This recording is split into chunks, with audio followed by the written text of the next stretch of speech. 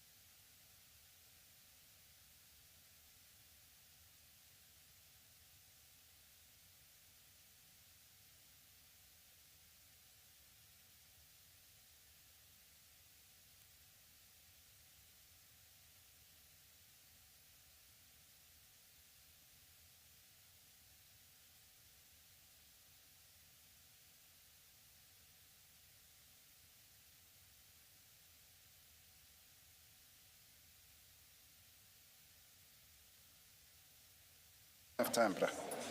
Good morning. It's 9:29. We are ready to start the day's proceedings. Please make sure that your devices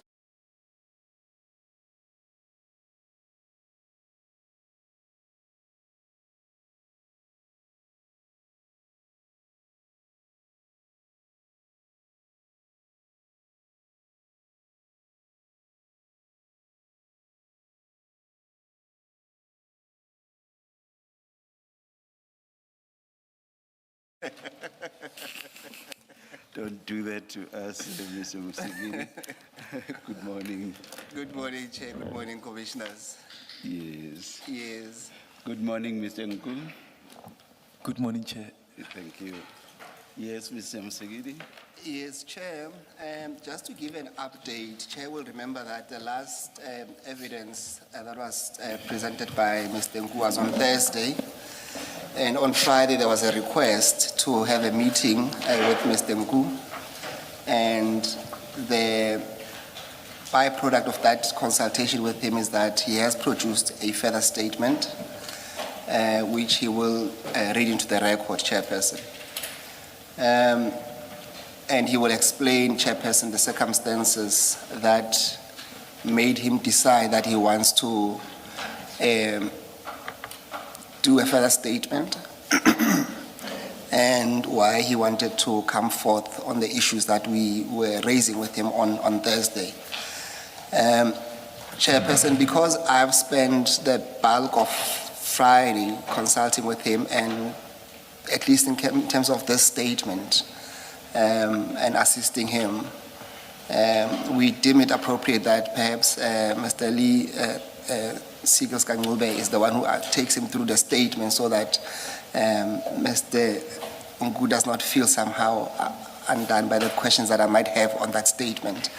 And then the proposal is that once the statement is done, then we can go and deal with other things, including the charts that we still have to go through that relates to Mr. Nku, Chairperson. Thank you, Mr. Musigini. I noticed that Mr.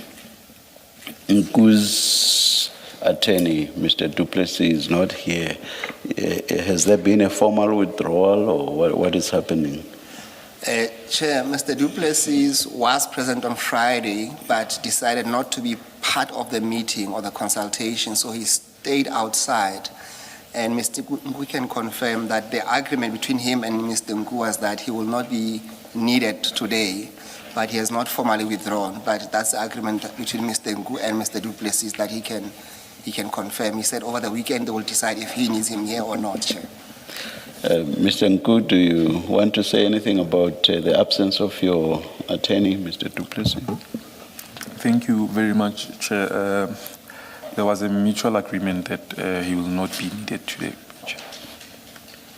Thank you, thank you. I cannot but say this. With the exception of the introductory part that explains why the supplementary statement is being made, and a little bit with regard to context and the background, largely the narrative by Mr. Nku remains the same. And I must say that comes as a surprise to me because we wasted a whole day on Friday. The idea, at least insofar as I understood it, maybe it's the same with my co-commissioners, the idea being that Mr. Nku was to come clean, as it were. Speaking for myself, I don't quite see that. But we'll see as matters unfold. It's just a little bit about the background, how this started insofar as Egerton and Egerton only is concerned, what the background is in that regard, and a little bit about how the interception was supposed to happen, but the rest of the narrative is the same. Squib, or a lead balloon, as some would say. Anyway, let's get on with it.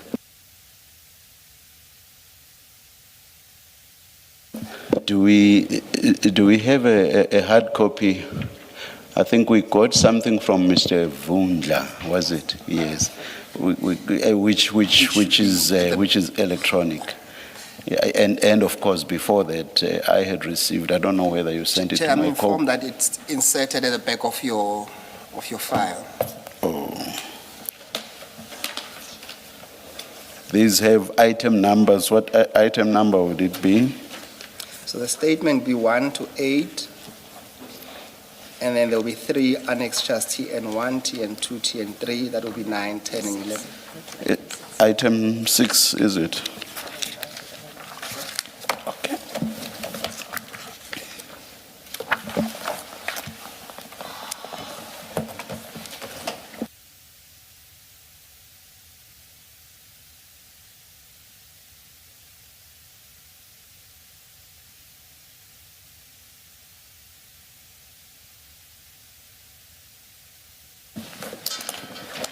Thank you.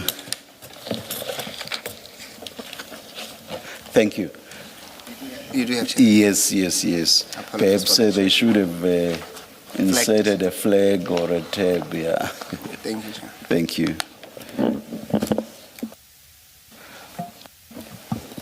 Ms. Sigels-Ncube? Thank you, Chair. Thank you.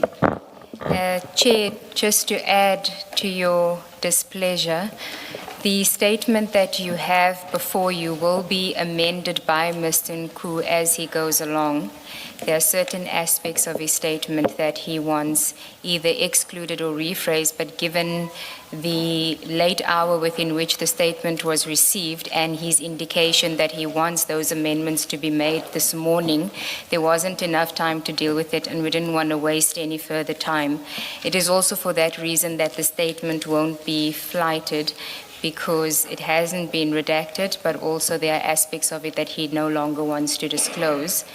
And there's some which I have indicated to him as a hard no, that if there's no reason why certain things should not be excluded. So I will be keeping a careful watch in case he tries to exclude something that we haven't agreed on excluding.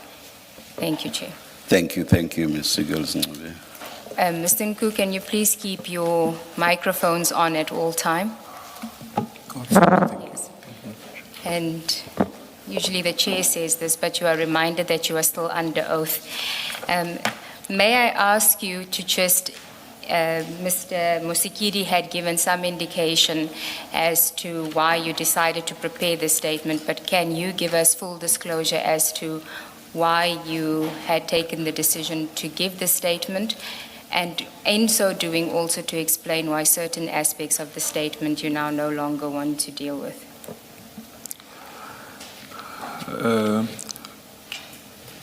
Chair, thank you very much, Commissioners. Thank you very much, Advocate Pusikid and Advocate Mngwe. In relation to the draft of this statement,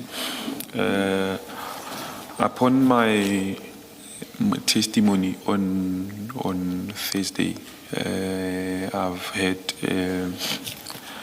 a long and hard chat with my spiritual leader.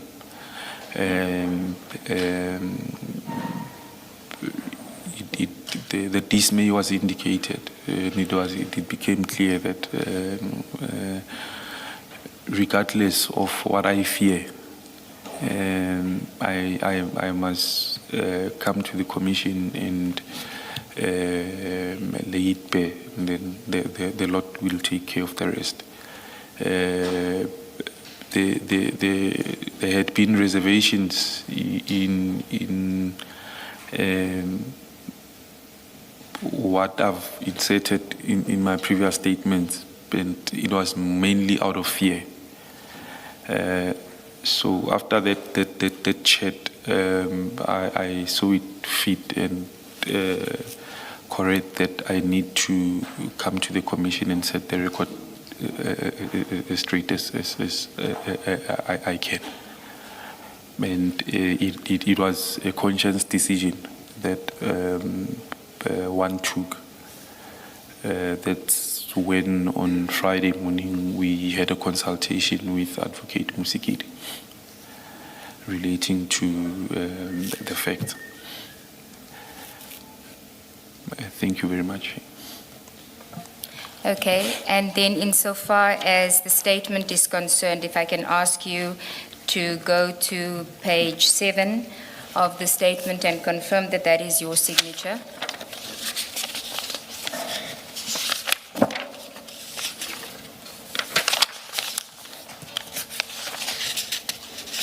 Indeed, this is my signature, Chair. Could you just raise your voice, please? when you Indeed, answer? this is my signature, Chair. Thank you. And apart from the corrections which you will make now or in your evidence, do you confirm the correctness of the statement? Yes, with the corrections inclusive, I do confirm. Yes. So I think we can skip the first 4 paragraphs of your statement because you've told us what the purpose is. Maybe you can start with the heading that says, how I came to know of the information, and if I'm correct, the information relates to the truck insofar as the Ayrton drug bust is concerned. Is that the information you're referring to in your heading? Indeed, Chair. Is that the closest the mics can get to you? Just hold it. Maybe that's not really. Oh no, switch them on. Switch them on. Sorry, Chair.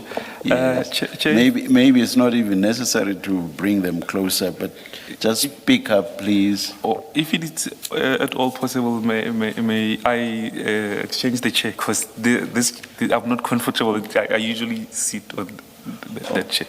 Oh, okay. Please do what you are comfortable with. Yes.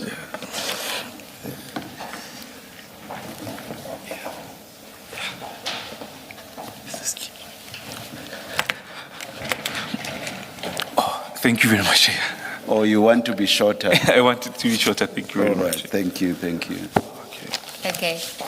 You may proceed then from how I came to know of the information. Okay. How I came to know of the information. Apologies. I was introduced to a person known to me as Ibi by my distant relative. Sorry. Sorry. Perhaps let's do both spellings. It's open quote IBY close quote or open quote EBY close quote. I was known to me as IBY open quote close quote or EBY open close quote by my distant relative Mr. Kevin Mapatso. Mr. Mapatso was known to me not only as a relative but also as a person who had occupied a public office, including serving as a member of parliament and as deputy minister in military veterans between 2014 and 2019. The introduction was therefore one that I regarded significant and credible at the time. Or one that you regarded as significant and credible at the time. Sorry. No, I'm repeating that because I spoke at the same time as you were finishing the sentence. I'm sorry about that. Okay, is there agreement to skip the full name between the two? Yes, yes. All yes. right, okay. So can you just clarify when the introduction was made? In paragraph 5. The introduction was made earlier on in 2021. In 2021? In 2021. I only got to know the gentleman in 2021. You're saying that Mr. Mapatwe introduced you to EB in 2021? In 2021, yes. Okay. Please proceed. At this time of the introduction, I understood EBIPY to be a businessman involved in the coal mining industry. I was further informed or otherwise understood that he had access to or operated a refinery situated in the Northwest Province. Mr. Mapatso? Sorry. I did not mean that you should each time spell the name. No, it was just at the beginning when you were mentioning it for the first time, and especially because there are two spellings. Otherwise, just pronounce it the way you pronounce it. Yeah. Okay, thank you. Thank you.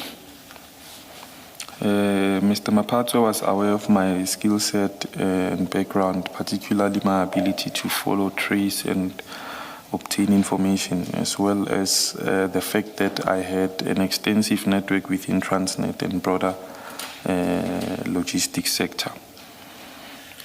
On or about May 2021, Mr. Mapatso informed me that EB allegedly required assistance in relation to the movement of a consignment. I was informed by Mr. Mapatso that EB required assistance with tracking a shipment which was said to involve drugs and which was allegedly connected to EB's competitor.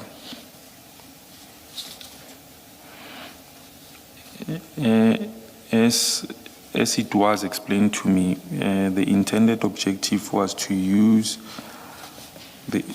information relating to the shipment so that lawful enforcement could intercept the consignment.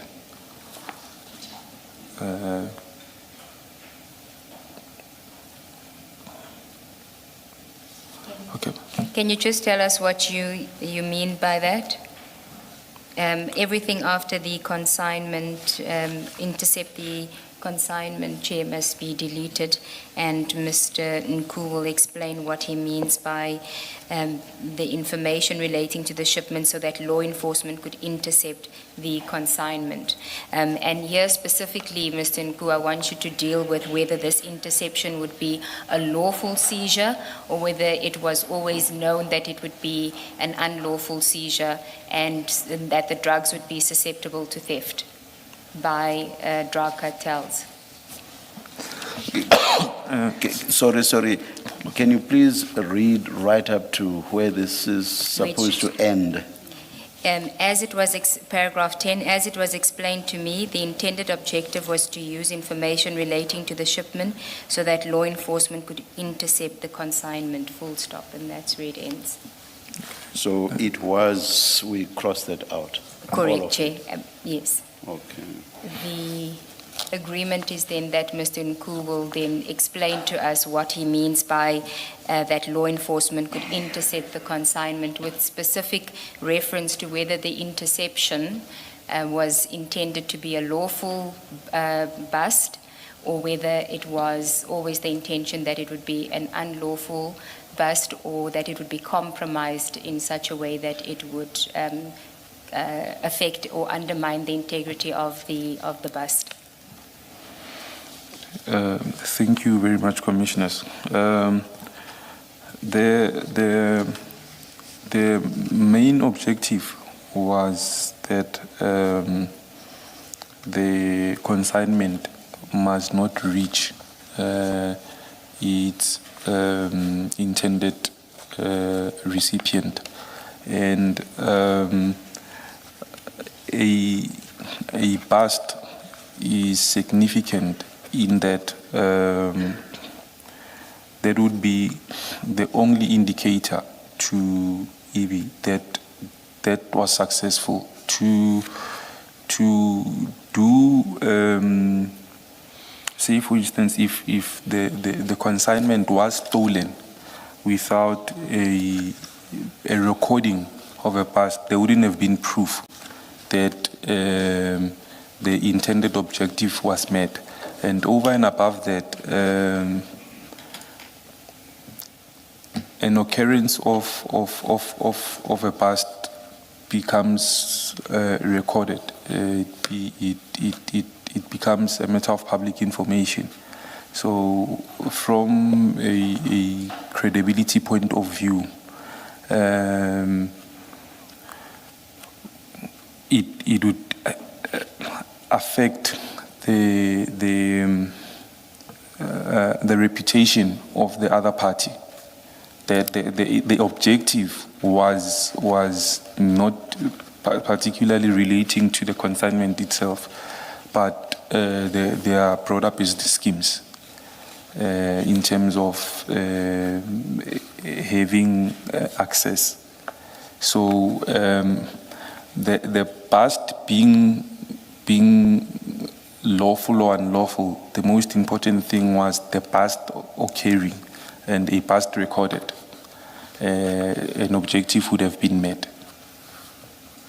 Okay, so let's just take it step by step. EB Boss is a drug trafficker, correct? That's what I've came to understand. Okay, and when you say the intended recipient is also a drug trafficker? That would be the case. And the intended recipient is a competitor of EB Boss? Correct. Okay, and EB Boss would have to know that the consignment is intended for his competitor? They would have to know. Okay, and the competitor also knows that the drugs is on its way? Correct. And you are then there to make sure, or you are tasked or brought into this operation by who does the introduction, by Mr. Mapatswe, and tasked by EB Boss to make sure that his rival doesn't get the intended shipment, the drugs. Correct. And it doesn't matter to him if he doesn't get the drugs himself.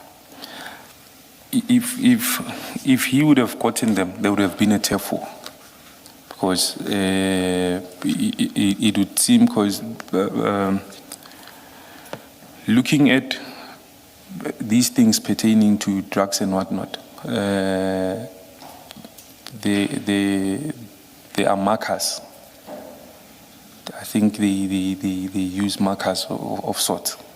So it would have been known that maybe through his channel these things were dispersed. You mean the bricks are branded, they have a particular brand reflecting that they belong to a certain camp? Correct, Commissioner. And then in that scenario, what is the benefit to EB? If the drugs gets confiscated, so if there is a bust, whether lawful or unlawful? In a scenario like that, he would have cut or short-circuited his competitor.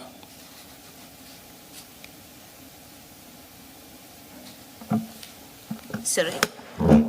By that, what do you mean? Is it purely a money factor or a continuing supply issue? Earlier when you testified, and I may have misunderstood, I thought what you're saying is it would disrupt the competitor's relationship with the Correct. suppliers. Correct. Did I understand you correctly? Correct, Commissioner. Okay, thank you.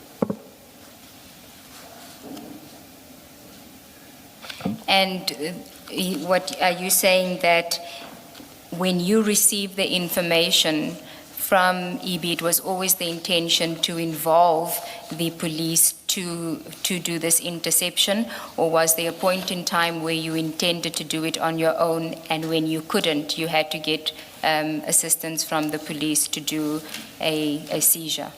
No, at no point had I any intentions to do it alone.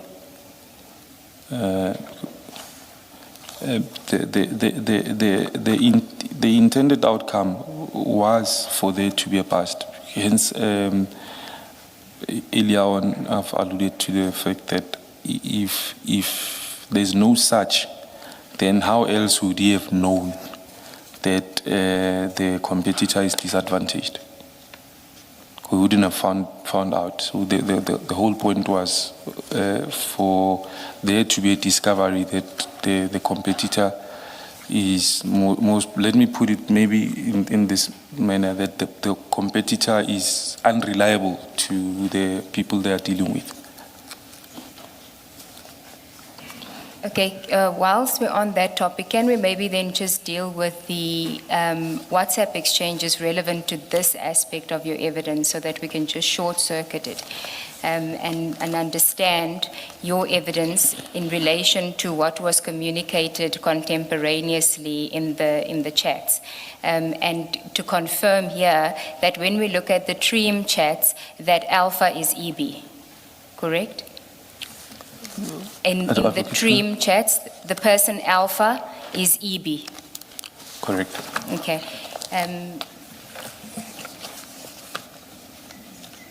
It is CJC 274, Commissioners. It's the WhatsApps and screenshots exhibit. Can somebody please assist the witness?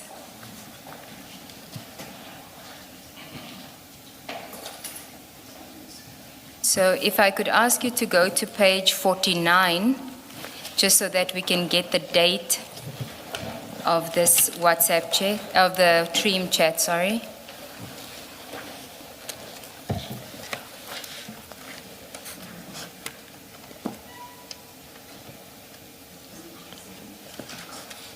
.1, Commissioners. Maybe, Ms. Ngobe, perhaps before you get into the chats, if you would, for the record at least, have the witness say he did speak to EB, because the way that the statement reads, it reads that Mr. Mapatso gave him all this information and the operation then was triggered. Mr. Nku, at some point you did then speak to EB about this planned operation. You had direct communication with him. Indeed, Chair. Okay. At some point, yeah, because we had WhatsApp calls. Okay, and so it was WhatsApp calls, and then we also know that there was exchanges of text between the two of you. So that's the other part. They are WhatsApp text, but the text that maybe I will address in relation to that. I've got forwarded text Okay. Yes. That's fine. You can then just identify to us what your version is about any particular text that we take you to. So Okay. are you on page 49?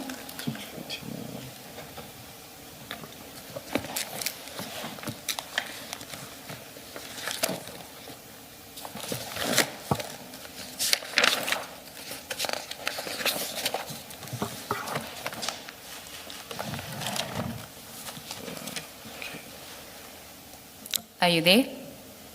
I am the chair. Okay. Now, this just shows us, I want to use this to identify the date and time. It's on the 1st of July, 2021, 1924-18, and it is a screenshot of a chat between Alpha and yourself. No. You dispute that? Yes, I do Okay, dispute. tell us what you say it is. Can you switch on the other microphone, please? Apologies, Chair.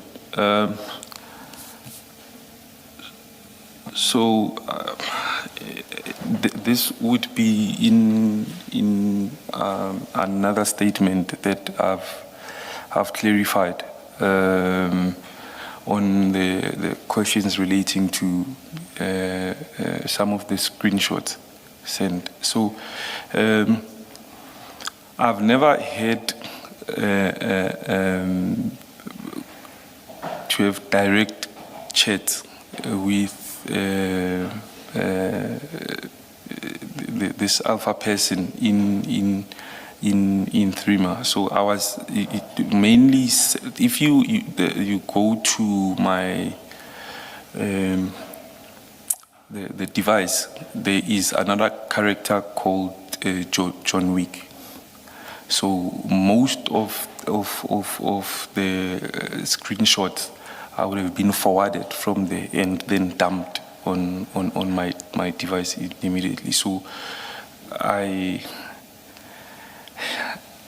do not want to say this publicly. I would keep tabs, basically, myself.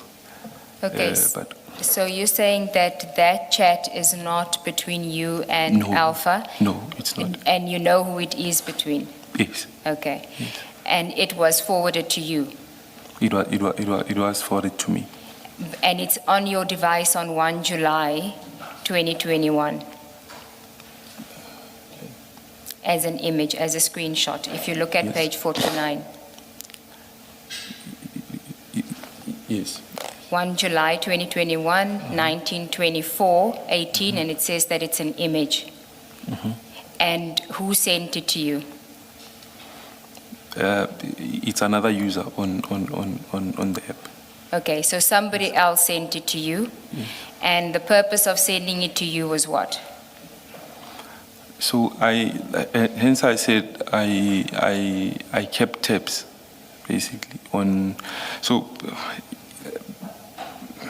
to put things this way, realizing that the people being dealt with here, they are seasoned in what they are doing. They have their own people that they deal through or deal with, and to just encroach on their network, it's extremely difficult. So my reasons for keeping tabs, I would request not to place them on a public forum, because there is highly sensitive information relating to this. I will accept that. Mr. Ngube, Mr. Nku, it's up to you how you answer this question and how you want to answer and what you say. I just need clarity. Mr. Mapaswa introduces you to this EB person. Do you get to meet this EB person? Did you meet him? Indeed. And then Indeed, you Commissioner. exchanged telephone numbers with this person? Indeed. And arising from that exchange of telephone numbers, you could then communicate with him through WhatsApp or any other platform? We could. Yes. Yes, we could. Thank you. Yes. Okay, so the person that's sending this information to you you say that for now you're not going to disclose who that person is, but can I just No, understand? Sorry. You're being given this information on the 1st of July by way of a screenshot.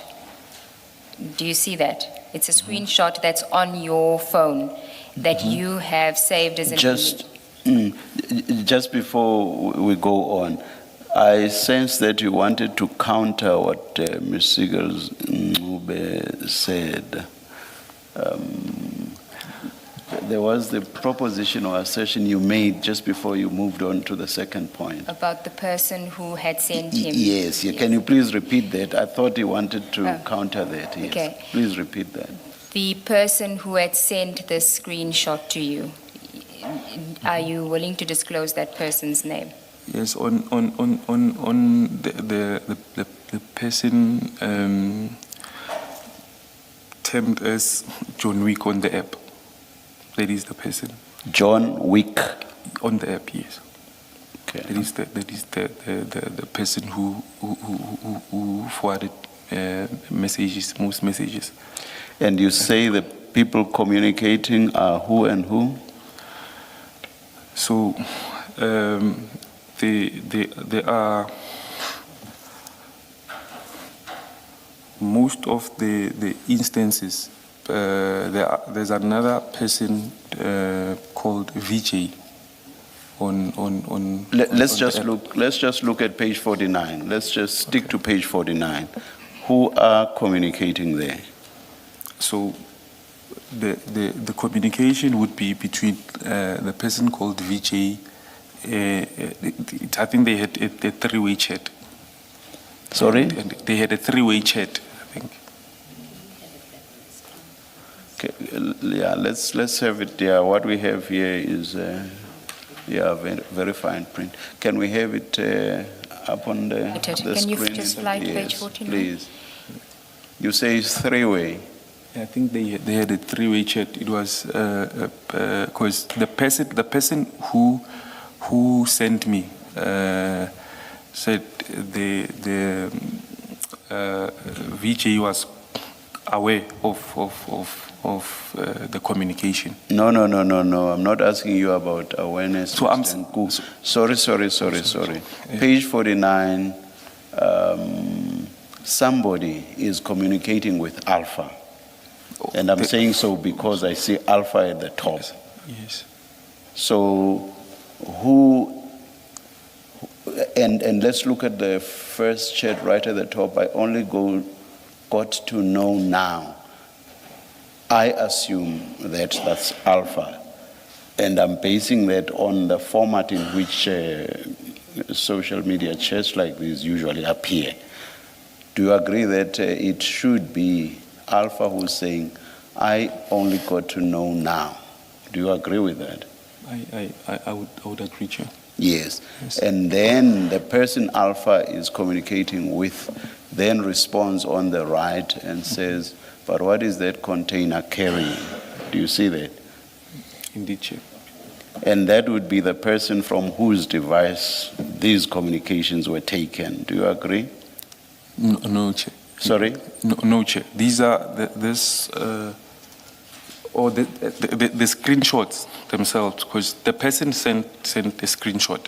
I'm talking about the original chats when they Yes, were Chair. being made, when Yes, the Chair. people were communicating. Yes, Chair.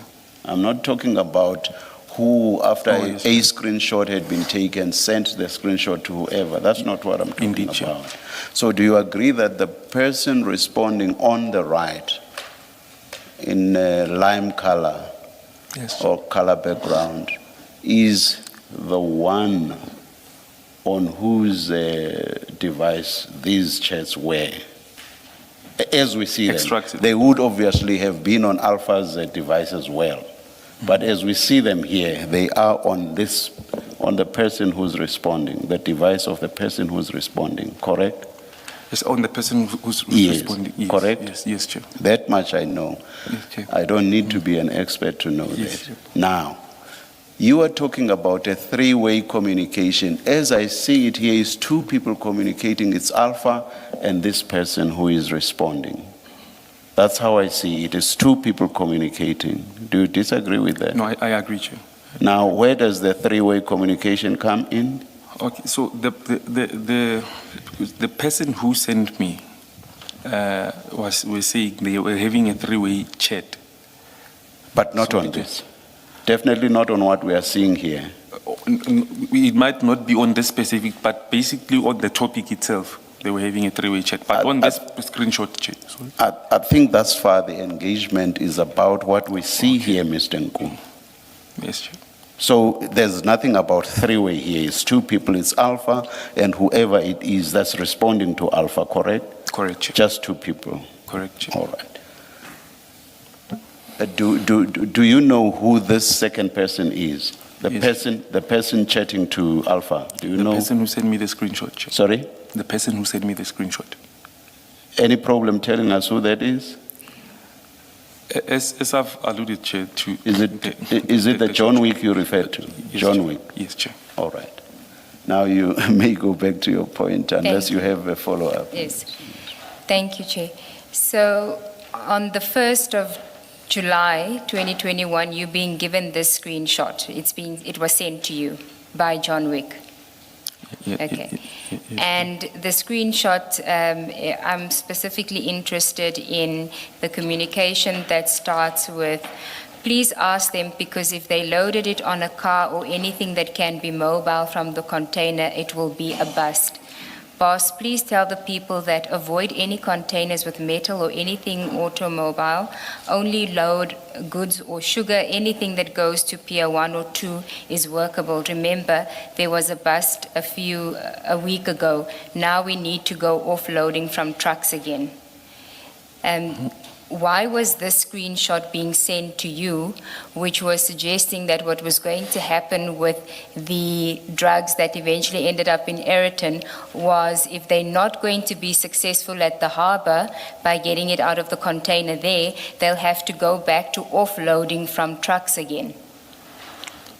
So, I would not want to go into details, Ms. Seagulls, because it will then affect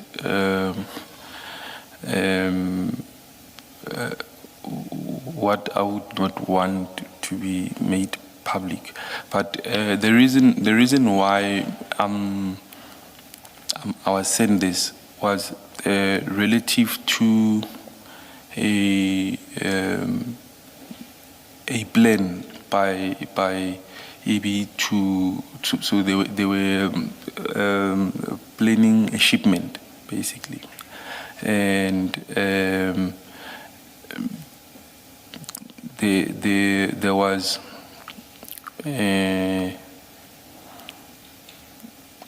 I would say he was being advised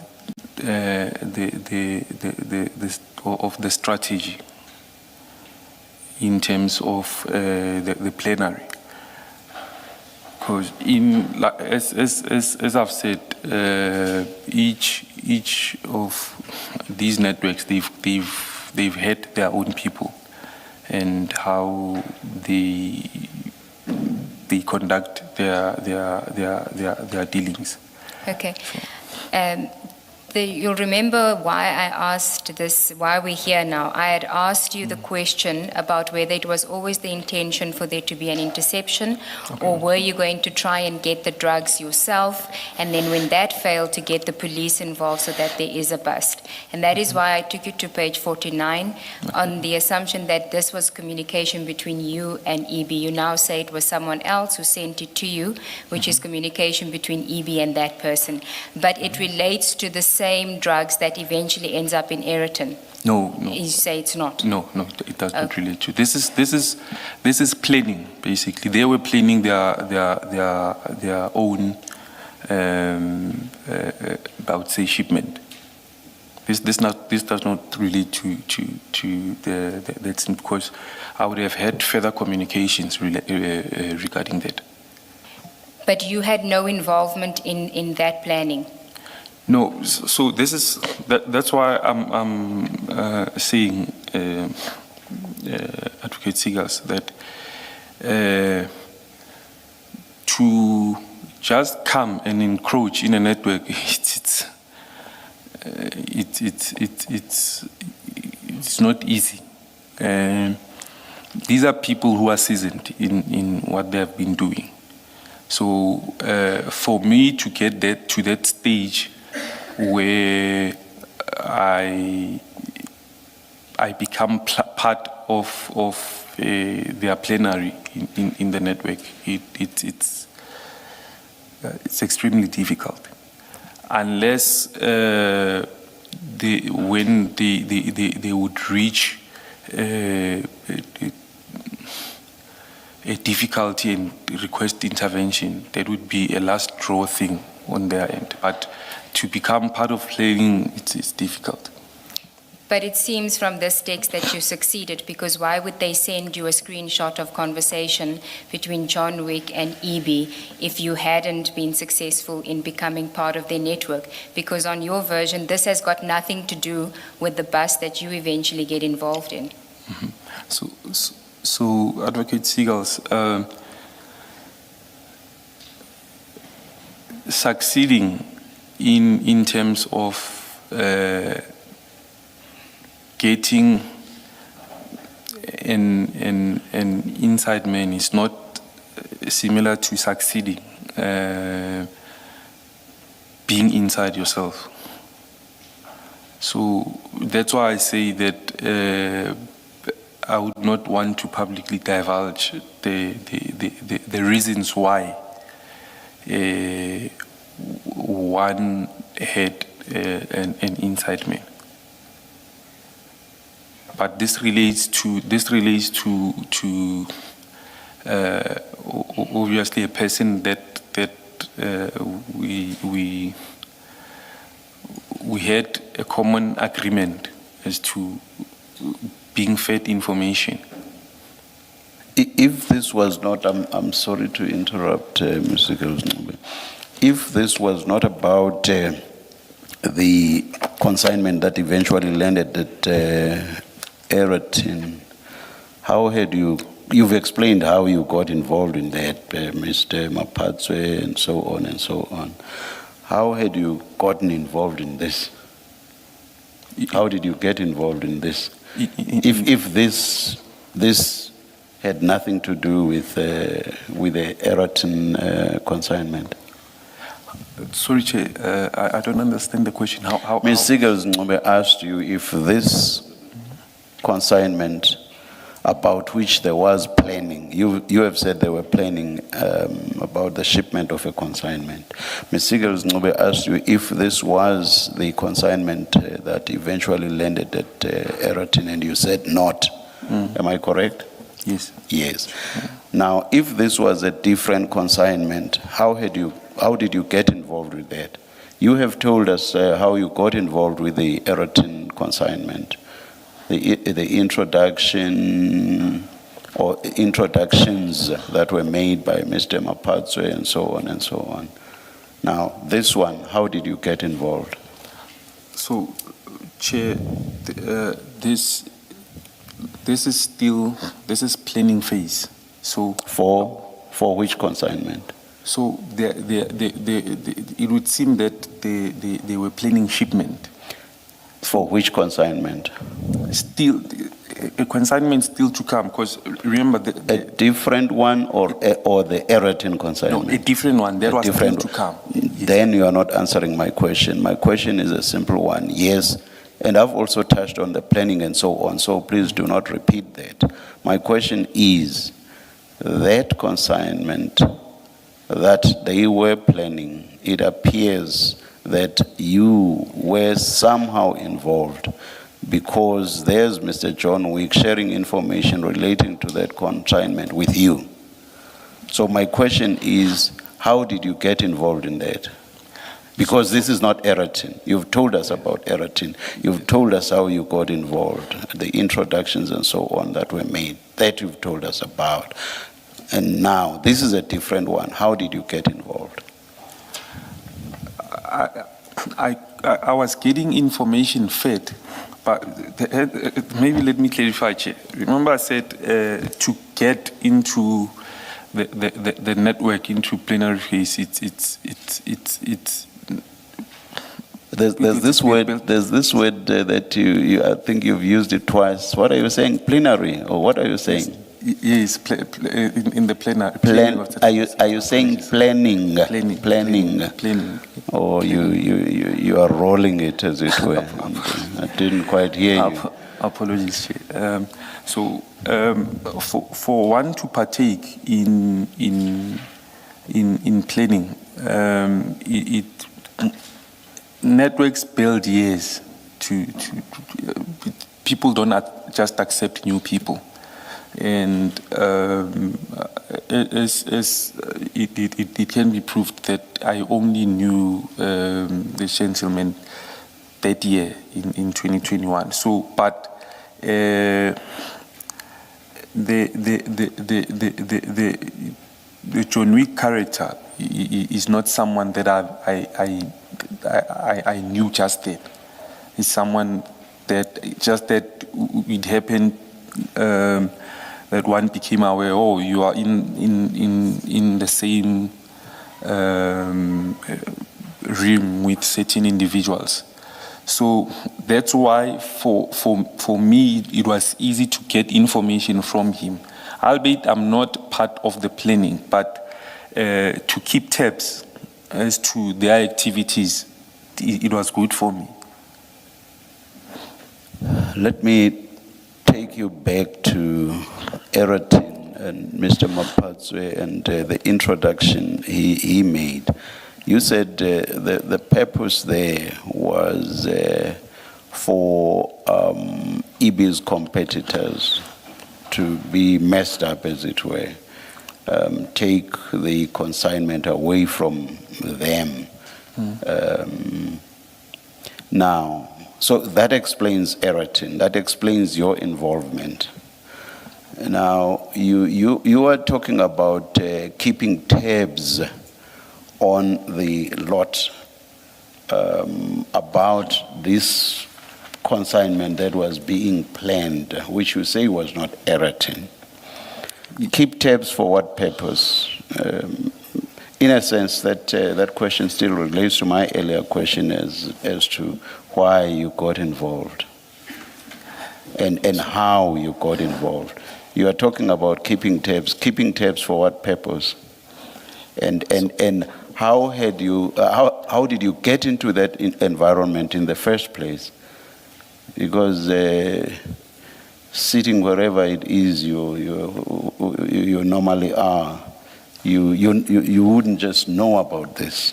How did you get to know about this, and why would you have wanted to keep tabs on these people? I repeat again, this is not Eratin. And based on what you say, we've heard you. I'm not necessarily saying we accept. We'll decide that at a later stage. But you've explained how you got to be involved with Eratin. And then this, how did you get to be, I'm using involved loosely. I'm not saying you were part of them, no. How did you get to know? How do you get involved? Why do you want to keep tabs on them? Do you understand me? I do understand. Chair, my reasons for keeping tabs and wanting to,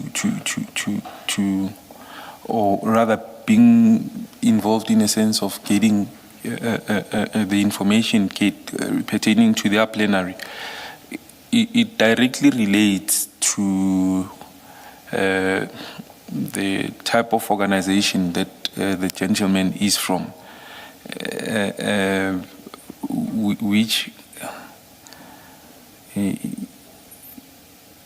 divulging that publicly would put my life even in more danger than it already is. But for me to keep tabs was directly in relation to the organization that the gentleman is involved with. So that is the reason why I've encouraged the this John Wick character to say that whenever there's something significant, keep it coming. My sense is that what happened first was you keeping tabs on, let me just loosely say, these people. That happened before the introduction by Mr. Mapatswe, or am I wrong? No, Which happened first? No, the keeping tabs even after, because keeping before I tabs. didn't know. So keeping tabs happened after. The introduction by Mr. Mapatswe with regard to the consignment that ended up in Aeroton happened first. Is that what you are saying? So, Chair, the introduction Yes. was vague. It wasn't. That's why the details pertaining to this one gotten after. Do you mean the introduction was not consignment specific? Is that what you mean? Because my sense reading your statement was that it was consignment specific. So I am now suggesting the introduction by Mr. Mapatswe was not consignment specific. It wasn't conclusive. It wasn't consignment specific. I would say that, but it was, because they also had an inside man on the other side. Can you explain it fully in non-written words, not what we have in your statement then? Can you just explain exactly what Mr. Mapatswe said? Here's the introduction, for what purpose? To make me understand that it was indeed not consignment specific. So, and I want to see how that links up with this consignment referred to at page 49, which you say had nothing to do with Aeroton. But just explain that introduction. I want to see how it fits in within the bigger scheme of things. I will explain, but maybe as a highlight, Chair, that this does not. So this is not a competitor's operation. Okay. Maybe to clarify. Yes. So this is their internal planning. Yes. It wasn't a planning for disrupting other people's operations. Yes, continue. So then in relation to the non-consignment specific, the mandate was rather, there is so-and-so who is in the same business as Mr. So-and-so, or rather Mr.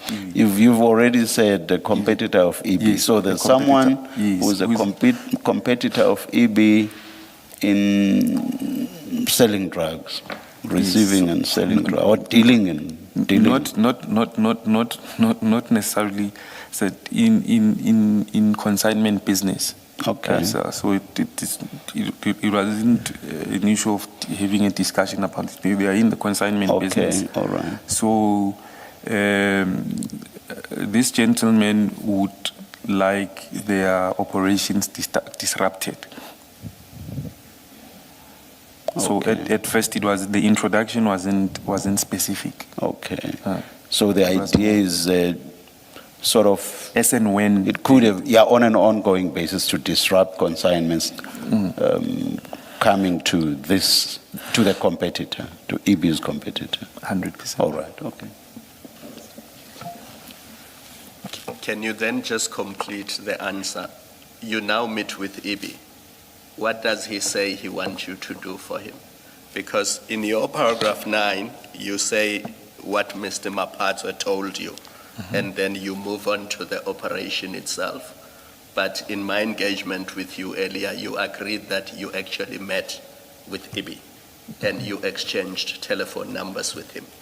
Now, when you meet with him or when you communicate with him over the phone, what does he say he wants you to do for him? So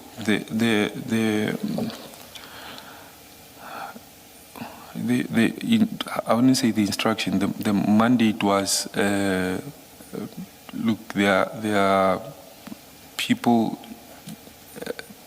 that are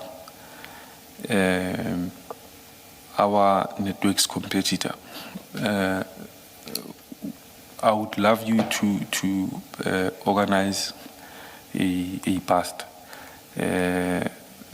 Just make sure that it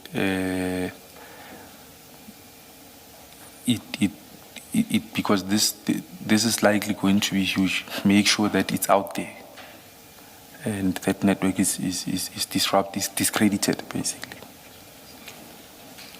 And then how do you get introduced to this John Wick person? No, it's Let me take it a step back.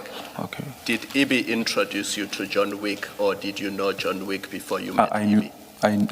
knew John Wick before I knew Ibi. Yes, because I'm asking you this in your engagement with Chair, and I'm quoting you. You said, networks take years. People just don't accept new people into the network. Those were your words. Yes. So what I'm not understanding is how they can meet you in May. I'm talking about Ibi. You get introduced to him in May. Also. Literally a month later, beginning of July, he's already trusting you to run an operation. Or you will answer me and say, it's not May of that year. So let me leave it to you to answer it. Oh, so apologies. I'd already said to Chair that I met earlier on that year, not in May. It was not in May. No, the introduction relating to this matter was in May. There's Yes. that difference. But you were introduced to Ibi much earlier. Much earlier in January. In So January. so when I got introduced to him, it was relating to. I needed, my associates and I needed financial aid, but it was mostly a political matter in Western Africa. So there was a legal matter pertaining to a high-ranking official there, which I needed financial aid on. That's how we actually got introduced, and he then aided me in that regard, or aided my associate. Okay. And then during the period before July, did you do any work for Mr. Ibi? I'm talking about the period before July. So in May or April or March, did you do any work for him that related to containers? I've assisted him once prior, but at the time he had indicated, I think it was around about April. Remember, at the time I didn't really know much about him. I just knew that he's a businessman, refinery, and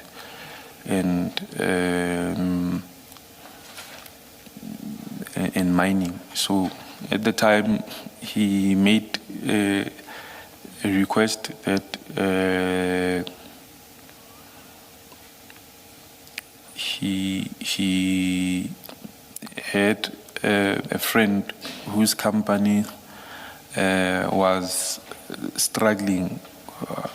So they're saying that their shipment, because they were shipping parts of sorts, their shipment had been delayed.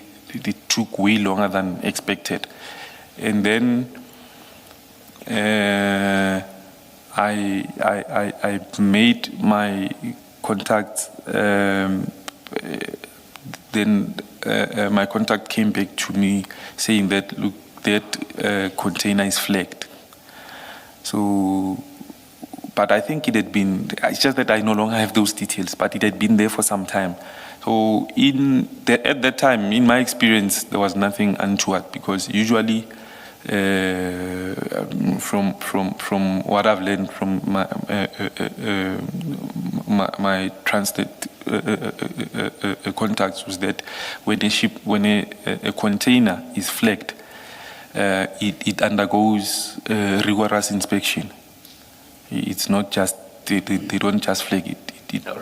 Particularly when then it stays in a depot for long. So the time that container stayed there, I assumed that maybe it's a paperwork issue. Then when they came back to me, it seemed to be a paperwork issue, because I said, I think he had a clearing agent in Sentin. So I said to him, let your clearing agent send all the relevant paperwork to Transnet, and eventually I think that was cleared, but then it was handled between the clearing agent and the Transnet people. Mr. Nku, is the short answer then yes, I did do some work for him, but it didn't relate to narcotics? Yes. So that's how Commissioner you Kumar. answer simple questions. Apologies. Thank you. Yes, Commissioner Kumar. Mr. Nku, who is VJ? You mentioned VJ earlier. So he would be another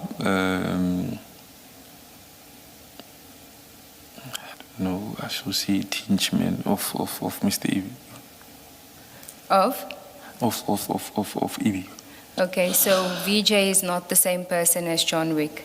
No, they are not the same. They are not the same person. Okay, and my understanding is that you never, just explain to us again the communication between, the modes of communication between you and EB. It was WhatsApp, correct? 99% of the time. Okay, so the screenshots that we,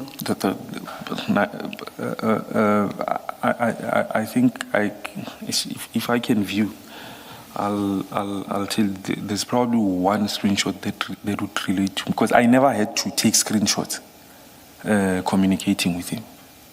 okay. There was no reason. And did VJ or John Wick also know Chief Mashaba? VJ, not John Wick. I'll say VJ. VJ, not John Wick. Okay, so VJ knew Chief Mashaba and worked for EB. Advocate Seagulls, I don't know whether to say he worked or was an associate. Okay, but VJ and EB have some sort of an association which you have knowledge of, Indeed. and VJ knows Chief Mashaba. Okay. VJ knows Chief Mashaba. Can I ask you to go to page 47? We will come back to that previous, to the other document at 49. But if you go to 47 of that same bundle.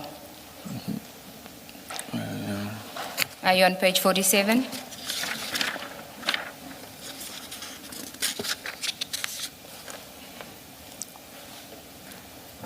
Do you have it? Mm-hmm.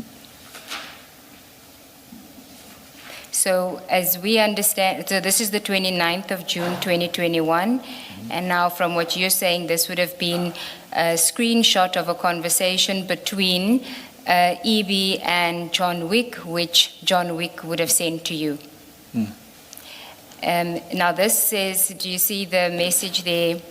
The top one says, "Salam boss, we will talk properly when we meet. Did VJ collect the keys?" And then the response is, "Yes, I will see you tomorrow. I should be ready. VJ phoned today. His phone was off. We'll try tomorrow morning." And then, "No problem. Please do check with him." Then the next message, "Mate, he won't give me the keys or the phone. He says legally he can't. He put up a big stink about General Mashaba."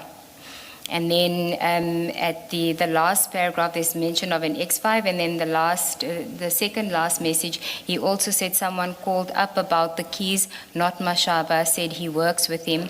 And then it says, boss, this IO does not want to play game. So whoever is speaking here, there's reference to I'm assuming General Mashaba is Chief Mashaba, You would be. Yes. correct? Correct. Okay. And we know that you have an association with Chief Mashaba, and you're now saying that VJ also had an association with Chief Mashaba. And you have a conversation with Chief Mashaba about keys as well. Do you recall that conversation? Yes, and I also have that conversation with Ibi also on WhatsApp. Okay, where Chief Mashaba was supposed to go and collect keys, and he then says, I only found one key. That's on page 122 of that same bundle, which is a conversation between you and Chief Mashaba. And that conversation is the 25th of June 2021, and the screenshot on your phone is 29 June 2021, so a few days later. Now, explain to us what is happening there, because if that is not a conversation between you and Alpha, you and EB, then Chief Mashaba is involved in something else regarding a keys with you and VJ. Correct? Because you're not part of the conversation, the Treem conversation. So what was that matter about? So please repeat a question. If we go back to page 47, Yes. on your version, anything that has the screenshot with Alpha is not a conversation between you and Alpha. It's a conversation between Alpha and John Wick. Correct? Don't say Oh, just sorry. yes or no. Oh, apologies. Yes, okay. Apologies. Now, here there's a conversation where they say, did VJ collect the key? So we know VJ is not in this conversation. It's Correct. between Alpha and John Wick, and they are asking whether VJ collected the keys, Correct. right? And then he says, not a problem, he had difficulty, and then they say he put up a big stink about General Mashaba, Chief Mashaba, suggesting that VJ also knows Chief Mashaba. Correct. And we assume here VJ is not you, Yes, no, Vijay is not me. and we're Correct. taking your word that VJ Correct. is not Yeah, you. Vijay is Okay. not me. Correct. Now, then there's a conversation. So look at that screenshot. It's 29 June 2021, the image. We don't know when the conversation took place, but it's 29 June, the image. If you then go to page 122 of that same bundle, which is a conversation between you and Chief Mashaba, where he's looking for some keys. And this is 25 June 2021. He says, that's the only key I find. So just let me know when you're there. What page? Page, Okay. then. page 122 of that same bundle. Correct.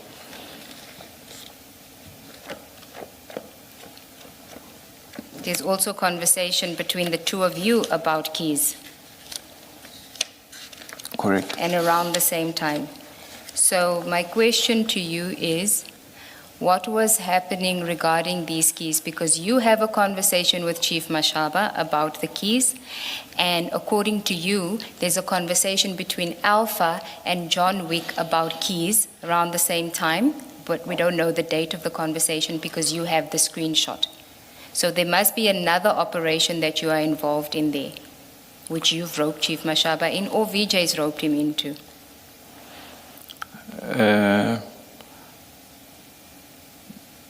Chair, I would request not to go into the specifics, but in relation to the key, indeed, there was a request, and I think it was there on my WhatsApps, directly from Evie to request that Chief Mashaba get him the keys. I think they were relating to a car which had office keys. So the person whom these keys belonged to at the time was in hospital.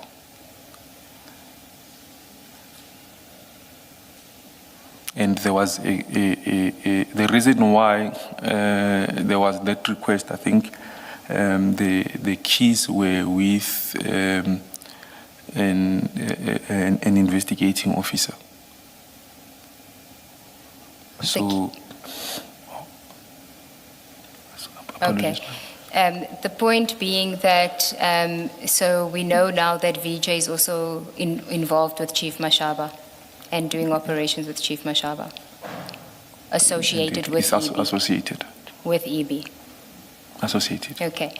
I'm going to take you to another document just so that we can get to the bottom of the chats, the so-called streams, which are screenshots, and then we can get back into your statement on page 32. But I hope that before they flight it, that they have redacted all the names and perhaps not flight it for the moment. Page? Page 32 of the bundle. You'll see it is also a chat which is on your, which is an image, a screenshot that's on your phone.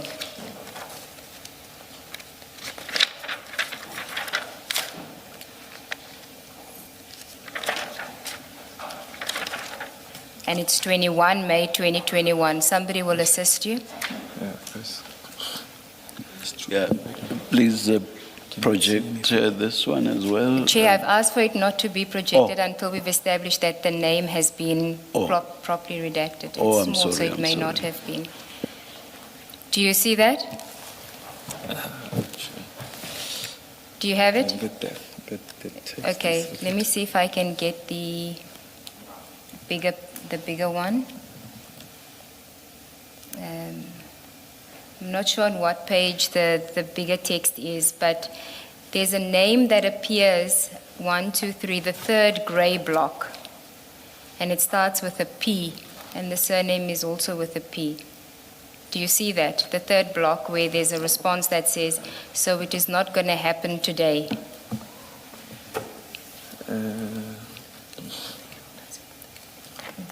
Okay, have they done?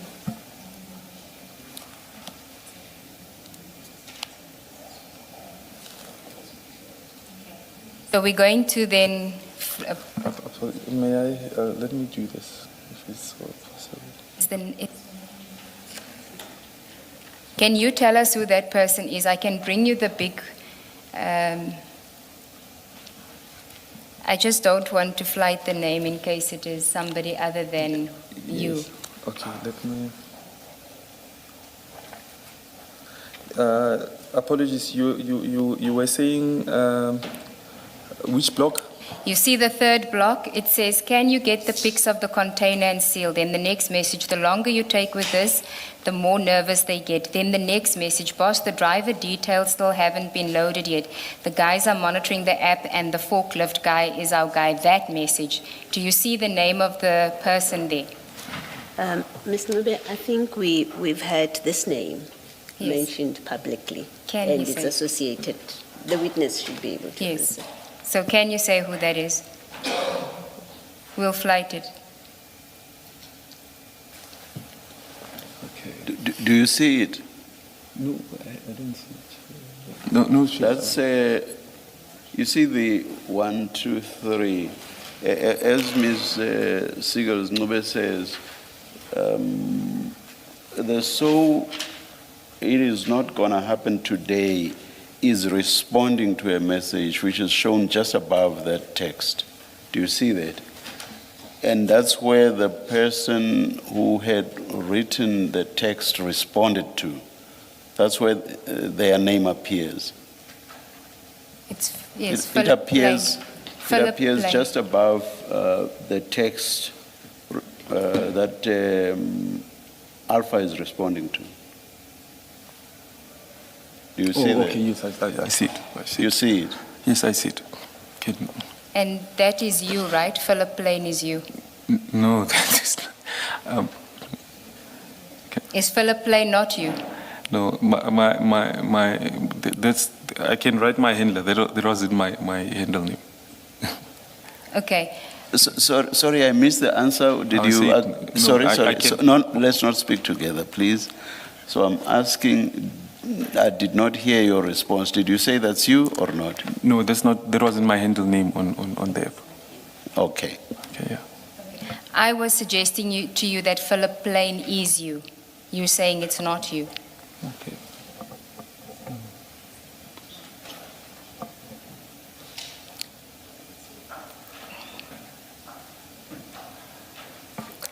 Mr. Nku, you either know if it's you or it's not you. I'm suggesting to you that Philip Plain is you.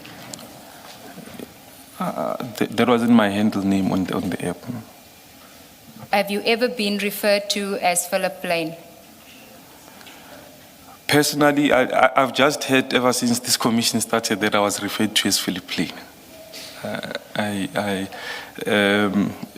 If you look at my, particularly my Telegram account, Advocate Seagulls, that's what I was referred. I've always being referred to. Ms. Ngube, do you have bundle witness J, and can we just go to page 12? We do have it. Do you want to deal with this? Yes. Looking at page 12. Can you flight? Can you flight the page number?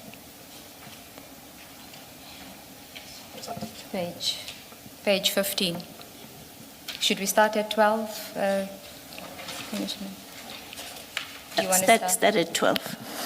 I Can think start you with- may find it's much more, it shortcuts this discussion.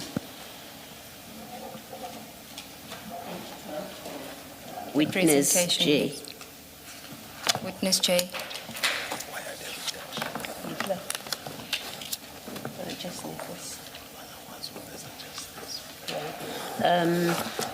If it is projected, can we just, But it's redacted. are we able to just show the images and not paragraph 29 and 30? Because I'm not sure about the reduction, how it was done. Yes, I just want to Okay, make sure the Commissioner witness... Khumalo wants to make an alternative suggestion. Maybe to avoid that, because the statement is not redacted, the exhibit CJC 273, That's the one we're on, yeah, yes. on page 15. 15 is the Yeah. one I said, yes. Yeah.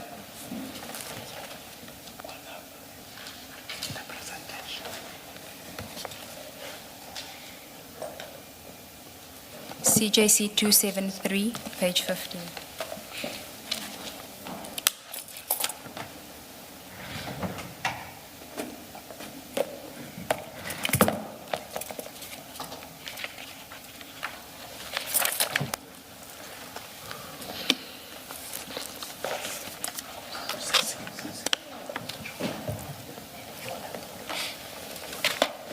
Two, 7, 3.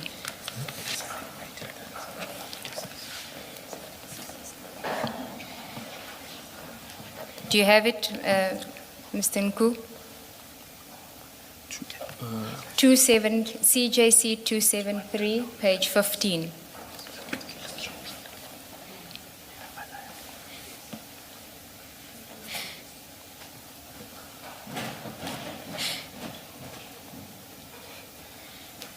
I take it will also be flighted. That's what I'm waiting for, yes.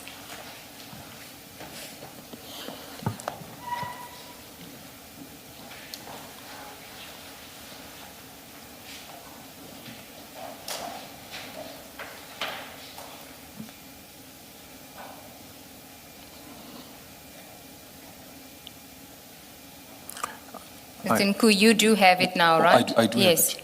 Okay. And do you see that it says who is Philip Plain? I do see, Chair. Just check, is that your telephone number? There's a number there on the first image. Indeed, this was my telephone number, but I'd never saved it as this. I think on Truecaller, one can check as to when a number was added on Truecaller. I think under that a particular alias. That can be verified. So that number didn't always have that as an alias in Truecaller. As a what? As an, because remember, a name added is an alias on Truecaller. Yes, that number had never had that name, so it can be verified as to when was it added. That can be verified. It is verified. But sorry for yes. Does this not mean that is the person? It's Alpha on that page that would have saved you as Philip Plain, even if you yourself did not use that as your alias or name or whatever. It would be Alpha that would have saved you on his device as Philip Plain. It would be possible, yeah. Which is why when he is responding to that particular chat on the third gray text at page, was it 47? Page 32. At page 32, the third one of the gray, of the text with a gray background. He has indicated what text is responding to, and that's the one that shows Philip Plain as the person that wrote the text to which Alpha is responding. Do you still follow me? I still follow you. That means Alpha saved you as Philip Plain. Do you get it? I do get it, Chair. Now, what you have in front of you, let's leave, please. Now, what we have in front of you says the number on there, the number communicated with was the number that Commissioner Baloyi has just drawn to your attention. That is there, that we see there. And he says on Truecaller, that number was your number. Do you get it? I do get that, Chair. However, the Threema app does not use numbers. Meaning? Even if he had saved my name under Philip Plain on the app, it shouldn't affect the phone number itself. I don't know if I make sense, Chair. Please explain again. But my understanding was that you could use anything, but you could also use your number. When we not so much use in the sense that without a number you can't communicate on Threema. But my understanding was that in setting it up, somewhere there could, if you wanted to, there could be a number. That was my understanding of the testimony. No. Depending on how you chose to set it up. Yes, it doesn't require. There can never, ever be a number. One may edit, but generally. Sorry, one what? I'm saying I think there is an allowance for setting up with a number, but generally it's that's exactly my point. That's exactly my point. Okay. We heard testimony that there could be a number, and you've just accepted that now.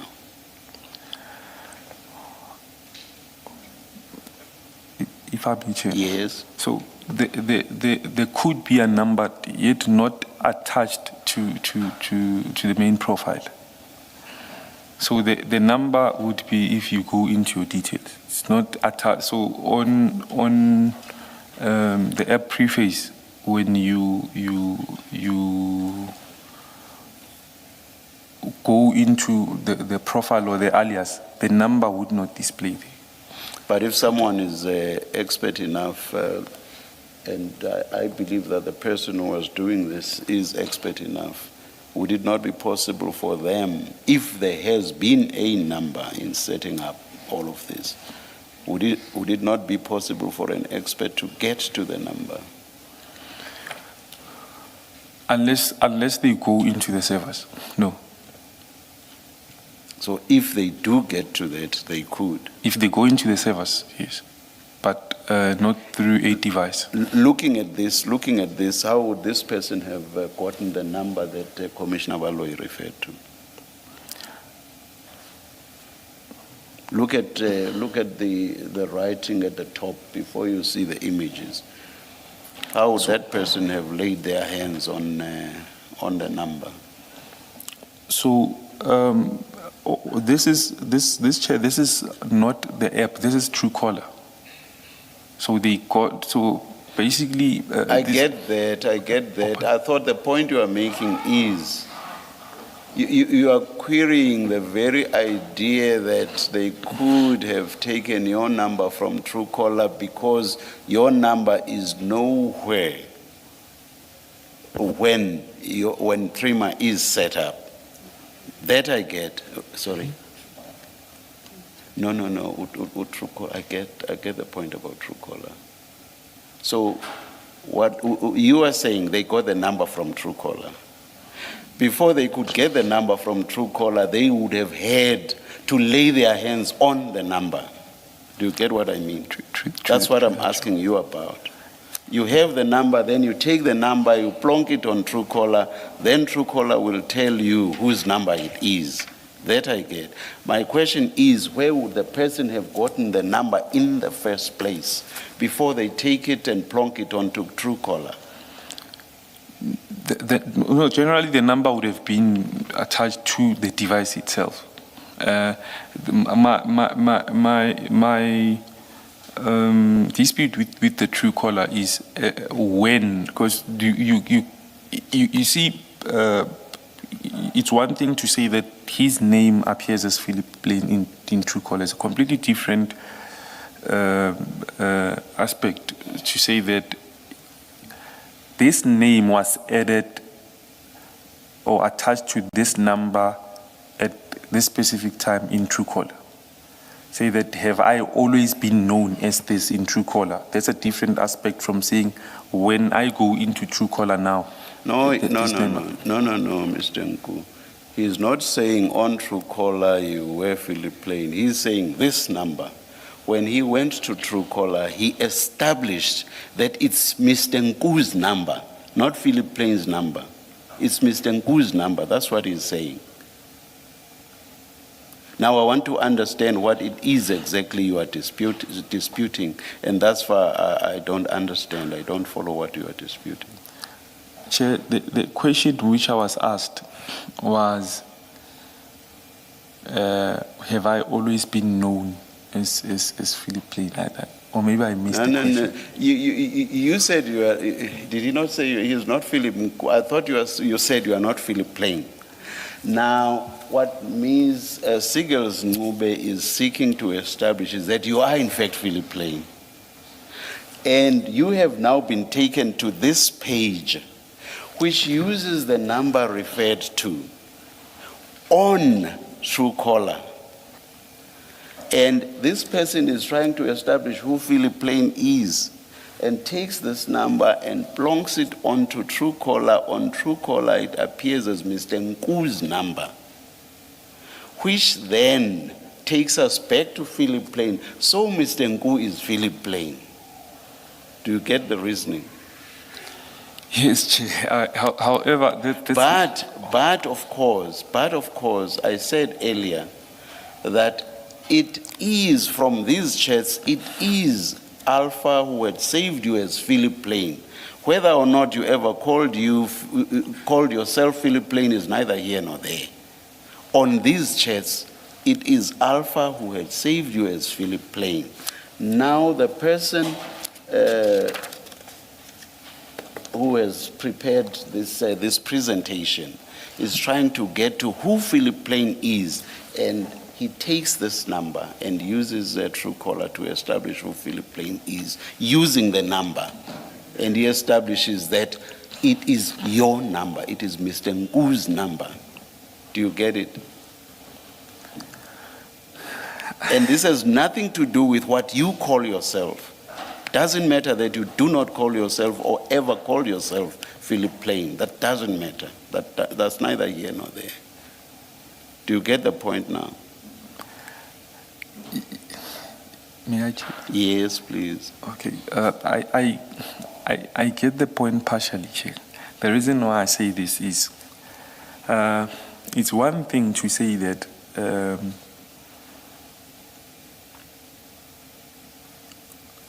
Mr. Ngu is known as Philip Lane, or has always been known as Philip Lane.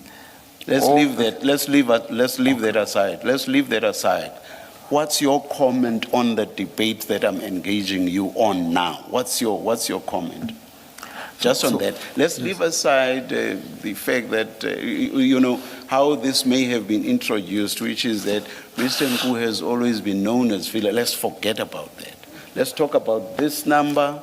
Let's talk about the fact that you appear, or rather, Philip Plain appears on these chats, and Alpha is responding to a person that he has saved as Philip Plain. The number of that Philip Plain gets taken onto Truecaller and it appears as Mr. Ngu's number. What do you say about that? Let's forget about whether Mr. Ngu has always been known as Philip Plain or whatever else.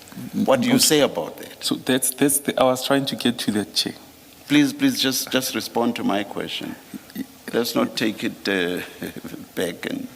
No, I'm not trying to, Chair. Yes. The reason why I'm trying to explain is that at what point was, because for one to punch a number in Truecaller and it appears as a certain name, my concern has been at what point was that done?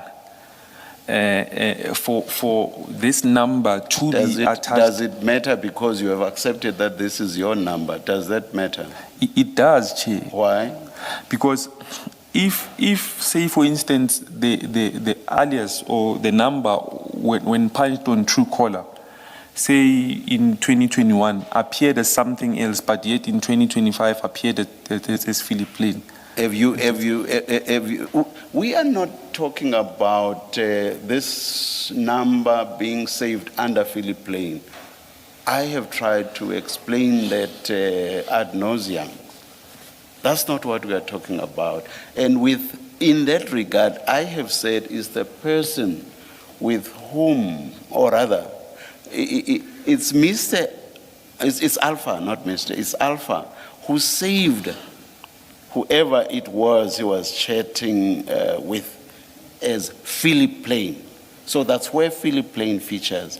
It has nothing to do, that has nothing to do with what name was in Truecaller or on Truecaller. So I do not understand your emphasis on what was on Truecaller at what stage or during what period. That's irrelevant, because Philip Plain, for purposes of this debate, is how the communicator with Alpha was saved. That's where it is. That has nothing to do with whether Philip Plain was also on Truecaller. Do you get me? I do understand. So I don't understand what you are debating with me then. Now, can you respond to what I said to you earlier, which I've repeated 1,000 times and I'm not going to repeat? Apologies, Chair. So, is Chair saying what do I say in relation to my number being attached to Philip Plain? Please, I said to you, the person that Alpha was chatting with is saved by Alpha as Philip Plain. You get me? That's fine. I do understand you. The person who made this presentation that you have in front of you, at page 15 of the document in front of you, that person says they then wanted to get to the bottom of who Philip Plain is.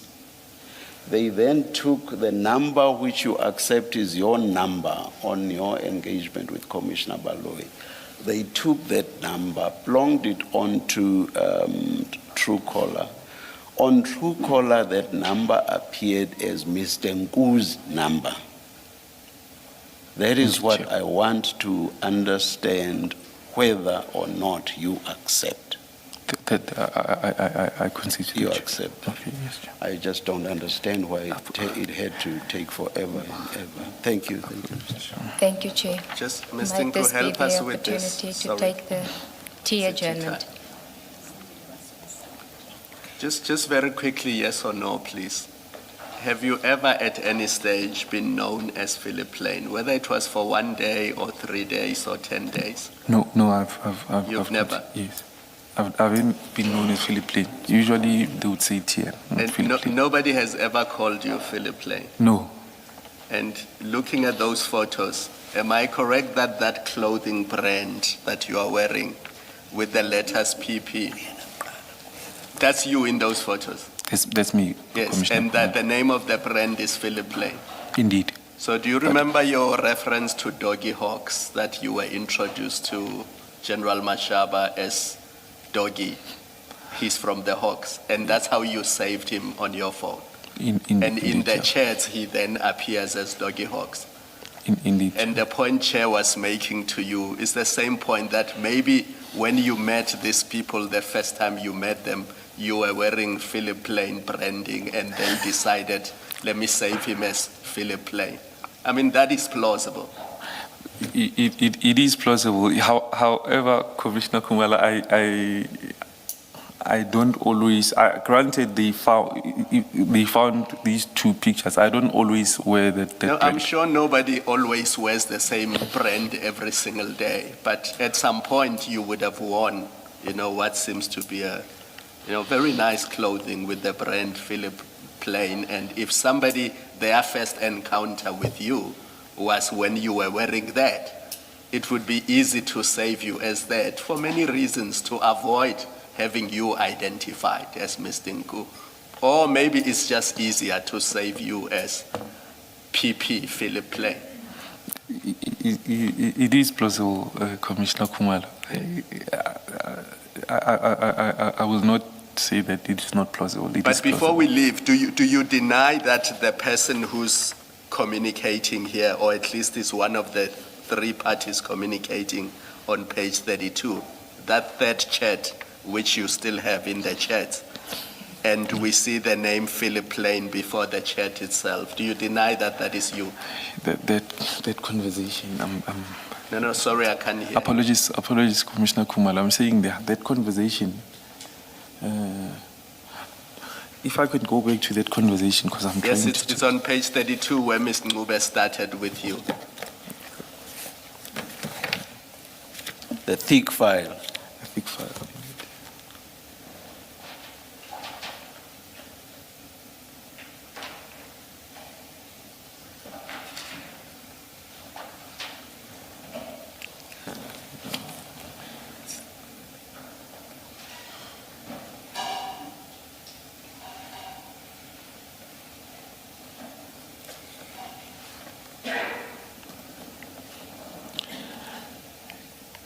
yeah, that Ms. Ngu, conversation. either you deny or you do not deny. It's not difficult. Okay, no, this conversation. You I deny that it is you in the In conversation. this conversation, yes. Yes. And I'm going to suggest to you that the reason you are denying is because if you accept that this is you, then it must follow that everywhere in the chats where we see Philip Lane, that is you who is a participant in that conversation. So you will have to deny this, because if you were to accept that this is you, then the rest of the chats where we see the name Philip Lane, we will have to accept that it is you in those chats. And that's the only reason you are denying it. No, not really, Chair.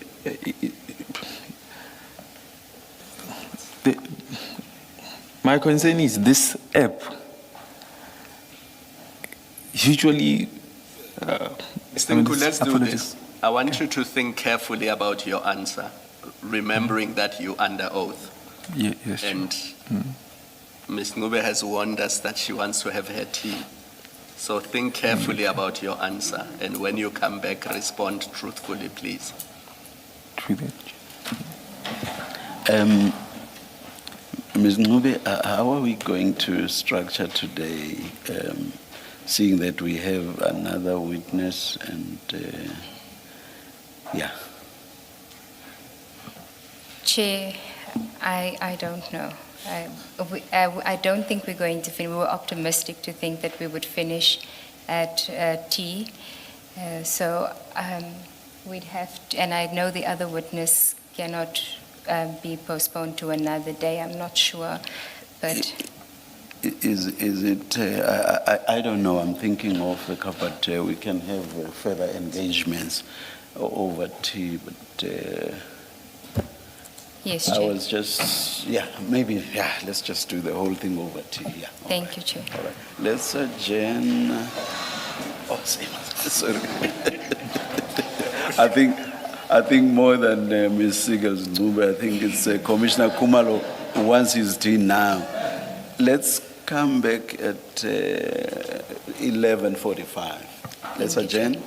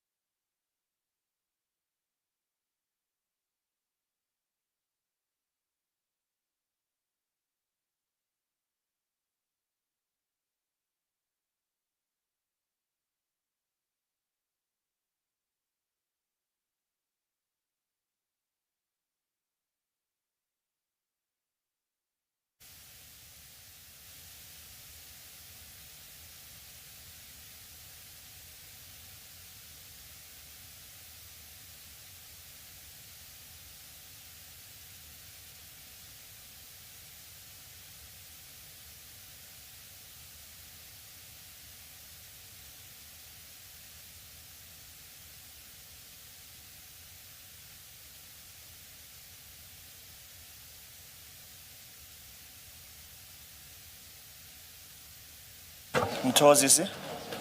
This one? Oh.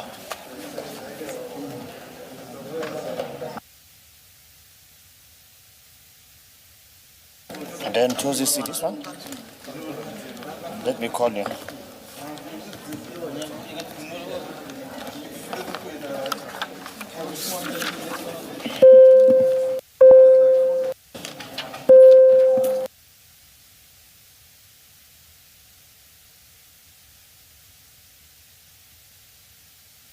Okay.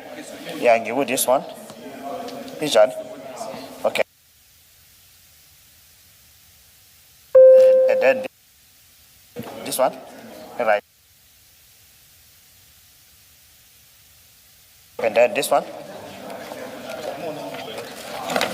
Gipressor is still on. Okay. It's on.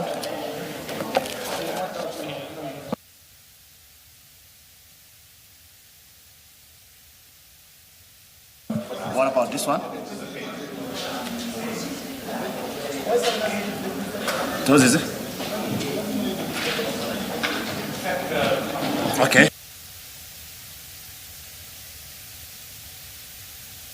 And you press it again.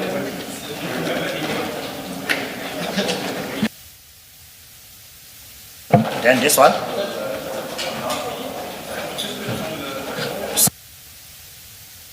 Then we lagi.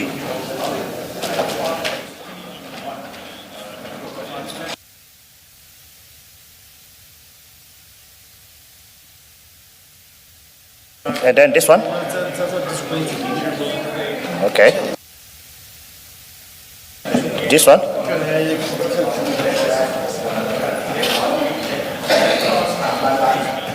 Okay. And this one.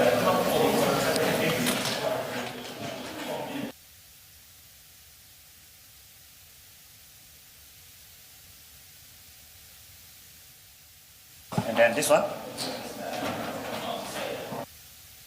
And then this one. Now.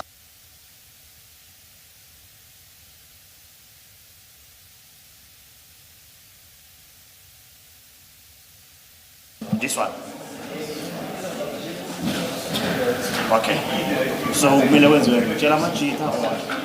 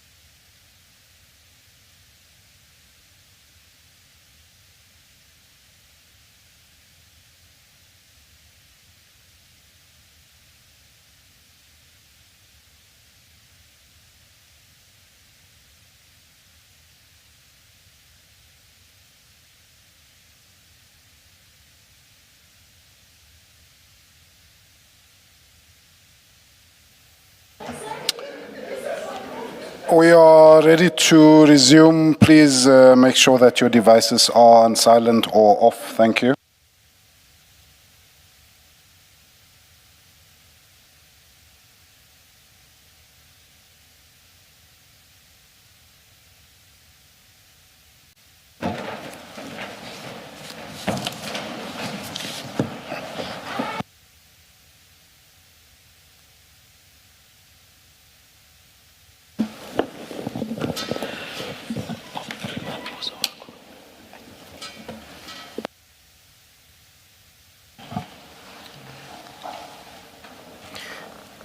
Morning, Mr. Ngu.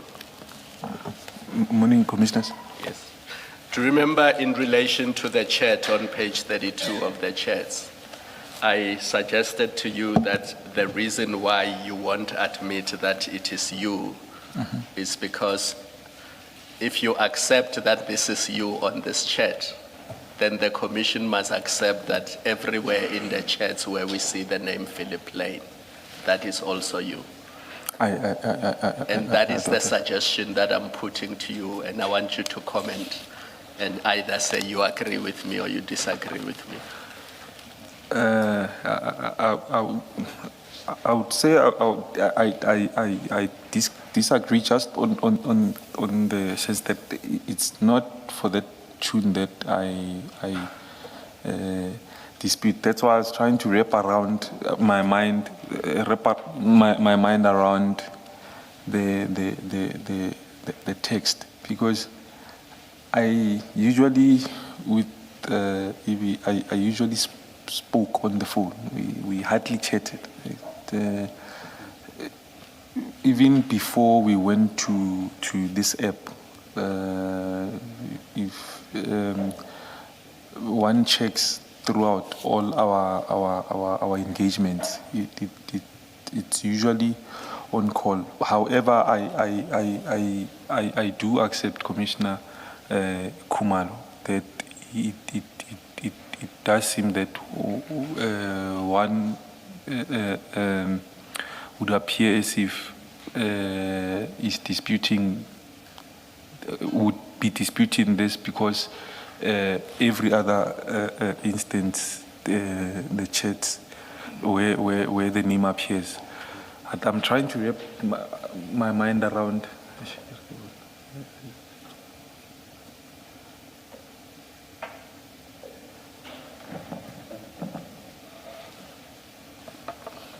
Okay, yeah, I don't know whether it's after the fact or when. But I think this chat. Mr. Nku, I'd concede to this, Commissioner Khumalo.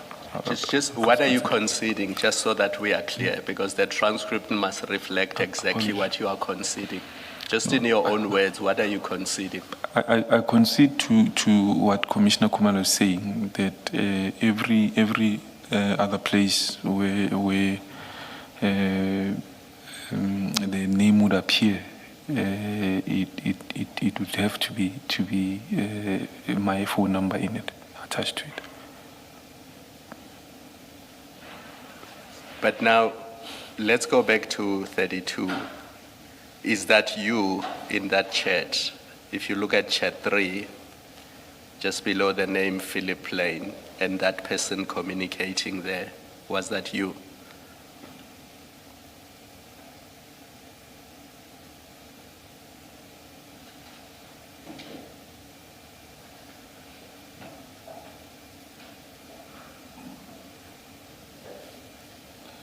Sure. Bear in mind that just above the text by Alpha, the third one, Alpha is responding to Philip Lane, and you've now considered that that's you. So Commissioner Khumalo's question then is do you accept that it is you chatting with Alpha at page 32? Based on the concession that, just a minute, based on the concession that you have just made. Yes, it would have to be me here. It is you. Yes, it would have to be. And Mr. Nku, to be fair to you, later on when we engage you, we will engage you in relation to other chats where Philip Lane is communicating with the people who are reflected in the chats on page 32. So just bear that in mind. And for now, we will leave it here. Yes, Mr. Musigiri. Thank you, Chair. Mr. Mkulu, before we went to deal with the chats, we were you were summarizing paragraph 10 of your statement on page 2. Perhaps just so that we understand exactly what the objective was, can you just summarize in your own words, just that paragraph, so that we don't misunderstand you on what the objective was? So the main objective was that for there to be a past.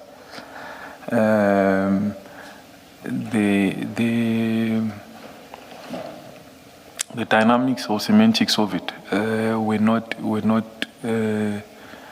crucial. So the interception should have had to happen. As long as it would have disrupted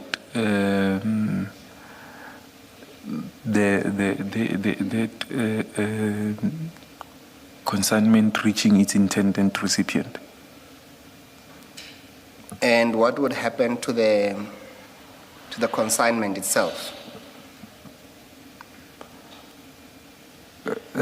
Sorry, I don't get you, Advocate Musigiri.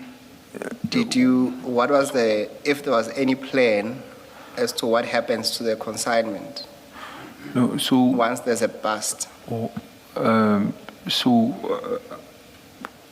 Or maybe that is dealt with on the statement itself, I think. Is that under the plan, which is the next heading? In the chair. All right. You are so hesitant today. Oh, apologies. I don't think you were like this on apologies, Chair. Thursday, was it? Yes, Mr. Musigiri. Let's move on then. Please tell us what the plan was then in relation to that objective. That will be on paragraph 11 of the statement. Okay.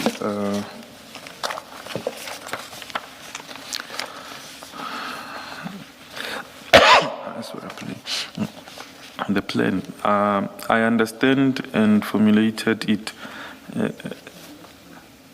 As I understood and formulated it at the time was to use my contacts within Transnet and the broader logistics environment to identify, trace, and monitor the movement of the shipment.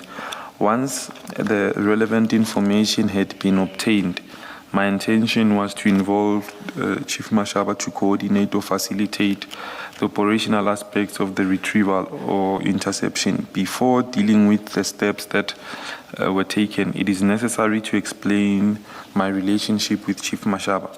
I was introduced to Chief Mashaba about 2019, and I understood him to be a general within DPCI, or Directorate for Priority Crimes Investigations, commonly known as DPCI. Prior to this incident, I had interacted with Chief Mashaba in relation to the matters where I had access to information concerning suspected unlawful activities. In those instances, I would provide him with intelligence or information that I regarded as credible, and he would then arrange for the involvement of law enforcement officials to effect arrest, seizures, or the operational steps. By way of example, I had previously provided him with information relating to matters involving fake diesel and illicit cigarettes. 14. It is important for me to record that based on my experience in those previous matters, the intervention by law enforcement did not always result in what I understood to be a complete or proper seizure of all goods discovered.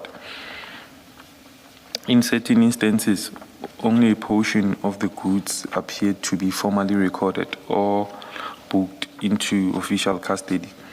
I understood that Chief Mashaba on occasions when he required money would interact. He would contact me to inquire whether I had access to information concerning illegal activities from which he might benefit either through a portion of what was recovered or through exerting pressure on the persons involved.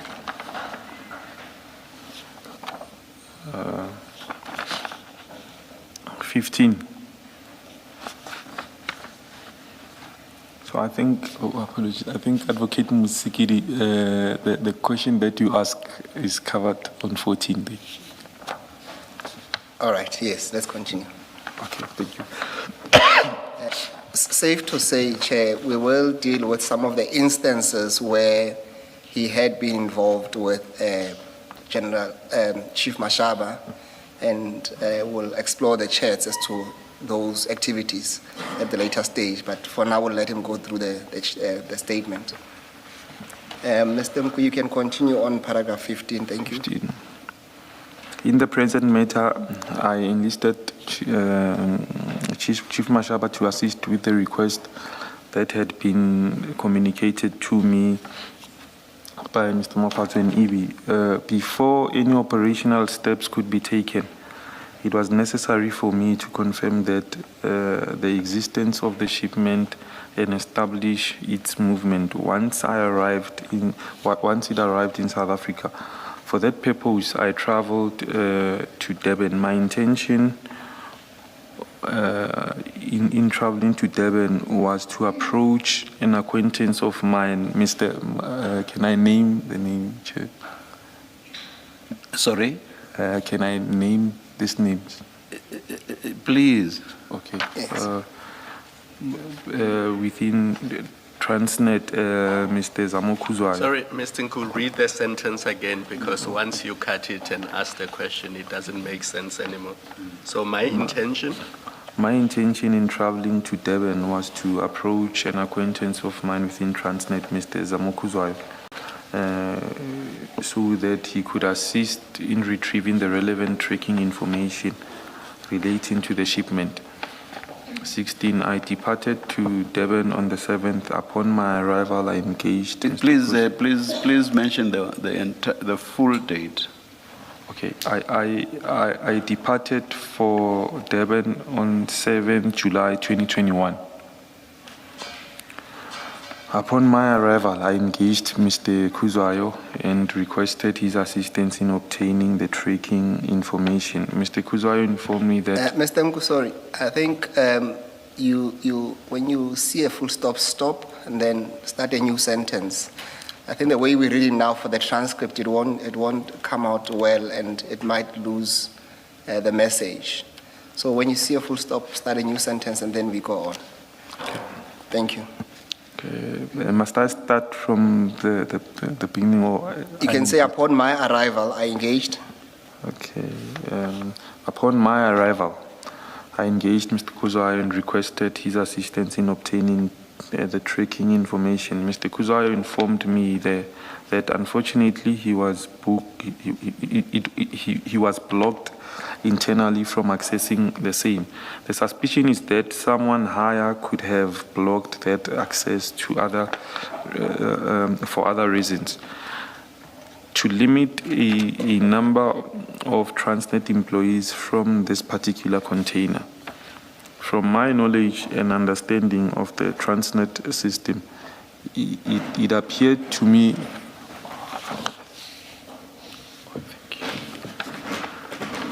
From my knowledge and understanding of the Transnet system, it appeared to me that the persons associated with the shipment may have had contacts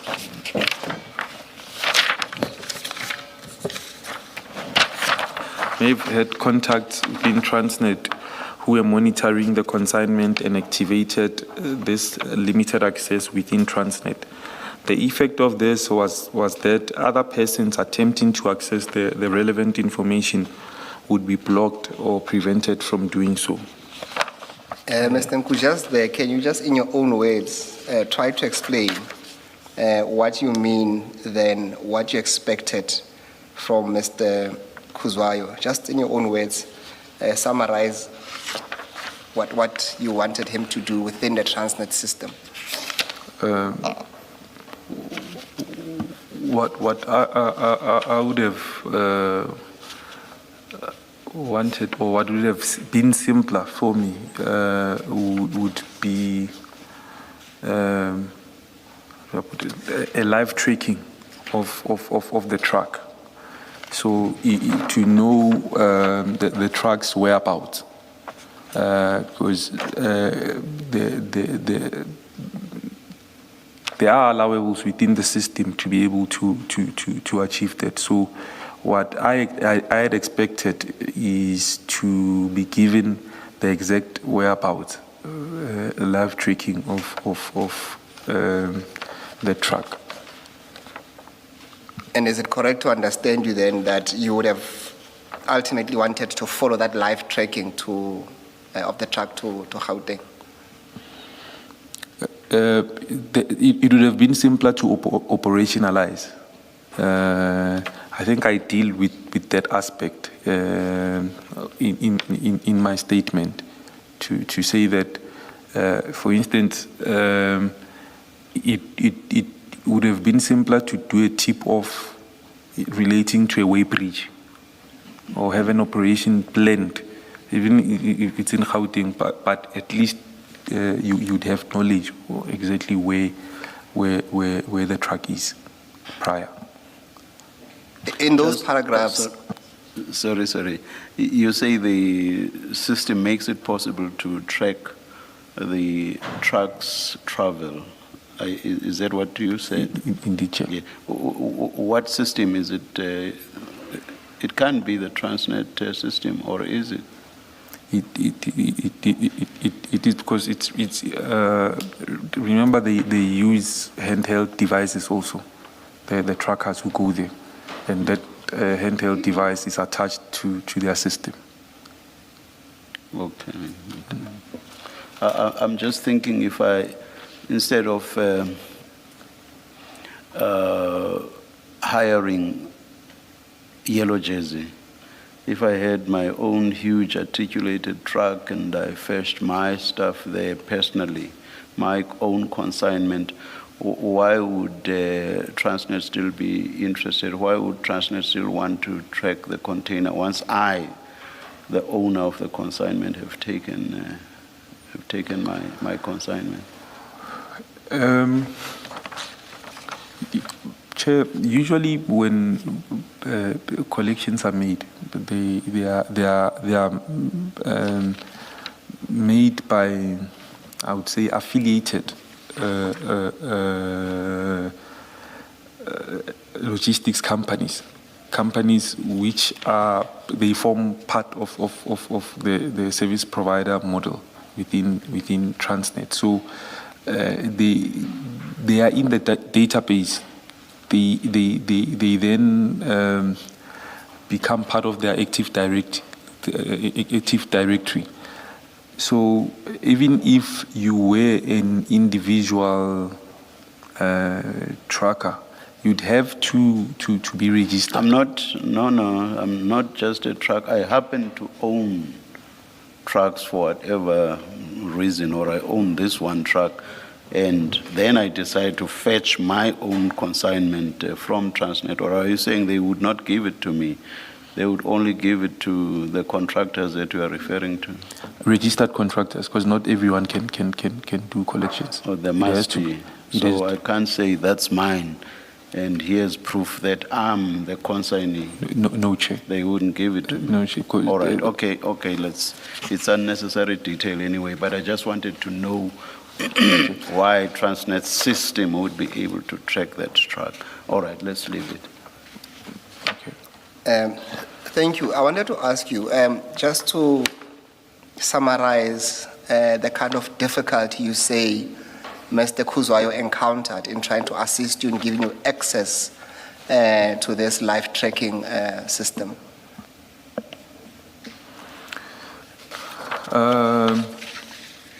So usually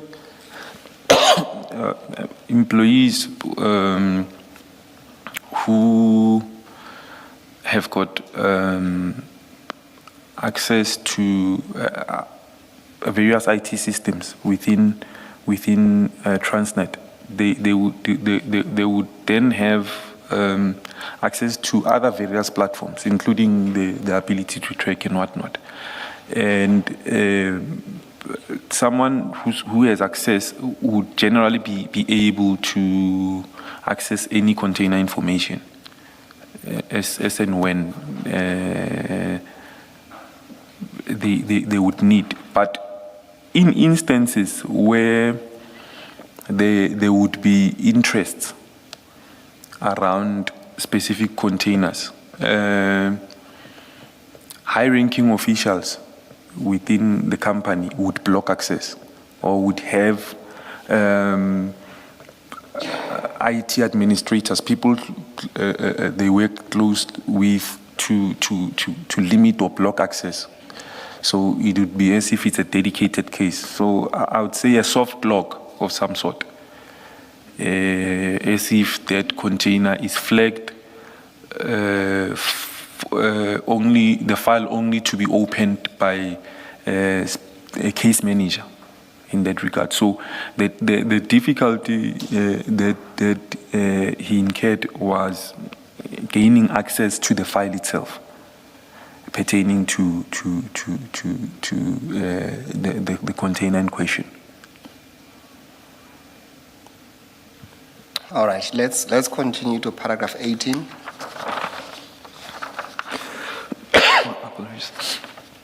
Paragraph 18.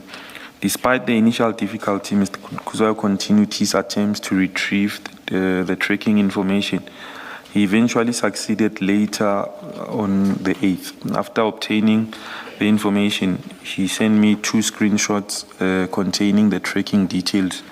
Those screenshots are attached to this statement as marked TN1. Can we stop there? Let's look at TN1. That will be on page 9 of what you have in front of you.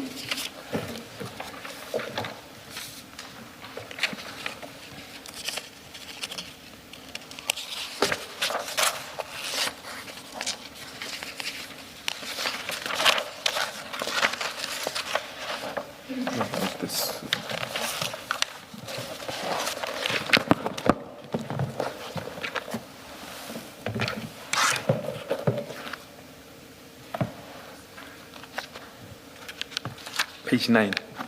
Page 9. Page 9, yes.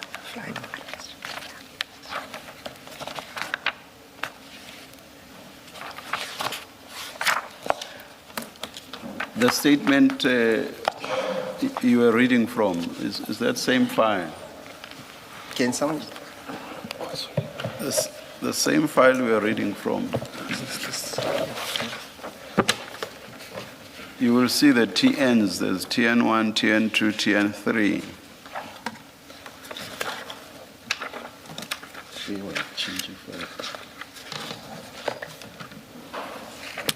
Okay, thank you.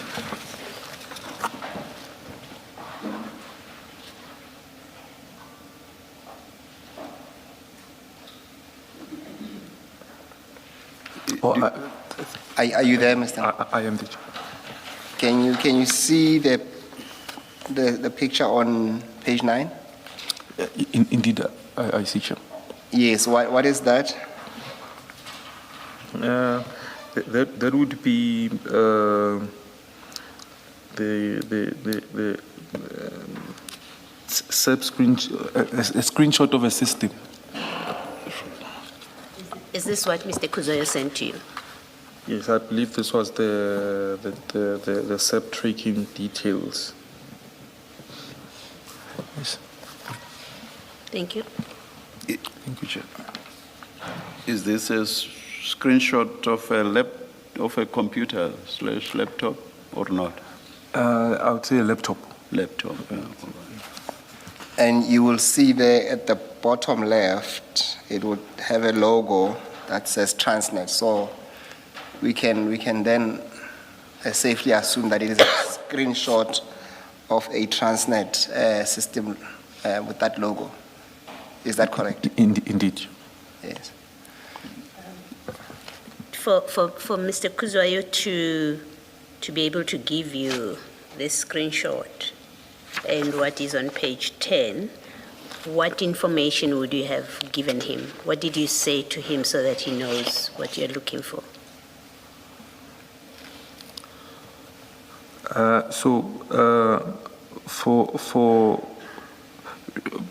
Remember, initially, I had said that we are looking for a specific container. So, in relative to this, because I think there were 11 containers that were supposed to be received by this company. So, I think, if I'm not mistaken, it should be on his telegram. I had the last 3 numbers or 4 numbers. I stand to be correct. It's just that I don't remember correctly of the container in question. For him to just go through, it's easy to go through the 11 and then just pull the details of the specific one with the last digits pertaining to that. So you would have had to tell him where it originates from, the vessel, the ship, where it comes from. I'm just checking where the ship comes from. This is very specific. He gives you a unit number, information that has a unit number, the pier number, and then that it's outbound per truck, and then a position as well, and time in, time out. So I just want to find out, how do you prompt him to know what he's looking for? So it's simple in this manner, Commissioner Baloyi. By first the usage of the vendor itself, like the company, because remember, generally a company wouldn't be receiving 10 different containers from different locations. So within that company, there would be a specific amount of containers expected, and then the numbers identifying that specific containers. Then he would then pull all the other information, not necessarily with a vessel, but it's vendor specific. In this case, the vendor is who? Is it Scania or New Jersey? The vendor is Scania. So you would have said Scania on this day, they are expecting containers. Indeed. Okay. So at that point, you know that it is Scania, the intended recipient of those containers. Is Scania, you have a date. Indeed. And then what? Do you give him all 11 numbers or numbers of the 11 containers, or do you give one specific? It may not be complete. From what I'm understanding you think it was the last 3 or 4 numbers. Did you give him the specific? You must have given him a specific container number. Was it just the one container number that you gave him? I gave him this a specific number of that container. Okay. And you say it was the last 3 or 4 numbers that you had at that point? I stand to be corrected. Okay. Thank you. Okay. Thank you. Mr. Ngu, on page 10,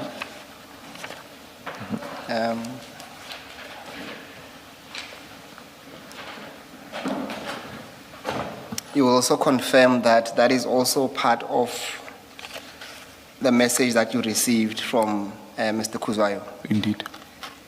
And you will see that at the top it says track and trace, and it gives a unit number, and that's the number of the container. And then you'll see that it says facility, it will mention Pier 1, and it mention inbound mode declared, it's a vessel. And then the outbound mode declared, it's a truck. And then later on it sees that the position of the truck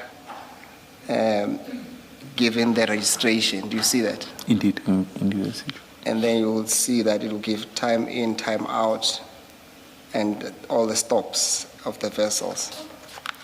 And Mr. Nku, would you agree that this is the same truck that eventually was, or at least arrived at Yellow Jersey? Indeed, it is. Yes, Chair, we can just confirm that if we can go to page 21 of C, so it's exhibit 273, Chair. It's what we call the presentation, Chair. So it's the presentation.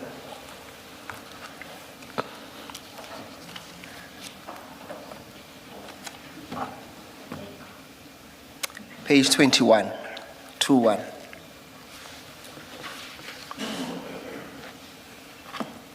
think you have to flight it because Mr. Nku doesn't have this file.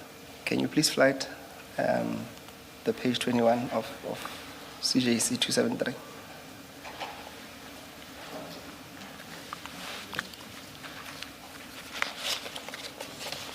Mr. Nku. Okay. Can you see that, Mr. Nku? I can see it, Chair. Yes. Can you go to the next page? That's page 20, go to 21. That's the one. You will see there when you look at, on the container, on the top right of the container, you'll see there's what we call the unit number. And you'll see the alphabets there to confirm that it's the same truck. If you look at the information on page 10 of your statement to confirm that it's the same truck, the BEAU 4715442, you can confirm that corresponds with what is written on the container there. Can you try and zoom in to confirm the number? That it relates to the same container that is mentioned in your statement.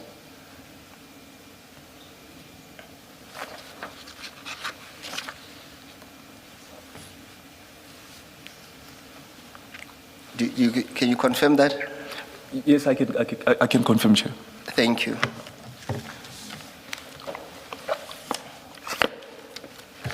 All right, let's go back to your statement, Mr. Nku.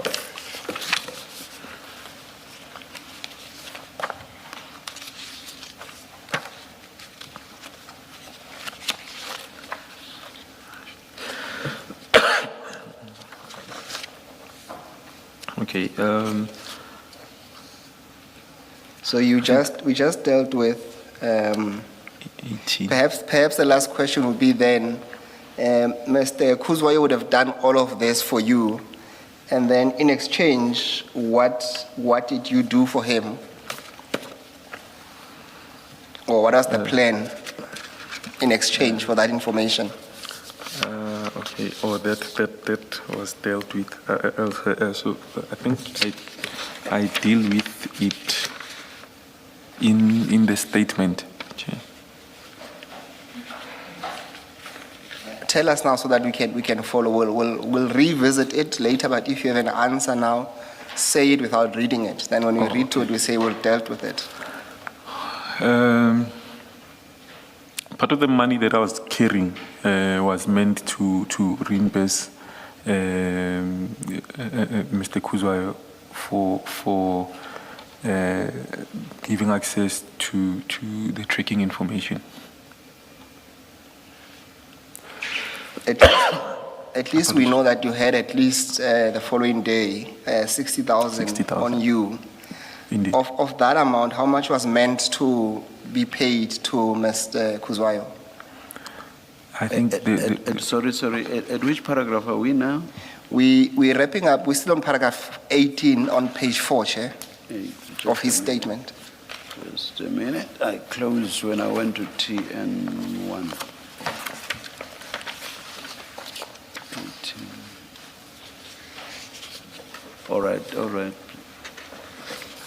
Yes, so the question that was put to Mr. Nkuche was that Mr. Kuzwayo would have done all of this for you, and in exchange, what is it that you are going to do for him because he provided this information for you? Don't you want to deal with it when we get to it on the statement, because I think it is somewhere here. Yes. Where it I deals think with the it's 60,000. the very last At the very paragraph. last end. The very last paragraph, yes. Yes. Let's go to paragraph 19, Mr. Nkude. I was thereafter provided with a contact person who could assist in confirming the movement of the truck. The contact person was Ms. Sandra Heidendrach of Yellow Jersey. Ms. Heidendrach confirmed that the truck was in fact on the move and provided information regarding the truck's whereabouts after departure from Devonport. My call records with Ms. Heidendrach are charged as TN2. Mr. Nku, before we go to TN2, when you say I was thereafter provided with a contact person, you should say person, or is it correct to say persons? No, it's contact person. Person. Contact person. Can you correct that then as well? And then who provided you with the details of that contact person? I was provided by Mr. Kuzwai, I think.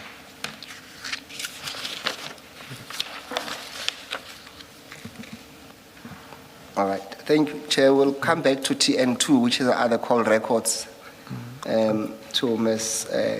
Hayden Adacht. Then let's go to paragraph 20. Okay.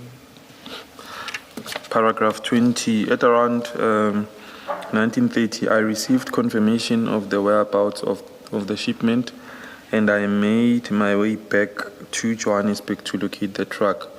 At 8 p.m., Ms. Sandra sent me the coordinates of the truck, the Yellow Jersey depot. I sent this information to Mr. Mashaba at around 23 to 1200. On 8th July 2021, and told him we should meet there at 6:30. The telegram messages attached as TN3. All right.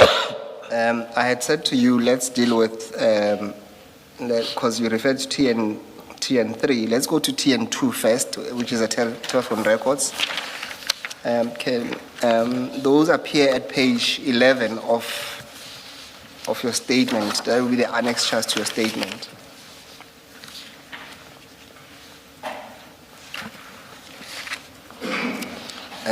Do you see that, Mr. Nku? Indeed, I see that applicant. Yes.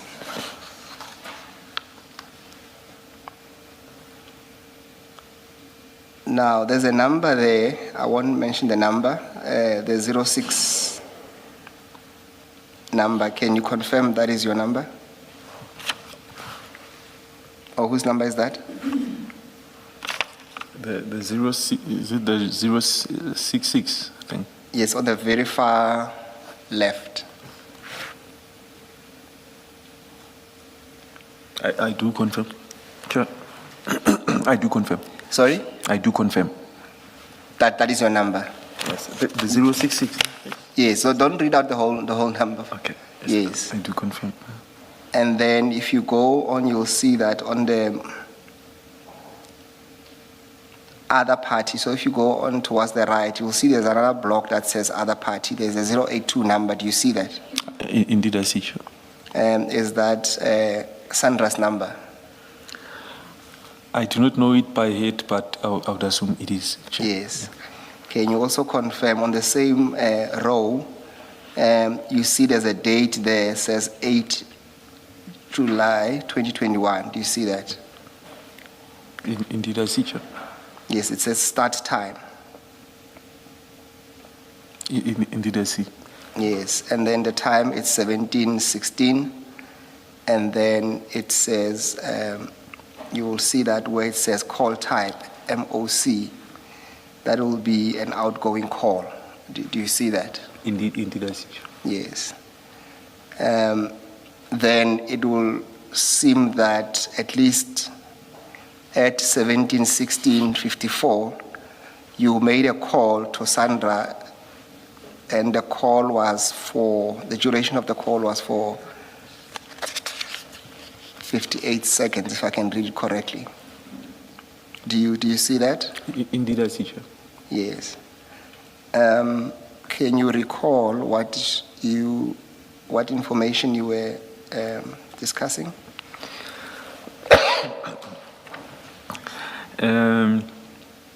In all honesty, Chair, I cannot recall by head, but the gist of it was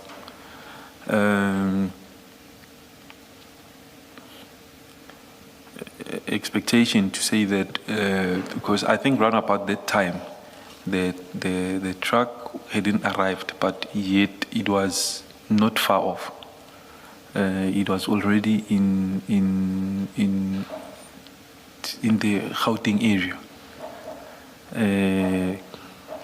And or amongst other things that was discussed was the fact that when I think that's why I stated on my previous statement that the truck traveled in record time. So usually when a truck would leave a port side to this side without even considering a truck stop, then guaranteed there would be expected people within the depot to collect. So the reason why I maintain to Chief Mashaba that we need to be there by 6:30 was a high possibility of obviously the owners coming through. So would it be a fair summary to say that at least on page 11 we have a recording of 3 calls that you made to Sandra? You'll see that the last one is you called a landline.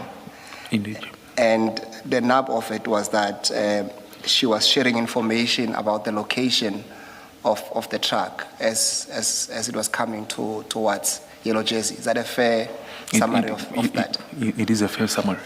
Okay, thank you. And then if we go to the very next page, that's where we refer to what we call the telegram messages between you and Chief Mashaba. Do you see the number there on top? Can you identify that? Or let's not even deal with the number there, the handle, illusion. Can you identify that? Indeed, yeah, that is me. That is you. Then can you tell us what's happening on that page? So I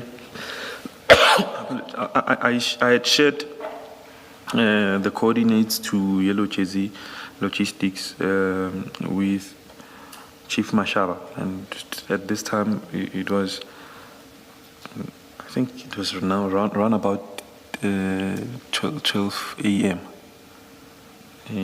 As I was still on my way back. Yes, my understanding is that at least the Commission has also come to accept that at least on Telegram you need to add 2 hours to the time reflected there. So the timestamp would say 2021-0708, 22:25. So we should add 2 hours around about that time. Around about 12:30. That will accord to that, yes. Indeed. And the crux of it is that you share the coordinates. Sorry, Mr. Musigiri. Is it about what was being used like Telegram, or is it more about the bracketed time? Is it not more about the bracketed time, which is what determines whether we add or subtract or keep the time as is?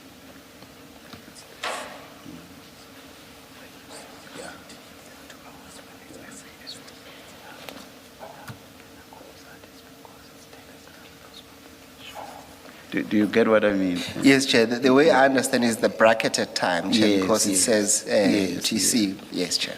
Yes, all right, Yeah. okay. And Mr. Nku seems to be okay with the time And adjustment. if it's to this. UTC, then we add 2 hours. Yeah. Thank you. Mr. Nku, you follow that?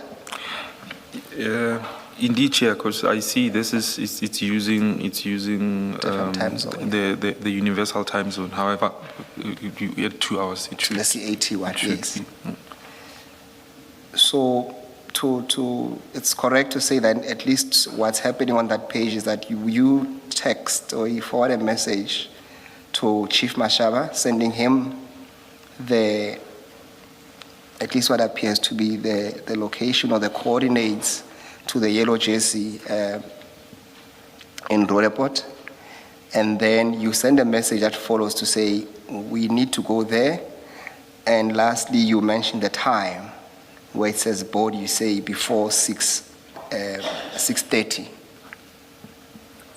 Indeed. Is that correct? Indeed, Chair. Yes. Is there a reason why it had to be done so early in the morning to be there the following day?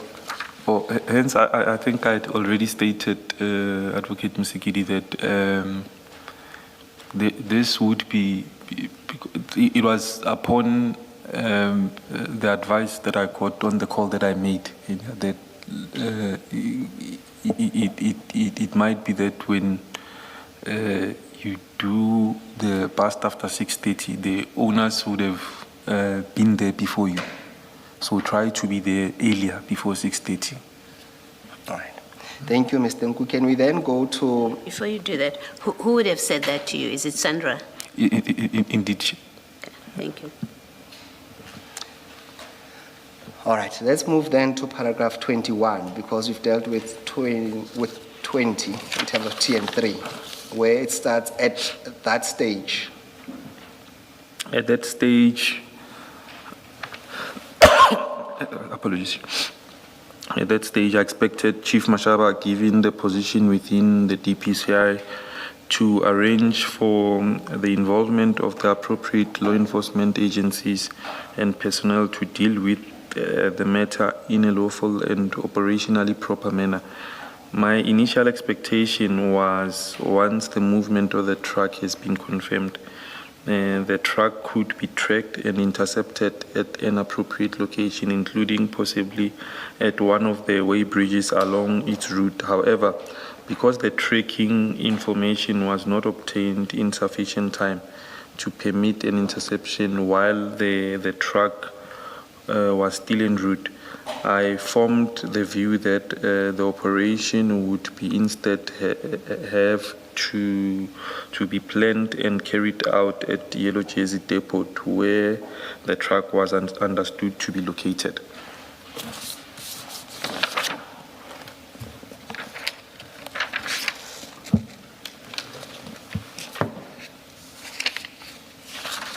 So, Mr. Nku, just to understand you are saying that had you received the information regarding to the live tracking of the truck, then the initial plan was to engage Chief Mashaba to at least intercept the truck before it reaches Yellow Jersey? At the way bridge. Yes, at one of the way bridges. Yes, at one of the way bridges. And he would obviously, by the time, have his team ready. All right. Please proceed into paragraph 22 on page 5. On the morning of the 9th, 2021, I met with Chief Mashaba. We proceeded to Yellow Jersey. I was surprised to observe that Chief Mashaba had arrived alone and was not accompanied by any visible team of law enforcement officials or operational support. I raised this concern as I had expected that he should have engaged for the necessary law enforcement presence before any steps were taken at the depot. Chief Mashaba informed me that I should not be concerned and assured me that support was on its way. He then made a number of telephone calls and thereafter repeated his assurance to me that the required support was coming. 23, at around 7 a.m., a gentleman in a black NP300 Nissan, which I learned later on to be Warrant Officer Mohana, arrived in the scene. I briefed him about the truck and any information I had. 24. Chief Mashaba and Warrant Officer Mohana went inside the premises of Yellow Jersey to follow up on the information I provided. Within few minutes, the two came back and included that of the truck was Albertine Police Station as agreed. However, I was surprised when Chief Mashaba and the truck took a route towards the south of Johannesburg. I then called Chief Mashaba to inquire about the direction and the destination, as we were now going the opposite of Albertine. However, he responded by saying I should not worry and just follow. 25. Upon arrival at Erotin Scania, I parked next to Chief Mashaba's car, and Mashaba told me to stay in the vehicle. I waited inside my vehicle and as instructed. I observed Chief Mashaba and Warrant Officer Mohana leave their cars to speak to the people responsible at Scania truck, including a lady later known to me. Oh, apologies. Let me just. Later known. It should say known. Yes, known. Yes. Later known to me as Jolene. I later on witnessed Mashaba. I think it should be Mashaba, not Mashana. Mashaba and Warrant Officer Mohana Jolene walk from the offices and to the truck, which I had identified. A few minutes later, they seem to have agreed to open the container. As soon as they opened the container, I witnessed black duffel bags falling off the container. These bags matched the pictures of the black duffel bags that were sent to me previously, containing, alleged drugs by EB. My information was that such bags would contain 805 blocks of drugs. Before you go to the next page, I just want to, speaking of those duffel bags, can we go to CJC 274? That's the bundle with chats and screenshots. And go to page 50 of that, Chair.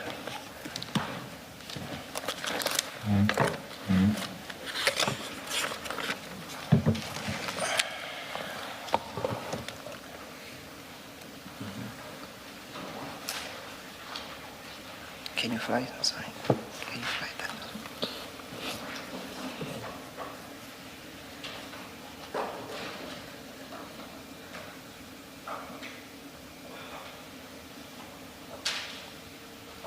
Mr. Nku, can you see the picture there?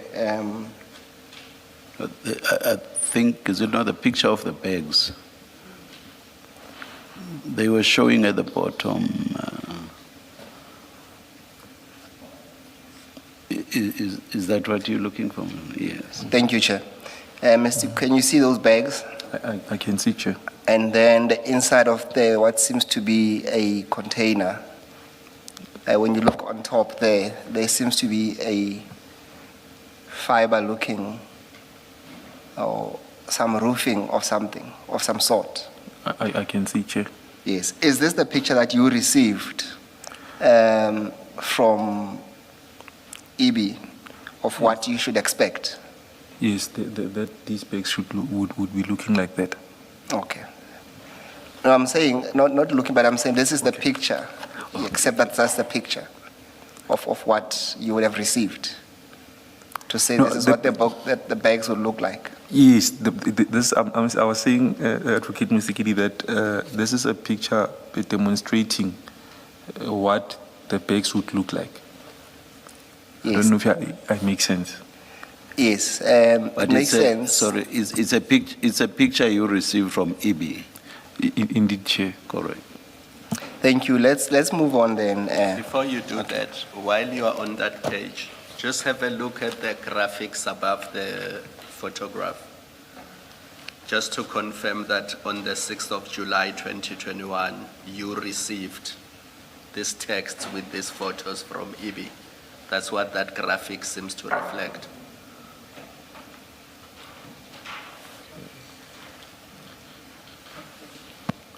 I see, Commissioner. Yes, thank you. And perhaps maybe to round off that paragraph, you indicate that you were informed that the bricks would be, or the blocks will be 805. Do you still confirm that number? Yes, I confirm that. Okay. All right, let's move to the next page, Mr. Nku. That's page 6, paragraph 26.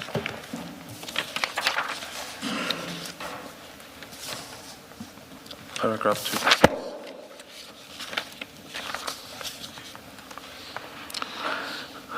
26. I was then satisfied that the job was being well executed. At this point, I expected Chief Mashaba and his colleague to take the black bags to the Albertine police station. However, soon thereafter, a marked police van arrived on the scene. I witnessed Chief Mashaba and Warrant Officer Mukhana engaged with the two police when he had just arrived. My initial assumption was that the marked police van was there to escort Chief Mashaba and the consignment to Albertine police station as initially agreed. However, more policemen arrived, including the flying squad. Even then, according to me, the plan was still intact. I say so because my expectation was that the drugs were going to be lawfully busted and confiscated by the police. Even if exhibits were not all booked, my ultimate aim was to sabotage and ensure that the drugs do not reach the rightful owner. The logic behind this was that if the consignment was sabotaged, EB would benefit as he was the competitor to that consignment. Chair, you would have noticed that the witness edited some of the at least sentences. You will see that, Mr. Nku, will see that we scratched the words, Chair. I don't want to read them into the record, but you will note when you look at the transcript that certain words he had indicated that he wants to remove. Please read. There's no problem with the first sentence up to by the police. Yes, I say so because right up to by the police, no issue there. I suppose the original word was either, and then we should have known then what is the or that would follow then. Yeah, okay. Either the drugs were going. So it's deliberate no longer to have the either. Mr. Nku, is that a fair... Was that deliberate? That is you not reading the either there. Apologies, Chair. You did not read the either or either. No, it was deliberate, Chair. I was did not read the deliberate. either, as I had already marked this along with Advocate Ngumbi. Okay. Anything else, Mr. Musiki? No, that's all, Chair. Perhaps, Mr. Nku, just in few words, just then summarize the essence of that paragraph with this edit. What are you trying to say there? Commissioners, my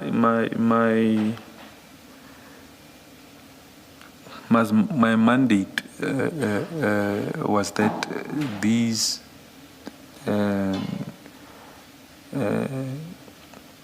this consignment does not reach its rightful owner. Thus, what Chief Mashaba would have done, as long as he makes the past, I would have remained neutral.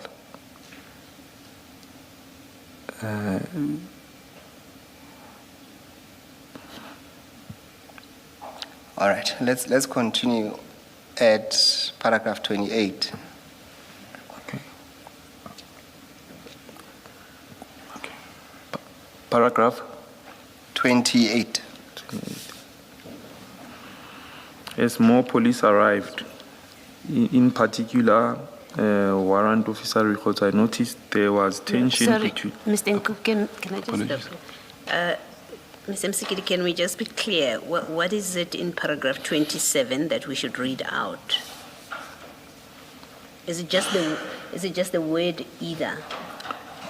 Either would have then been followed by another option that he ought to have provided. So the word either would be removed, and then there's no expectation of or, which would have then have to give what that or would have been in this instance. And the rest of the paragraph remains the same? The rest of the paragraphs remain the same.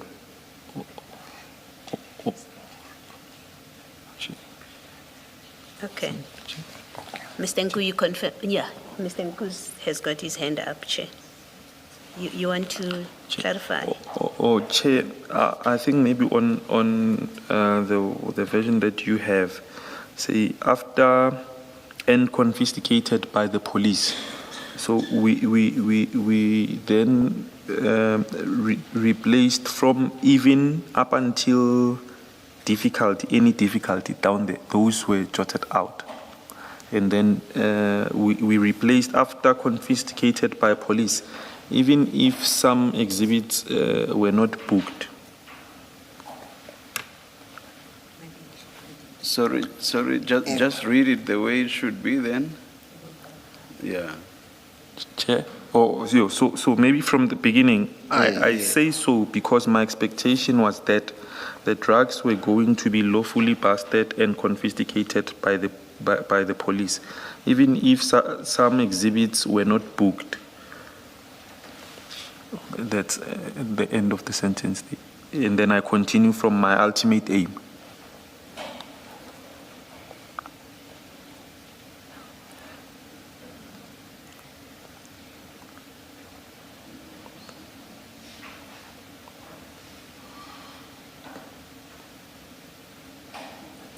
And after, even if some exhibits were not booked, you continue from? My ultimate.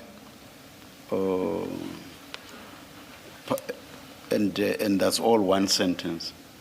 No, it's full stop after are not booked. Then it's we start the sentence from my ultimate. So we just remove the sentences in between. Okay. Up until where it says, I did not have any difficulty. Do we delete that? No, that we delete. Okay. We delete. Okay.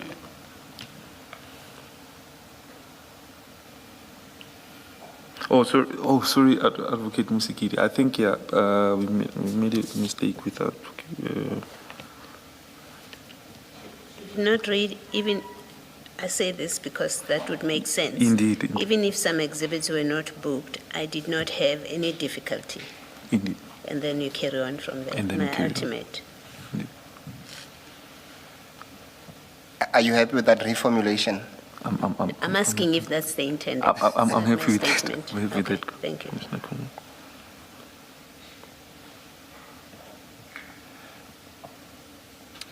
So you no longer want this to refer to police taking some of the contraband for their own benefit. You no longer want that.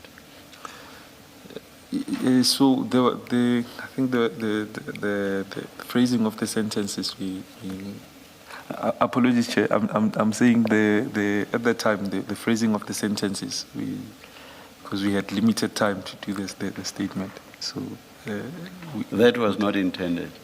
no, that was not intended. The phrasing of the sentence was more not having difficulty. But if they chose not to book some of the exhibits, would that not be because they would have taken them? No, it would have been, Chair. For whose benefit? So, Would they have taken them? For whose benefit would they have taken them? hence I maintained that I would remain neutral, Chair.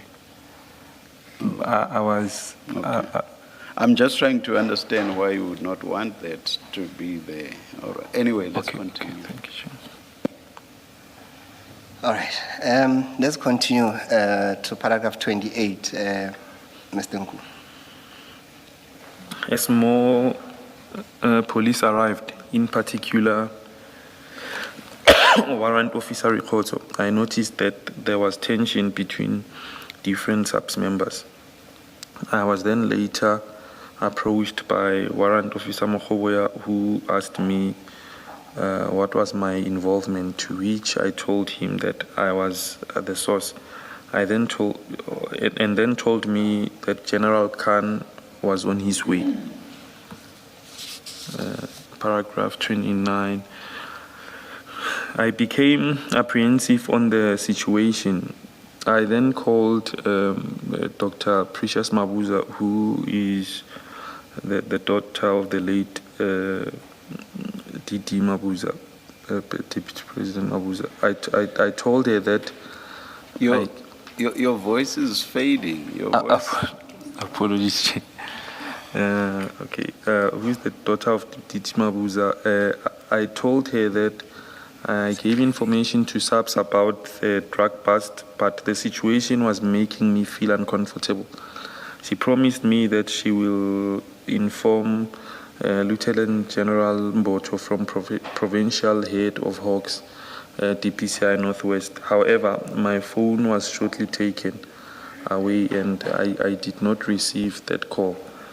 I was later informed by Dr. Mabuza that General Mboto tried to call me multiple times on the day. By the time my phone had been seized. At the time.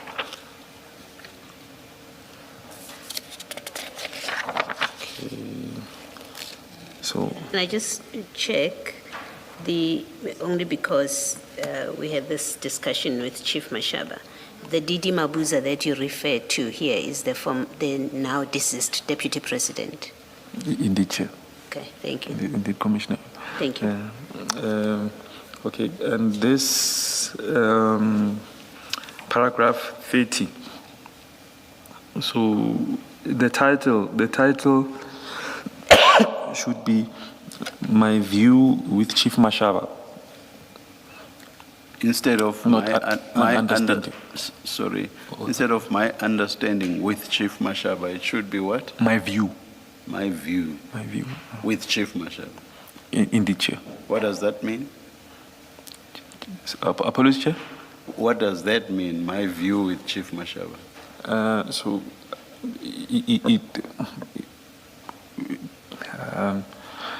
My opinion, as opposed to having an arrangement. Your view of him or your view with him? Your view of him? My view of him. Apologies, Chair. Okay. My view of him.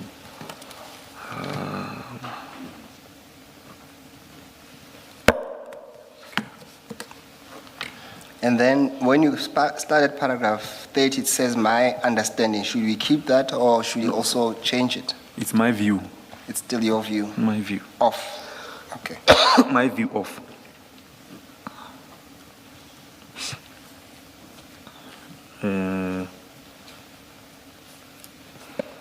All right. Continue. And okay, I'll read and skip a certain part there which we jotted out with Advocate Seegers. Chief Mashaba was that, or my view of Chief Mashaba was that he could take a portion of consignment and simultaneously claim victory for the past. Whichever way, I was neutral. My mission would have been achieved, preventing the consignment from reaching its competitor. This view is informed by previous incidents and experiences I have observed regarding Chief Mashaba.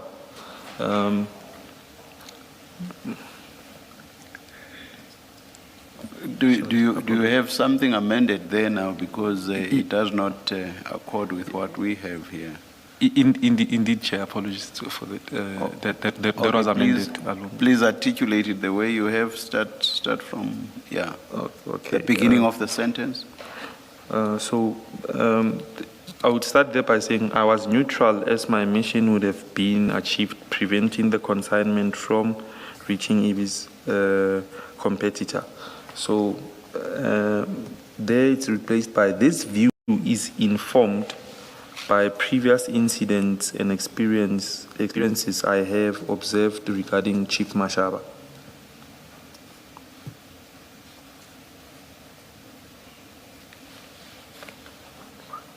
So, and then this would explain, then we start from there as a new sentence. This would explain why he initially did not bring his own law enforcement team to do a full-blown drug bust from the beginning. Sorry, Mr. Musigiri, was there an indication that we would be getting an amended statement or not? Chair, we did this amendments in the morning. We'll have to do a proper one, Chair, and resubmit it, because there's too many of them now coming through. Yes, all right, Yes. all right. Please continue. Thank you, Mr. Musigiri. Please continue the heading, the BMW, paragraph 31. Okay. Paragraph 31, I further confirm that the silver gray BMW 7 Series, which I was driving at the scene, which did not have registration plate, only had a permit, was not registered in my name. The vehicle was registered under the name of one Mohammed Baba. My agreement was that EB would purchase the vehicle on my behalf, and I will pay in installments until final payment. EB purchased the vehicle on my behalf through the involvement of Baba.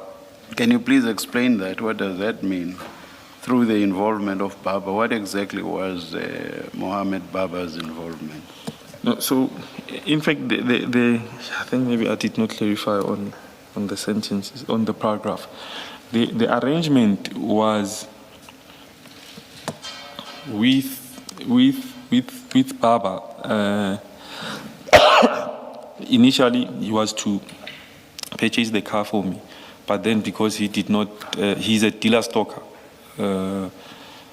so he did not have the funds. We then agreed that we would approach EB to make the purchase, and then I would either pay Baba, because Baba said if he's okay with funds, he would then pay EB, but I will pay him. But if he has not come okay with funds, I would then pay EB in installments for the purchase of that car. I don't understand. Maybe repeat it. Okay, so the arrangement was initially that Baba buys the car. Baba buys it from somebody else.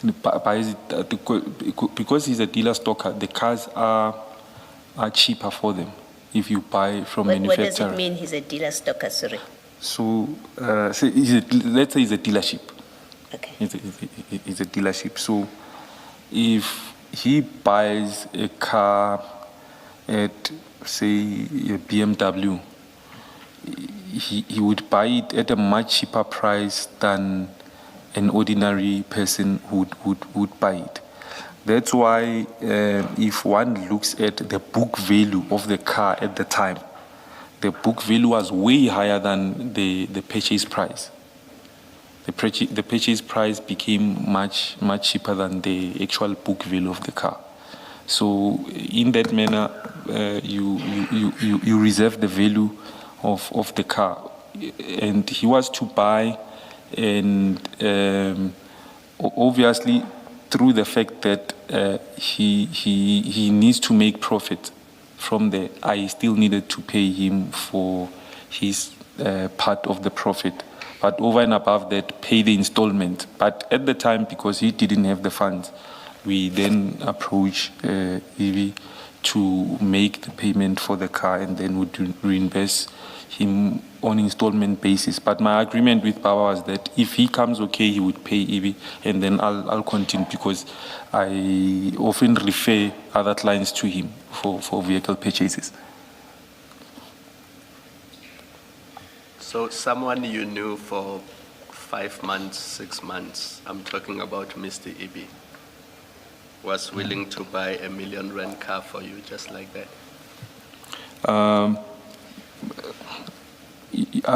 Indeed, I can show you the reason, Commissioner Kumar. No, you can, don't give me the reason, you can just say yes. If that's what he was willing to do, then the answer is yes. It is not that simple. That's why I'm trying to, if I may, I'm pleading to qualify I will it. give you the chance to give the explanation some other time, because if you are going to give the explanation, I'm happy to withdraw my question and keep it for later. Okay, I understand, Commissioner Kumar. At the time, yes. Yeah. When this vehicle is bought by Baba, is it a brand new vehicle at that point is it BMW or wherever he sourced it from? Is it a brand new vehicle? It is a brand new vehicle from what I understood, Okay. Commissioner Wale.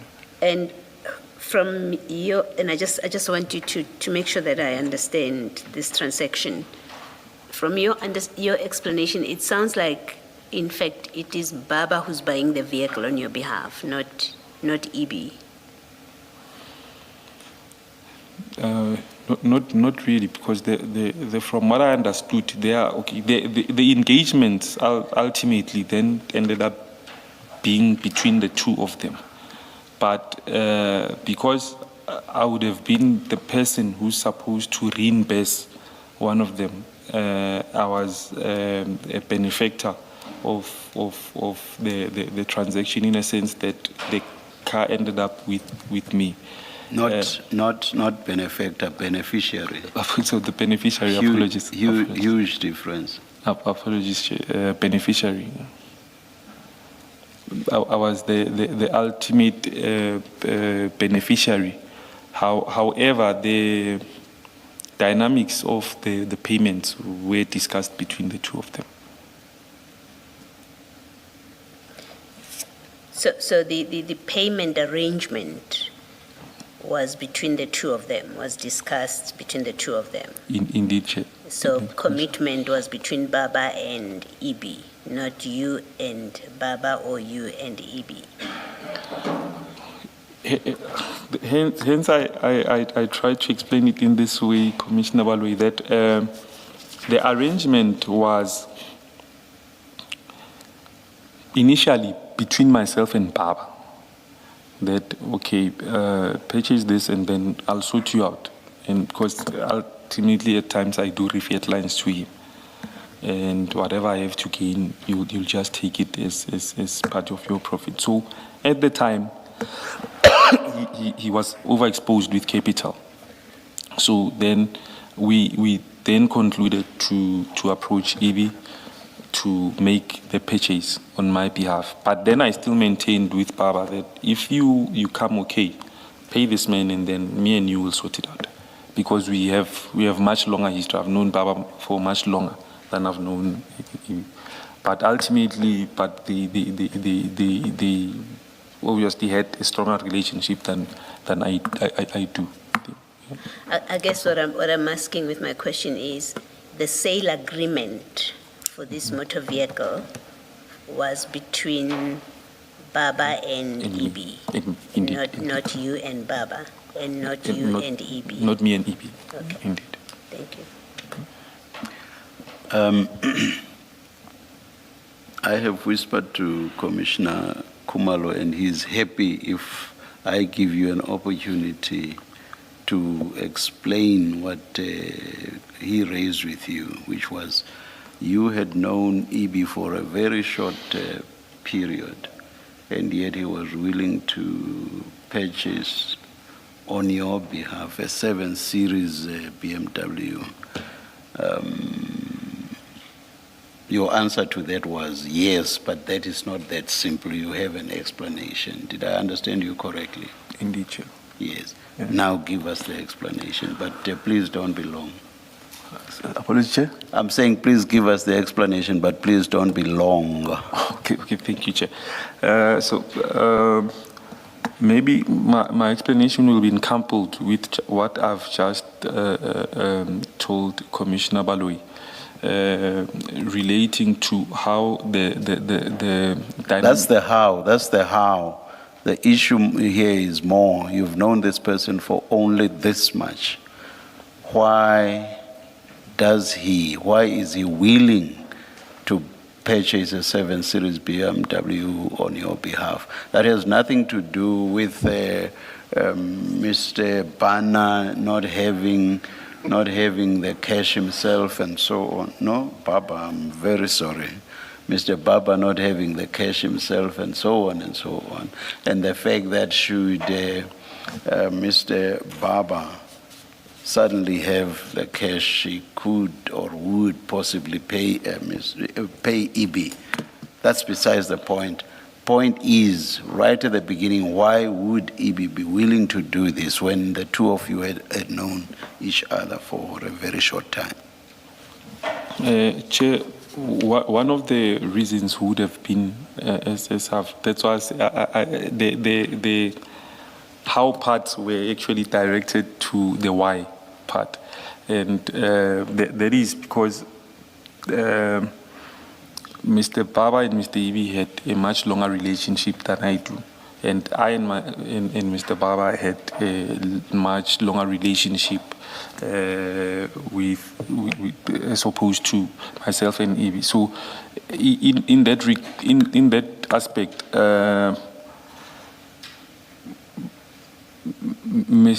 Mr. Baba becomes a common trusted source or trusted party between the two of us in terms of vouching. That, okay, even if this man doesn't come good on his promise, I will sort it out. But because we've got a much longer history in terms of car sales between myself and Mr. Baba. Thank you. Thank you. Then are we going to the last heading, the 60,000 rand, paragraph 32? I further confirm that the 60,000 rand cash that I had with me was intended to pay people in Durban, in particular Mr. Zamokuzwayo, to provide me with Transnet tracking information of the truck. However, as explained earlier on, Mr. Kuzwayo couldn't get me the access to the tracking system. As a result, I did not pay him. And the only information provided was still picture, I'll say still pictures, apologies. Was still pictures of the Transnet screenshot with the truck details. The 60,000 rand was mine, but the understanding was that EB will reimburse me in the part of that arrangement was facilitated by Mr. Mapatso. You refer to people, plural. Who were the other people, and what would you have paid them for? I think, and also here, the people part, because the intended person was this specific person. No, you have said it was intended to pay people in Durban, in particular Mr. Zamo Kuzwayo. So it was not just him, it was people, plural, but in particular him. So I'm asking who the others were. Apologies.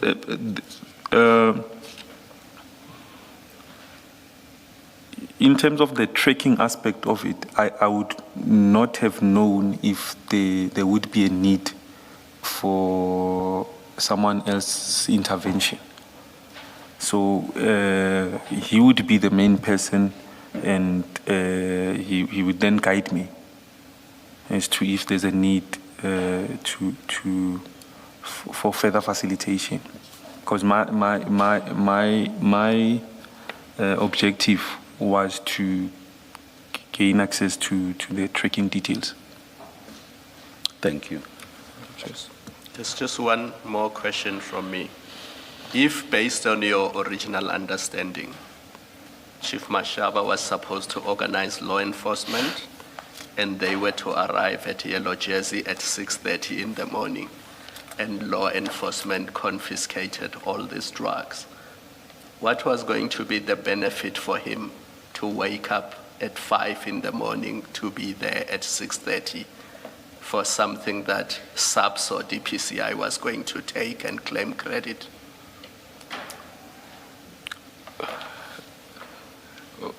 Yes. If I may, Commissioner Kumalo,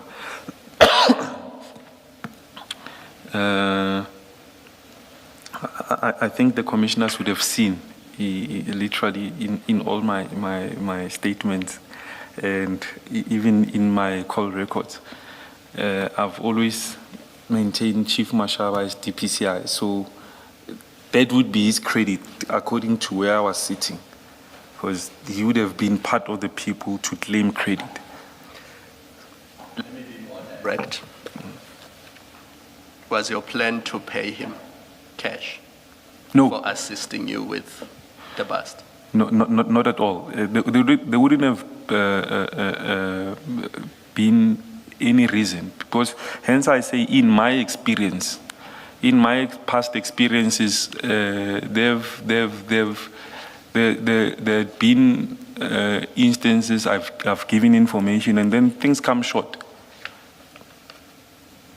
So I wouldn't have had any need to pay him.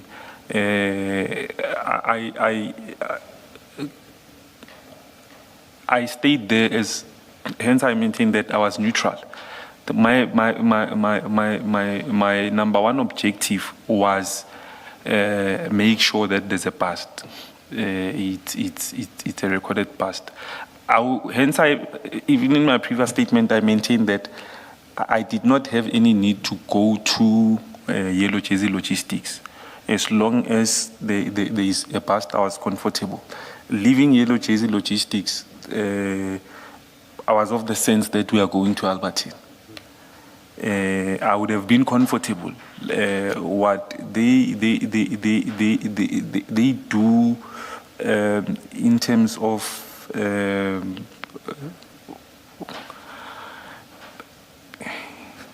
in terms of how they deal with exhibits, I would have not featured.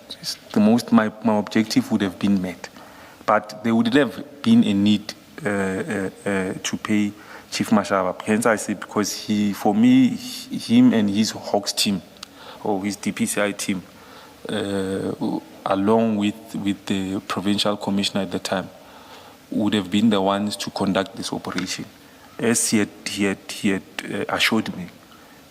So what I'm really getting at is this 60,000, part of it was not for him.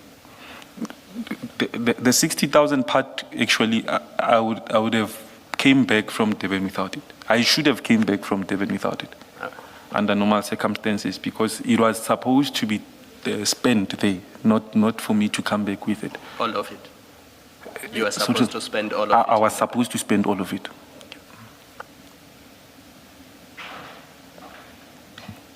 Chair, that will be the end of, I suppose we'll call it further supplementary statement by Mr. Nkuche.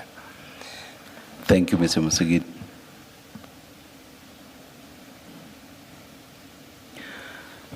As I understand the position, Mr. Nku, we are not done with your testimony.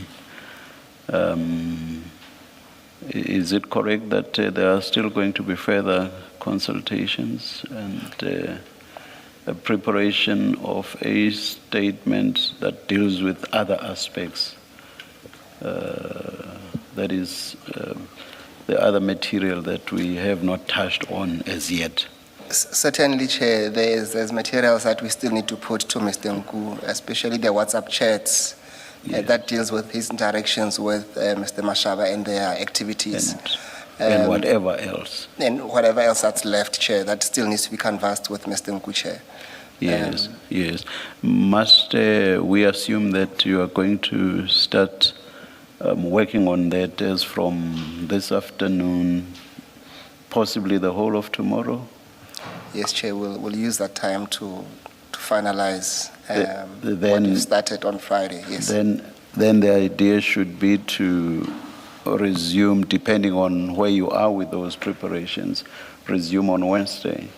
Yes, Chair, we'll be indebted to that, Chair. And then depending on how much ground is covered, we could be with Mr. Nku Wednesday and Thursday. Yes, Chair, we'll keep him informed, Chair, but I think he must stand. But whether or not we start on Wednesday will depend on the preparations Yes, or Chair. finalization of the preparations. Yes, Chair. If you are done, we start on Wednesday. If you are not, we start on Thursday. On Thursday, Chair. Yes, Chair. All right. Mr. Nku, the hearing of your testimony will resume on Wednesday, this coming Wednesday, or on Thursday, but you must be here on Wednesday at 9:30. Understood? Understood, Chair. Yes. You are excused. Let's adjourn and resume at 2 p.m. Yes, let's adjourn.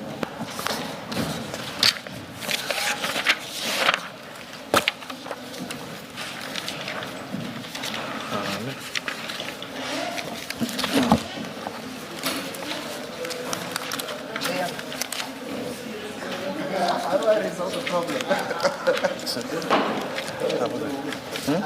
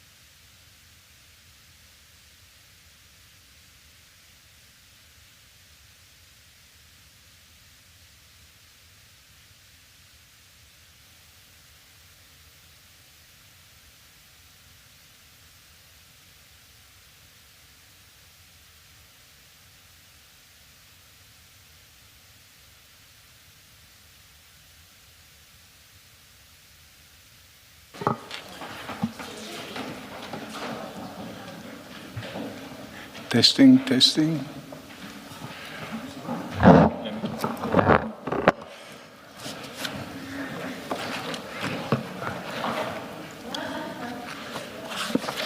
Hi, can you hear me? Mr. O'Sullivan, can you hear me? Yep. Okay.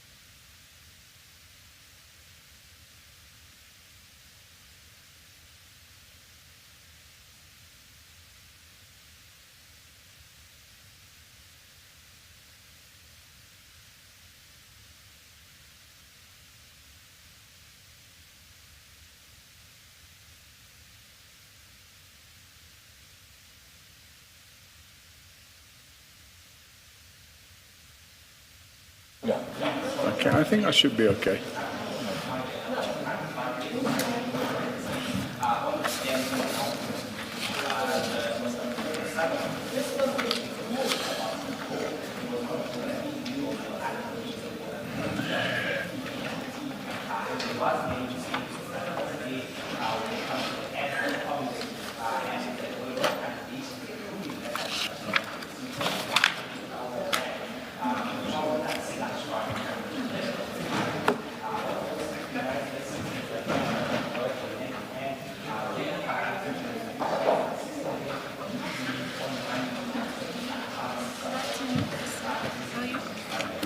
Just need to exchange your index. That's my index. Okay, let's do this. Oh, you want to look at it like that? Yes. So I can quickly look at it if I need to refer to something.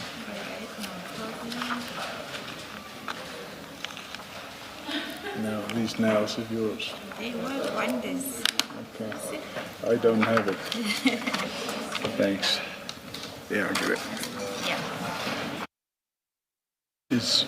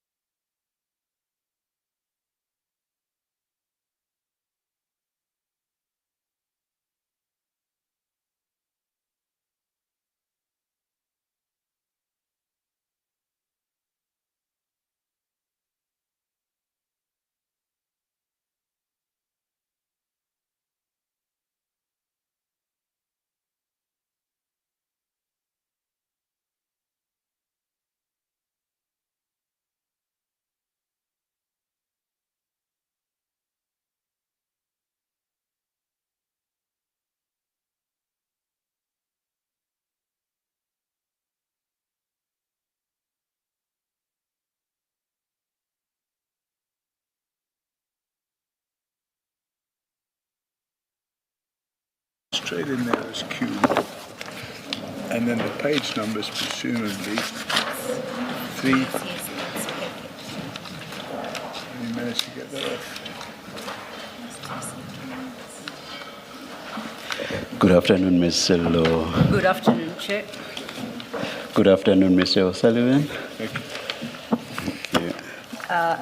Chair, we are ready to lead the testimony of Mr. Paul O'Sullivan. Mr. O'Sullivan would like to take the oath. Mr. O'Sullivan, please state your full names for the record. Sorted. Please state your full names for the record. Paul O'Sullivan. Do you swear that the evidence you are going to give is the truth, the whole truth, nothing but the truth? If so, please raise your right hand and say, "So help me God." Thank you. Thank you, Chair. Mr. O'Sullivan, you should have before you 2 files, a small file and a fairly biggish file. The first small file should read on the spine statement. Correct. So that's the one file containing a statement. And the second file contains the various annexures that you reference in your statement. That's correct. If then we could turn our attention to the small file. The small file indicates that it contains the statement of Mr. Paul O'Sullivan. It's a 29-page document. If you could turn to page 1 up to 29, and it is signed and dated the 17th of June 2026. Do you confirm that is the statement you prepared for purposes of your testimony to the Commission today? 100%. And do you stand by the contents of this statement? Absolutely. Before we start, I think I should point out to you probably a process that you know we adopt at the Commission, which is for some time we allow the witness to speak freely to the contents of their statement before there is any meaningful engagement. And when the witness gets to the conclusion of that exercise, then we sort of go over the statement again and re-engage. You and I this afternoon are under significant time pressures, and I would like you to confirm that we have agreed on a slightly different approach, which you believe doesn't prejudice you or in any manner would undermine your testimony, and which is instead of you speaking uninterrupted through your statement, that we shall do so per topic, because the topics that you traverse in the statement are independent and standalone topics. And in the course of engaging on any single topic, the commissioners are welcome to engage with you, and you will take questions. But before that happens, you'll be provided with an opportunity to summarize that particular topic and highlight those aspects that you believe are important. And thereafter, then the engagement will begin. Does that accord with our discussion and agreement? Yes, Commissioners, it was agreed that in order to try and truncate the evidence that I give, we should try and rattle through it as quickly as we can, topic by topic. Thank you, Mr. O'Sullivan. Commissioners, I trust that that would also find favor with the commissioners, that approach. Yes, yes. Thank you, Chair. Turning then, Mr. O'Sullivan, to your statement, you open your statement by giving an introduction and your profile, which you have annexed as Annexure A. This speaks to your background, your qualifications, and professional trajectory. Would you like to turn to that document, Annexure A, your profile? As the annex. And yes, it's your Annexure A, and highlight from that document such aspects that you think are particularly relevant to bring to the attention of the commissioners. If I may, that would be at your page 1 of the big file. That's correct. Yes. Commissioners, I can just say briefly that if you have a look at page 2 thereof, you will see that my crime-fighting efforts go back some 40 or 50 years, in fact. So 1978, I received an award from Scotland Yard for preventing a crime in place and arresting a suspect. And then there's a whole lot of other annexes, we don't need to go through them, which will demonstrate that for the last 36 years in South Africa, I have been involved as a good citizen, attempting to play my part. My late father used to say, if a country is good enough to live in, it's good enough to fight for. And I took that quite literally when I joined the police back in 1990, which is now 36 years ago. And I gave of my time freely on a regular basis. Most reservist police officials would put in between 8 and 15 or 8 and 20 hours a month. You were required to do 8. I regularly did 60 to 80 hours a month, not because I was bored, but because I had business activities which compensated me very well. And I just wanted to give something back to the community. And during that first, shall we say, 10 or 12 or 14 years, I made a number of arrests as a police official. And in fact, I was shot on duty 3 times. So I went through the rigmarole of doing what I did. And then I started focusing on drug cartels. And I also started focusing on organized crime insofar as corruption is concerned. And my career in the police came to a rapid end when I was dismissed by then Commissioner of Police Jackie Salebi. And the rest of it after that is history. I decided to open an investigation into Commissioner Salebi. And as is known, he was found guilty of corruption and sent to jail for 15 years. And on after that, Commissioners, I got involved in further crime-fighting activities, not as a police official, but as a volunteer. I formed a charity called Forensics for Justice, which I financed myself. And Forensics for Justice focused on dealing with corruption within the criminal justice system. And we're not talking here about a traffic cop asking for a bribe to avoid charging you for speeding. We're talking about serious corruption at general level within the police and at high level within the prosecution service. And those activities have been going on for another 15 years after the Jackie Salebi matter was finalized. And while all that was going on, Commissioners, it should be pointed out that I'm actually an engineer by profession, and I've been running my own property business both here and overseas, which has been my main form of income, property development and property speculation. But the reality is I've been able to sustain my activities and sustain the activities of Forensics for Justice. And I think, unless you've got any questions, I'd like to leave it at that. Thank you, Mr. O'Sullivan. Just, Mr. O'Sullivan, your involvement in the SAPS, I see at page 4 of that bundle, there's a letter from the SAPS which speaks to your position that you hold, and this is an SAPS letter. It says you currently, as a date of that letter at least, which is 97 June 26, that you hold the position of lecturer. You see where I'm reading? That's correct, Commissioner. Is this what you employed? Were you ever operational at any point? In fact, at the time that I was a lecturer at the Police Training Centre, I was also carrying out policing at the airport in the border police.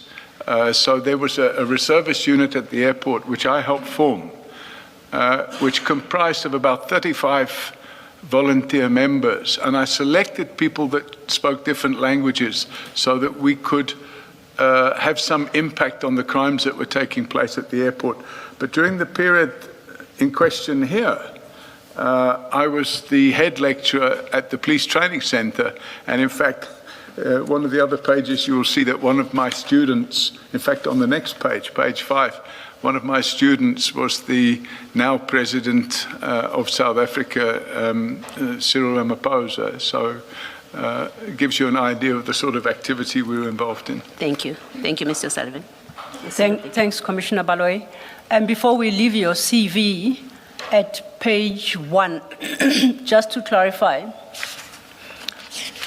you indicate that having previously worked as an engineer, you are also or was a police officer for many years. Was that in South Africa or in the UK or both? No, it was overseas. So I was in the United Nations Police for a spell. I was working for the British government. I was seconded to the United Nations Police, and that ultimately I ended up being seconded for a period to the BSAP, which was the police in what was then called Rhodesia, it's now called Zimbabwe. But you were never a police officer in the SAP or SAPS? Correct. No. Thank you. We then invite us to turn to the content of your statement. At page 1, you have listed under 8 topics the areas you would like to testify to. Yeah. You start, on my understanding, with paragraph 1.1, which are general comments to the nature of the testimony you'll be giving. Yeah. I invite you then to speak to the contents of paragraph 1.1 or to read them into the record if it suits you better. Thank you, Commissioners. What I've done to speed this process up is I've gone through my statement and highlighted what I consider to be the relevant, vital components. So 1.1, I've used the headline, penetration of the criminal justice system by organised crime is not new. And then I've said, despite General Mkhwanazi's dramatic press conference where he purported to blow the whistle on infiltration of the criminal justice system by organised crime, criminals have been able to successfully penetrate the criminal justice system long before 6th of July 2025. There are many instances of such, and I will deal with some very well-known matters below. And then I've said the point needs to be clear. This is not a new phenomenon. It's been going on for very many years. Not only is it not new, but it will also be my evidence that General Mkhwanazi has known about the links between organised crime and the police for many years. It's not something he suddenly became aware of last year. I will also testify that one of the cornerstones of General Mkhwanazi's complaint, interference by the Minister of Police, is something that happened way back in 2011, at which time General Mkhwanazi elected to unlawfully comply with said ministerial interference. And I'll come back to that later, Commissioners. Thank you.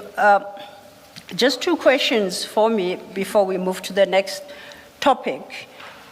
You suggest that, as you call it, the penetration of criminal justice system by organized crime is not new. Would it be a fair comment to say, at least on this score, you agree with General Mkhwanazi? That his testimony was that over a period of time, the criminal justice system appears to have been infiltrated by organized crime. Yes. And he testified to the extent he went to try and shine light on the problem. So, because you say it's not a new phenomenon, just on that aspect, I just want to find out if technically then you agree with General Mkhwanazi in that regard. My area of divergence is that it's not new. Of course, General Mkhwanazi brought it up on 6th of July last year, but it's nothing new.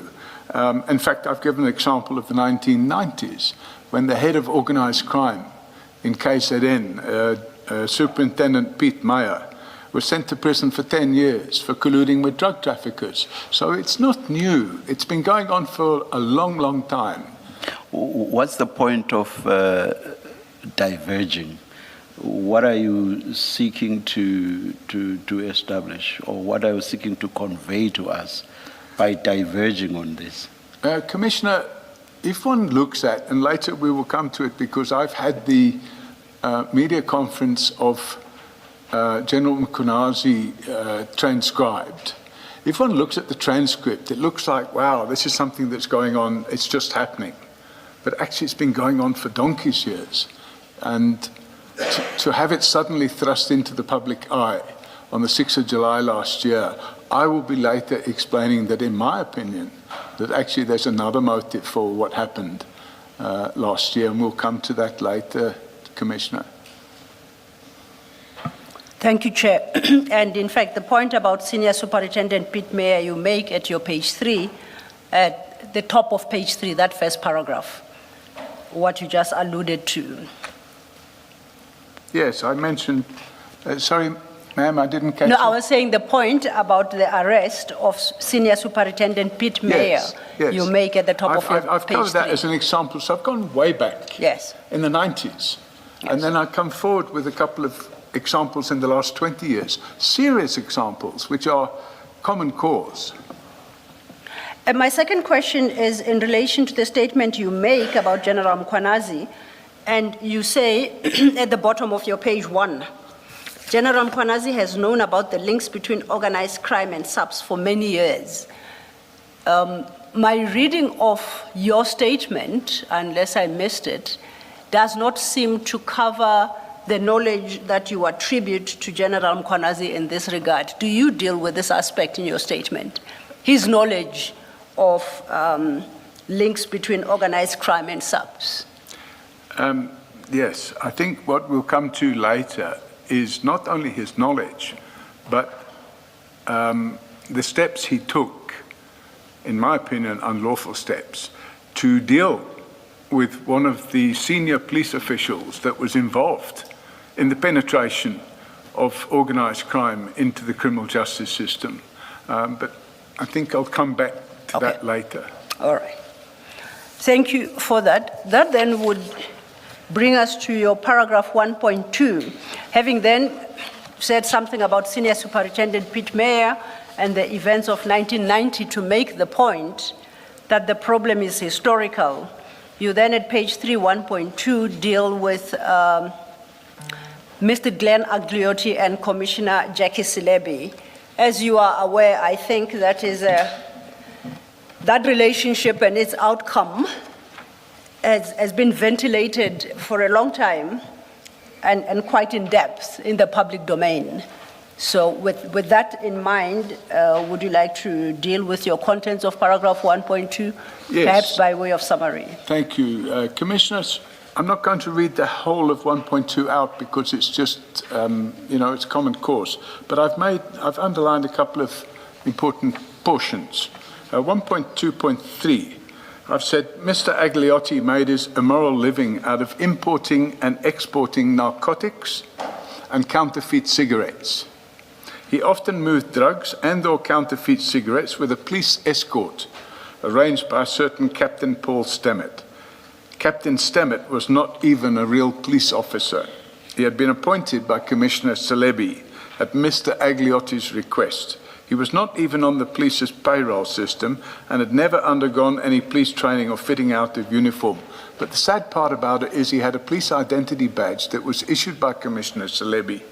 And then I've said Mr. Agliotti's other accomplices, and this is common cause, it's in the judgments which we'll refer to, include a security company owner, Mr. Clinton Nassif. Mr. Nassif also bribed Commissioner Silebi so that he could expedite the issue of firearm licenses for a security company.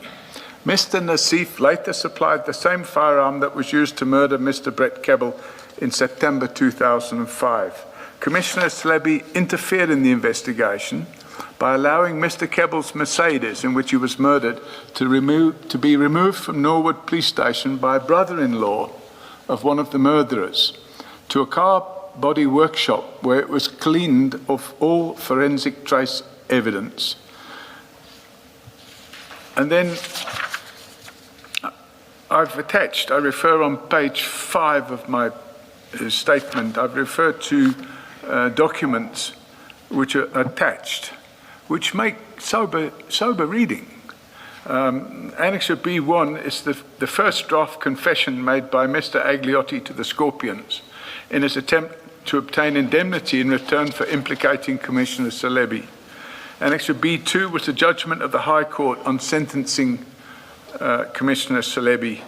And Annexure B3 is the judgment of the Supreme Court of Appeal dismissing the appeal of Commissioner Silebi against his sentence. And I think it's common cause, Commissioners, that the level of penetration was such, and it's made clear in Annexure B, which is referenced on page 4 at 1.2.7, it's made clear that the value of the drugs that were seized were 200 million rand.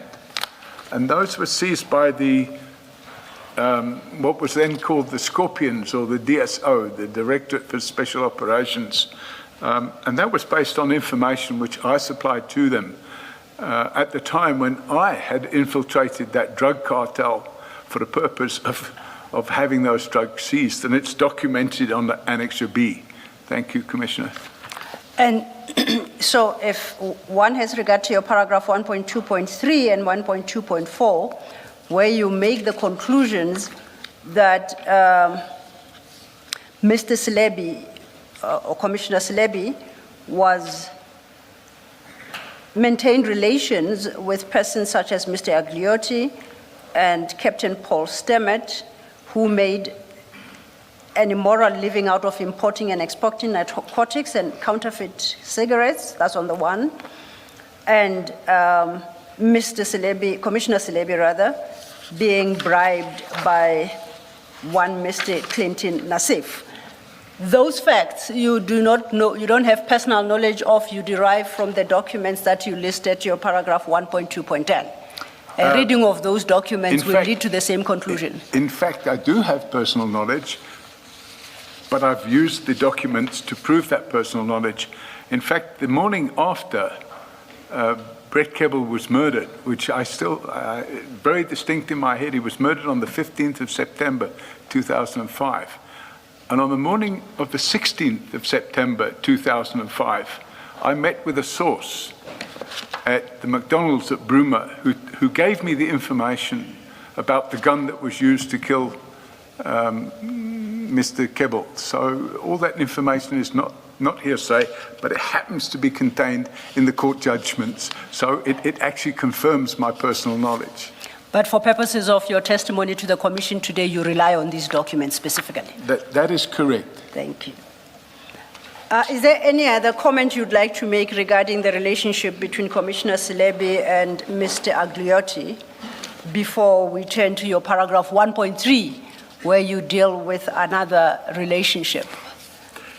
Now, I'm really happy for the commissioners to, in their own time, to read the evidence and draw their own conclusions, because I believe it's quite compelling. Yes.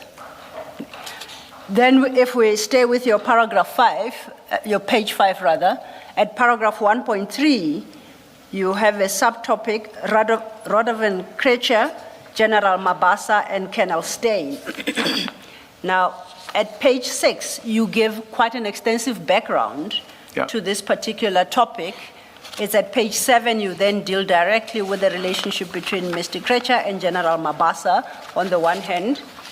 And let me just place on record that I was involved in a totally different capacity on issues relating to Mr. Agliotti, the matter of Mr. Brett Kebble, issues that related to Mr. Stemmet and even Mr. Nassif, but the context related to the decision that had been taken by Mr. Vusi Pikoli to prosecute General Selebi. And then Mr. Mshe, or Advocate Mshe, came in to replace Mr. Pikoli, but he was an acting NDPP. And this is how I then got involved. Advocate Mshe wanted to know whether or not he should reverse the decision of Advocate Pikoli. A 4-person panel was appointed to look at that decision by Mr. Pikoli and to pronounce on whether the 4 people were of the view that Mr. Pikoli was correct in taking the decision.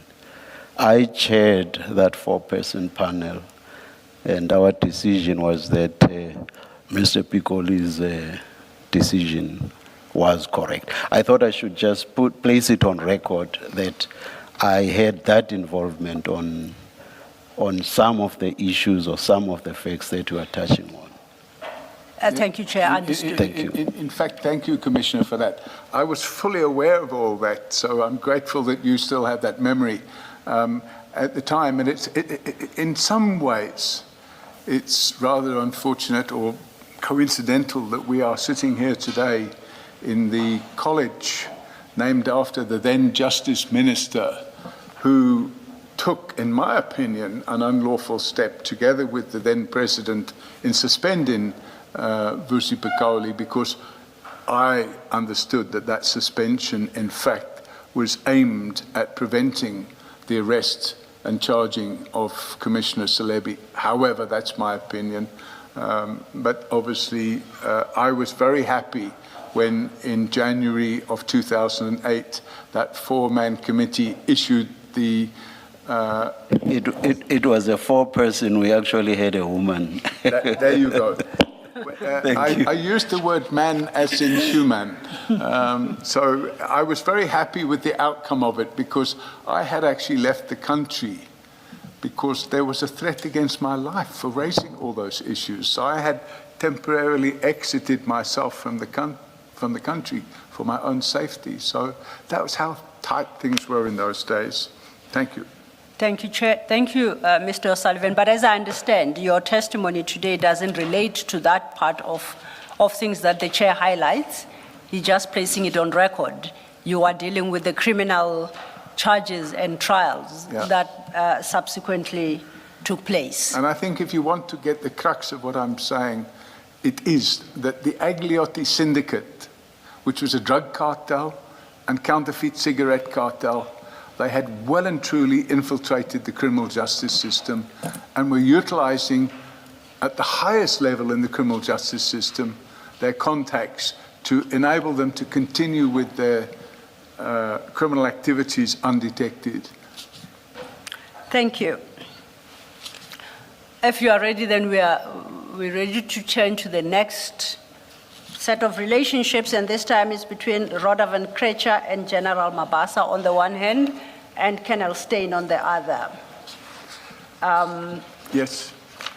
I would perhaps suggest that you consider reading paragraph 1.3 and overleaf under the heading background. 1.3 at page 5. Yes. That would give us an introduction into the topic. And then you could highlight what you consider particularly important under background at page 6. You don't have to deal with that page extensively.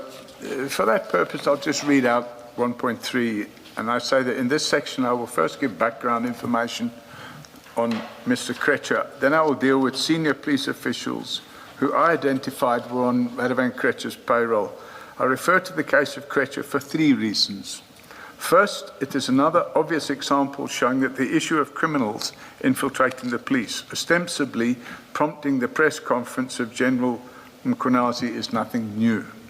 Second, it involved multiple attempts on my life. Third, it involved a corrupt police officer who resurfaced as a witness at this commission.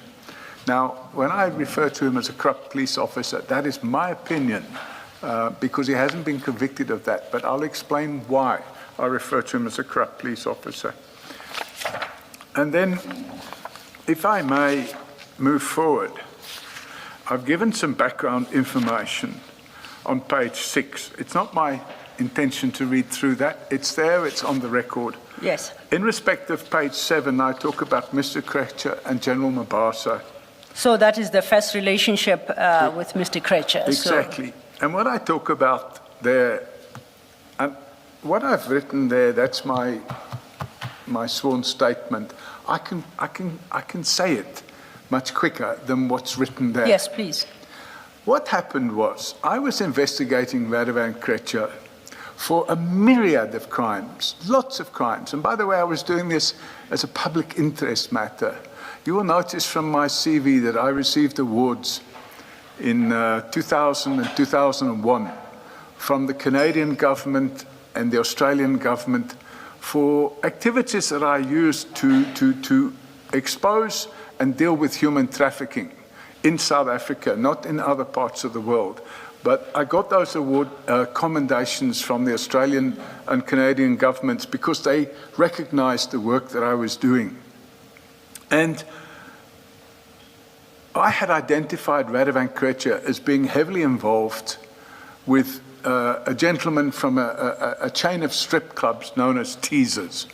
And I had identified that he was involved with importing, for the want of a better expression, ladies to work in these type of clubs. And I was trying to get the police to take action against him. And in every turn I was failing. I couldn't get the police to pay any attention to it.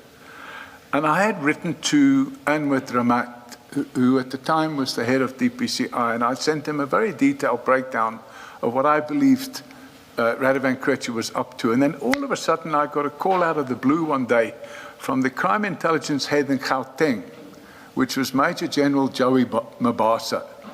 And he phoned me out of the blue. I hadn't been in communication with him ever before that. And he invited me to his office. I went there and he told me, no, he heard I've got information about Radovan Krejcir and he wants to take down Radovan Krejcir. I thought, wow, this is great. So I gave him a file on Radovan Krejcir. An hour later, I get a phone call from a source who's present in a meeting with Radovan Krejcir and tells me, Paul, that guy you just met with, you don't know what you're doing. I said, what do you mean? He said, that guy is on his way to see Radovan Krejcir with the file that you've given him. So I thought, wow, this Major General in the police is now going to see this criminal that I'm investigating. So let me see what's going on here. So I carried out my own investigation into General Mabasa. And what do I find? I find that his wife is a director of a company with Radovan Krejcir's wife. I was shocked. So, of course, I exposed all this. And what I find to be ironical, and it's covered on page, at the bottom of page 7 and page 8, is that the wife of General Mabasa became a director of that company on the 10th of October, 2009. And she resigned as a director of that company on the 30th of June, 2010. And it's no coincidence that the date of her resignation is 2 weeks after I had exposed the fact that General Mabasa's wife was in business with Radovan Krejcir's wife. And it was all over the media, and then she promptly resigned. Needless to say, my complaint, which is a very serious complaint, which I sent to General Zermatt and General Sabir at the time was the head of DPCI in Gauteng, and I sent them a very serious complaint, and within a week or two General Mabasa was suspended, and then he was later given a golden handshake. But what was interesting to me is that the registered address of that company was 64 First Avenue in Edenvale. And it came out during the trial of the murder of Uwe Gambala, a German who had been kidnapped from the airport and murdered. It came out during the trial that he was actually murdered at 64 First Avenue in Edenvale. So when you start putting all the pieces of the jigsaw together, it meant that General Mabasa was now heavily involved with Radovan Krejcir. And I think if you have a look at the annexes which I've referred to, on page 8 at 1.3.7, there's an Annex E, which deals with the actual murder of Lolly Jackson, this owner of the strip clubs. That's worth reading. It explains exactly what happened and how he was murdered by Radovan Krejcir, and how, after the murder, this fellow Smith, whose real name was Luca, met with General Mabasa, and General Mabasa told him he better pack his bags and get out of the country quick. And then Annex F deals with the, it's a newspaper cutting that deals with the fact that General Mabasa left the police unceremoniously and was paid out a 3.5 million golden handshake, when in fact he should have been arrested and prosecuted for corruption, but nothing of that happened. And the point, and I'm going to make it again later on, that whenever you get these senior generals, in the cases that I'm referring to, who should have been arrested and charged with corruption, they're in fact getting golden handshakes and let off the hook, and they go. So what you don't have is you don't have the, what I call the head on the pike that you need to have in the police service, so that if a person steps out of line, there needs to be some demonstration that if you step out of line, you're going to be in trouble. But actually in the police, if you step out of line, you either get moved to another department within the police, and I'm going to come to examples of that later, or you get a golden handshake and you're released from the police. Thank you. Before we deal with that detail then, that would take us to your annexure G and H, which are affidavits you obtained at page 9. But before Yes. we turn to that detail, if I could just clarify a few things with you. At your paragraph 1.3.5, you indicate that you received an unsolicited telephone call from Major General Mabasa, who then was the Gauteng Provincial Head of Crime Intelligence.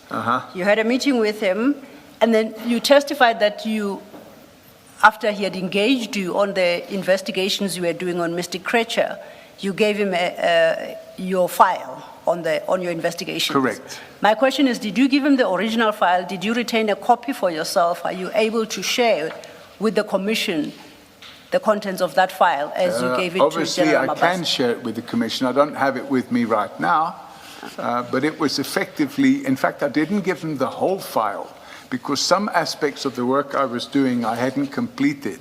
So what I gave him was what I had completed at that stage. And that was the file that dealt with the money laundering that was going on with a gentleman by the name of Alekos Panayai, who was the bank manager for Cyprus Bank in South Africa, who was doing money laundering between Radovan Krecher and Lolly Jackson. And that's what led to the murder of Lolly Jackson, because Radovan Krecher would pay an amount of money into a bank in Cyprus, and then Lolly Jackson would give him a bag, a duffel bag or whatever, with the equivalent amount of rand. So he would get a bag with 2-3 million rand, and he would do a transfer. And what happened is what led to the murder. And if you look at these Annex E, you will see it. It details the fact that actually the final transfer they did, Radovan Krecher presented a fake document indicating that he had transferred money into the Bank of Cyprus, when in fact he hadn't transferred any money at all. And Lolly Jackson then handed over a duffel bag full of rands in cash, and there was no concomitant transfer into his bank in Cyprus. So that caused the animosity between them, which ultimately led to the murder of Lolly Jackson.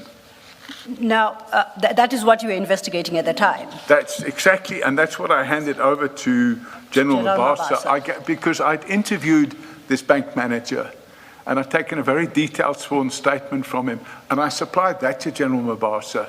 As a result of what I found out, I then phoned that witness and told him to go into hiding, because I believed that they would have tried to murder him.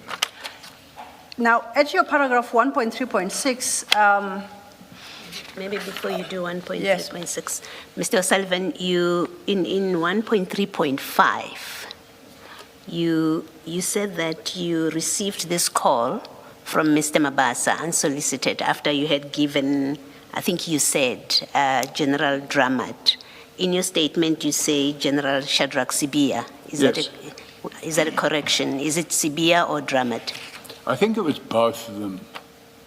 Well, later on, you do speak of giving them both a report. Yes. But here at the beginning, where you speak about what results in the unsolicited telephone call from Yes. General Mabasa, you say you had shared information of your investigation with Sibia. I just want to correct the fact. Is it General Sibia? Is it Dramat? It was Is it General both? Sibia and General Dramat. At this Yes. point. Okay, thank you. Whatever I supplied to General Sibia at that moment in time, I used to also supply to General Dramat, because I didn't want a single point of entry. I wanted there to be knowledge at different levels within the police about what was going on. In fact, I even went to the office of General Dramat and had a meeting with him about Radovan Krecher. Thank you. Thank you, Mr. Thank you, Commissioner Baloyi. At your paragraph 1.3.6, you say about an hour after you left General Mabasa's office, you got a call from a source advising you that he has been informed by Mr. Krecher that General Mabasa was on his way to see him with a file he had obtained from you. Now, I'm not going to ask you who your source is, but we have your say-so that this engagement took place. That's all we have. Yeah, Okay. absolutely, but that's my say-so, and it's more than my say-so, because as a result of that phone call, it caused me to investigate General Mabasa, and then I got that information on General Mabasa, which I then shared with General Sabia and General Dramat. Now, having shared that file with General Sibia, who you say was DPCI Gauteng provincial head, and General Dramat, what position did he hold at the time? He was the national head of DPCI. National. What were you hoping to gain by sharing it further with with General Mabasa, who, as you say, called you without any solicitation? Did you have a relationship with General Mabasa that allowed for a sharing of the results of your investigations? On what basis do you give him this? Yeah, it's a very valid point. I wrongly came to the conclusion, and I should have checked, I wrongly came to the conclusion that General Dramat and General Sabia had instructed crime intelligence to get to the bottom of this matter. And I assumed, therefore, that General Mabasa was reaching out to me because he had knowledge. So if you've got this knowledge, then you must be involved in it. So I readily gave him this file. And did you ever engage Generals Dramat and Sibia about this matter and whether or not they had an immediately engagement afterwards? So, Commissioners, if you have a look, on the same day that I met with Mr. O'Sullivan, you should wait until... Oh, sorry. Yeah, if you speak at the same time, there will be problems with the transcription. So I thought you'd finished. No, my question was, after then your source called you to inform you that Mr. Krecha has just had a telephonic discussion with General Mabasa about a file you had given to General Mabasa. When you learned that, did you ever have a conversation with General Sibia and Dramat about the turn of events? Who are the people you say you had initially engaged around this matter? Yes, but I didn't do it the same day. So what happened was, I got this phone call. Then I thought, wow, if this is true, because you don't take everything you're told as being the gospel truth, you have to look into it. But what it prompted me to do was to look into General Mabasa. And coincidentally, when I went to meet him at the Diagonal Street building, being the type of person I am, he'd arranged parking there for me. And when I went to park there, I saw a parking bay. And it's not in my statement, but I'm just recollecting this. I saw a parking bay marked up for General Mabasa. And I made a note of the registration number of the vehicle that was parked there, just for my own interests, because it looked like a very fancy double cab. So I made a note of the registration number of that vehicle. And then what happened, when I get this phone call, I then start to carry out investigations. And I immediately found out that General Mabasa's wife was in business with Radovan Kretsch's wife. They were directors of the same company. And I could not think of any logical reason other than it was to conceal some form of corruption. And then when I ran the checks on the motor vehicle, I found that the vehicle, well, I phoned the dealer, I found that the vehicle had been purchased by Radovan Kretscher for General Mabasa. So you put the pieces of the jigsaw together, which I did. And I then went and met with General Dramat. I phoned General Sabia and told him what I'd found, and I went and met General Dramat because I was so keen to make sure that they did something urgent about it. And I think a week later, General Mabasa was suspended. Did you do an in-notice check on the vehicle, the registration of the vehicle? Correct. Yeah. Yes, correct. Is it not so that all that this would have shown you is in whose name the vehicle was registered? Why I'm asking that is, how did you then establish who had purchased So we're able to, Commissioner, we're able to do various checks. The one check you can do is just to get the ownership of a vehicle. Another check you can do is to get the history of the vehicle. It wasn't a brand new vehicle, it was a used vehicle. And the previous owner of it was Groep Twee Beleggings, which was Radovan Kretsch's company. So you put two and two together. Thank you. My question was going to try and understand the checks that you say you conduct. Are these the checks that normally are reserved for law enforcement to undertake, or do you have access to the system? Yes, and if so, in what capacity? Let me explain to you. We don't have access to the NITIS system. We have access to what we call closed source data banks. So we have to sign a code of conduct with, so they're accessible by certified fraud examiners, forensic investigators. It's not the same system that the police. I don't actually do the checks myself. I have staff that do it, but I don't know the systems we use, but they are all above board and all lawful.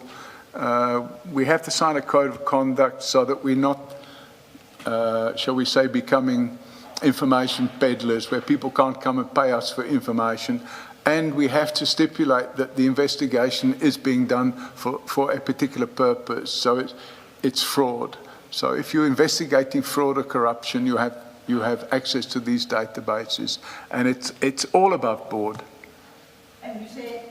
And you say this, you have access to these systems as a certified fraud examiner. Who certifies and registers examiners for that purpose? And what is the name of your entity that is so registered? The Association of Certified Fraud Examiners. There's a South African chapter. There's a chapter in most countries in the world. And it's a very rigorous process to go through. You have to have a first degree. You have to do 2 years of work in the fraud field. And then you have to sit exams. I think the exams are rated as NQF 8. So it's quite a process. You can't just wake up one morning and decide, oh, I'm going to be a certified fraud examiner. It's quite a rigorous process to get through.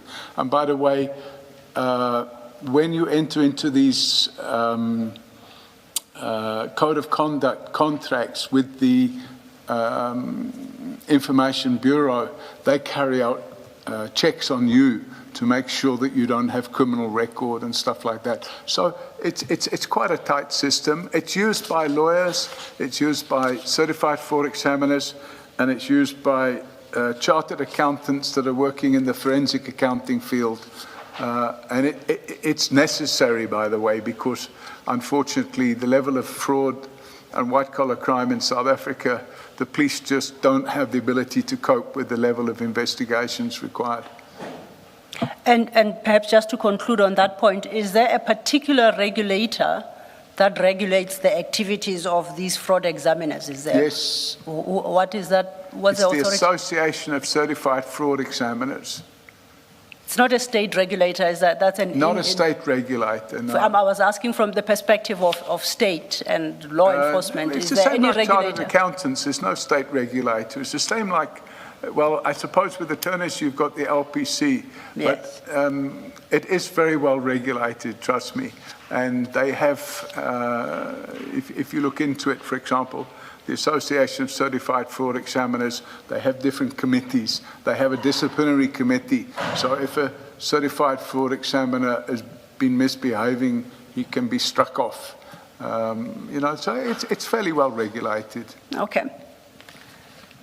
At the conclusion of 1.3.6, you deal with Annexure C, which is what you say, it's a company search you conducted, where you established that General Mabasa's wife and Mr. Kretsch's wife were shareholders in the company. So we didn't get the share register. We Oh, could just see that directors. they were both directors. Directors. Share register is harder to get. One has to do what we call a Section 26 application. Section 26 of the Companies Act, where you write to the company and you give them notice and they have to give you details of the share register within 14 days. We Yes. didn't go to that length, but I was satisfied that the two of them were directors of a company and that was more than just a coincidence. At page 8, then, at paragraph 1.3.7, you deal with the murder of Mr. Lolly Jackson. Yep. You see where I pick it up at your page 8. Yes. So, Commissioners, it's set out in some detail in Annexure E, and I commend you to read that. It's quite clear. In Annexure E, it's quite clear what happened there, and it's That annexure E is at page 174 of the big file. 174, yes. Now, if you skip the first 2 pages of 174 and just go straight to page 176, Yes. because the first couple of pages is more of an introduction. 176 explains exactly the relationship between this fellow Smith, whose real name was Luca. He was an illegal immigrant, by the way. He was in the country unlawfully. He was a Cypriot. And by the way, he was wanted in Cyprus as well. And he talks about the relationship between Jackson, Radovan Kreća, and this fellow Panayi. And Panayi was the gentleman I interviewed over a period of 2 or 3 days and taken a very detailed statement from in connection with the money laundering that was going on. That's the statement which I'd, apart from supplying to the DPC, I had given to General Mabasa. And then if you go then to page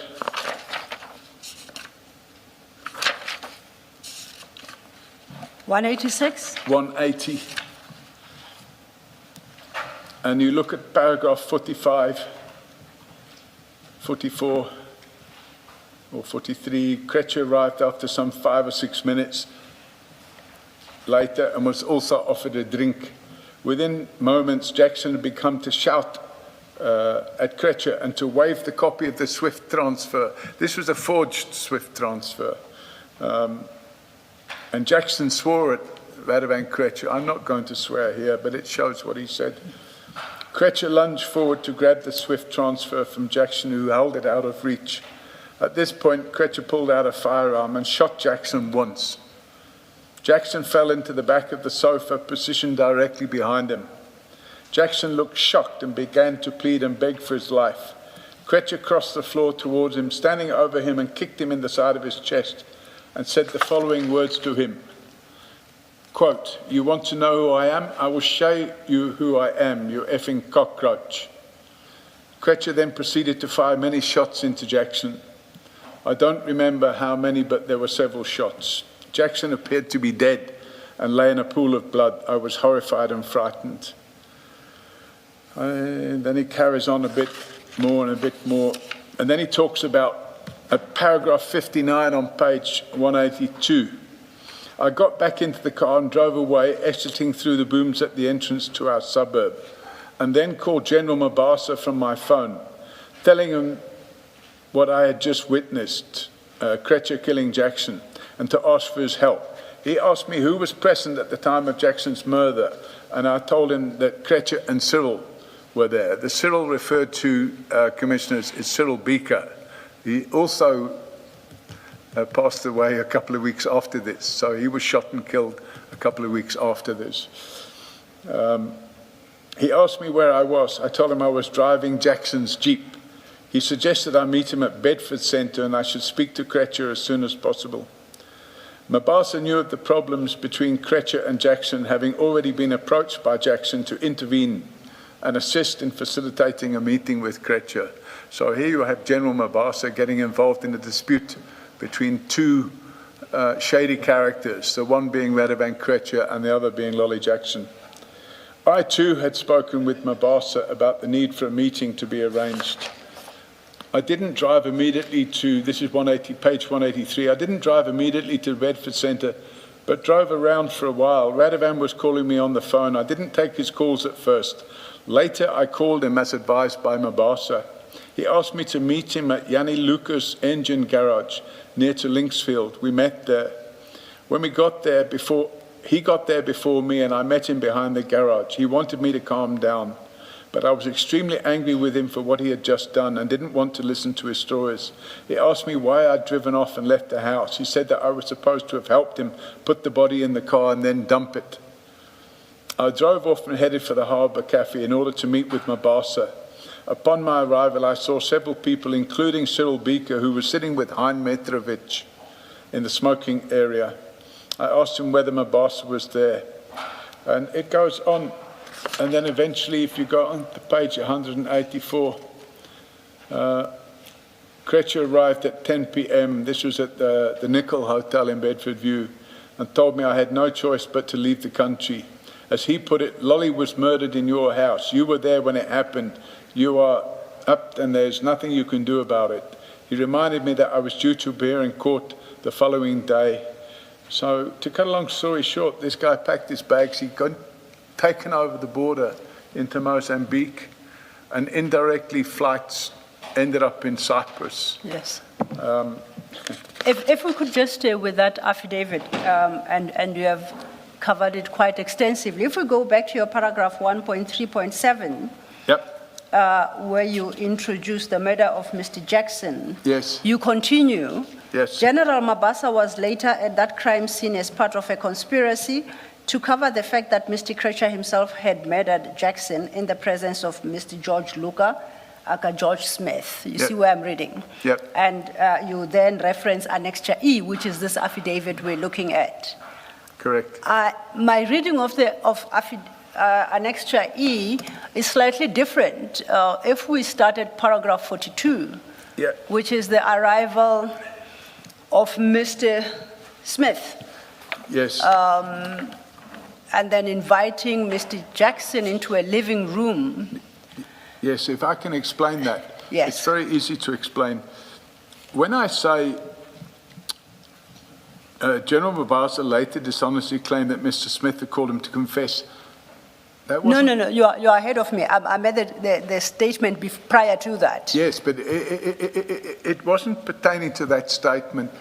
It was pertaining to the media. It's what General Mabasa said to the media. So it was published in the media that General Mabasa had said that George Smith had phoned him to confess to murdering Lolly Jackson. So it wasn't in the statement of Smith, and Smith would probably, on his way out of the country, would not have known of that. The very next day it was in the media, and that can be found. If it's requested, I can find those media links.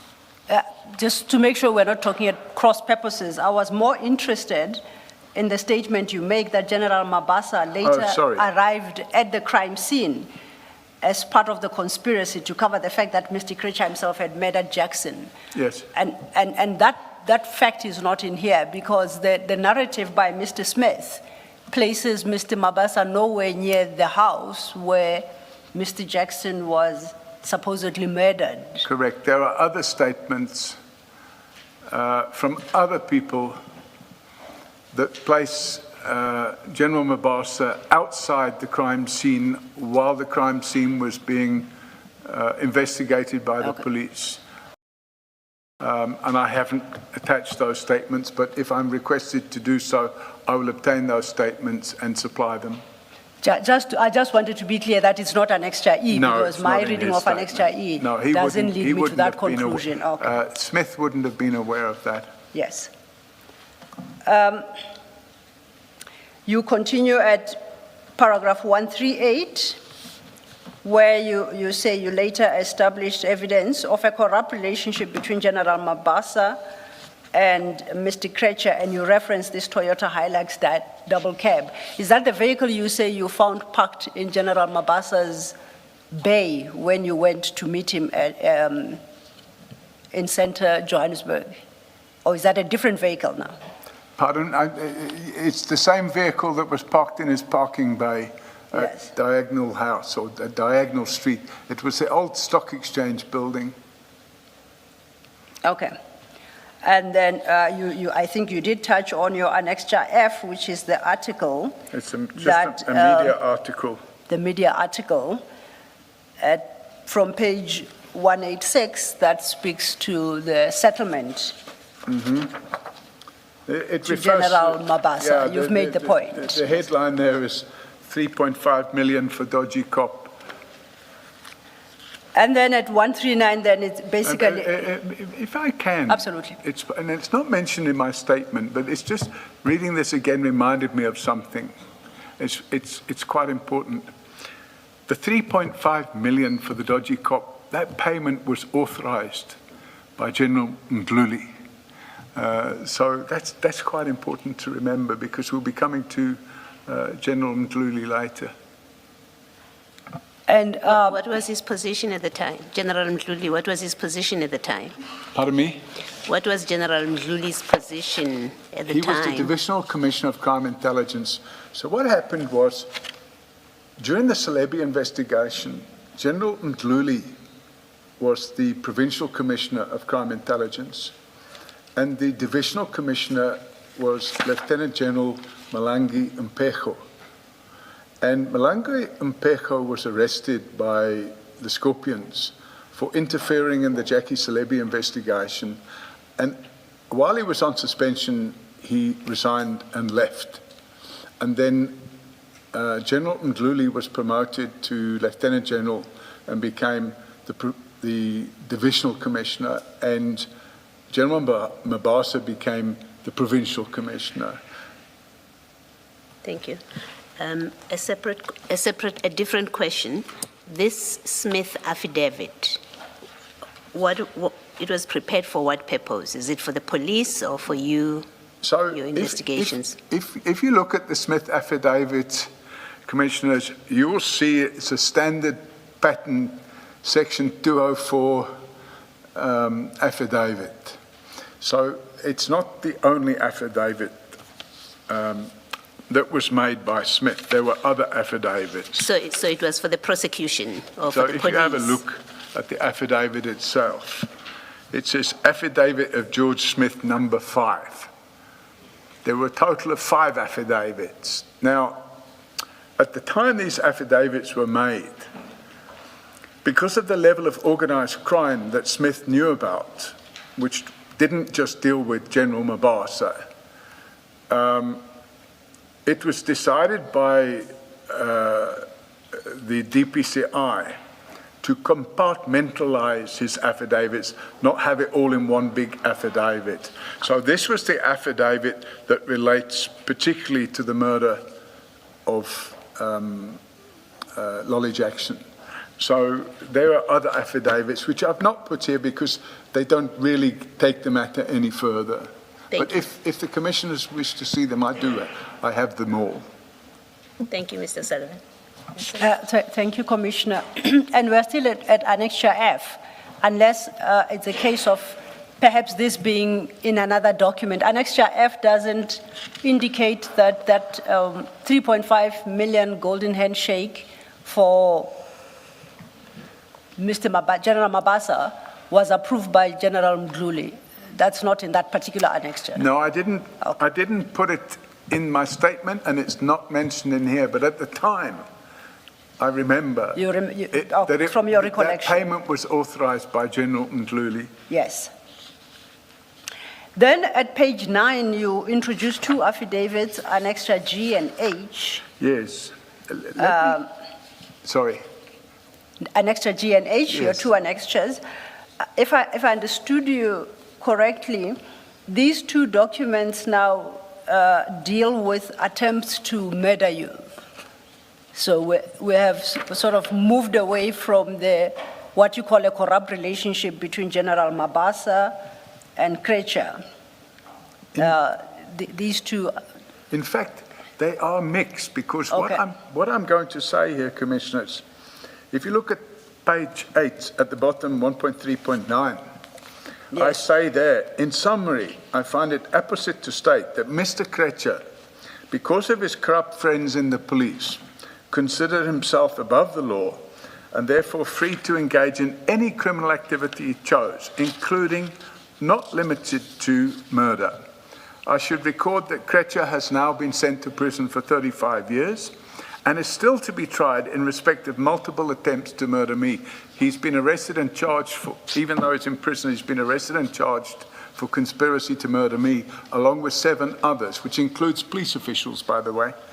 And the statements of this fellow Potiska, who's residing in the Czech Republic, the one statement deals with the conspiracy to murder me, which is Annexure G. And again, these statements are compartmentalized so that you don't have everything all in one document. But if you look at Annexure H deals only with the relationship between Radovan Krecha and General Mabasa. The Annexure G deals only with Radovan Krecha's conspiracy to murder me. Yes. So then let's turn to General Annexure H, which would appear, or at least sound, to be more relevant to this relationship you are dealing with. Page 193. Page 193. And I would like to refer you to paragraph 5. Yes. Sorry, I thought you wanted me to read. No. My understanding, again, my reading of this, it's Mr.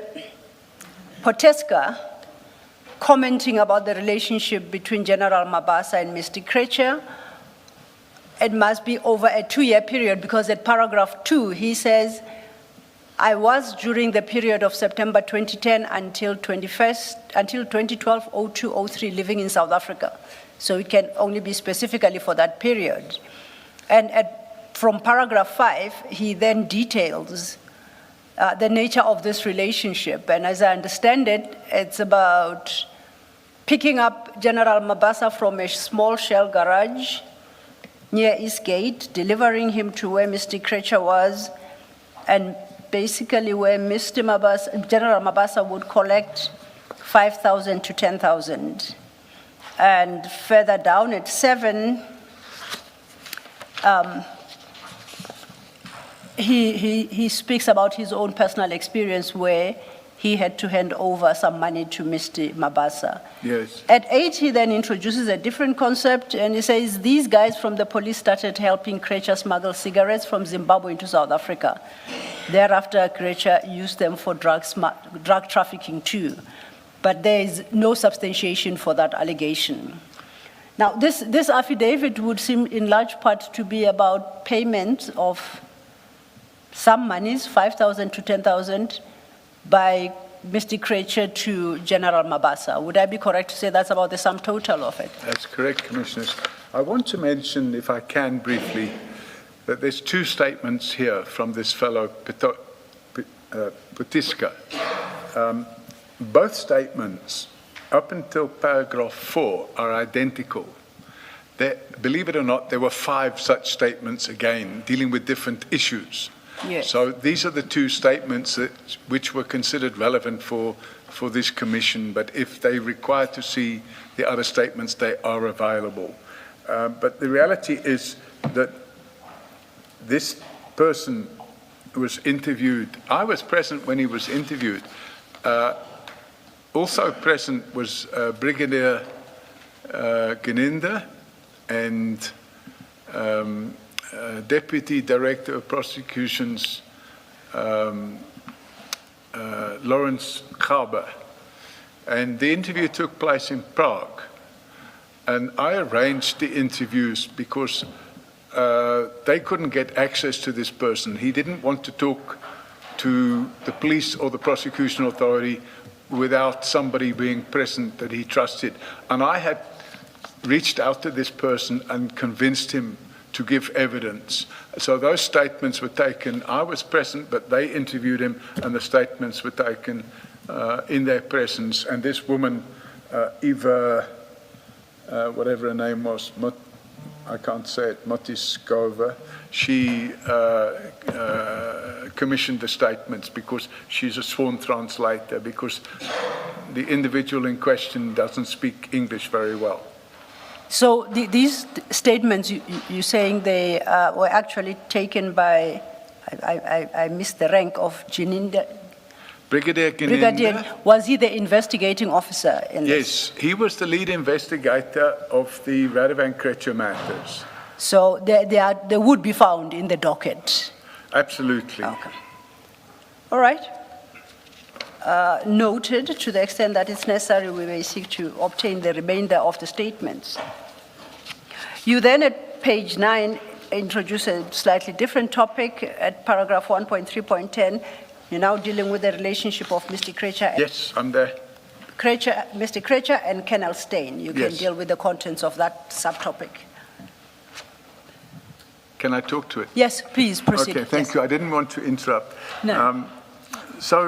Commissioners, this is very simple. Of course, the script there that's in italics, generally speaking, would be classed as hearsay, because it's what somebody phoned and told me.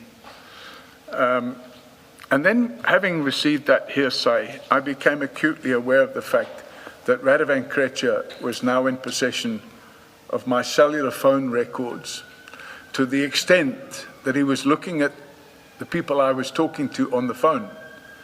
And remember, in those days, we didn't have all these smartphones that we had today. They were just starting to come out. So WhatsApp, I don't think it even existed then. So whatever phone calls you made, it was on your phone records. And what had happened was this person was called in to a meeting at a restaurant in Bedfordview, just across the road from the police station. At the time, it's no longer there. It was called News 24 Cafe or News Cafe or something like this. News Cafe, I think it was called.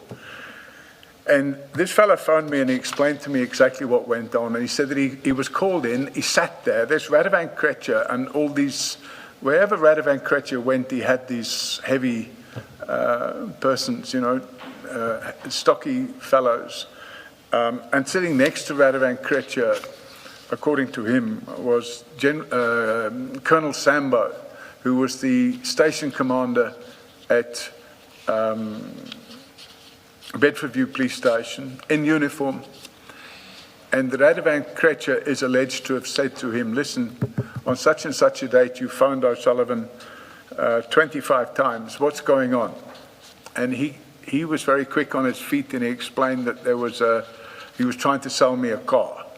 Of course, that nothing of the kind was going on. He was actually helping me out with inside information about the movement of Radovan Krejcir, because he was going to be arrested at that time. In fact, he was arrested. So Radovan Krejcir leaned across the table and said to him, if I find out you're lying, he put his finger on his forehead, if I find out you're lying, I can put a bullet hole there. So kind of scaring the guy.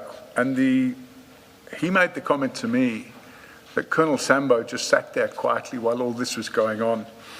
And this person asked, well, how do you know that I made all these phone calls? He said, well, I've got your cell phone records. To be an urgent application against Vodacom. And I drafted, and it's this Annexure J. I drafted a sworn statement for it, but I never actually launched. And the reason I never launched was because when I got senior counsel's opinion, he said that I might fail with that application.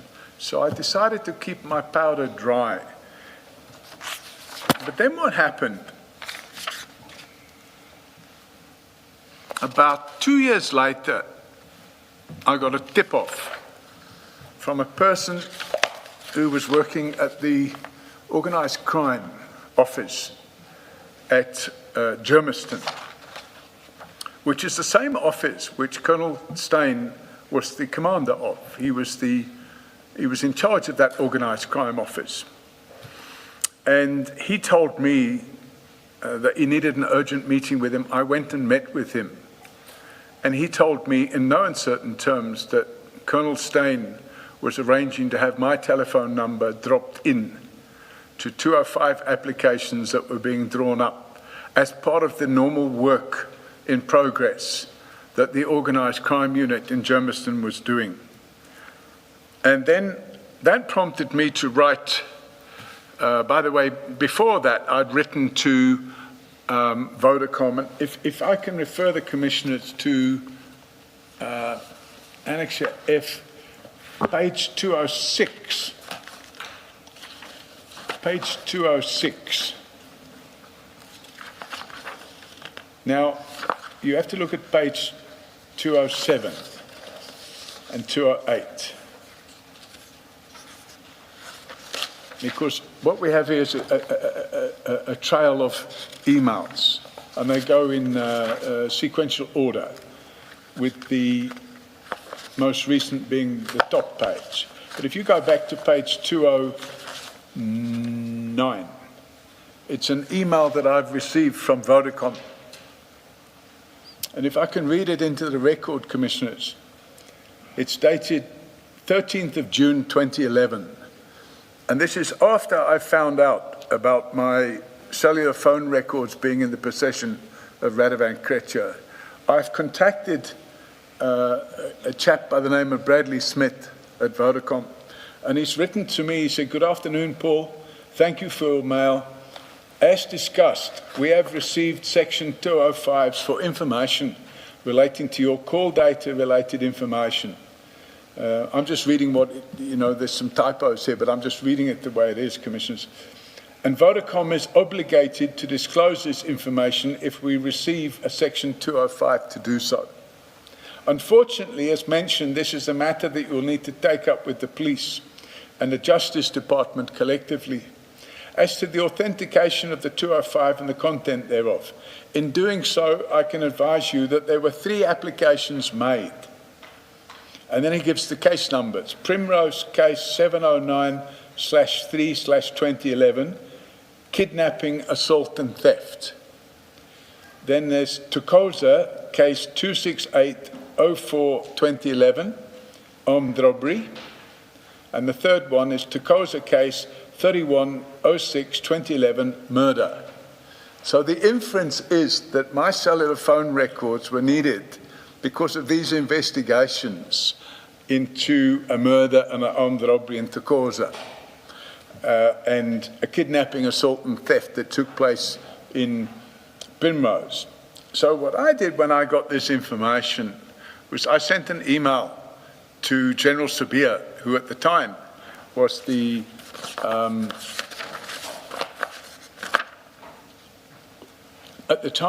head of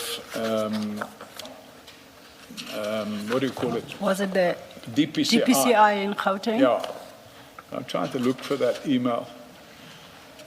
Which in email? fact, I only wrote to him later. I supplied it probably by hand to him in a meeting. But later on, in November 2021, 21 November 2013, I write... Sorry. Just a moment. Is it not 210? I was going to suggest 210, an extra K.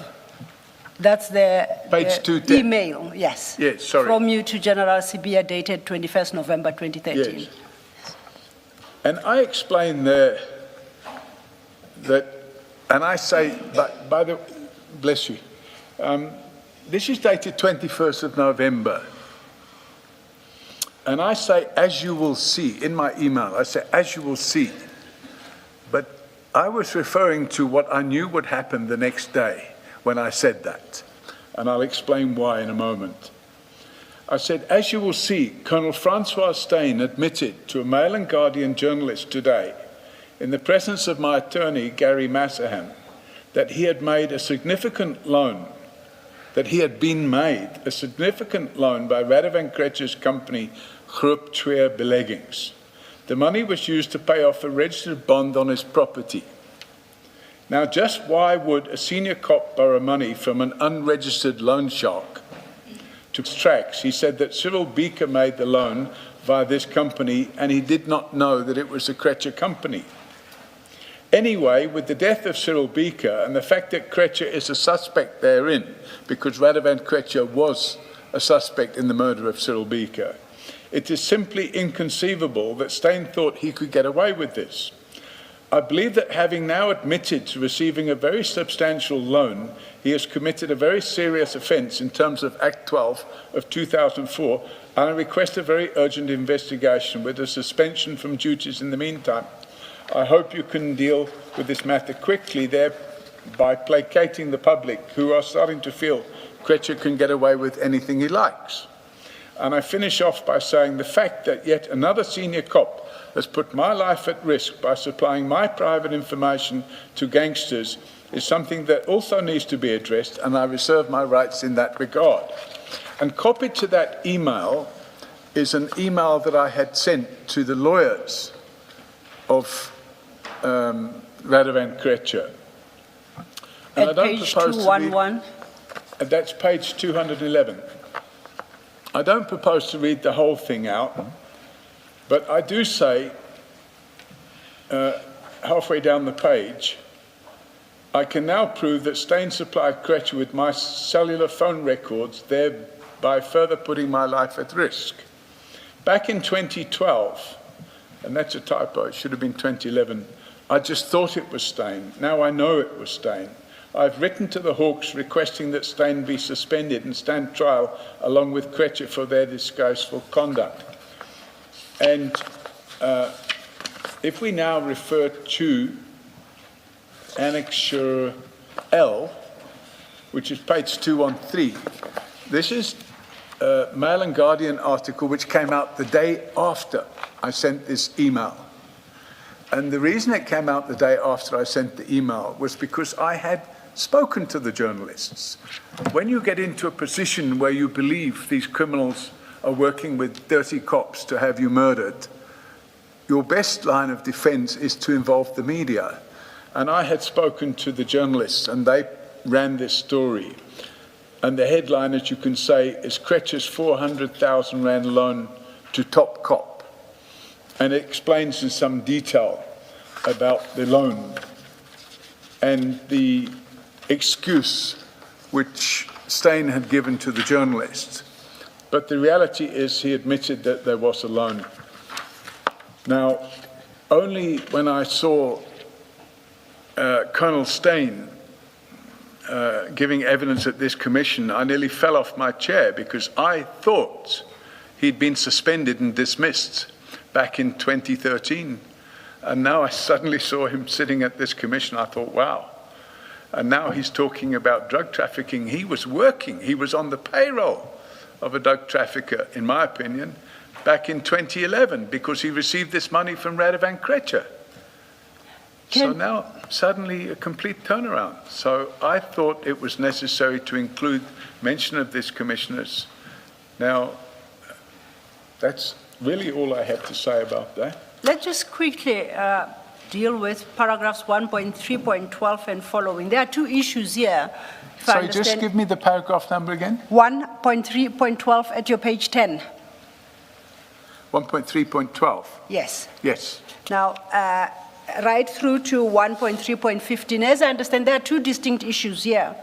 The first is your complaint regarding intrusion into your privacy by obtaining or seeking to obtain your records. And if we go to page 209, which is that email you wrote to Vodacom. Correct.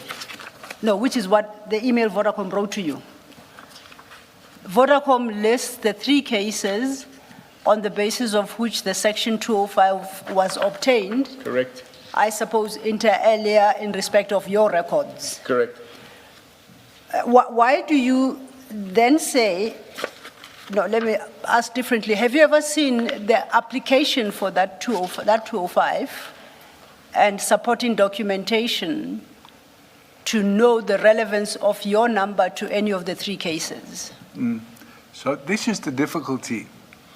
I had prepared the application against Vodacom, commissioners, and when I consulted with senior counsel, they said that bringing an application to force the state to show the content of a Section 205 application to obtain your cell phone records would be almost impossible to get such an order, and the court would err on the side of safety and not grant. And the reason given was, supposing I was a suspect in these cases, and now I'm bringing an application to find out what statements lie. Because when you bring a 205 application, you have to state this person is suspected of murder or armed robbery or whatever the case may be.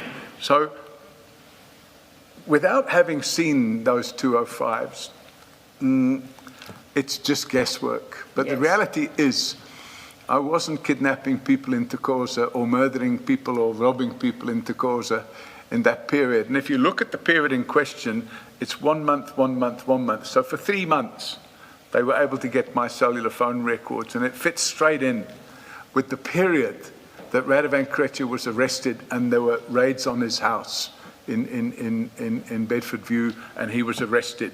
And during that whole period now, he's got my cellular phone records.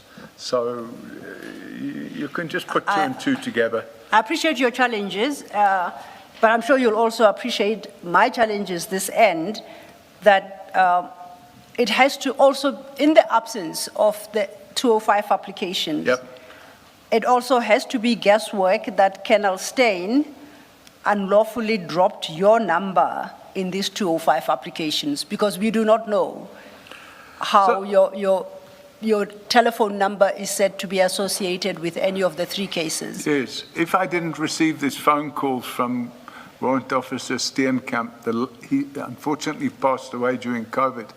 But if I hadn't have received that phone call, and by the way, I don't name him in my email, but the fact that I sent the email to Radovan Krejcir's lawyers, and the fact that I forwarded that email to General Sabir and General Zermatt to say, listen guys, look what's going on here, doesn't prove, but it makes it clear that, watch the media, by the way, you will see, and it was out in the media the next day, that he admitted having a 408,000 Rand loan from Radovan Krejcir's company. So if you put all the pieces of the jigsaw together, it's circumstantial evidence, but when you put it all together, it's a very interesting picture, and somebody would have to explain what happened there. And I don't know if the Commission has the ability to get the police to hand over those Section 205 applications, but I'm pretty sure they would make very interesting reading. Yes. Now, that was the first point. The second then you make is about this loan that you say was for Mr. Steyn's mortgage bond account. You say that at your paragraph 1.3.12 of your statement. 1.3.12. The conclusion of that paragraph. Then you introduce an extra K, which is your email chain to General Sibia. Correct. At paragraph 1.3.14, that an extra L, which is the actual Mail and Guardian article you reference, you say Colonel Steyn admitted to receiving the loan in question, but claimed not to have been aware that the company providing it was linked to Mr. Krejcir. Then you conclude his story was not only feeble, but it could also not be reasonably true. I'm reading at your paragraph 1.3.14. Correct. If one has regard to the article that you reference and rely on from page 213, you have referenced this company, Groep 2 Beleggings, which is a company, you say, the article says it's controlled by Mr. Krejcir. If you go to the bottom of that article, there is an explanation, ostensibly by Colonel Steyn, of how the loan came to be. But the long and short of it is, Colonel Steyn says Mr. Bika had undertaken to arrange a loan for him through this company. Now, at the next page, at 214, under the heading Professional Relationship, Colonel Steyn argues that he has a professional relationship with Mr. Bika, whatever that means, who was the National Risk Manager for REM, hand-to-hand couriers. And then at page 2015, those paragraphs, he deals with the repayment of this loan. Why do you then conclude, based on the explanation he gave, that his explanation is not only feeble, but it could also not be reasonably possibly true? Thank you. What could be the truth? My take on this, Commissioners, is we have to understand that he's giving this explanation to the media in 2013, and he's passing everything off on this person called Cyril Beaker, who had been murdered in May 2010. So it's very convenient now, because dead men, as we know, cannot speak. So he blames everything on Cyril Beaker. But let's say his story was true. It was common cause in the country at the time that Cyril Beaker was murdered, that Cyril Beaker himself was part of the Cape Town underworld and was running protection rackets in Cape Town. So why on earth would you want to get involved in getting a loan from a person that was involved in protection rackets in Cape Town? And why on earth would you go to a company, the lawyer of a company called Group Belegging, without finding out who is this company? Now, you're a commander of an organized crime unit in Germiston. And if this hadn't have come out in the media, which it did, and it only came out in the media because I found out about it, then he would have concocted another story, I suppose. But the story is absolutely feeble. And if it was true, what was he doing business with a member of the Cape Town underworld, borrowing 408,000 rand? So whether he borrowed the money from Radovan Krejcir or borrowed it from Cyril Beaker, it's the same difference. Can I ask a question? Yes. You sent an email to General Sibia and I assume to General Dramat. Is it not fair to assume that since you reported the matter to them, in fact, you asked for then Colonel Steyn to be suspended? Is it not fair to assume that they looked into the matter and their view was that there was no wrongdoing? So, thank you, Commissioner. In fact, what happened was Colonel Steyn was suspended as a result of this. And this was now in November 2013, okay? And if one looks at what happened after that, unfortunately, my time was taken up with bigger issues, because on January the 9th, 2014, which was 6 weeks later or 7 weeks later, first of all, Radovan Krejcir was arrested at the same time.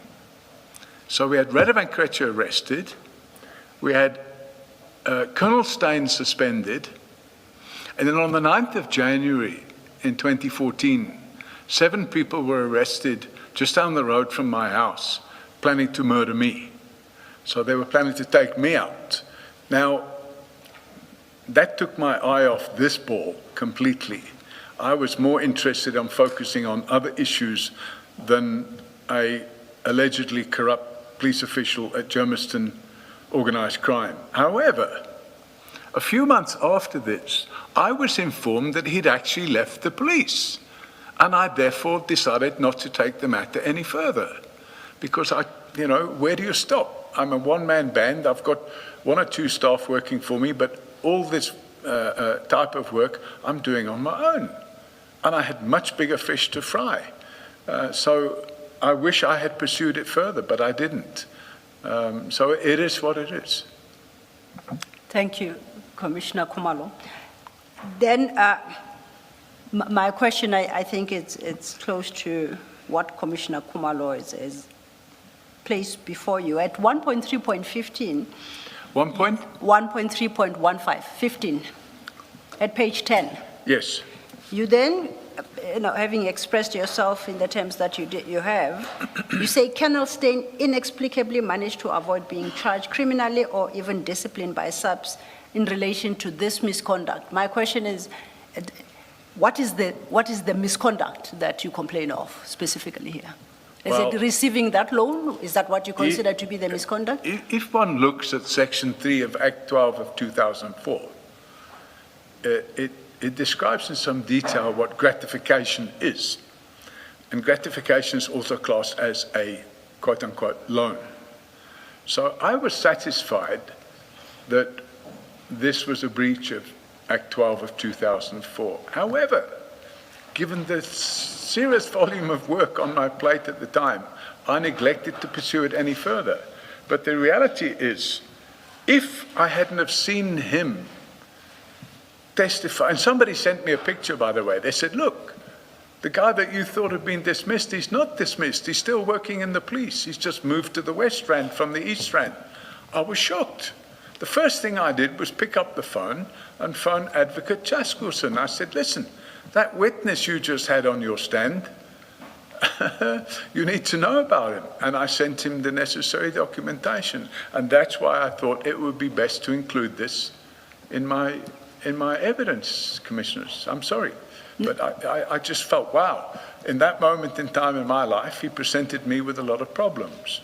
When a friend phones me and tells me that they want to shoot him because he's got my cell phone records, of course, Radovan Krejcir was in prison. So I just kind of lost interest in the matter. I should have pushed it further forward. Thank you. No, my question was trying to understand what is the misconduct you complain of. You say you call it potential gratification. It's just that your statement doesn't highlight gratification for what, and neither does your annexure M, being the email you addressed to Sergeant Sitole and So Gibea. if you look at the emails that I sent, I make it clear that it's gratification. I don't necessarily reference Section 3 and what... No, that's, I'm happy with that. Okay. But then if you just perhaps shed some light, gratification in exchange of? He was being paid gratification in exchange for what? So... You don't set it out in your statement, it's not in your letter of complaint. The commissioners would bear with me on this one because I lecture on the subject. Please don't. But there doesn't have to be a quid pro quo. Okay. There can be what's described as a generally corrupt relationship. And if one looks as an example, the state versus J. Celebi, that's exactly what the trial judge found, that there wasn't a quid pro quo, but there was a generally corrupt relationship. So I'm not in a position to say what the quid pro quo was, but I'm satisfied that there was a generally corrupt relationship.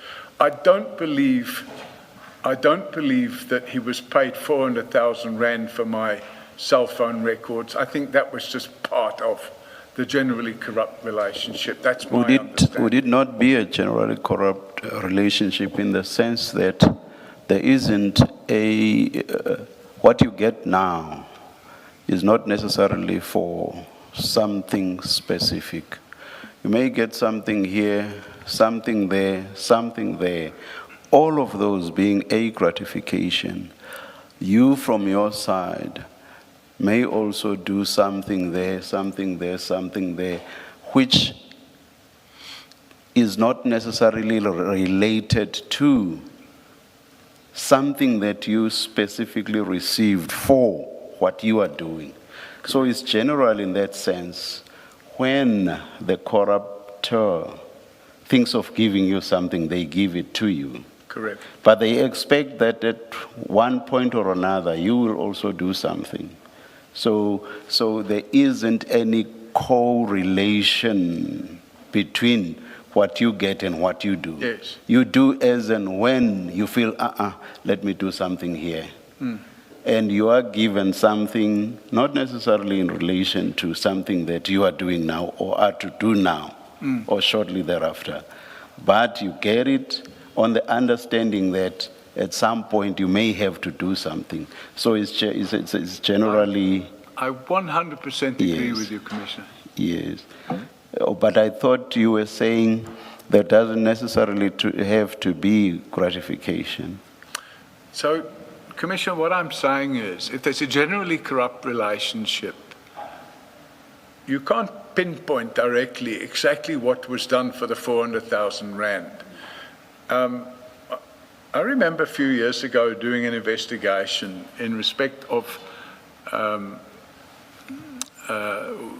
wildlife permits that were being issued to people that were buying and selling registered game.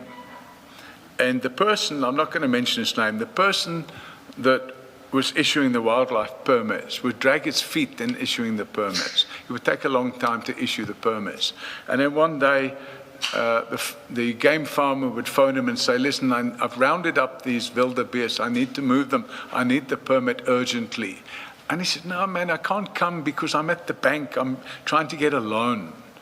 Oh, well, listen, we'll give you a loan, but we need you here now to issue the permit. That's how it starts, and it starts like that. So I don't know what took place between Colonel Steyn and Radovan Krejcir or Cyril Beaker that resulted in the 408,000 rand loan. If it was a loan, I believe it was just a payment that was used to pay off his bond.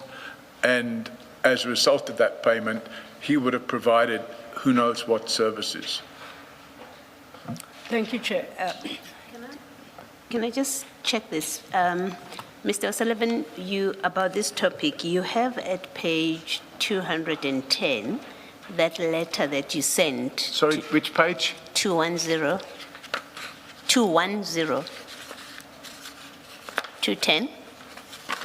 And that's your Annexure K. Yes. That letter there, it speaks to the loan, or the alleged loan. Is there anything else that you communicated with whether General Sibia or Dramat?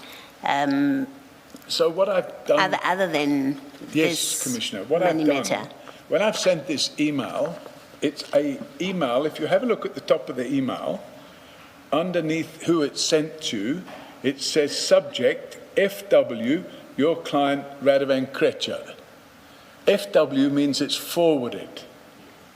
So then you look over the next page, which is 211, and that deals with my allegations against Radovan Krejcir and Colonel Steyn. So I'm actually forwarding those allegations that I've made. Okay, maybe my more direct question is, did you communicate to General Sibia or General Dramat the complaint about access to your call information? Can I just refer you to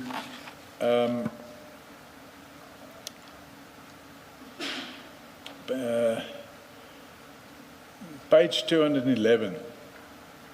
Yes. Blah, blah, blah, blah.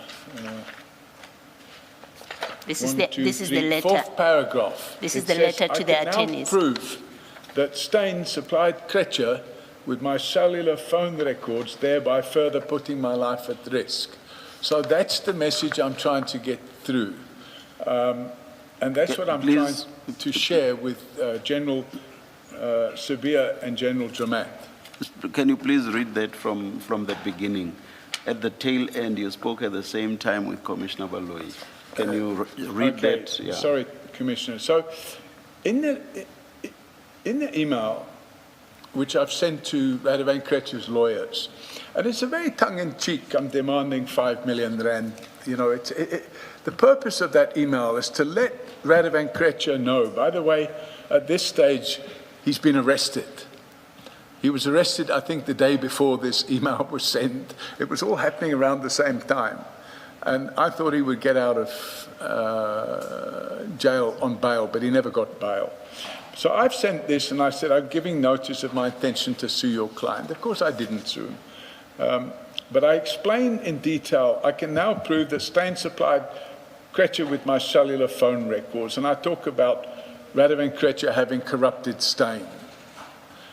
So I have now forwarded this email. If you look at the heading of the email, it says, your client Radovan Krejcir.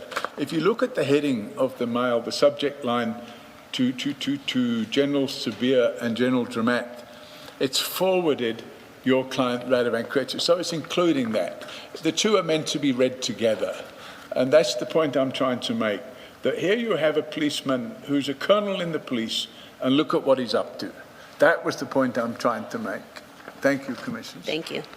And before we, if I may, before we leave that particular letter that you wrote to the attorneys, that paragraph, was it paragraph 4?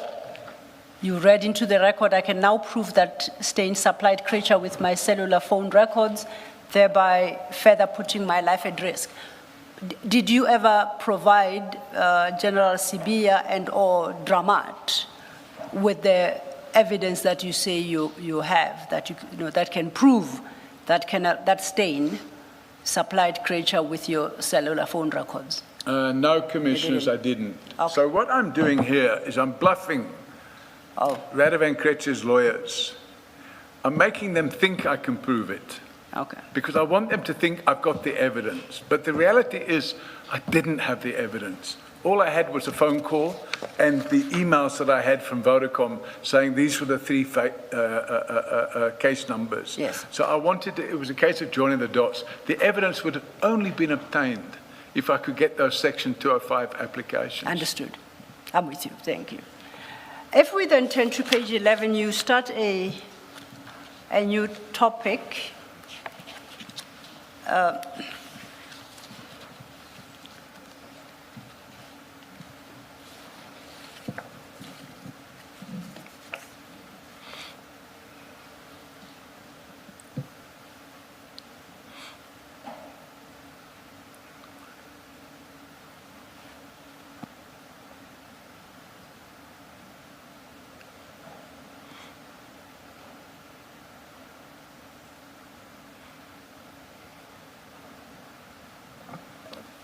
Please continue. Thank you, Chair. I see it's 3:45.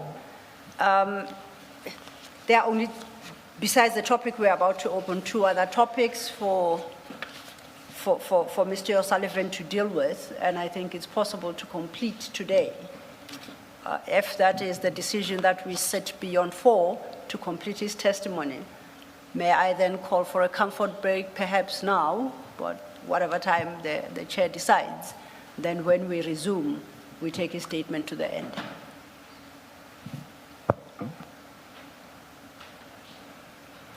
Let's adjourn and resume at 4 p.m.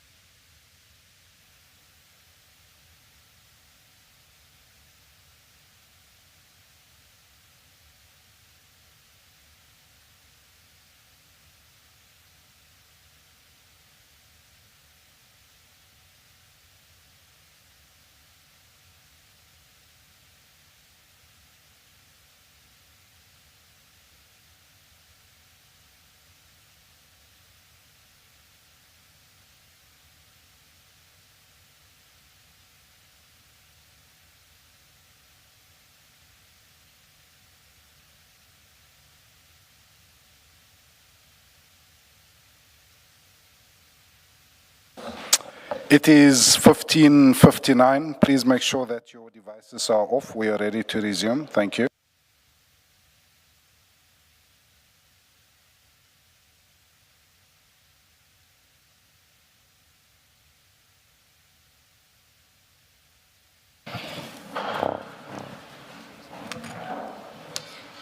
Thank you, Chair. Mr. O'Sullivan, if we could now turn to your page 11, please switch on your mics, both of them, the microphones. Thank you. We are now at your page 11, at item 1.4, and you have headed this Major General Feroz Khan. Yes. You deal with that over the next 2 pages.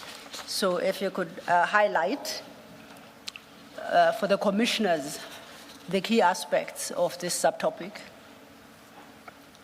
Yeah, if I can suggest that we start with Annexure M. That will be page 216? Page 216. Yes. Annexure M, Commissioners, is an email that I sent to the then Commissioner of Police, Commissioner Sitoli. Kekla Sitoli was the Commissioner of Police in May 2021. And I copied Lieutenant General Lebea, who at that stage was the head of DPCI. And my email references a tip-off that we had received at Forensics for Justice. So just to be clear, Forensics for Justice has an online tip-off portal, and it also has a telephonic tip-off portal. So people can phone anonymously, and the number is 0800 118 118. And we occasionally get these messages through. And a message came through, and it was a demand to speak to me. And I phoned the person back, and he insisted on providing this information. So what we do, we often get tip-offs, and the information doesn't check out. It doesn't look like something that's genuine. Or sometimes what happens is you'll get a captain who's in dispute with a general, or a colonel who's in dispute with a general, and they'll make spurious complaints. And when we get these tip-offs, before we do anything, we look at the background of it to see if there is anything there. Otherwise, what might be happening is we might be aiding and abetting malicious tip-offs against senior officers. But when we received this tip-off, I met with the person concerned, and the information that was given on the tip-off is listed there.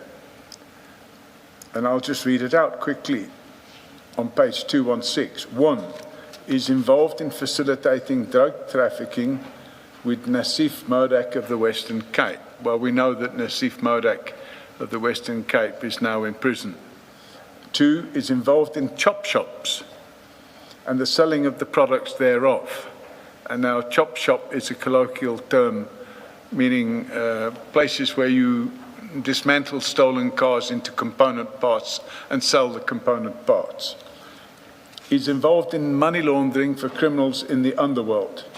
4, he protects certain criminals, notably Mr. Pregi Padeachi, who is a close friend of ex-Deputy National Commissioner Vinesh Kumar Munu, who is currently alleged to be involved in illicit tobacco trade. And 5, he has no security clearance and would not get security clearance because of his covert criminal activities and questionable business activities. Now, these are allegations.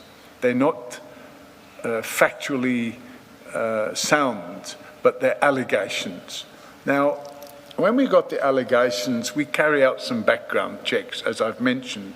And in this case, what we did was we decided to have a look at General Khan. So attached to the email that we sent was the document, which is now pages 218, 219, 220, 221, 220, right up until, well, it's all these pages, right up until page 237. Because pages 218 to 224 is our research, it's the research we've done. But when the person gave me the tip-off, the person supplied me with the pages 225 to 237 as what that person considered to be substantiating the allegations. And it's not our position in life to make any findings about these sort of things.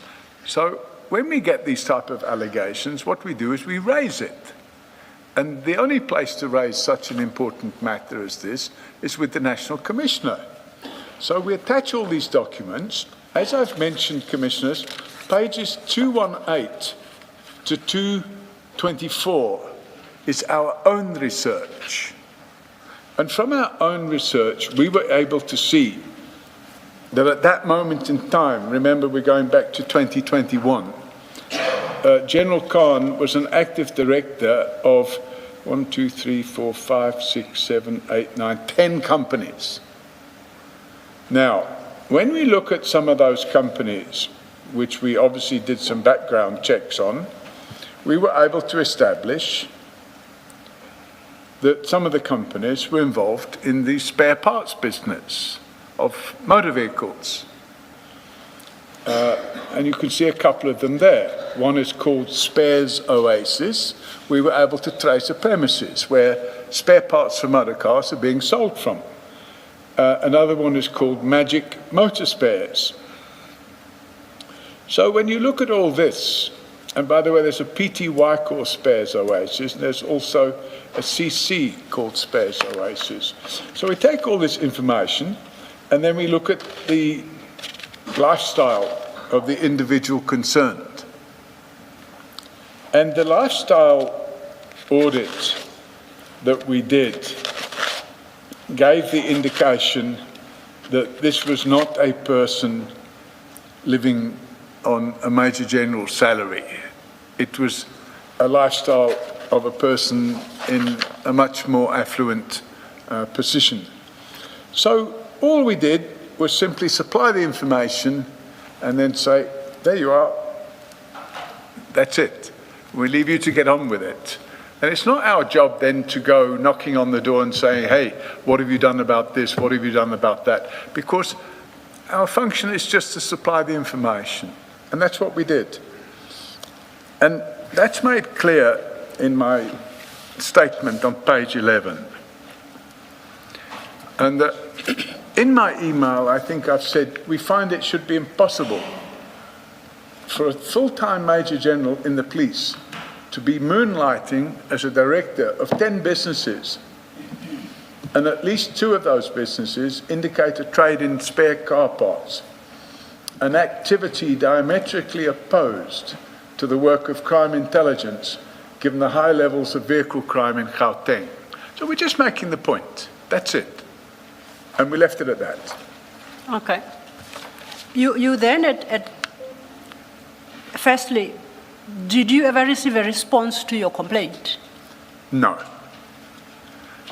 You deal with another annexure at paragraph 1.4.2. Before you do that, Mr. O'Sullivan,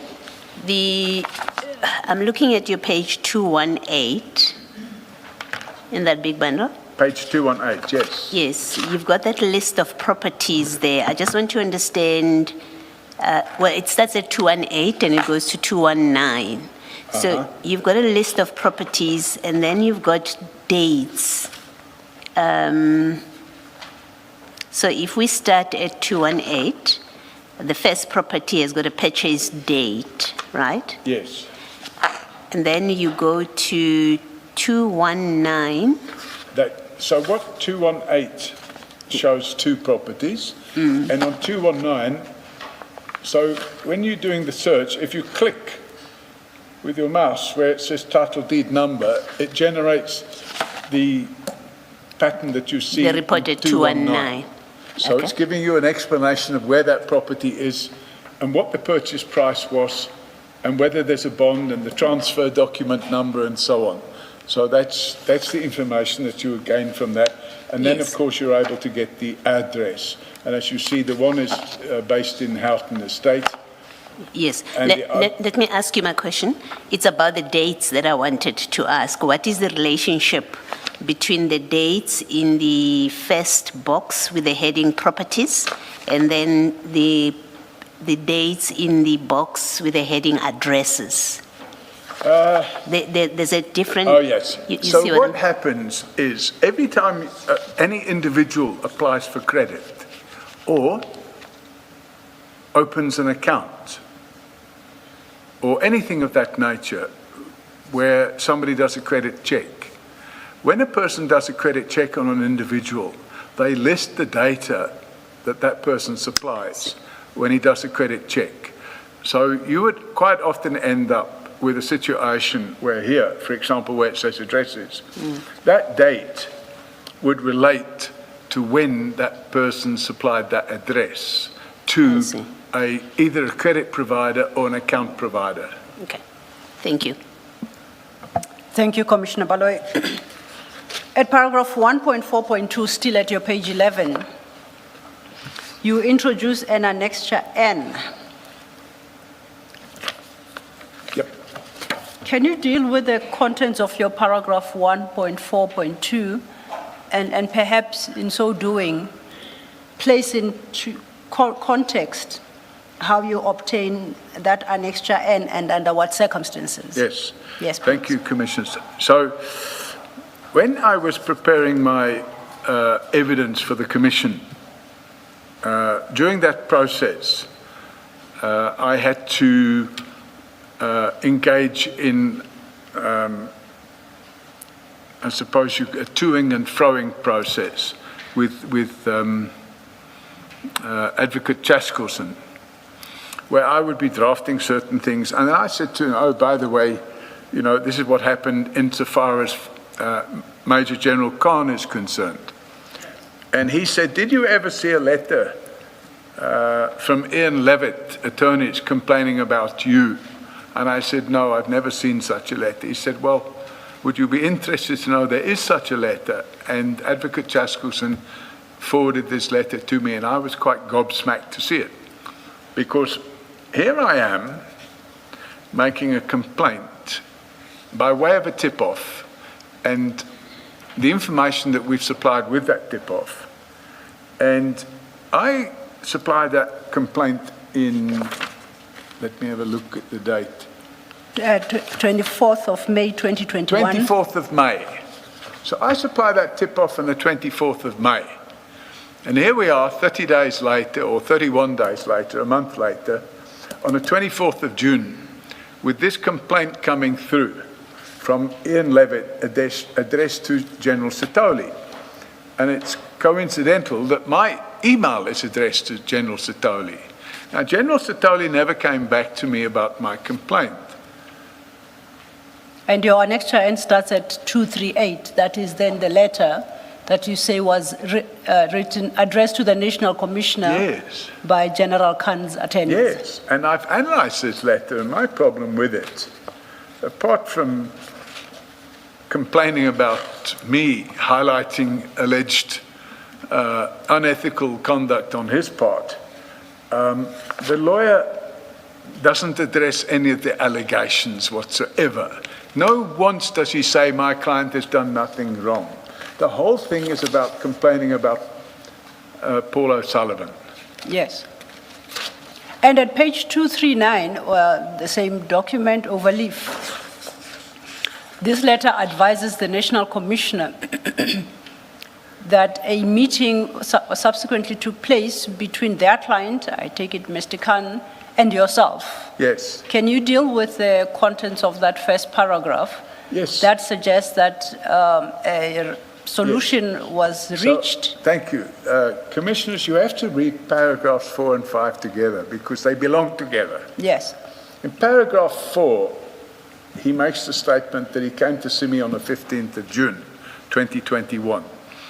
It could be correct. I can't remember because I can't remember back that far. But I do remember him coming to see me. And I was quite flabbergasted when he came to see me because when he sat in my boardroom, he said, "You've made a complaint against me." I said, "No, I haven't. I'm hardly going to admit that I've laid a complaint against him, because if I say to him, yes, I've made a complaint, here's a copy of it, I may be guilty of the offence of defeating the ends of justice. So I decide, no, I'm just going to deny it." And then he says in this paragraph that at this meeting, I offered to confirm under oath that I hadn't made a complaint against him. Well, I just want to place on record that I never made such an offer. However, if we go on to paragraph 5 of the same letter, the lawyer says, "Pursuant to the meeting, our client made further inquiries and reliably ascertained that Sullivan," they obviously mean O'Sullivan, "was not being truthful, and that in fact not only had Sullivan laid criminal charges with the DPCI, but that Sullivan had accessed our client's personal information in doing so, and in contravention of the Protection of Personal Information Act, POPI." And as I've pointed out earlier, we can access personal information, but not on an arbitrary basis. You can only do it if you're investigating a potential fraud, or for fraud prevention, or for corruption prevention, that sort of thing. So you don't just pick a person at random and say, "Oh, let's dig into this person." There has to be some probable cause, shall we say. So the tip-off was what made us do the look at this situation, and then we supplied the information. So quite clearly, since I'd sent that email to General Sitoli with a copy to General Labia, I've not shared it with anybody else. So either somebody at their office or they themselves have shared that information with General Khan. So I've now got him coming to my office demanding to know why I've laid a complaint against him. So I've had to deal with that issue. But I just denied it. I said, "No, I didn't lay a complaint against you."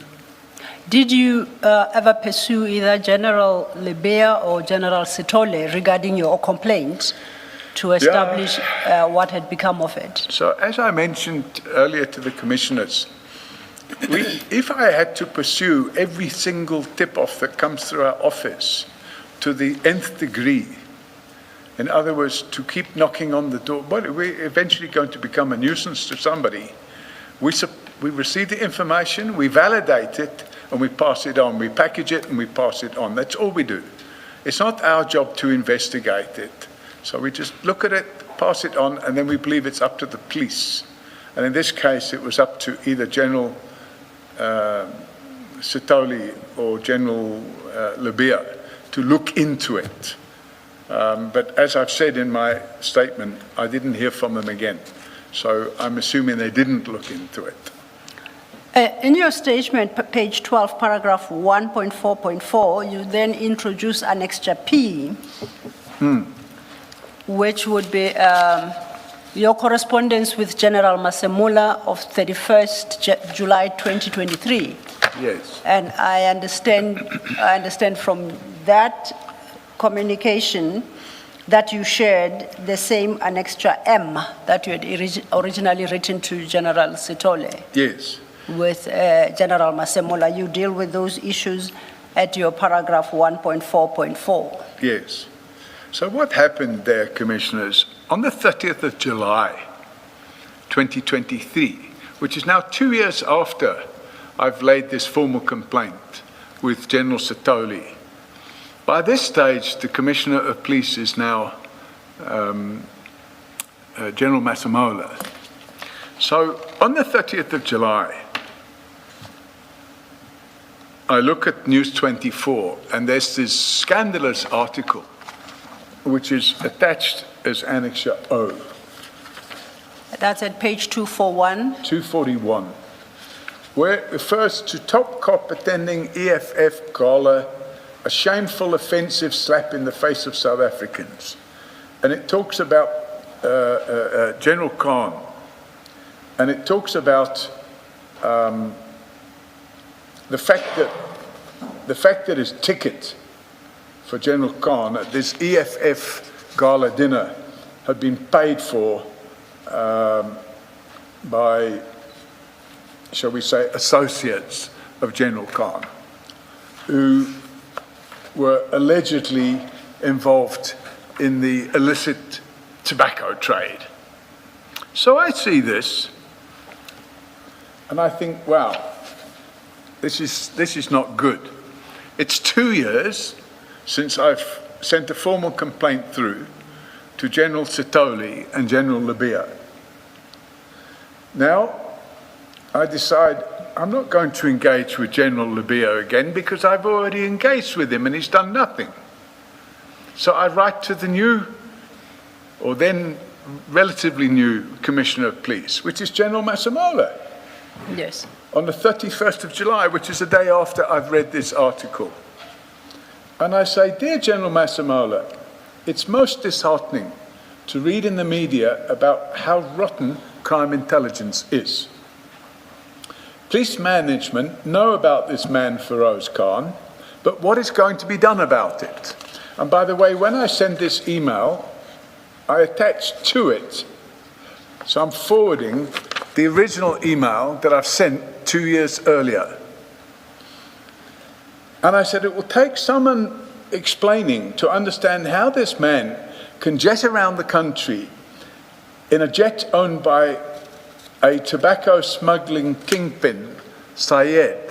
Of course, I could have used the word alleged, but I didn't. And also drive around in Lamborghinis.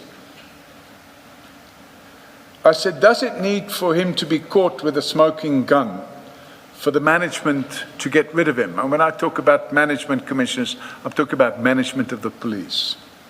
And then I say, I'm copying the editor of News 24, as I believe the people of South Africa have a right to know what's been going on.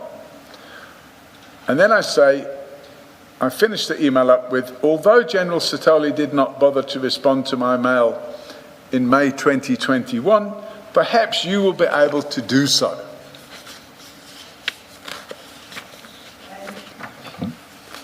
Did you receive a response to this communication, and if so, what was, in summary, the response? No, Commissioners, no response whatsoever. And by that stage, I think it became the order of the day that any such communications were just ignored.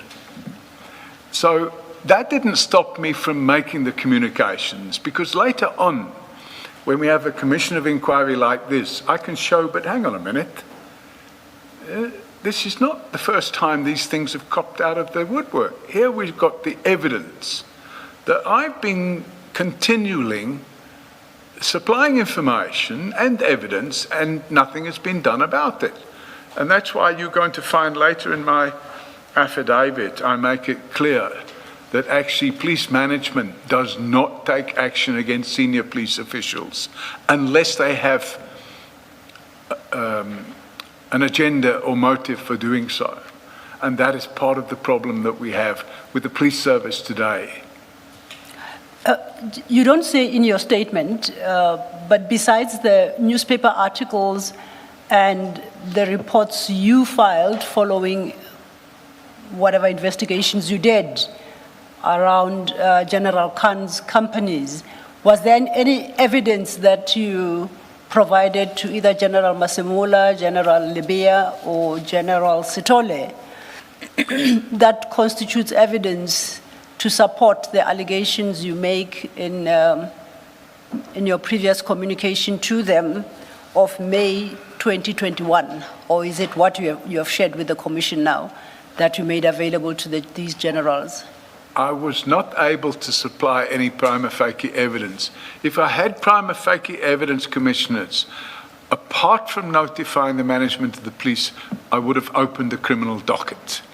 But you cannot open a criminal docket based on a hypothesis. So what we would have expected to do as Forensics for Justice, we expected the management of the police to take this and look at it.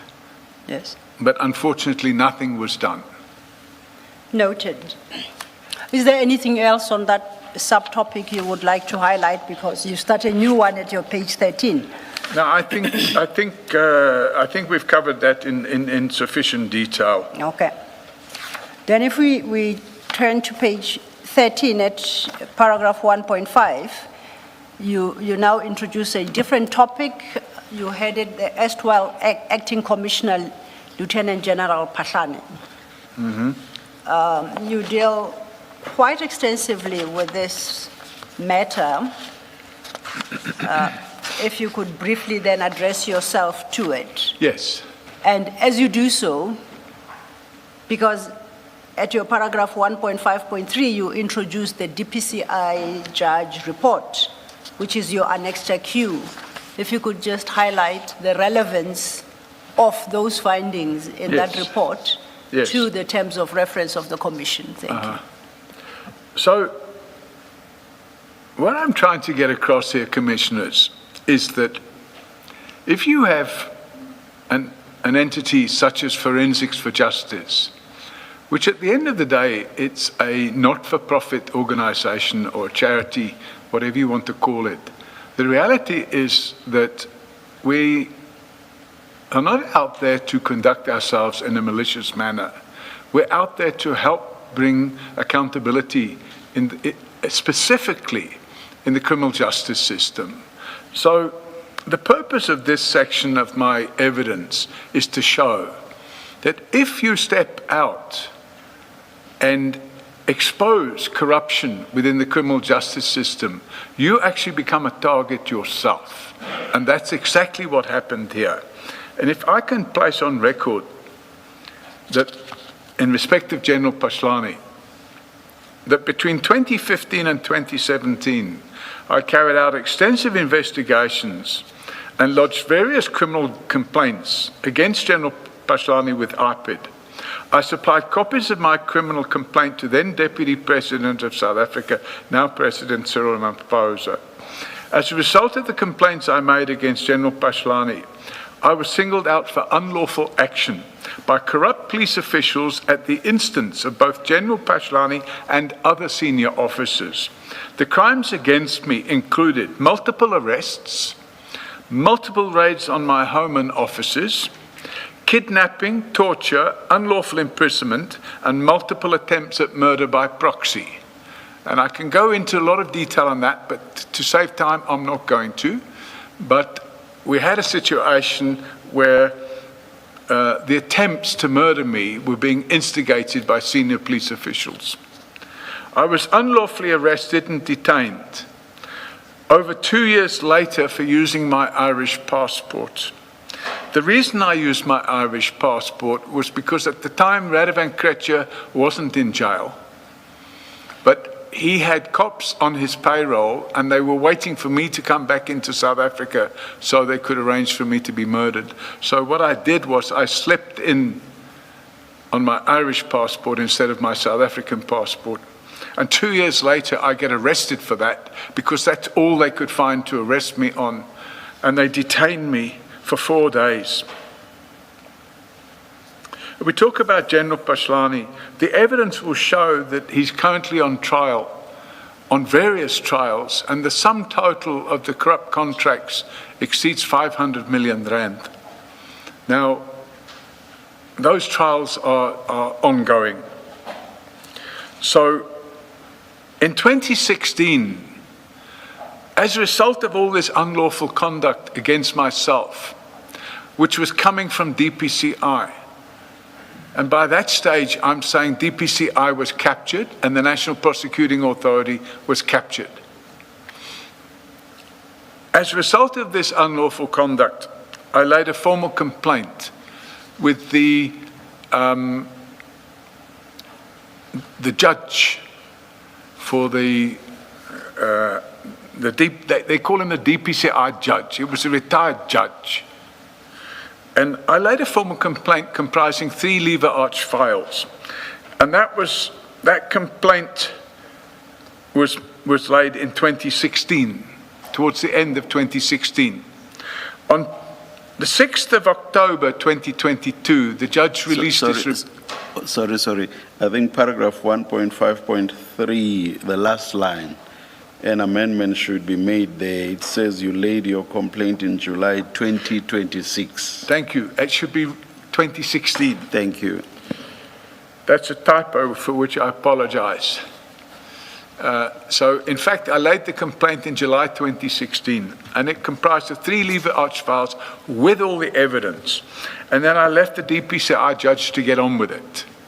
And the DPCI judge issued a report, which is contained as Annexure Q at 246. Now, that's a very lengthy report, Commissioners. So what I've done, on page 14, I've extracted the relevant sections of the report, and I'd like to read it into the record halfway down page 14, and it continues on page 15, and it finishes at the top of page 16, so it's only about 2 or 3 minutes of reading. And the DPCI judge made the following findings against Major General Mokateri. In respect of Mr. O'Sullivan's arrest and the manner in which it was carried out at OR Tambo International Airport on 01 April 2016 in the presence of his children, needlessly detained for several days for what is a minor infraction of having allegedly contravened Section 26B of the South African Citizens Act, and his dubious prosecution in State versus O'Sullivan, case number B803/2016 Kempton Park, for which he was acquitted in terms of Section 174 of the Criminal Procedures Act. Major General Mokateri is found guilty of having seriously and unlawfully infringed the rights of Mr. O'Sullivan as contemplated in Section 17L of the SAPS Act. As far as the cold cases against Mr. O'Sullivan, here? Yes. Why Mr. General Mokotedi? Is it because he's the one that effected the arrest? So, was he the complaint? What happened? No, Commissioner. General Mokotedi had been, and I'll be able to prove this, it's not just an allegation, General Mokotedi had been unlawfully appointed as the head of DPCI in Gauteng during the state capture process. So you had General Ntlemeza. I'd opened a case against General Ntlemeza before this, by the way. I'd opened a case against General Ntlemeza. I'd opened a case against Lieutenant General Pashlani, who was the acting Commissioner of Police, and I'd opened a case against General Mokateri. So Mokateri was the senior person who led the group of about 30 police officials who targeted me and Forensics for Justice and the staff that worked for me. So there was, as you will see, there was a campaign over several years against us. Thank you. Shall I carry on? As far as the cold cases against Mr. O'Sullivan that Major General Mokatedi unearthed and reinvestigated are concerned, it's certainly permissible for Major General to have done so. What he has made himself guilty of is falsely claim under oath, as the DPCI judge observes in para 26 above this report, paragraph 61, one has to be extremely gullible to accord any credence to Mokateri's averment that pursuant to O'Sullivan's arrest on 01 April 2016 at OR Tambo International Airport, all the complainants in the cold cases magically came out of the woodwork and urged that charges they laid against O'Sullivan years before be resuscitated or reopened. Such coincidence defies credulity, and I reject this explanation as a figment of his fertile imagination. A conspectus of the facts, circumstances strongly mitigate against it. All 9 reinvestigated cases proved to have been moribund, and none of them survived as far as could be determined. Now, Commissioners, if I can just stop there and explain to you what those cases related to, those 9 moribund cases. Apart from running Forensics for Justice, I have other business activities. I run a property company and I run a forensic practice. And the forensic practice, we carry out forensic investigations for corporations. So if fraud has been committed or corruption has been committed within a corporation, they'll engage our services to carry out an investigation. And quite often it would entail us then assisting that client to open a criminal docket for fraud or theft or corruption or whatever the case may be. And in the criminal justice system today, we have a situation where quite often, to distract attention away from their own criminal activity, you get the suspects in these cases opening cases against the people who are investigating them. It goes on all the time. And I would say probably over 200-300 investigations that we've carried out, there's probably been 10 or 12 where the suspects have opened cases against us. And those cases have got no legs at all. It's just a distraction. So I just wanted to explain that. Then the DPCI judge goes on to say, it is common cause that the relationship between O'Sullivan and Mokatedi was and remains strained, if not acrimonious. I am acutely alive to the fact that Mokatedi may have harboured an ulterior motive for reopening the aforesaid cold cases. Then he goes on a bit further. However, I'm satisfied that the reinvestigation of the cases was meant to and did harass O'Sullivan. It was designed to have a chilling effect on his forensic investigations and to fight corruption. Sometimes it appears he acted unconventionally. That's me they're talking about. But so far as the DPCI judge could discern, not unlawfully. Well, of course we act unconventionally. And that's why we have the success ratio that we have, because we step above and beyond what normal people would do. Then he goes on to say, at paragraph 63, which is on page 15, to put Mr. O'Sullivan to such unwarranted great expense to defend the unmeritorial cases was prejudicial to him and seriously and wrongfully infringed his constitutional rights as contemplated in section 17L of the SAPS Act. Then he says at 64, the failure by Mokatedi to obtain a security clearance. Now this is the crux of the issue, Commissioners. This is the most important part of this whole story. The failure by Mokatedi to obtain a security clearance for almost 3 years is unlawful and a transgression of section 17E of the South African Police Service Act and section 2A of the National Strategic Intelligence Act. Mokatedi disgracefully tried to shield behind his employer. However, he had a concomitant duty and responsibility to obtain the clearance. In addition, his appointment set out in paragraph 44(2) above was subject to a security clearance of top secret. And I need to pause there to mention, Commissioners, the law is crystal clear. You cannot be appointed as a provincial commissioner of DPCI if you don't have top secret security clearance. He never had it. And then he says, nevertheless, no direct connection can be made or line drawn between the Mokatedi's spurious appointment as provincial head of the Hawks and the woeful treatment meted out to O'Sullivan. Be that as it may, he should never have been appointed to such a lofty position. Least of all, he should not have been given a permanent contract of appointment under the sketched prevailing circumstances. Now, Commissioners, at the end of the report, he makes a conclusion and he recommends to the Commissioner of Police, General Masemola, that Major General Mokatedi should be dealt with. And what's interesting here, Commissioners, is that Major General Mokatedi was the provincial head of DPCI. Now, DPCI, in terms of the Glenister judgment, is handled in terms of Section 17 of the Police Service Act. So it's a separate section of the police service. It's supposed to be separate. And if you're appointed as provincial head of DPCI, and then you're found wanting and you don't have security clearance, what happened in this case? Instead of him being dismissed, he was just moved sideways. into the police service from DPCI. And I wasn't happy about that. In fact, I was quite livid. And I continuously wrote to General Masemola, and I requested him, why hasn't this person been dismissed? To cut a long story short, he was eventually dismissed, but not to do with the DPCI judge's report, to do with another matter completely.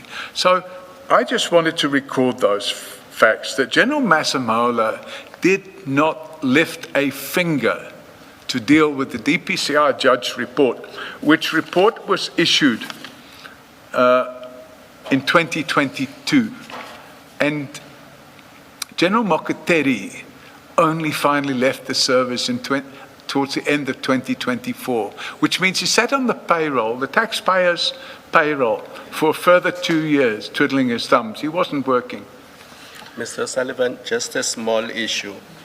Your paragraph numbers where you quote the DPCI judge's report. 64, did you say? Yes. They are incorrect. Sorry, on page 15 of your statement, at least in two respects, you seem to have quoted the unnumbered quotations, but you've given them paragraph numbers. So your paragraph 61 on page 15 in the judge's report is just an unnumbered quotation. Let me just have a look, sorry.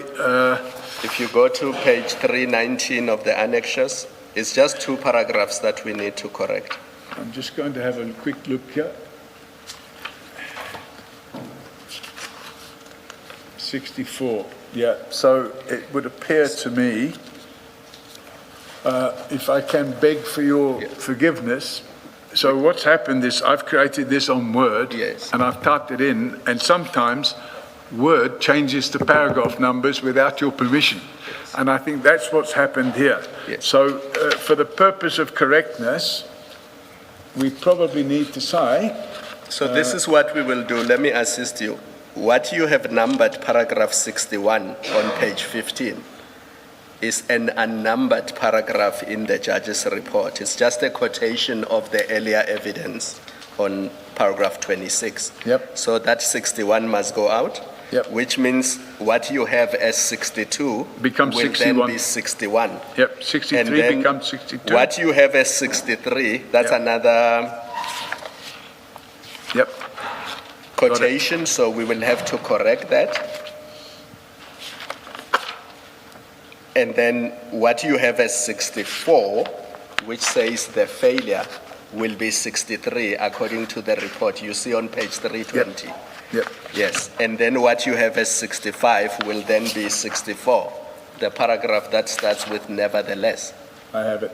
Yes. Thank you. Thank you. Thank you, Commissioner Khumalo.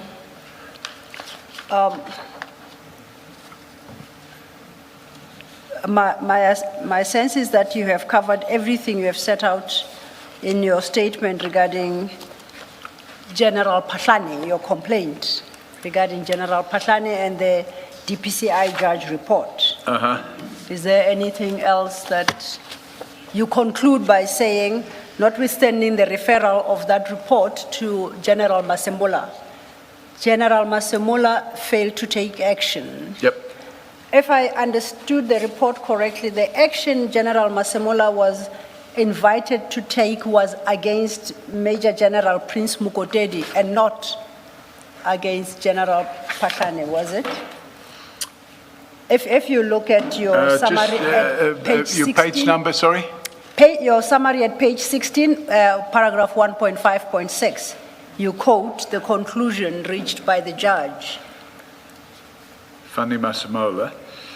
You say this, and it quotes under capital A, in parentheses, this is an appropriate DPCI judge's report deserving attention of the National Commission Correct. of Police. This is the conclusion of the DPCI judge's report. Yes. If you look towards the end, I should give you the page number there. We'll locate quickly the page number for you. The point I'm making is that was a conclusion for the purposes of taking action against Major General Mukotedi and not General Pashani. Am I reading it correctly? I don't mention General Pashlani. Yes, I'm saying the topic deals with General Pashani. The DPCI judge's report makes findings, is in large part concerning the conduct of Major General Mukotedi, and makes findings as you have tabulated them at page 14. That's to be seen on page 326 Yes. of the evidence. It refers to deserving the attention of National Commissioner General Masemola. Yes.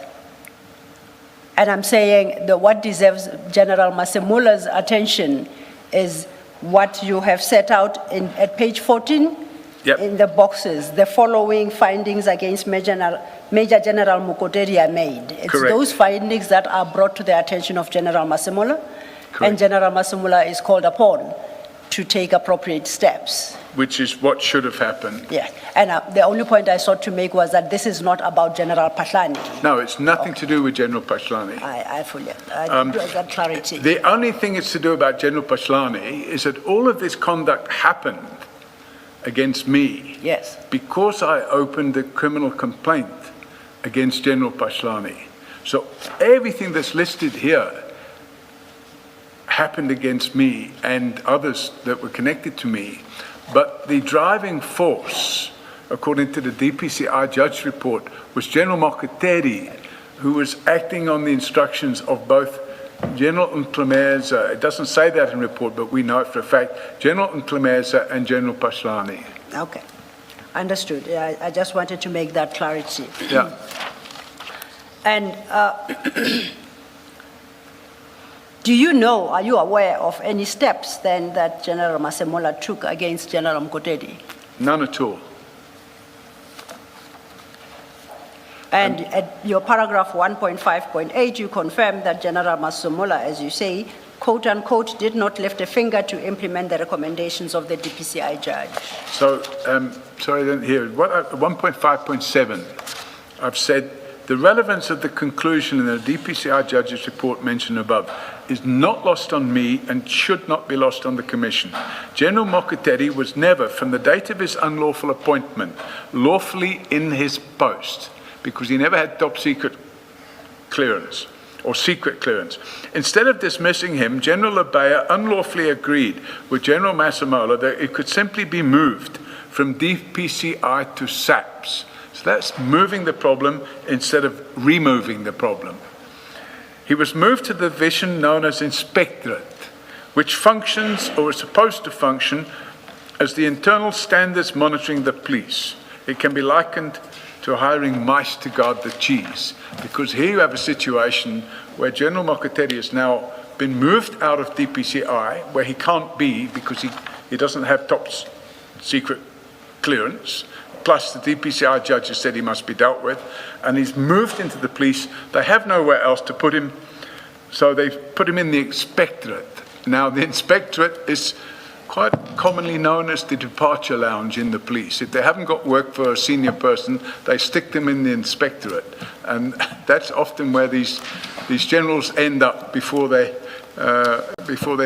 find another job somewhere. So that's why it's colloquially referred to as the departure lounge. Thank you. That would then lead us to your paragraph 1.5.9 at page 17, but you introduced a new topic there. Yes. And you heard that General Mkwanazi's unlawful assistance to General Pashani. Yes. Before you deal with the contents of that paragraph, you reference an affidavit by a Mr. Humbulani Kuba, which you invite to be tested. Presumably, the invitation is extended to the Commission. Yes. Commissioners, that affidavit is not part of your bundle. Mr. O'Sullivan has made a copy available, and we've got copies for you. Because of where it is referred to, we have an extra Q, which is the DPCI judge report. we propose this be the next document based on the structure of his statement, and we propose that it be marked Q1, so that at least we can associate it with paragraph 1.5.9 easily. Now,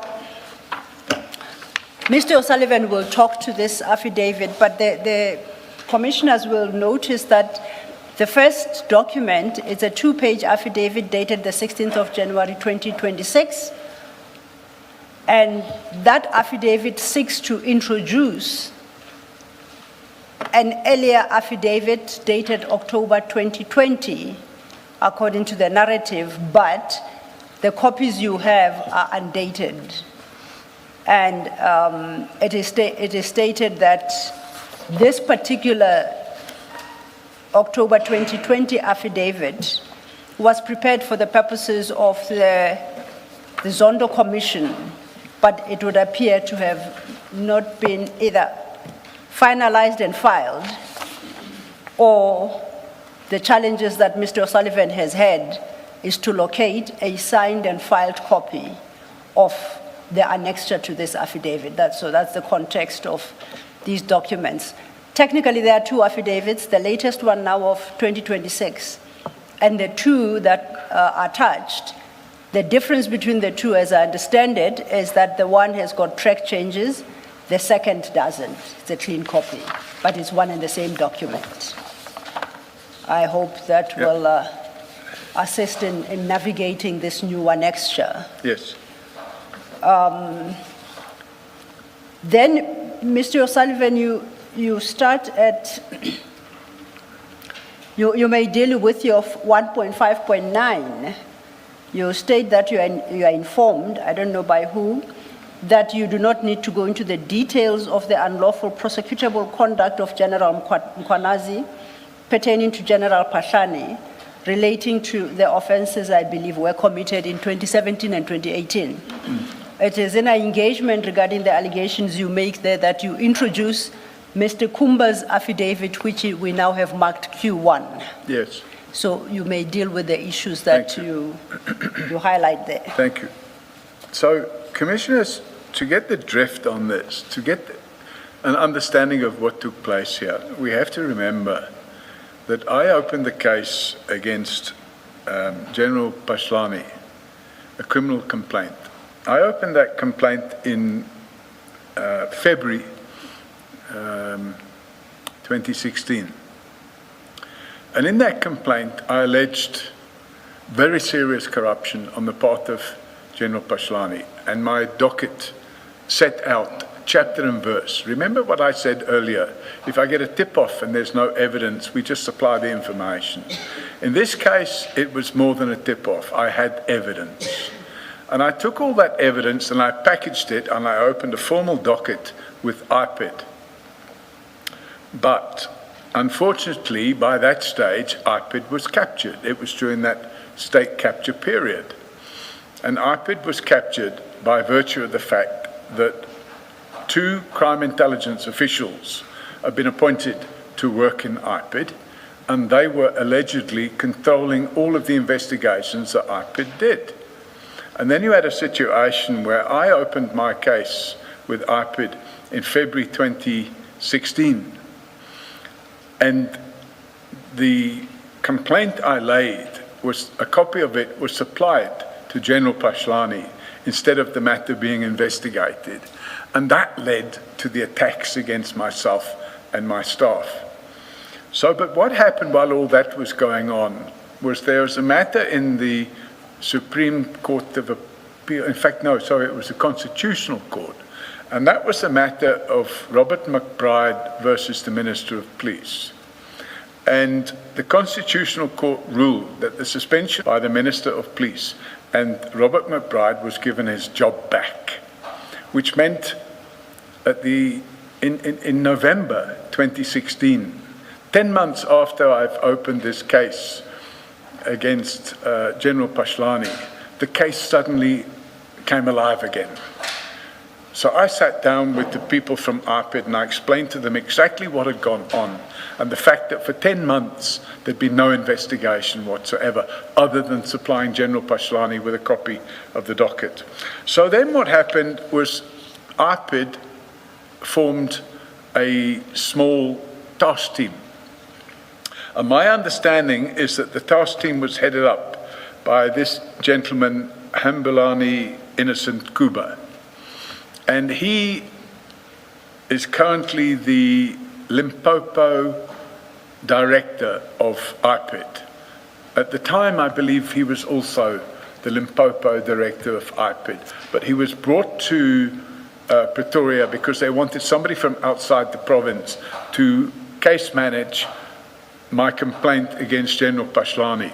And that's what Hambulani Kuba did. And he reported directly to Matthew Sissoko, who was the head of investigations at IPID. So what happened was, there were a number of legs where General Pashlani attempted to derail the investigations into him. And those legs took various forms. One of the forms, and I'll say it briefly, was the appointment of the so-called Northwest team, which was General Mabula and a whole lot of brigadiers and colonels. And their job was to try and find dirt on the IPID investigators and myself. And they were quite busy with that. In fact, I was unlawfully arrested and charged, which is part of those other cases that eventually blew away. But what happened as well during that period was we had, according to Hambulani Kuba, we had the unlawful conduct of General Mkunazi. And I would like to just explain these pages that have been given to you now. I've got page numbers 333.1, 333.2, and so on. Now, 333.1 and 333.2 is a sworn affidavit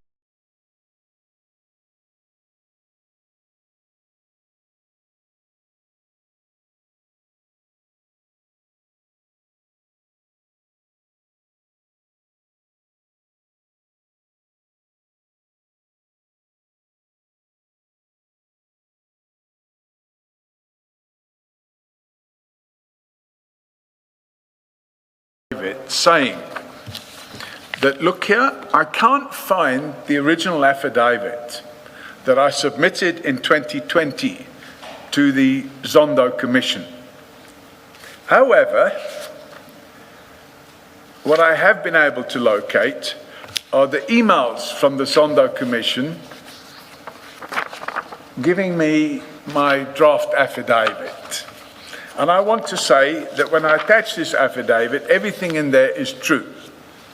And therefore, as you would know, making affidavits for a commission, it's an iterative process. It's not something that you just do and you're finished. You draft and then you add a bit and then you know, it's an iterative process. And this is the evidence. If you look at page 333.8, it's an email from Garth Holly, who was one of the evidence leaders at the State Capture Commission.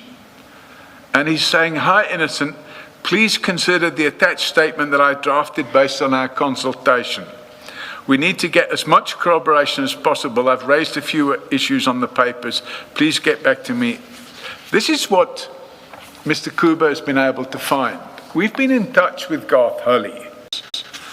By the way, when you see all these issues, I just want to reiterate, most of these issues emanate from crime intelligence. It's always, always, always, there's something to do with crime intelligence.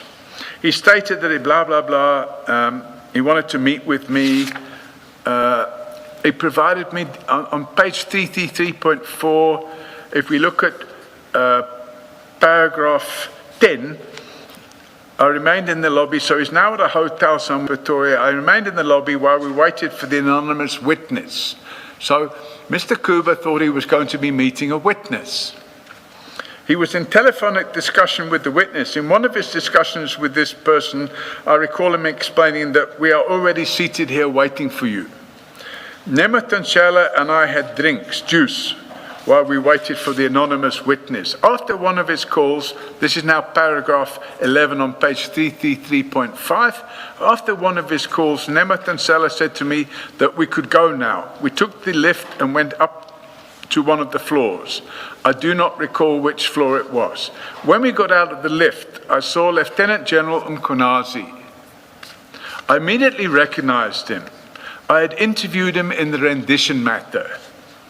Mkonazi asked us to switch off our cell phones and hand them to him. He took the phones and placed them in an adjacent room. Present in the meeting was General Mkonazi, Nemeth Tansela, and me, so there's 3 of them in the room. I do not recall precisely how long the meeting lasted. I imagine that it took approximately 1 to 1.5 hours. I was present in the meeting with Mkonazi and Nemeth Tansela. Mkonazi started the meeting by talking about politics. He later explained that there were 2 IPID officials who had given Section 204 statements, Nkabindi and Mshlangu. Now, we all know who Nkabindi is. It's the same Cedric Nkabindi, who was subsequently dismissed or resigned from IPID and subsequently surfaced as the Chief of Staff for the Minister of Police. And he talks about Mashlangu. Mashlangu was one of the IPID investigators. His name was Mandla Mashlangu. It doesn't say that here, but I know who it is because I knew the person. He was approached also to give a witness statement. Unfortunately, he can't testify today because after he refused to sign the witness statement, he was subsequently murdered. And then it goes on at paragraph 15. Mkonazi asked me for information that could implicate McBride in criminal wrongdoing involving Mr. Paul O'Sullivan. So the narrative, I should mention at this stage, that was being driven by General Pashlani was that I had captured IPID, that I had taken over IPID. And General Pashlani would even go on TV and refer to it as OPID. He went into Parliament on the 17th of May in 2017 and referred to IPID as being OPID. Very sarcastic. He wanted to know what they were involved in and how they were involved. He's talking about General Mkonazi asking him about myself and McBride. I explained to him that I did not spend time with McBride socially and was accordingly not in a position to provide him with details of McBride's relationships with O'Sullivan. I should emphasize that at that point, at no point did he suggest that I should lie. I pause at this stage, Commissioners, to mention the only relationship I ever had with Robert McBride was the fact that he was the head of IPID. And after he was reinstated by the Constitutional Court, I went and met with him and told him about this case against Pashlani that was gathering dust for the previous 10 months. And that's as far as it went. He goes on at paragraph 16. Mkonazi said that I would be taken care of, that I, who held the post of Chief Director, which would be at the rank of Major General in the SAPS, would be promoted to rank of Lieutenant General, which was on the same rank as him. Mkonazi indicated that both Nkabindi and Mashlangu would also be promoted into higher ranks within the SAPS because of their cooperation. He explained that one of them had not yet signed. That was, I can tell you, was Mashlangu, because we know Nkabindi had signed. When I was leaving, he said that I should think about it. He said that he was meeting with Nkabindi and Mashlangu that evening. And then he talks about going back to the office and explaining all this to Matthew Sissoko, who was his direct boss, who was waiting for me. We discussed a lot about whether it was true that these 2 IPID officials had turned Section 204. We got the sense that Mkonazi was trying to fish to get me to tell him what I knew. My sense was that he wanted to give me the impression that he already knew and that I should tell him since the information would already be shared by my officials. I returned to my hotel at approximately 21:30. I went to check at the hotel room of Nkabindi. They were in the same hotel. I knocked on his door and he did not answer. I phoned Sissoko and said this might be true because Nkabindi was not there. We were staying in the same hotel called Absolute Farringdon in Hatfield. At about 2400 or 0100, I heard Nkabindi returning to his room. I told myself I was not going to sleep until he returned. We had adjacent rooms. I sent Sissoko a message via WhatsApp saying he'd just come back. Mahlangu later told Sissoko that he had been approached. I think Sissoko told McBride, who called a meeting to find out if anyone was approached. Mahlangu confirmed that he had been approached. He said that he'd been approached by Como. Now, Como was the crime intelligence official working in ARPID. And the two crime intelligence officials been placed by the Minister of Police into ARPID to manage investigations. In fact, how can you have crime intelligence officials working for a so-called independent body like ARPID? But what in fact happened, and I can just mention this on the record, that when Mr. McBride was reinstated to his position by the Constitutional Court, these two officials absconded from ARPID and never came back. They went back to crime intelligence. And then he says, I was expecting him to include Mkunazi, but he did not mention Mkunazi. On one occasion, he got angry with me for mentioning Mkunazi because he made it clear that he was a family friend. He did not want me to mention the name of Mkunazi. So the point I'm making, Commissioners, is that some sort of credence has to be given to this. Because here you have a situation where on the 6th of July last year, General Mkunazi calls a media briefing, a very dramatic, fantastic media briefing, where he talks about interference in investigations. In fact, according to this statement, that's exactly what he was doing in the Pashlani investigation.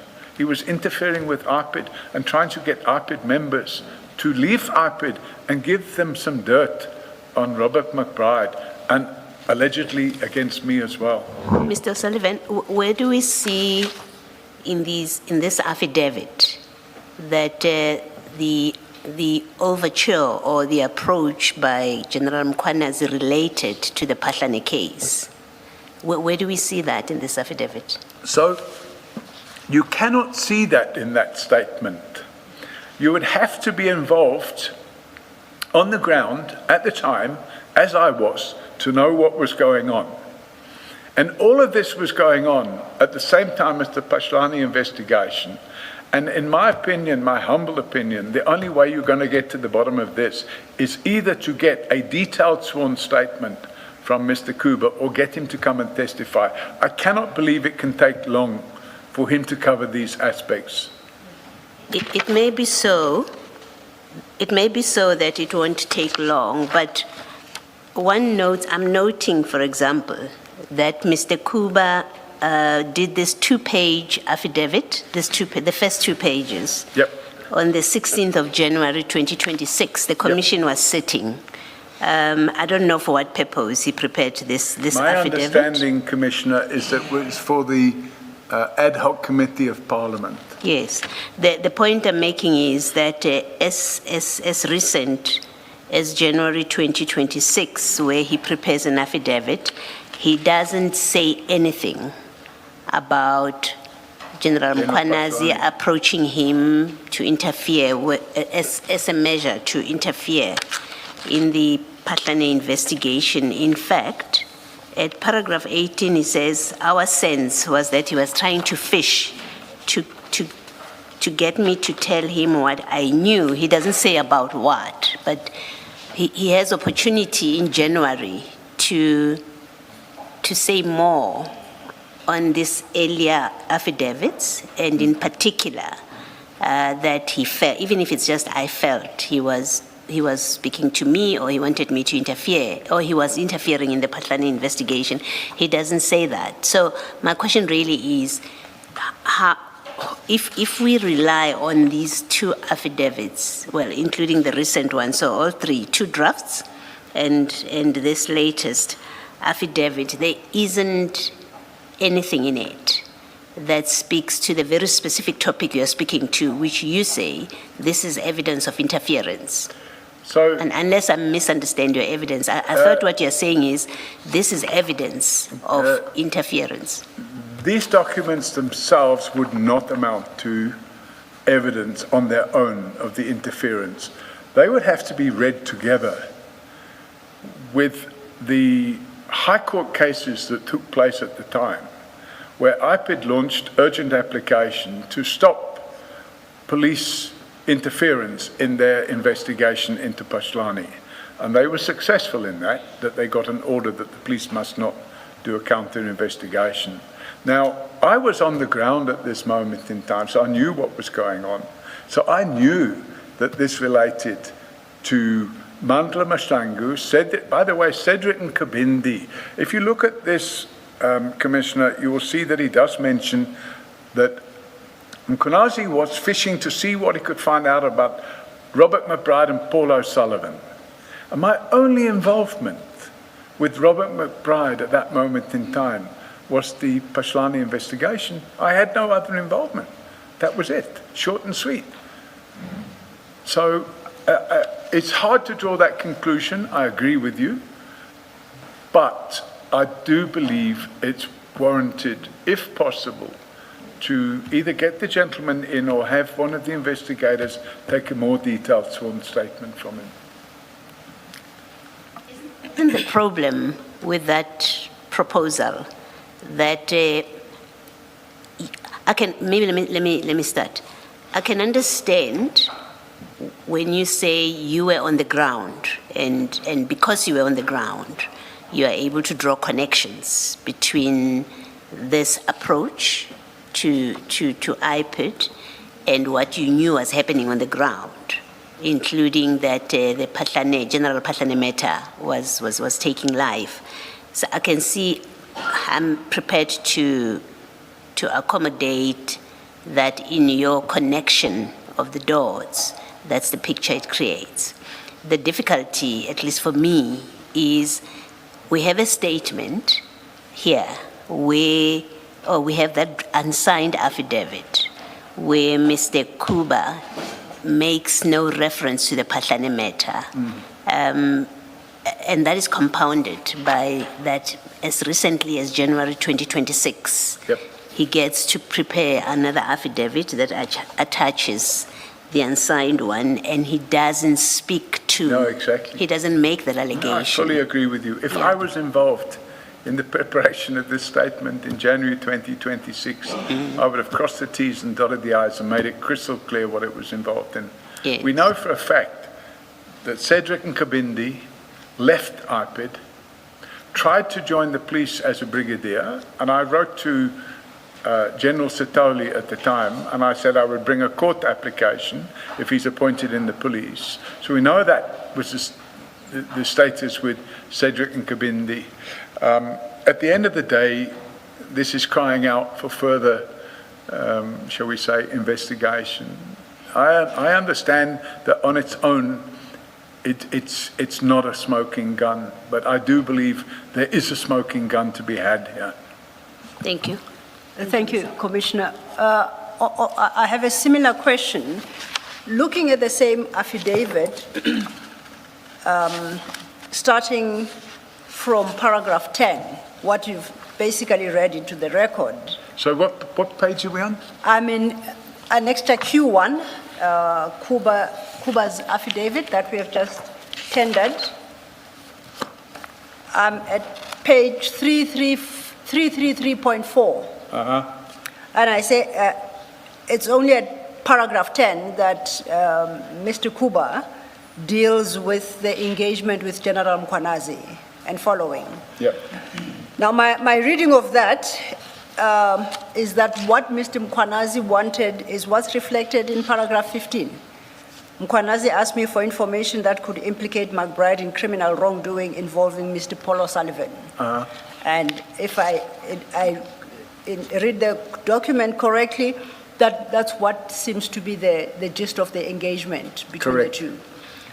Now, if we look at your statement at page 17, at paragraph 1.5.9, use Kwanazi pertaining to General Pahlani relating to offenses, I believe, were committed in 2017 and 2018, when General Kwanazi was involved in unlawful attempts to prevent investigations and prosecution of General Pahlani. And then you quote this affidavit.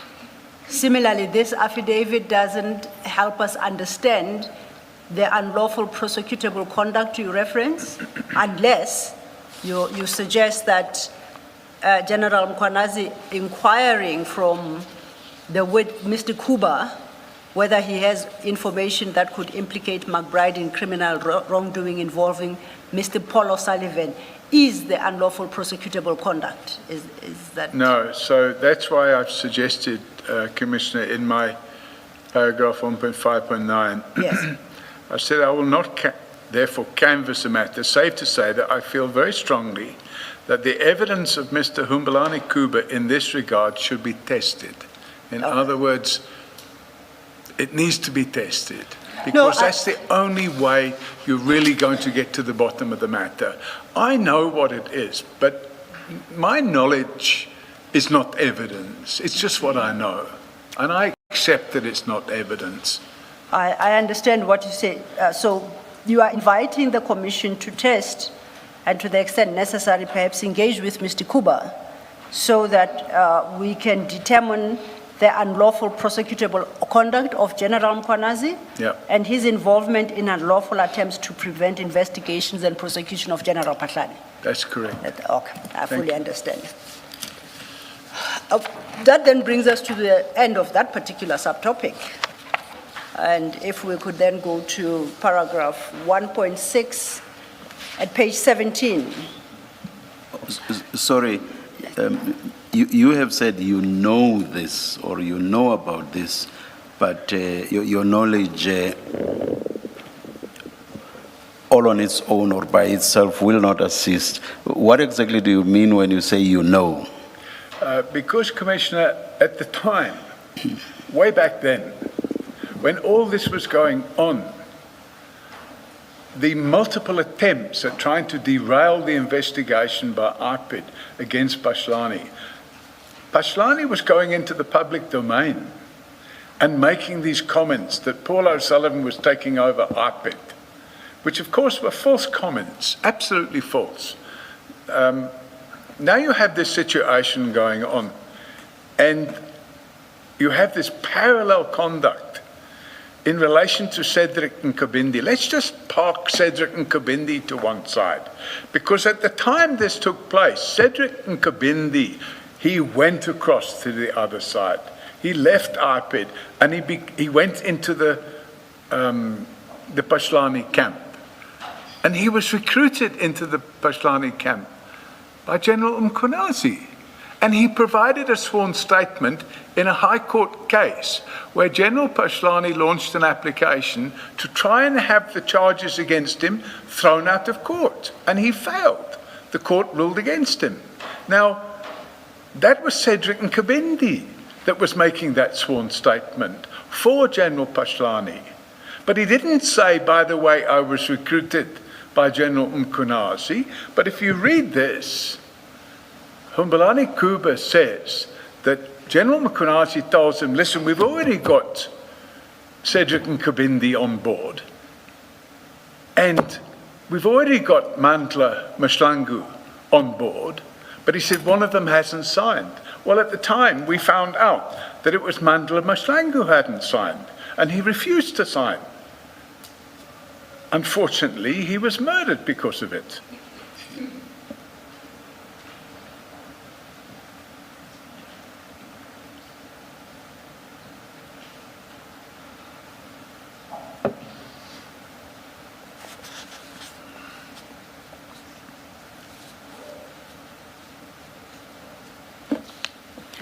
Do you have any idea, Mr. O'Sullivan, for what purpose this statement was made for the ad hoc committee? The short affidavit to which are attached the The draft statements. Yes, Commissioner, because I obtained this affidavit from Robert McBride. Because when this ad hoc committee was going on, you had certain parties going to the ad hoc committee and, for want of a better expression, blowing smoke up their backsides with all these false claims. And you had this situation where they called as witnesses people like Robert McBride, and they tried to impugn his character. And they did the same to me. They tried to impugn my character. But unbeknown to me, and I only found out afterwards, Robert McBride obtained this statement and tried to persuade the ad hoc committee to call Mr. Kuba as a witness, but they didn't. So that's my understanding as to how the statement was obtained. Also, it was filed with the ad hoc committee at the instance of Mr. McBride. That's my understanding. Okay. Okay. But was the context there to say that General Mkhwanazi had allegedly committed unlawful prosecutable conduct? Was that the purpose for filing this statement, or was the purpose something else? Do you know? My understanding, Commissioner, is that the ad hoc committee didn't obtain the statement. My understanding is that Robert McBride obtained the statement, and that when he obtained it, with all due respect, he didn't spend long enough cobbling it together. It could have contained a lot more detail. And this was a quick rush job that was done before his appearance at the ad hoc committee. If I was involved in doing it, it would have contained all the relevant data, but I wasn't involved, and I only found out about it later. But what I'm saying is, I did not suggest that it was filed at the instance of the ad hoc committee, no. I'm saying, was it filed for the purpose of showing that General Mkhwanazi was allegedly guilty of unlawful prosecutable conduct? That is correct. Even if it was at the instance of Mr. McBride. Was that the purpose? My understanding, Commissioner, and I don't have the minutes of when Mr. McBride testified at the ad hoc commission, but his actual words were, this is evidence of unlawful prosecutable conduct on the part of General Mkhwanazi. And perhaps one of the researchers can find the PMG minutes of the meeting where he states that, because that in fact is what he stated.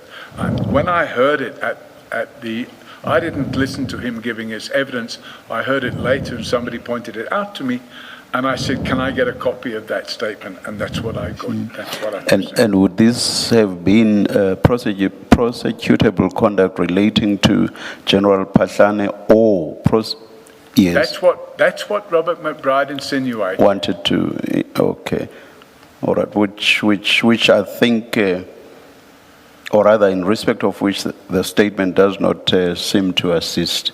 No. And that's the point Commissioner Baloyi already took you through.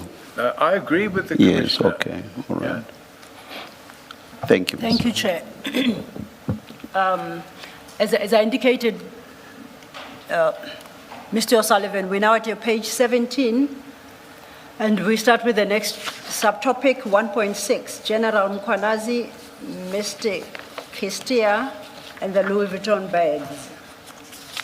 You reference in this part of your statement an extra R, which is to be found at page 334. That is the article. That is the newspaper article. Uh-huh.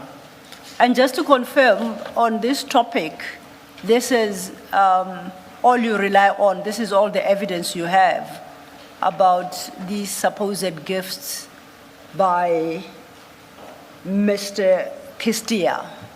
Yes, so... So then if you may just quickly deal with... I'm mindful of the time we're spending, so I'll try and be as prompt as I can. Yes. And succinct as I can. I had knowledge of these allegations from whenever it was, 2022.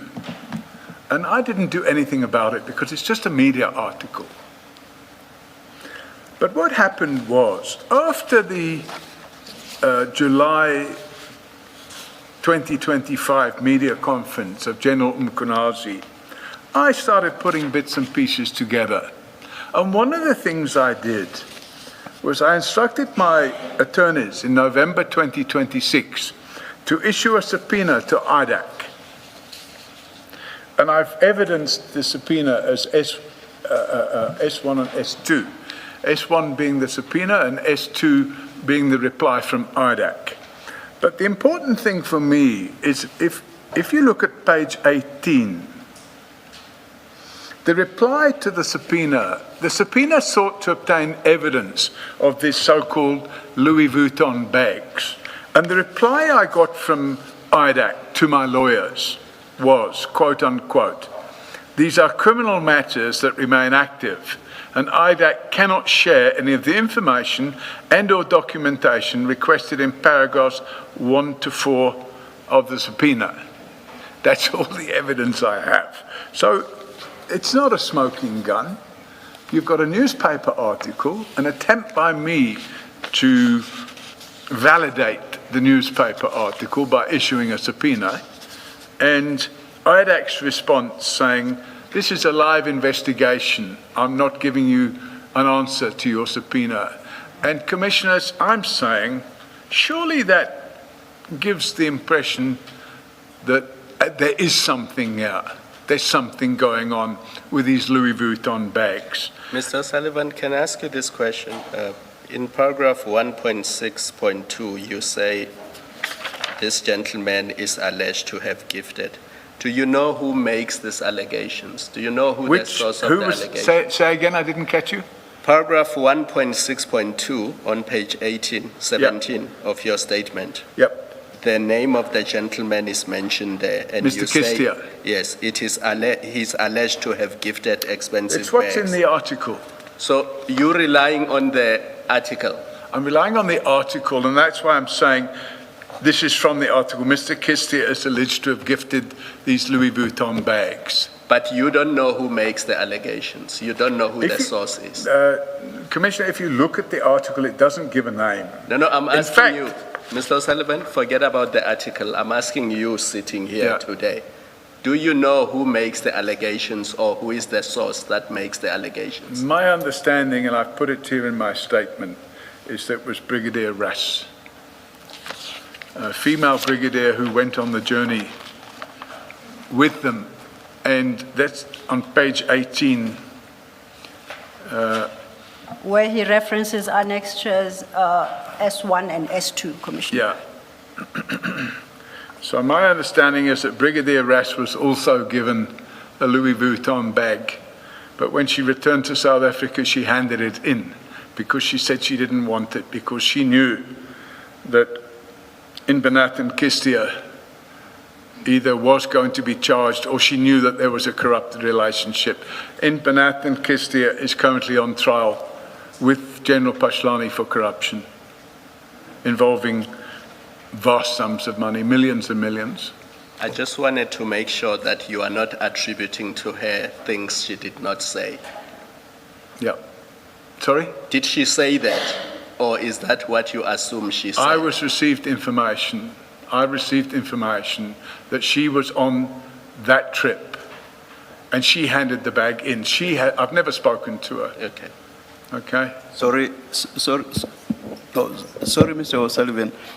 I'm looking at what Commissioner Khumalo just referred you to in paragraph 1.6.2. 1 point? Where Commissioner Khumalo just referred you to, 1.6.2, the part that says, however, I was able to later confirm the allegations from a source. It seems a female brigadier, that's the brigadier you referred to. I think you gave a name just now, or not? Correct. Yes. It's on the next page. Yes. The brigadier was on the trip to Europe and also received a bag which she then handed to IDEC. I'm comparing that with what appears in the article that you say is your basis That for doesn't appear here. the third paragraph at 335. I'm reading the last sentence. The two, that is General Masemula and General Mkwanazi. So which paragraph? The third paragraph at page 335. Yes. I'm reading the second sentence, which is the last sentence of that paragraph. It says the two returned home with luxurious bags while their colleague, I assume the colleague is the brigadier, or not? So, Commissioner, in my opinion, this story is possibly slightly wrong, because my understanding is that the person that was snubbed wasn't snubbed, but also got a Louis Vuitton bag and brought it back to South Africa and handed it in with a sworn statement. Oh, so that part of the article is wrong. Pardon?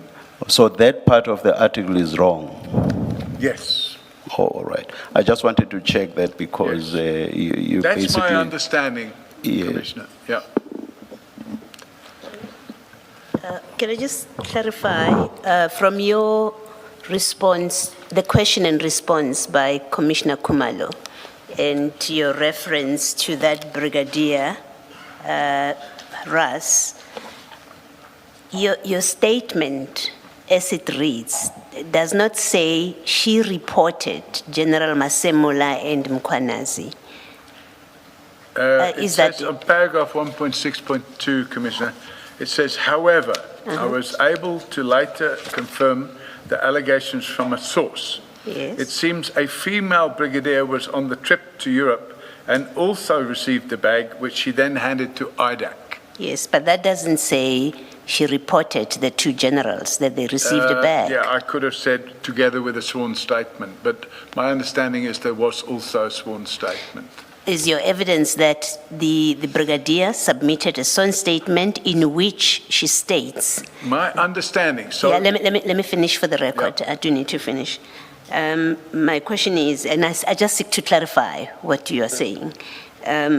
Is your evidence that Brigadier Ras, who you say also received a Louis Vuitton bag, she declared it to IDAC, or she reported it to IDAC, and she submitted a sworn statement. Are you saying in that sworn statement, she also states that the two generals, Masemula and Mkwanazi, also received Louis Vuitton bags? Is that what you're saying? I wish I knew, Commissioner, but when I served the subpoena, this is what I sought clarity on. Okay, so you haven't seen her statement? No, I haven't seen it. If I'd seen it, you'd be seeing it now too. Okay. Because I wouldn't keep information from you. So, to be crystal clear, this, you could say, is just pure hearsay. However, it would be hearsay if I'd have got a feedback from my subpoena that said, listen, I don't know what you're talking about, get lost. That's not what I got.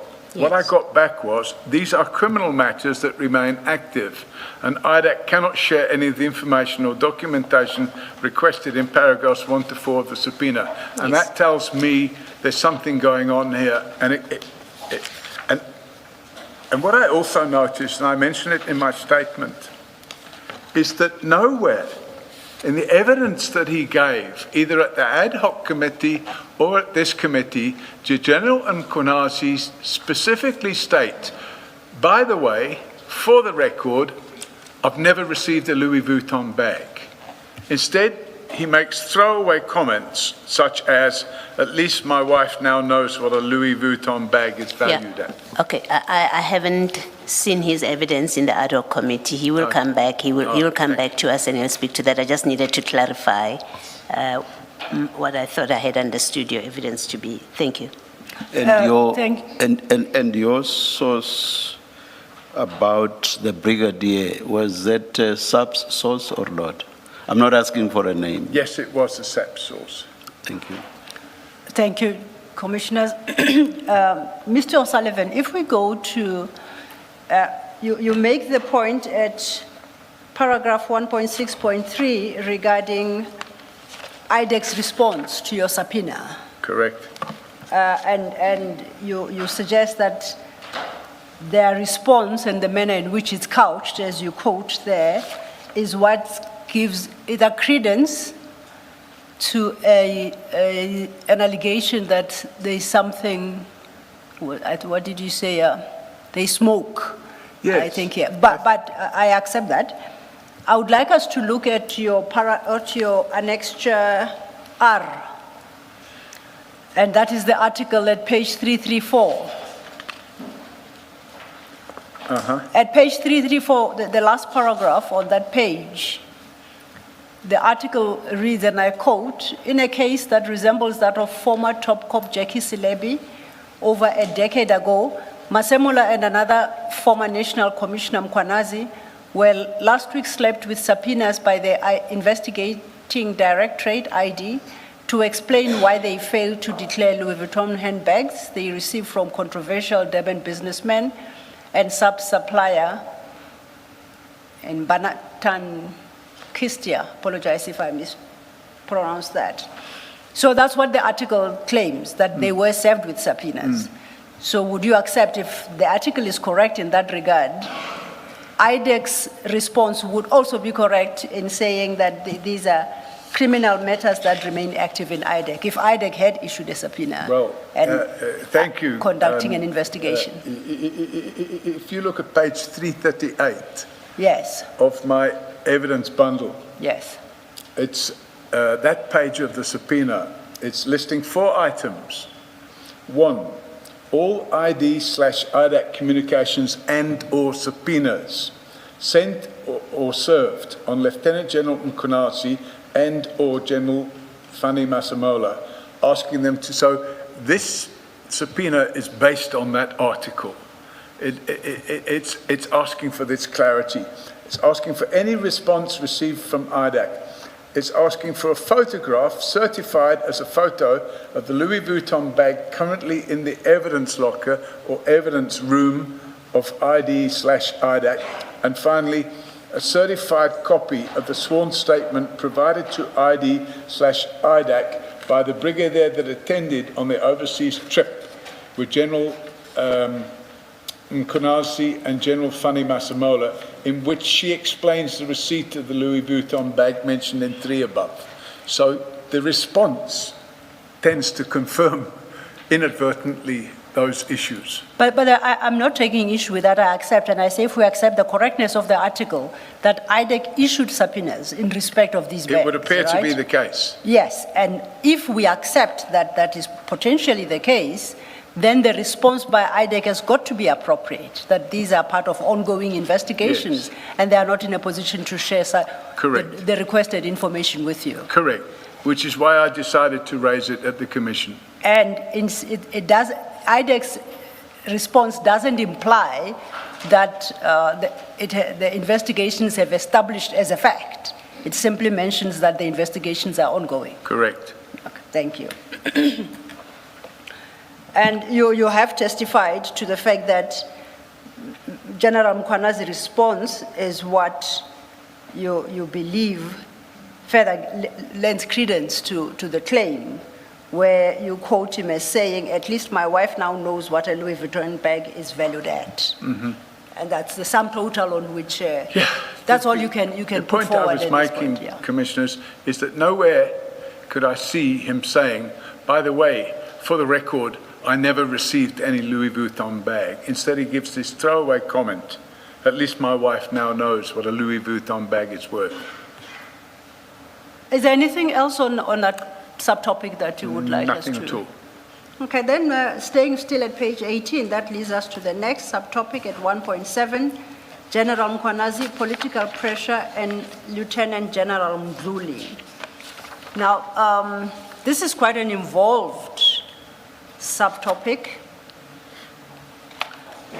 You start at paragraph 1.7.2 by summarizing Annexure T, which is the affidavit at page 336, which is the affidavit.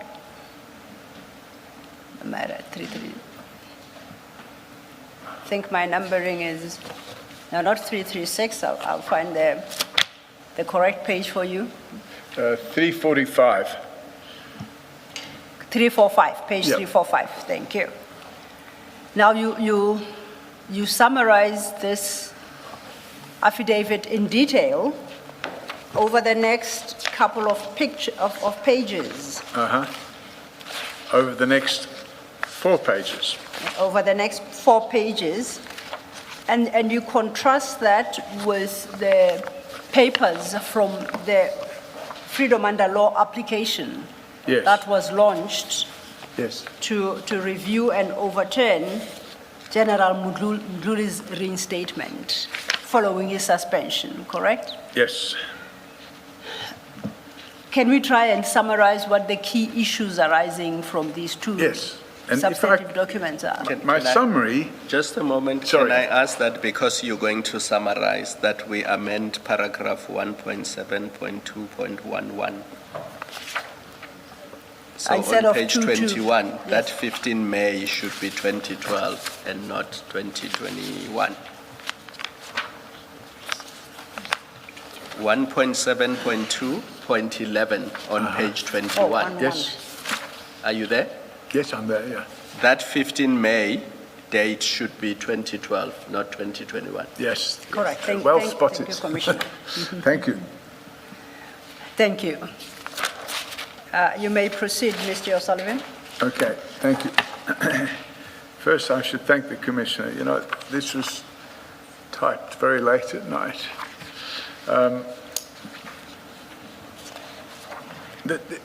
The essence of this can be found at paragraph 1.7.1. If I may, I do beg your pardon.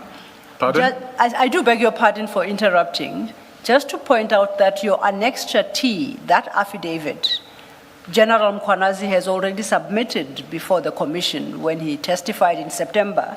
Then Commissioners, for the record, is MK22. So we have dealt with that affidavit before, and maybe in a slightly more cursory fashion. So it's not new to the Commissioners, this affidavit. Okay. They've seen it before. Thanks. So if I can take the Commissioners to page 18 of my statement, in particular paragraph 1.7.1. So in order to go forward, we have to go back a little bit. And what I'm saying here, if we go back to the media conference of the 6th of July, 2025, there were 2 central themes of General Mkhwanazi's press conference. The one was organized crime's infiltration of the criminal justice system, and the other was political interference in the police by the Minister of Police. Those were the 2 central themes, and I think that's common cause.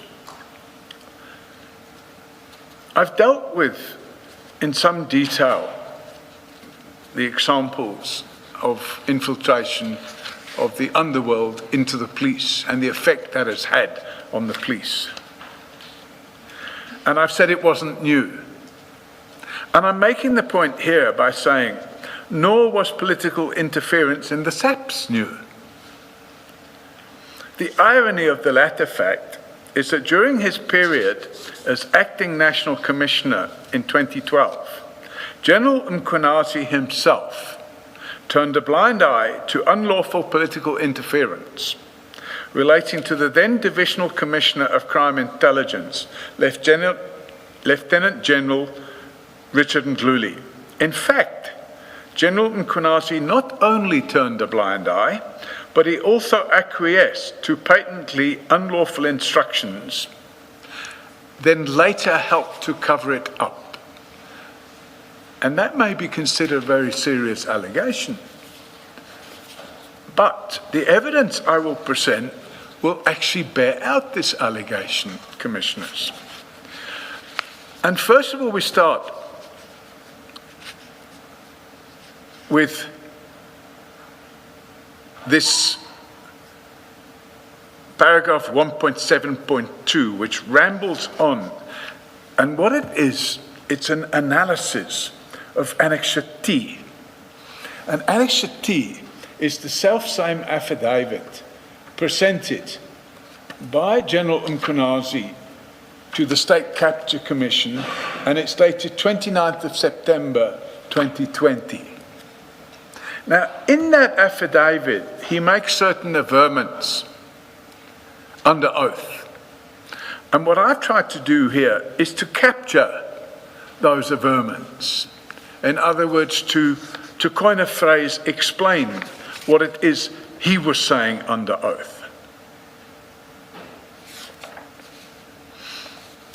And I want, rather than read out every single one of those sub-paragraphs, I want to jump forward to page 20 of my affidavit and go to sub-paragraph 1.7.2.8.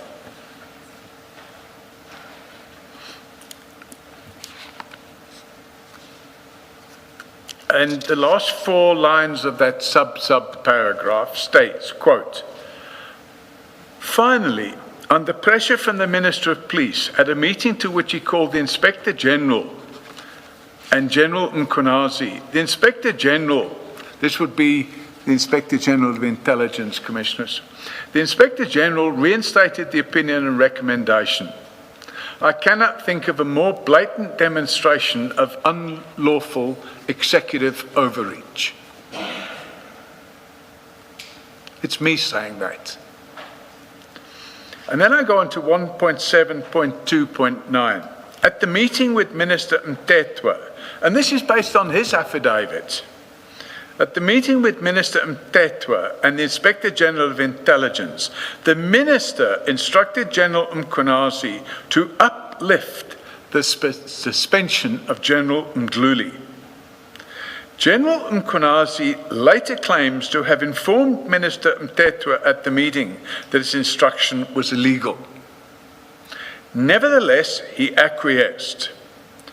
General Mkhonazi has always been deliberately vague about the dates and times of these meetings.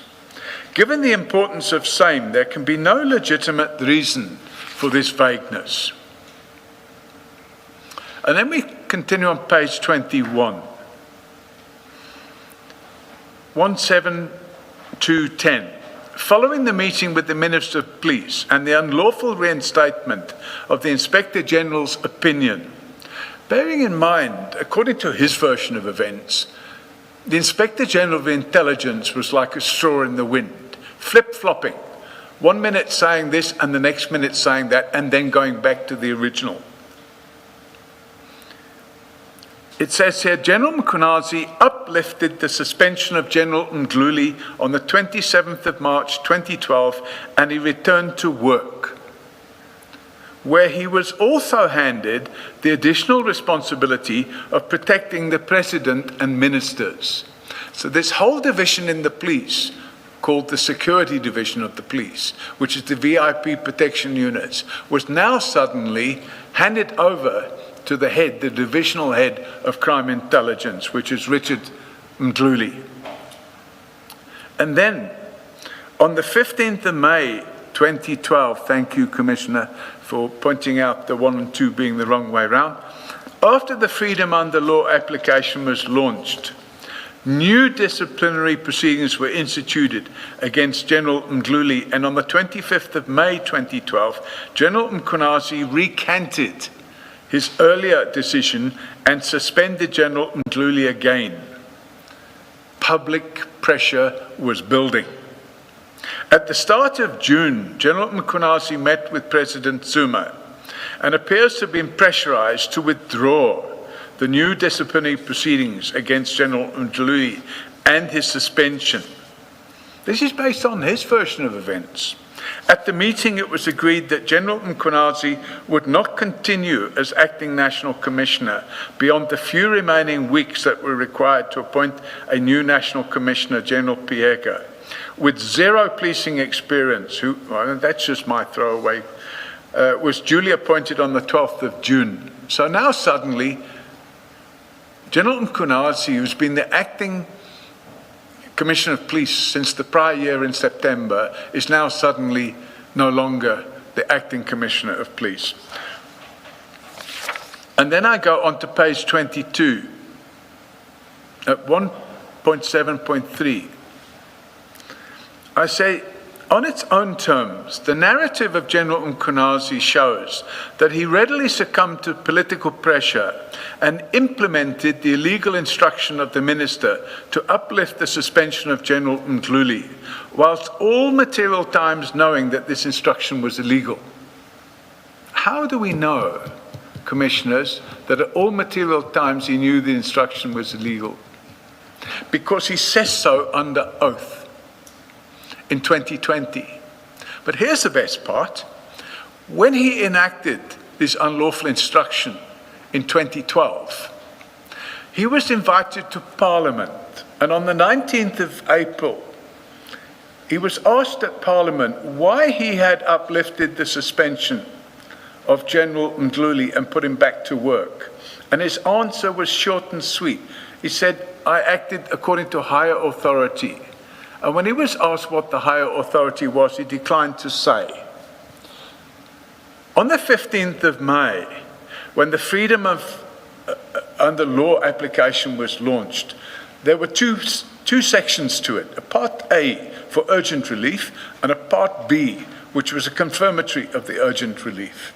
And the urgent relief that freedom under law requested, and I've got all the pleadings, the urgent relief that freedom under law requested was that the decision of General Mkhonazi was to be declared unlawful and invalid, and that General Mdluli was to be put back on suspension and removed from doing his police work.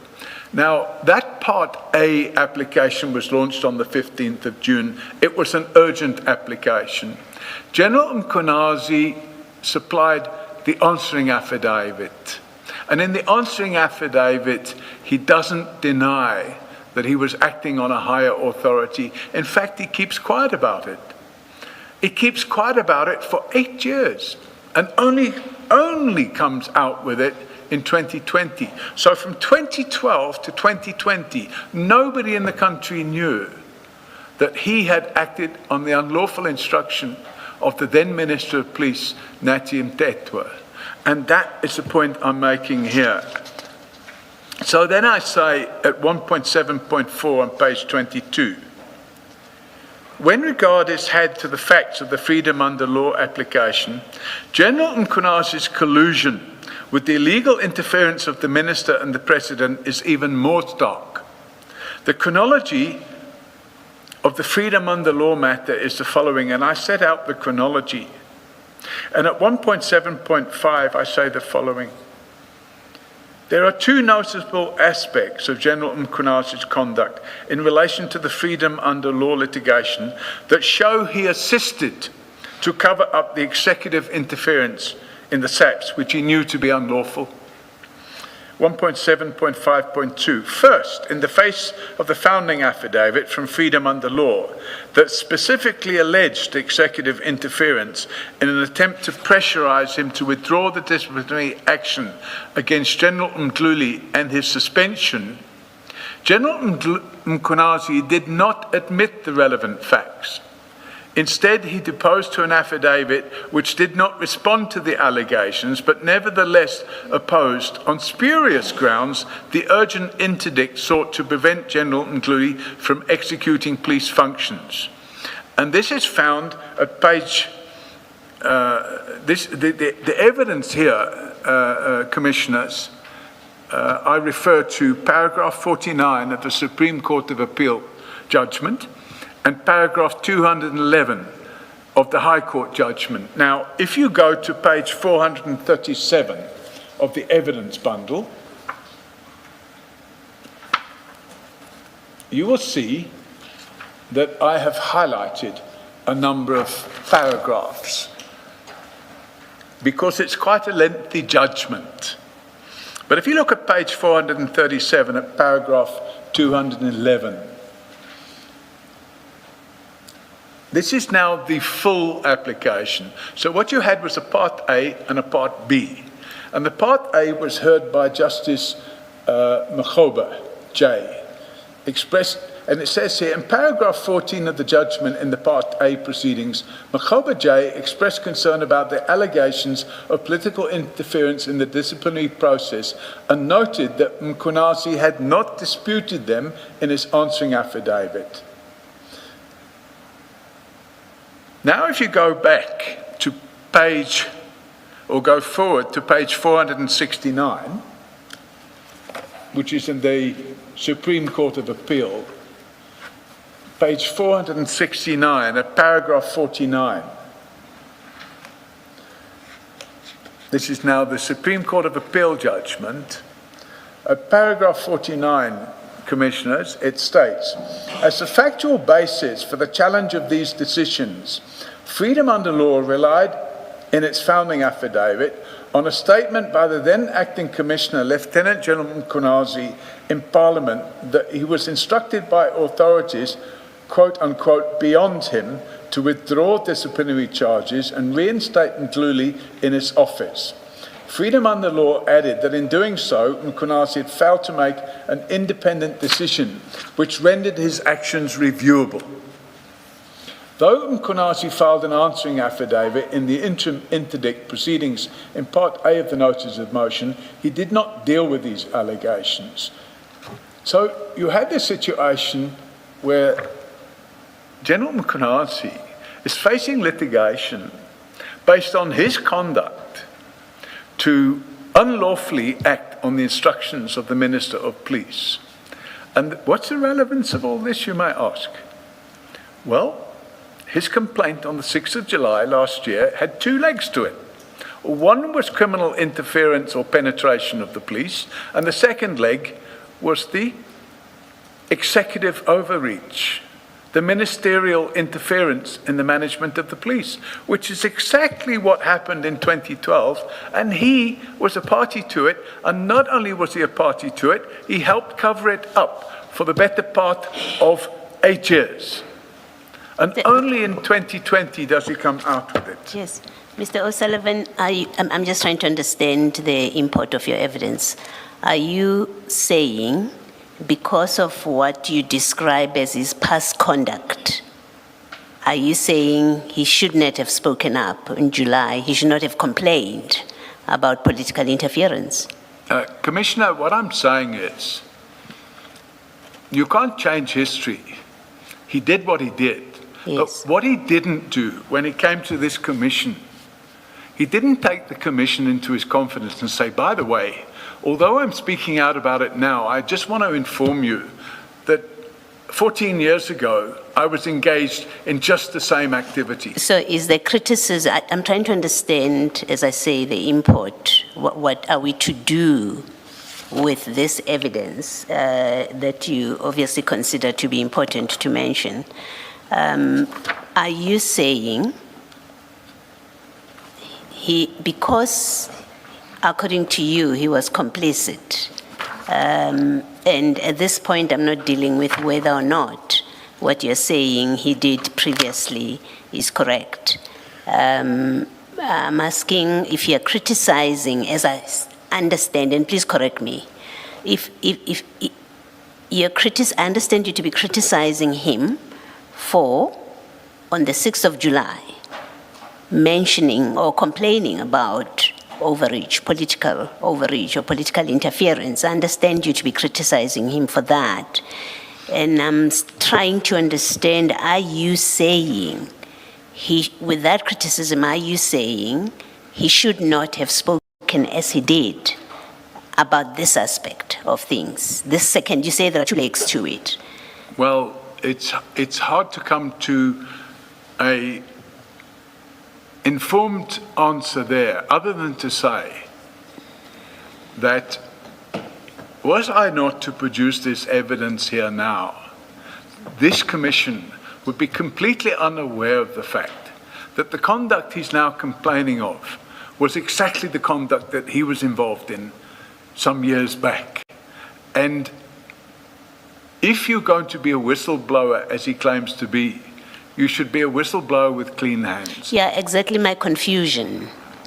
That's why I'm asking you this question, exactly my confusion. Are you saying he is not a clean whistleblower according to you, because Correct. he previously colluded in similar conduct. Therefore, he should not have spoken up. Is that the heart of what you're saying? And maybe let me suggest to you that I ask the question because it's quite conceivable that someone thinks about it this way. The man had a Damascus moment. He previously colluded, according to you, and then come July 2025, he decides not anymore, and he changes his mind. I'm asking from that perspective, Are you saying he should have kept quiet forever? Yeah. Or the other possibilities you are saying, well, because he's got this past conduct, we should disregard his complaint of 2025 and disregard it to the end that he's talking, sorry, I can't think of a better word, he's talking nonsense, there was no political interference in 2025. Is that the point you're making? So my understanding, Commissioner, and you might have to interrogate me a bit further, but my understanding is quite simply this. If you're going to have a Damascus moment, put that down in writing. Say, look here, by the way, I'm speaking out now because I saw what happened all these years ago. And I was involved, but he didn't do that. He's kept quiet. Yeah. And therefore, I think it would have been better, rather than speak out at a media conference, to take action without drawing down the public confidence in the criminal justice system, because it's been shattering what's happened in the criminal justice system.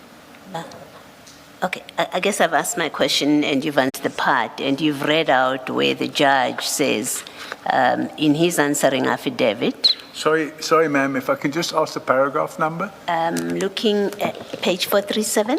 Yeah, 437. And then I'm looking, you referred to paragraph 211. Uh-huh.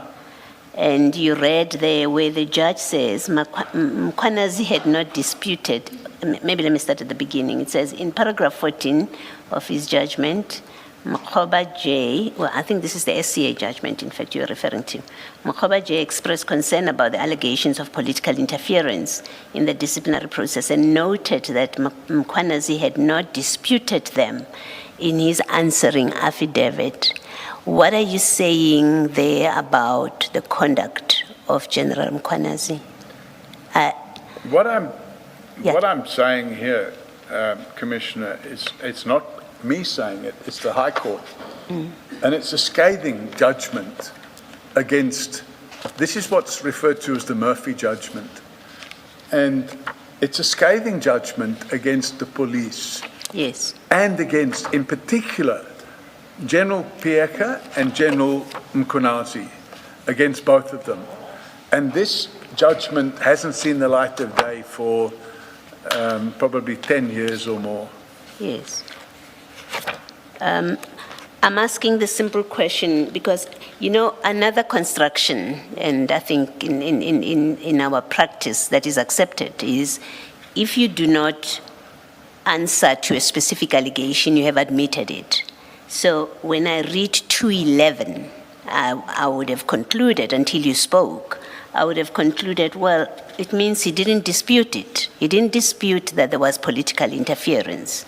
But you seem to be reading that paragraph, or to be attaching a meaning to it, that he basically was part of the cover-up, unless by not responding or not denying the allegation of ministerial interference, he therefore covered up, unless I misunderstand you, Mr. O'Sullivan? Commissioner, you have to look at all the bits that I've highlighted and take them together. But if I go to page 438. Yes. Paragraph 215, 216, and 217, and 218. Yes. This is scathing. It says, Mkhwanazi dropped the disciplinary charges on orders from above is furthermore borne out by the Rule 53 record filed on his behalf. The record he supplied comprises nothing more than 2 letters addressed to Mdluli, one notifying him of the withdrawal of the disciplinary charges against him and the other advising him of his reinstatement to work. It doesn't say to work. There's no charge sheet or correspondence dealing with blah, blah, blah, and it goes on. And then 216, it says, the inescapable finding is that the decision of the acting commissioner to withdraw the disciplinary charges and to reinstate Ndluli as head of crime intelligence were taken in an attitude of subservience pursuant to an unlawful dictation from a person unknown. Yes. Who was beyond the acting commissioner. By the way, at this stage, nobody would admit who it was that gave him the instruction. That only came 8 years later. Yes. He says, an abdication of power violates the principle that the responsibility for discretionary power rests with the authorized body and no one else. And Yes. it goes on to say at 218, to ensure the proper functioning of the SAPS, the Commissioner, in discharging his obligations under Section 11 of the SAPS Act, must protect and give effect to SLAP's discipline regulations. It's a scathing judgment. And the failure, it's not the judgment that's more important, Commissioners. What's more important to the people of this country is that this has been kept hidden. It's been kept under wraps. It should have been part of the evidence. He said, by the way, the reason I did what I did on the 6th of July is because 14 years ago, I was involved in exactly the same state of affairs, and I went along with it and covered it up for 8 years. I guess, Mr. O'Sullivan, my question is, what difference does it make? Remember, we consider our terms of reference. I don't know that we can take it any further, but really my question is, even if you are correct in your position that when he testified here, he should have confessed his previous sin of covering up, as you say. Yes. I'm still left with the question, okay, what difference does it make to, he has spoken up. We are investigating exactly that as a commission, whether indeed there's been political interference. Does it really make a difference that, and if so, what difference does it make to how we deal with that allegation of his, that when he sat there and testified, he didn't testify to his previous crime of colluding in the similar decision-making that he's now complaining about? Well, except, Commissioner, it's my evidence that not only was he previously involved in that conduct, but for 8 years he covered it up. For 8 whole years. And it only came out when he made his statement at the Zondo Commission. And when he made his statement at the Zondo Commission, he did not go into the nitty-gritty of what actually took place.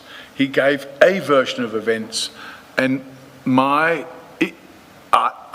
obviously have no first-hand knowledge as to whether or not the then Minister of Police in 2024 or 2025 did engage in executive overreach. I have no knowledge of that. It's not something I've been involved in.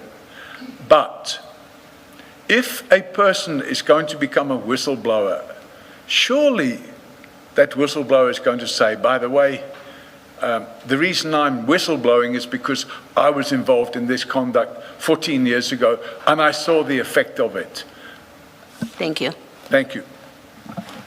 Thank you, Commissioner Baloyi.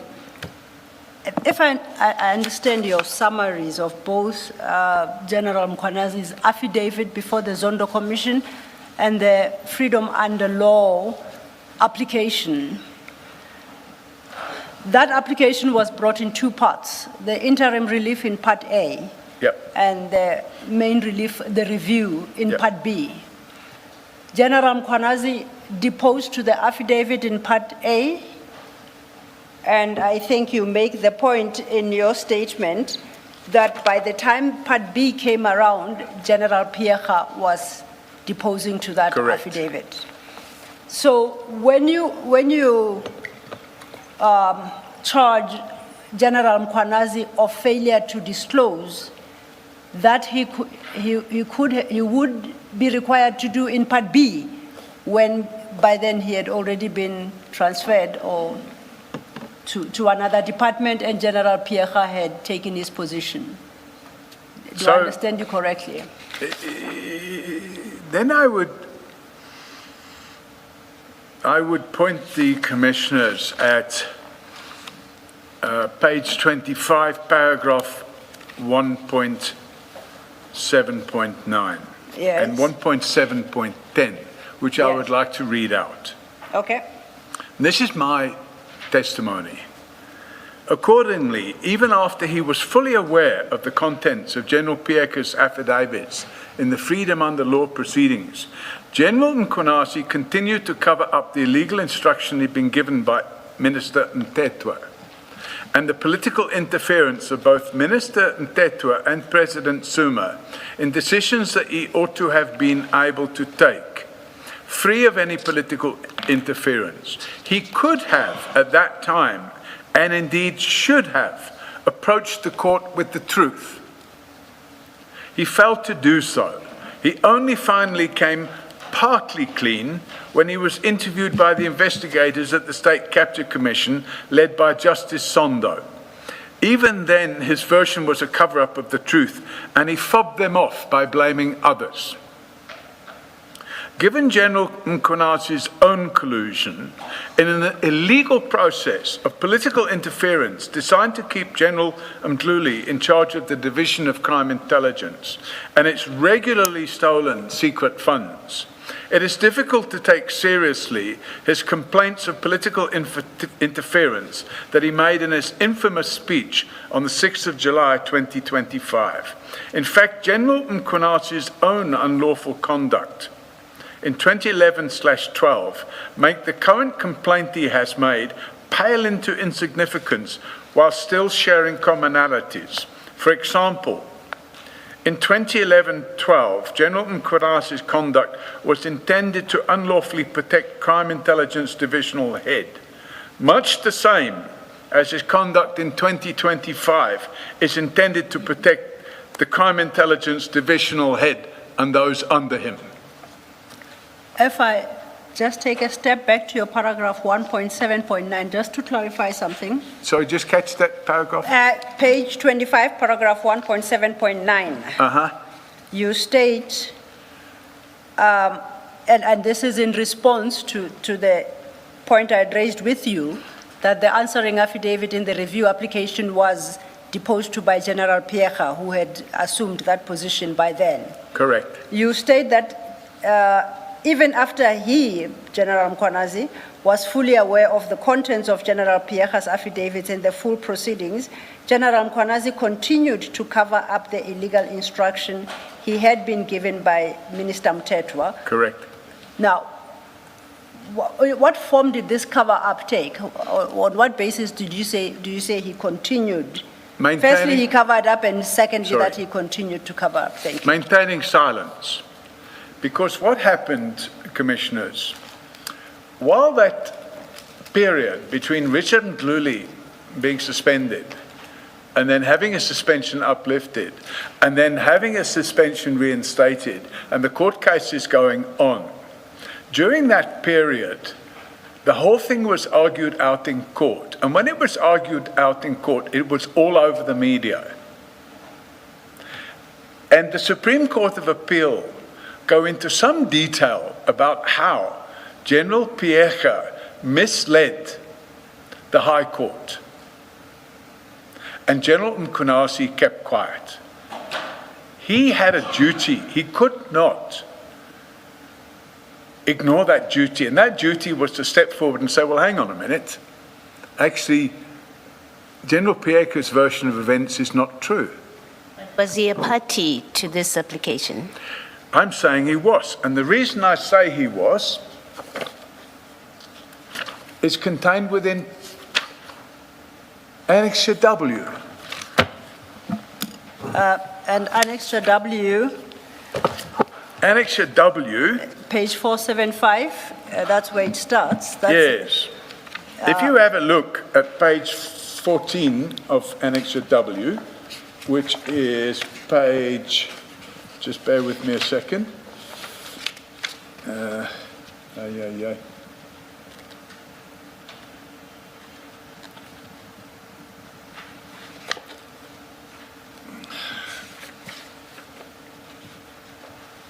I'm going to have to count the pages. Perhaps give a sense of what you are looking for. We might try and assist. 14. Aha. Here we go. It's page 488 of the evidence bundle. 488. 488 of the evidence bundle. Thank you. So this is a presentation that was made on the 13th of November 2015 by the Minister of Police. Yes. It was, in fact, Mr. Mtleko was the Minister of Police then. This was a presentation by the Minister of Police to Parliament. And it's been uplifted from the Parliamentary Monitoring Group thing. So this was made on the 15th of November, 13th of November. It speaks of a grievance. It doesn't speak anything about, it's not answering No, my but question. what it's showing, Commissioner, is that Lieutenant General Mkhwanazi lodged a grievance against the National Commissioner for lodging false affidavits in court regarding Lieutenant General Mdludi's case. And the point I'm trying to make is this corroborates the fact that other than lodging a grievance, he did nothing about it. He allowed her to lie to the court. But that grievance has a finding as well further on in the, on the same page. The first point speaks to the grievance lodged by General Mkhwanazi. Then there is a finding. Yep. And the finding says the finding says the National Commissioner informed the court wrongly with regard to Lieutenant General Mkhwanazi's actions on Mdluli matter. So what she actually did, what General Pieka did, was she informed the court, and that's borne out in the judgment. She wrongly informed the court that General Mkhwanazi had not received instructions from a higher authority.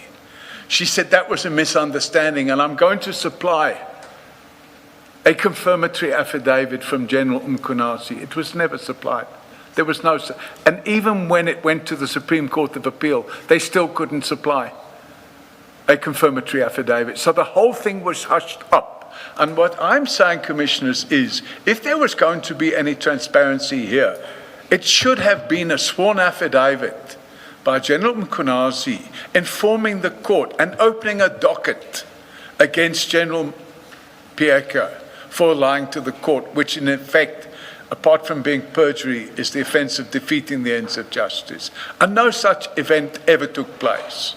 I think my point is he wasn't a party to these proceedings, so he didn't have standing to file any affidavit. That's my point. He wasn't a party, but he knew what was going on. Yeah, but he wasn't a party. My question was he a party? And you said yes, and you referred us to this document. He was a party to the original proceedings. Yes. The Part A. Where you are saying he should have filed an affidavit, I'm saying he wasn't a party to those proceedings where now General Pieka is the party that is being sued. So he wasn't a party. You understand what I'm saying? I understand you. Yes. I think that's the first point. The second point, in the judgment, in the Murphy judgment, and this I think we accept it was in 2012. I think it was in 2013. Say again? In 2013, that's the Murphy judgment, right? Yes, yes. And it states at I'll read it for you. What's the page number? Page 436. And this is about the point of you saying he didn't speak up for a whole 28 years, I think you say, and spoke up for the first time in 2020 before the so-called Zondo Commission. And I'm reading this just to say it seems to suggest differently from what you're saying. At page 436, paragraph 207, it says, in paragraph 45 of the founding affidavit, FUL alleged that the acting commissioner publicly stated in Parliament that he took the decision to withdraw the disciplinary charges on instructions from authorities beyond him. And then Full added that by acting on the instructions of authorities beyond him, the acting commissioner failed to act independently. So it seems that at least Full, FUL, was aware when they filed their papers that he has spoken publicly, that In fact, the decision, let me finish, Yeah, sorry. that the decision that he took was imposed on him from higher authority. So why do you say that he kept this quiet until only in 2020? Because at the parliamentary committee, it was asked what higher authority. He couldn't answer. He should have said the Minister of Police instructed me. Instead, he covered the thing up. So the criticism is he didn't state it's He the didn't state- minister. In fact, what happened, if you look at General Pieka's conduct in the FUL response, she said that actually what he said at Parliament wasn't correct. Yes. He made a mistake. What he actually meant was the NPA had decided to withdraw the charges, and that's why he followed suit. The whole thing was a complete lie. Okay. So that's Pieka. For now, I was just clarifying. Yes. I was clarifying that when the FUL prepared its answering affidavit, Yes. General Mkhwanazi had already said in Parliament that he made the decision on higher authority, or it was dictated by higher authority. And your criticism, and I hear you. They couldn't get you it say out of him. Your Parliament criticism is he didn't say the higher authority is the minister. That's what he your should have said. criticism. Okay, thank you. Thanks, Mr. Thank you. Just one issue with you, Mr. Sullivan. Going back to page 488. Page? 488.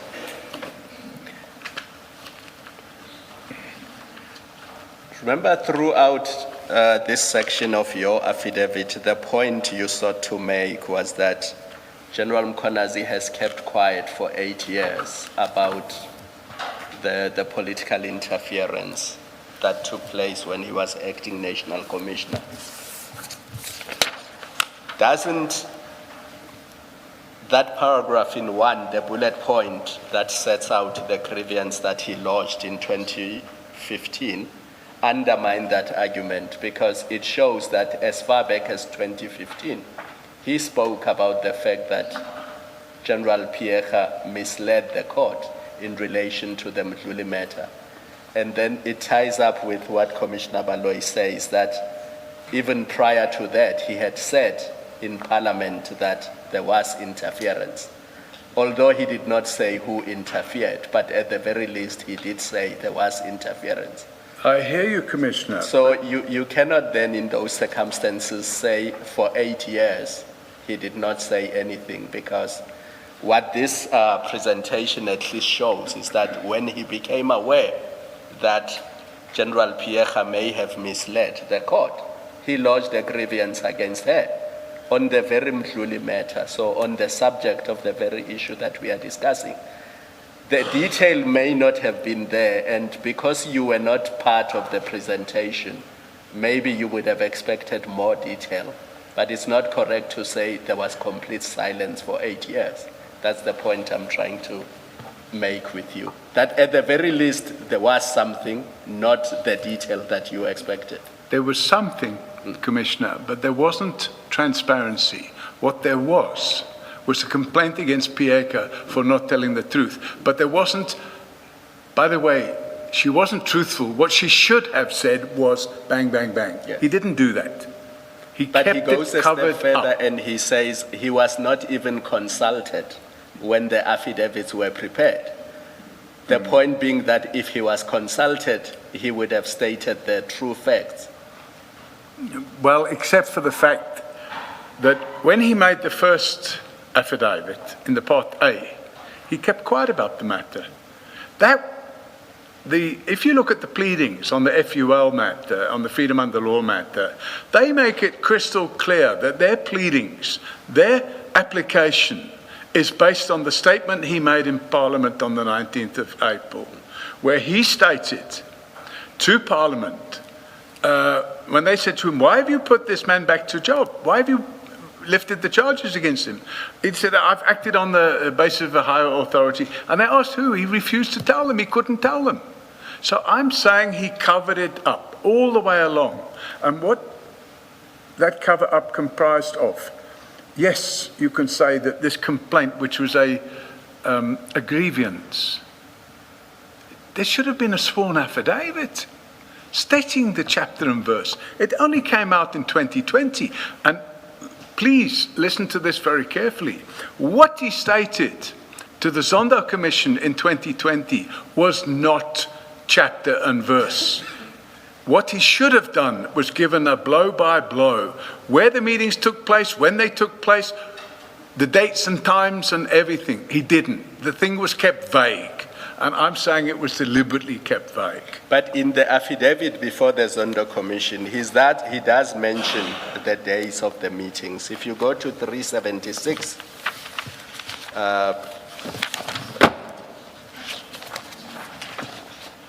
376.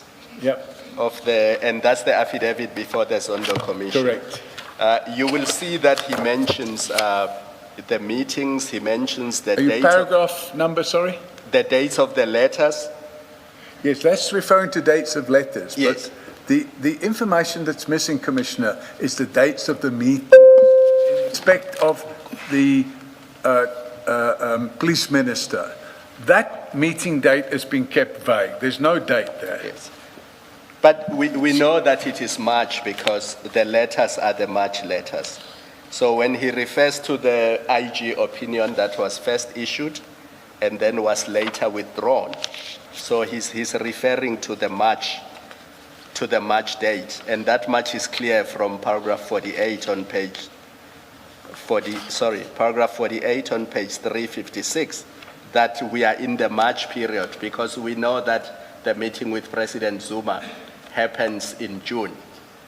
So although it doesn't specify the date of the meeting, but it's quite clear that the date is between the somewhere around then. It's between the two opinions by the Inspector General. So yeah. It would have been between the 6th of March and the 19th of March. That's at least how I read paragraph 48, that the meeting would have happened between those two dates. Commissioner Khumalo, perhaps what might assist is reference to page 363. Yes. At the bottom of 363 is paragraph 39.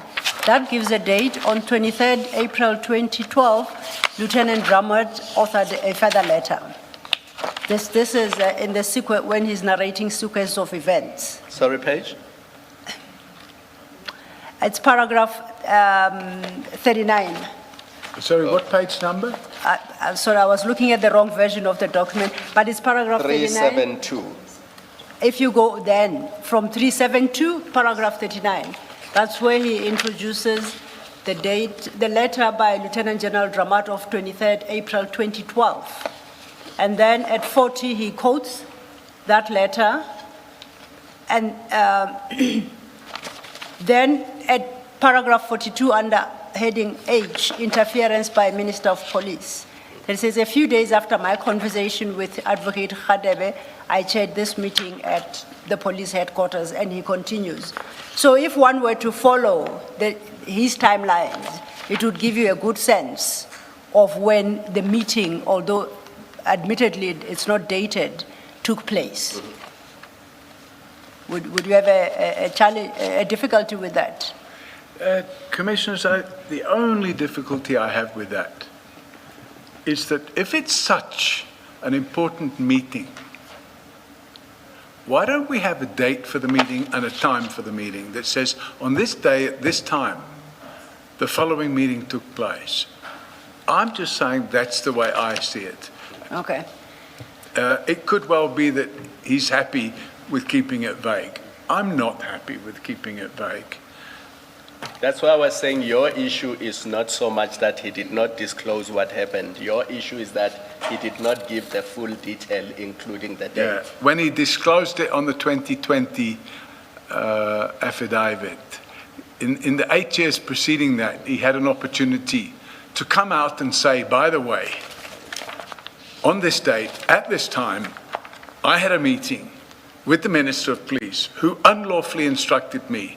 The only time this comes out is here, 8 years later. It never came out before then. Never. Thank you. On that score, then, may I invite us to go to your page 23 of your statement? Page? Page 23. 22. 23. Uh-huh. And paragraph 1.7.5.3, you actually make a much stronger allegation against General Mkhwanazi. You say, second, he appears to have colluded in allowing SAPS to put a dishonest version in their answering affidavit to Part B to the court. Yep. When then Commissioner Pierre falsely stated that there had been no instruction to General Mkhwanazi from above. Yeah, and the reason I'm saying that... My question is, what must the commissioners look to see the collusion that you reference? Because at that time, we have to cast our minds back to 2012. So during that whole period, there was a lot of media coverage. Major General Richard Ndluli, or Lieutenant General, Richard Ndluli, was in the media every single week, 2 or 3 times a week. This whole thing, as it was being played out in court, was all over the media. Now, by his own account, he spent 2 years sitting at home twiddling his thumbs during that period, while General Pierre went out and gave a complete pack of lies to the court, which was published. It was all over the media. I'm saying, if I know about something that's wrong and I keep quiet, I'm assisting in the cover-up.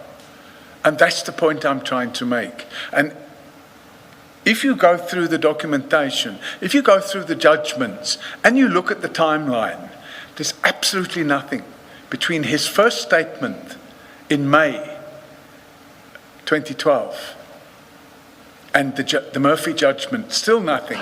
He only comes out with it for the first time 8 years later. Why keep quiet? Keeping quiet for 8 years, I'm saying, is acquiescing to crime.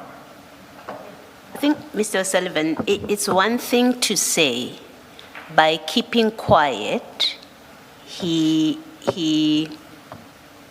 acquiesced in a lie that he knew about. So firstly, you have to establish he knew that General Pierre in her affidavit has said this, and he chose to keep quiet.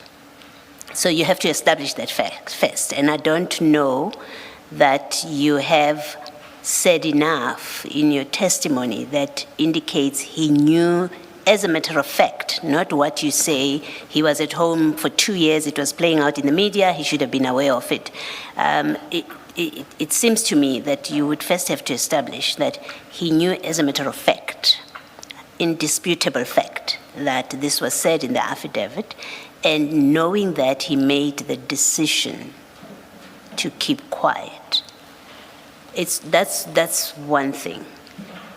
But if to say that he colluded, and perhaps in fact he does collude if he does that on those facts, if he knew and he chose to keep quiet, he colludes by omission. That's the one form in which he could have colluded. The alternative formulation is he was deliberate. He was part of the cover-up. It's not a case of omission, but it was deliberate. So in a way, it was by commission, right? He knew this is happening, and he chose to be part of that lie. I don't know that beyond your, whether you can put it as high as that, and yet your statement here, where you say appears to have colluded in allowing the SAPS, I'm not sure that it is backed up by anything that you have said. We've gone through a number of instances where he has said and spoken, including up to the grievance that he laid against General Pierre. And in all of that, I haven't seen, I must say, speaking for myself, that I don't see the positive and intentional act that you're seeking to convey in 1753, that he intentionally participated in a General Piecha cover-up. Okay, I hear what you're saying, Commissioner, and I'd like to draw your attention to what I say, paragraph 1.7.6. Because I'm saying there, in contrast, General Mkhwanazi claims in his affidavit to the State Capture Commission that he was completely unaware of the contents of General Piecha's affidavit.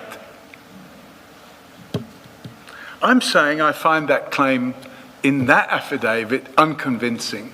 And the reason I find it unconvincing is because he had made a grievance against her for being untruthful in her answering affidavit to the High Court. And I go on to say, General Mkhwanazi therefore knew that the allegation of an unlawful instruction to him was at the center of the application. And the reply from General Piecha would have to admit that central allegation if she was not going to perjure herself. Thank you. Sorry. Mr. O'Sullivan, you give two reasons for what you have just said now. You say, in contrast, General Mkhwanazi claims in his affidavit to the State Capture Commission that he was completely unaware of the contents of General Piecha's affidavit because he was in his period of rest at home in KwaZulu-Natal at the time. I find this claim unconvincing because, and then comes the two reasons, yes. Or then come, not comes, the two reasons that you give. Yes. Even if I take a bit of time, I will read both. The first one is this. General Mkhwanazi was aware of the allegations in the FUL application because the founding affidavit in the urgent application had been served on subs whilst he was acting National Commissioner, and he had deposed to the initial answer in that application, but chose to sidestep the unlawful instruction allegation and simply not comment. General Mkhwanazi, therefore, knew that the allegation of an unlawful instruction to him was at the center of the application, and the reply from General Piecha would have to admit to that central allegation if she was not going to perjure herself. Let's focus on that reason and not overlap onto the second reason. Yes. Of course, you can read different things into it, yeah. The way I phrased it. On what basis would you want to suggest that General Mkhwanazi would have known what General Piecha would say or not say in her answering affidavit on the Part B of the application, going so far as to talk about perjury and so on? My argument, Commissioner, is very simple. I go to Minister Nshleko's presentation in 2015 to the Parliamentary Portfolio Committee on Police, where he talks about the grievance. And he didn't make the grievance in 2015, he made it earlier than that. So here he was making a grievance about the alleged perjury of General Piecha. But what he wasn't doing was saying it's perjury because this is what really happened. He just said she perjured herself. But here you are talking about what General Mkhwanazi ought to have known what General Piecha would say, not what she had in fact said, what she would say in deposing to the Part B answering affidavit. He would have so those are two different things. What may have happened a couple of years later does not answer what General Mkhwanazi should have known with regard to what General Piecha would say in her Part B answering affidavit. That's where I am. So, yes, Commissioner, but the point I'm making is he knew what the central allegation of the freedom under law application was. He knew. The whole application was Yes. bound on this allegation that he had received unlawful instructions. But what's going to be deposed to is not his affidavit. And if nobody invites him to come depose to the affidavit as the person who actually knew what had happened, then on what basis can you fault him with regard to what the content of Gerald Pierre's affidavit was going to be? Let me give you an analogy, Commissioner. Yes. If you look at Section 34 of PRECA, the Prevention and Combating of Corrupt Activities Act, it makes it an offence for a person not to report a particular category of crime. We're talking here about the previous acting commissioner of police, who is now sitting at home twiddling his thumbs, watching all the media coverage. I cannot believe he wasn't able to see what was going on in the media. And instead of stepping up and saying, well, hang on a minute, this is not true, he kept quiet. And the point I'm making is he had ample opportunity to not keep quiet, and he didn't do so. And he was a policeman. I know right at the beginning of this engagement, I said that we should not conflate the two reasons that you give, and I'm going to preach exactly what I had said to you. You see, the difficulty I have with what you have just said about not believing that he would not have become aware of what the media was saying. In your second reason, you actually accept the possibility that he might not have become aware of what was out there in the media. You go so far as to say that, but if he had himself not become aware, people close to him would surely have told him. So in answering my question with regard to the first reason, I do not think you can peg what was out there in the media. Well, of course. Because then you are contradicting yourself. No, of course. If the commission gives him the benefit of the doubt. You first gave him the benefit of the doubt. I don't necessarily, I'm saying I wasn't convinced by his argument. Yes.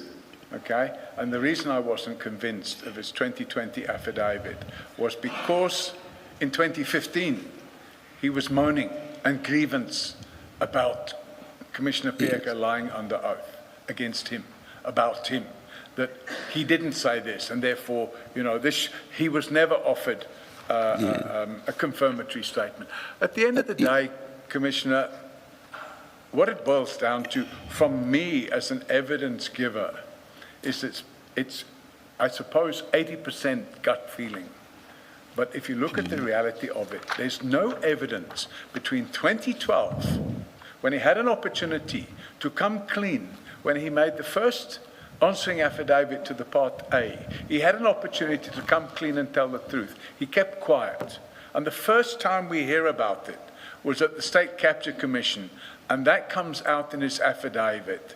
And it really then is utilized at this commission. But what he doesn't do at this commission is said, by the way, I kept quiet about it for 8 years. I told the State Capture Commission,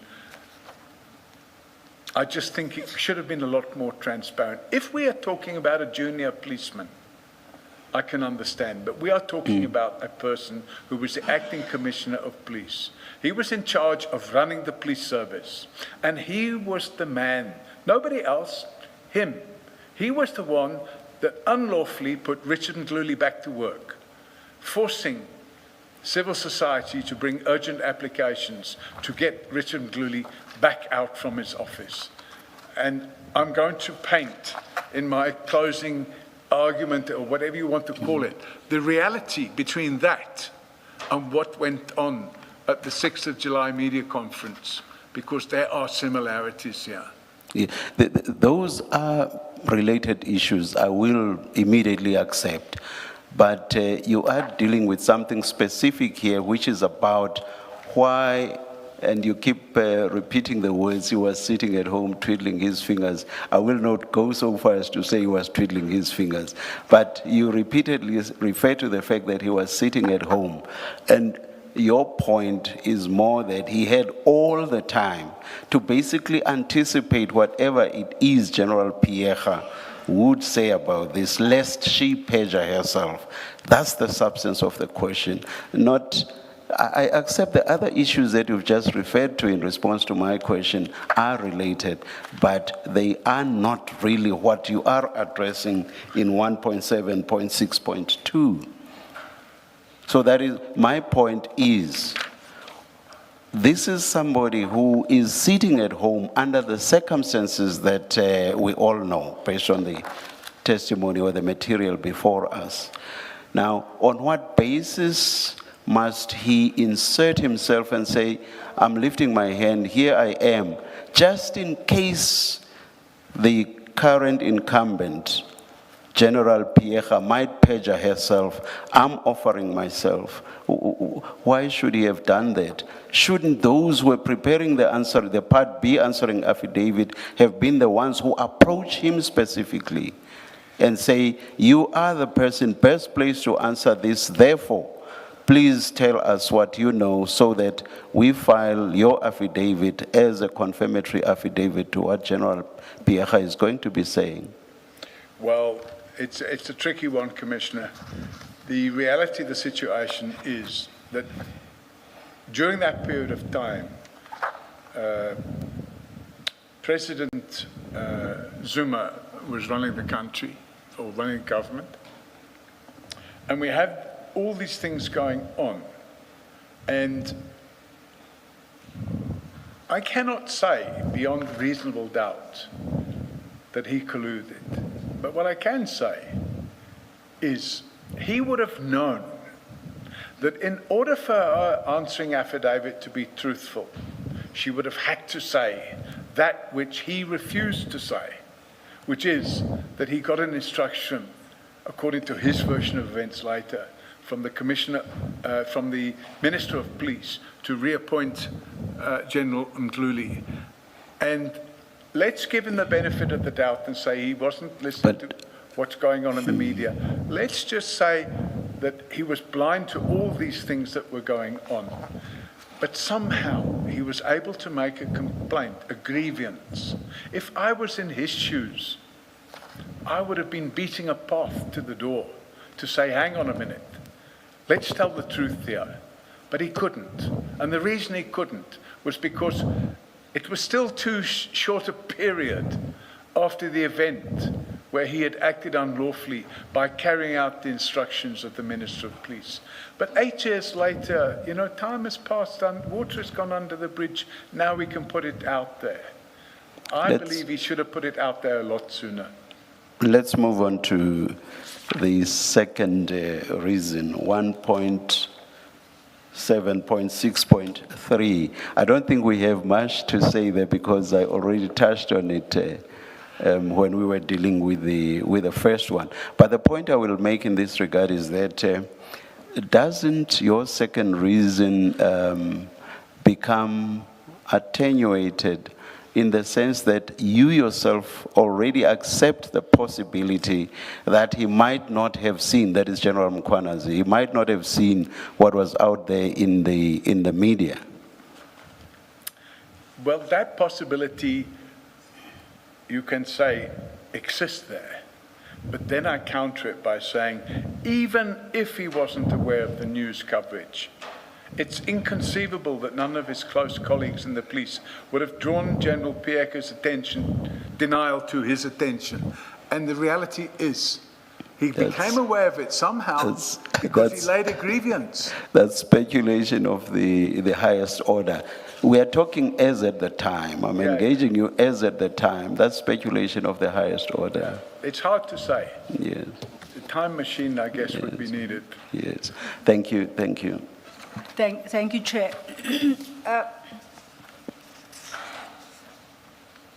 Maybe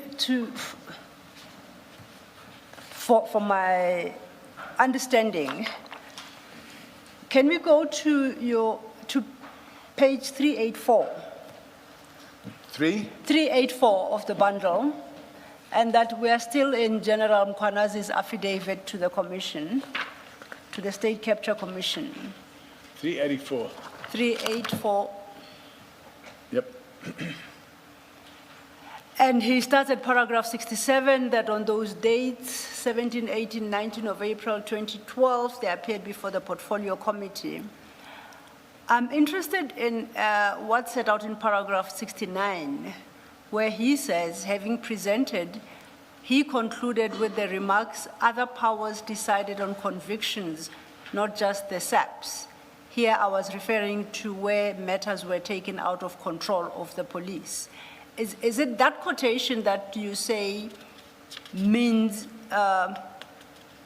where he's supposed to have said to Parliament that he acted on at the behest of other powers? Yeah. Or is it a completely different engagement on that score?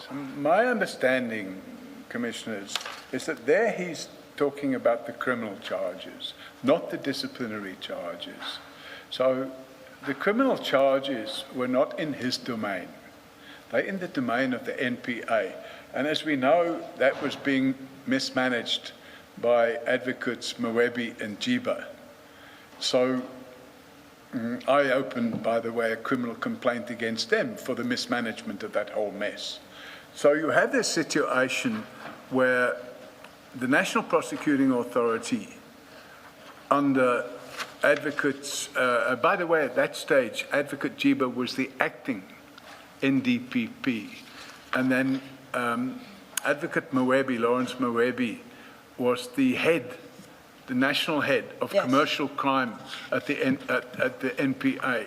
And they took an unlawful decision to withdraw the criminal charges, not only the charges pertaining to the kidnap and murder of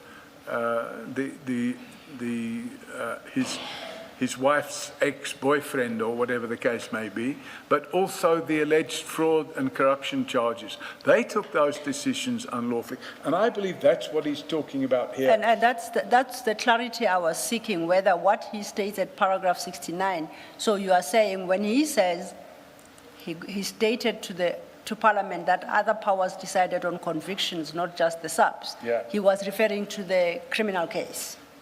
It has got nothing to but do. what he doesn't say, Commissioners, is he doesn't say what he said about the disciplinary charges, because that's what he was questioned on in Parliament. And he said a higher authority, that's his words. And when they tried to drill down into that, he said he couldn't go into it. I accept. I just needed your clarity on this, that quotation I read there, I should not misunderstand as his response to the issue of withdrawal of the disciplinary charges. I should not misunderstand that quotation to relate to that. I believe this is not to do with the disciplinary charges. I believe this is to do with the criminal charges. He uses the word other powers decided on convictions, not just the police. Can I then invite us to page 25, paragraph 1.7.10, 1.7.10? Uh-huh. You conclude at this paragraph thus, and I quote, given General Mkwanazi's own collusion in an illegal process of political interference designed to keep Ndluli in charge of the Division of Crime Intelligence and its regularly stolen secret funds, it is difficult to take seriously his complaints of political interference. Yep. Okay, and you go on. Do I understand you correctly that you suggest General Mkwanazi colluded in retaining General Ndluli in the Division of Crime Intelligence to facilitate the stealing of secret funds? Is that, am I understanding you correctly, or am I misunderstanding you wholly? Sorry, I'm not quite... I was saying my interpretation of what you say there, I wanted to test whether I'm correct or whether I'm misunderstanding. So what I'm saying is there's similarities. Yes. The similarities in 2012 are the same as the similarities in 2025 in July. In 2012, it was to protect the head of crime intelligence, which was Lieutenant General Ndluli. In 2025 in July, it's to protect, I'm saying, and that'll be the next bit that I come on to, that it was to protect crime intelligence.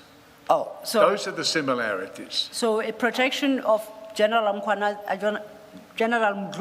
Mdluli, in I'm saying, 2012, you say was by General Mkhwanazi himself? yes, I'm saying that in 2011/12,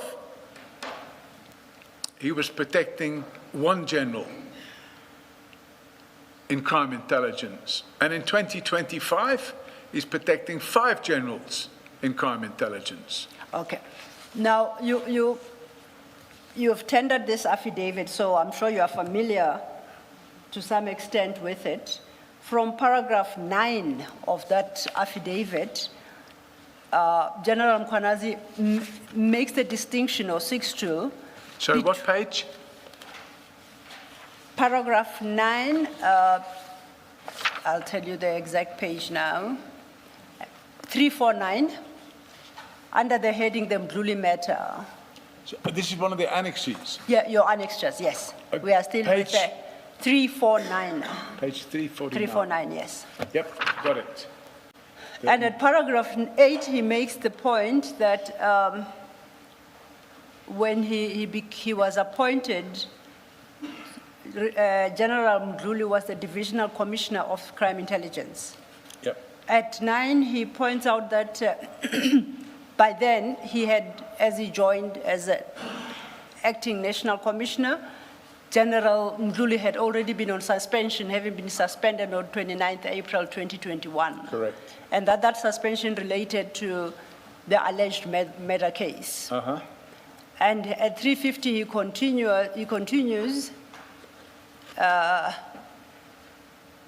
that at paragraph 10, on establishing that Lieutenant General Mdluli had not been suspended on the fraud and corruption charges, which he introduces in the paragraph above, he instructed Lieutenant General Stander, the Deputy National Commissioner of Human Resources, to initiate steps to implement disciplinary charges against Lieutenant Mdluli in this regard. Uh-huh. Then at paragraph 11, he speaks about General Nebeam, which we can skip. And then at paragraph 12, he says, as part of my briefing on this matter, I was advised that Major General Solil Lazarus, the Chief Financial Officer of the Secret Service account of CI, had already been suspended and charged criminally for fraud and corruption. He continues at 13, I then decided to instruct Lieutenant General Stander to appoint an outside person to assess the available evidence to determine whether it implicated General Mdluli and then to advise me on the way forward. These events took place roughly towards the end of 2011. I attached marked NM1 a copy of the report obtained by Lieutenant General Stander pursuant to my instructions. He then says at paragraph 15, pursuant to this report, disciplinary charges were brought against Lieutenant General Mdluli. This is now for the fraud. Do you accept the facts as set out by General Mkhwanazi in this affidavit, or do you have reason to doubt their veracity? I can't contradict them. Okay, now in light of that, if you then are forced to accept, is it fair to suggest that he took steps and colluded in a process that will protect General Mdluli and enable the further looting of secret funds? Is that a fair conclusion? If you accept the facts as stated here. If what he says here is true, then it means he's doing his job. But then along came the minister who said, cut all this up, drop the charges, put him back to work, and he did that. So he may have started off on that course. I guess the best person to ask is him. Okay. Can I ask a question, because you introduced the involvement of the minister? Sorry? You introduced the involvement of the minister. Yes. 2 months after the suspension was lifted, so on the same day that FUL launched the urgent application, you are aware that General Mkhwanazi did suspend General Mdluli again. 10 days later. The Freedom Under Law case was launched Yes. on the 15th of May. Yes. General Mkhonasi was General Mkhonasi resuspended General Mdluli on the 25th of May. Yeah, don't confuse the date when he was charged with the date when he was suspended. I had understood, having read the judgment, both the High Court judgment and the Supreme Court of Appeal judgment. He was resuspended on the yeah. 25th of May. I'm looking at paragraph 95 of the judgment. You may be right because it says the application was launched on the 15th of May 2013. I think that's a typo in the judgment. It's 2012, right? So I'm on page 409. 409. Yeah. Let me just go to it.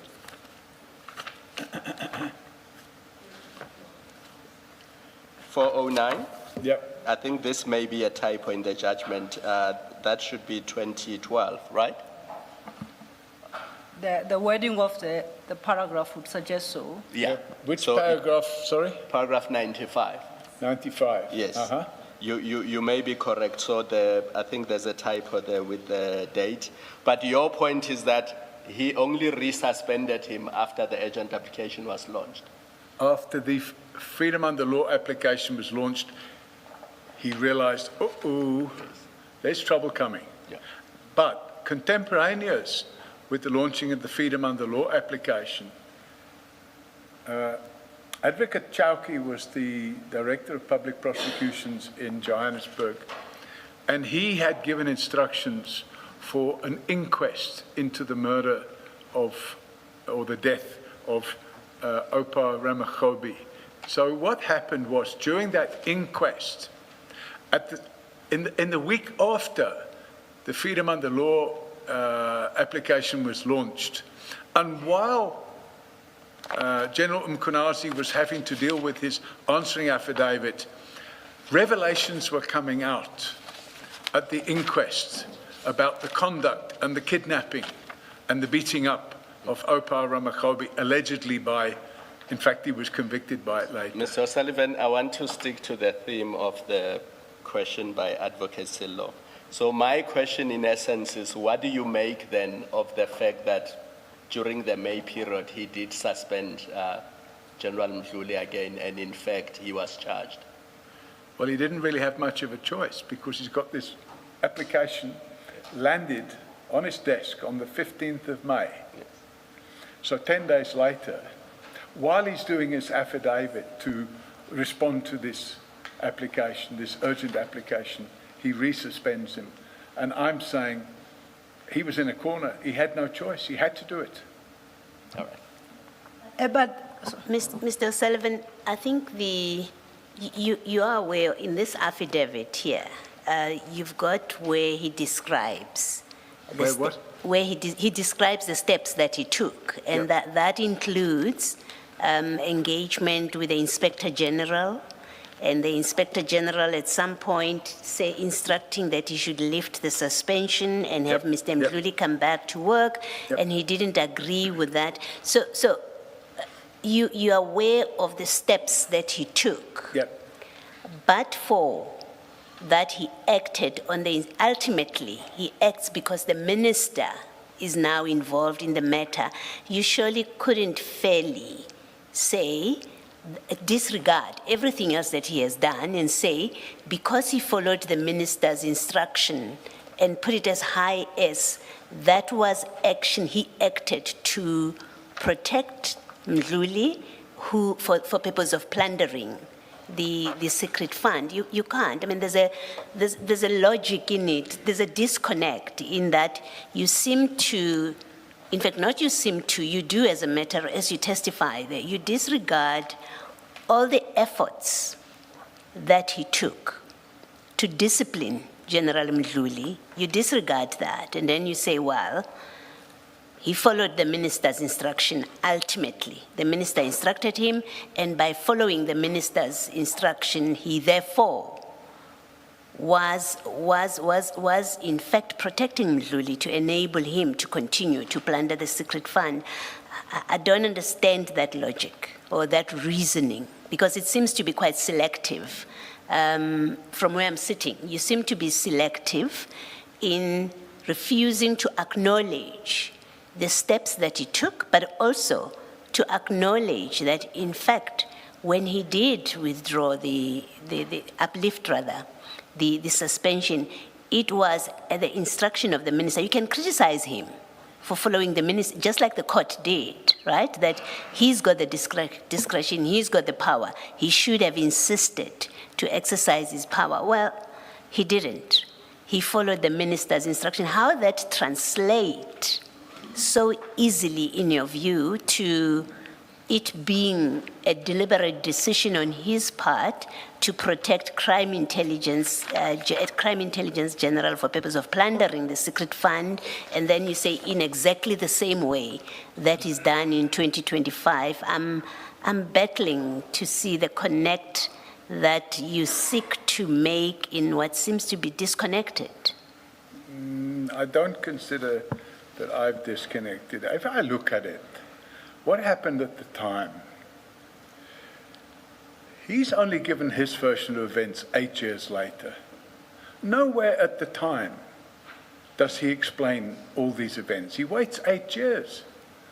He could have said in his answering affidavit to the court, he could have outlined these things then. He didn't. He kept quiet about it. He only comes out with it 8 years later. Now, if one has to give some real thought to this and think out of the box, one has to consider the following. He was a senior police official. He was a major general in the police, and he was aged 38. There were probably at least 40 generals in the police. So, Mr. O'Sullivan, we're not discussing that now, sorry. Okay. It's late in the day. We're not discussing what you have addressed in your statement. Our question is really, the theme now is a very,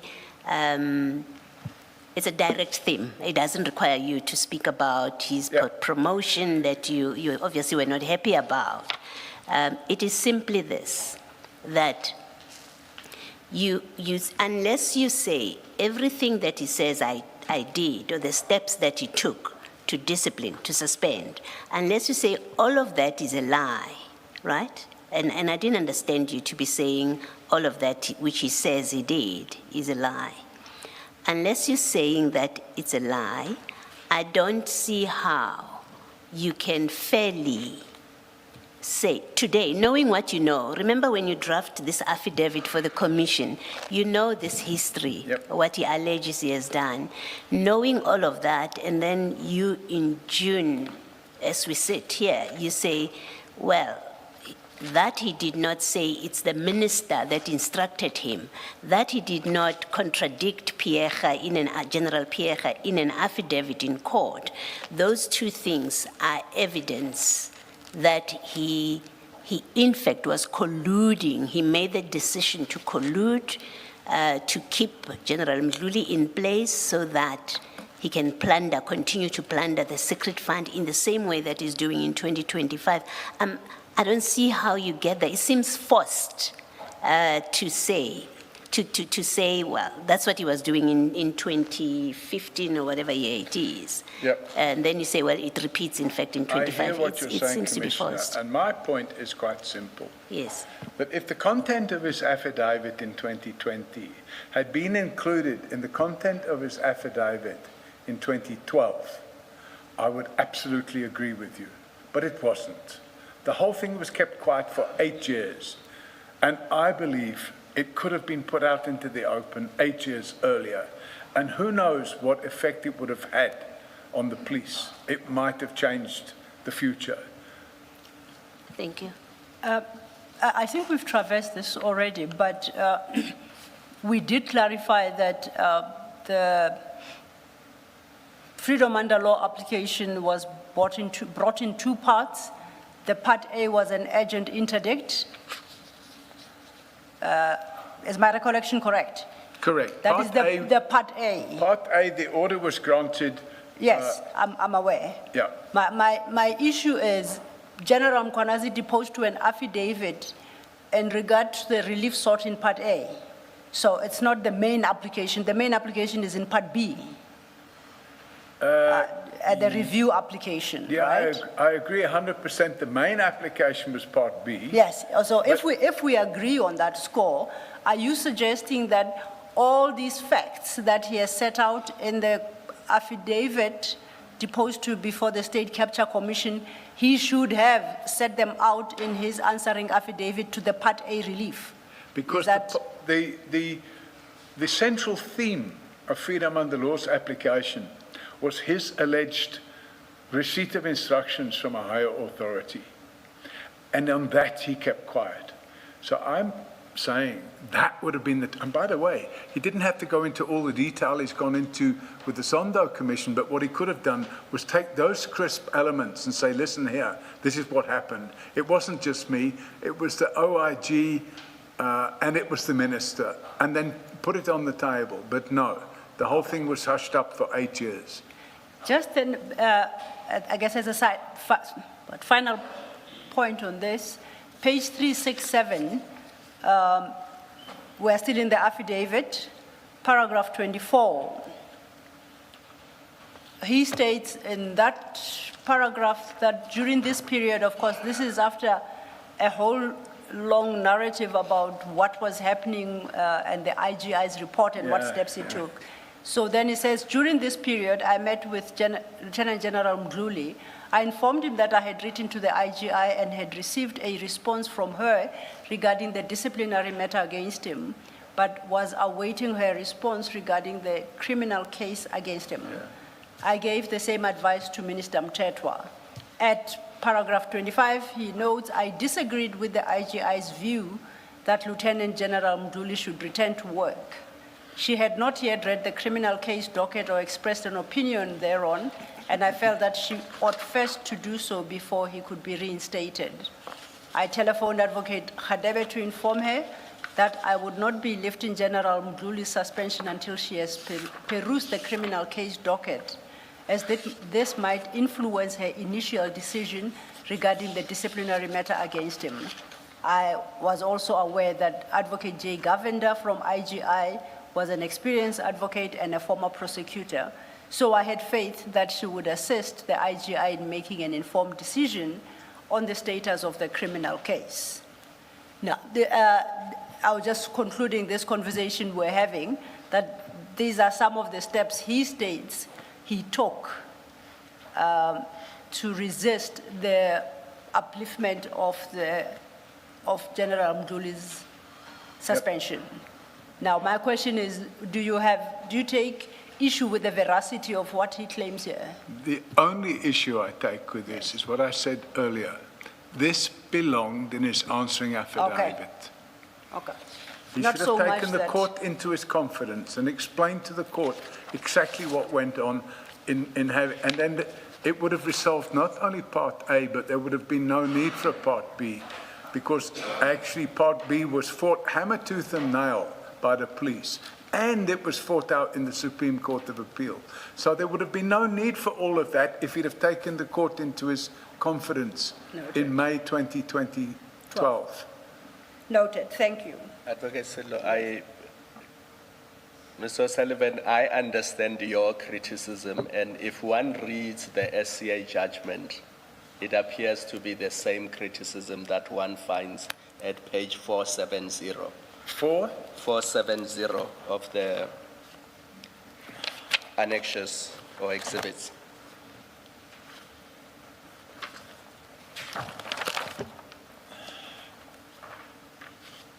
So if you start at 469, paragraph 49, the court says the factual basis for the challenge by FUL is that it relied on statements made by then Acting Commissioner General Mkwanazi in Parliament, that he was instructed by authorities beyond him to withdraw the disciplinary charges and reinstate Mdluli in his office.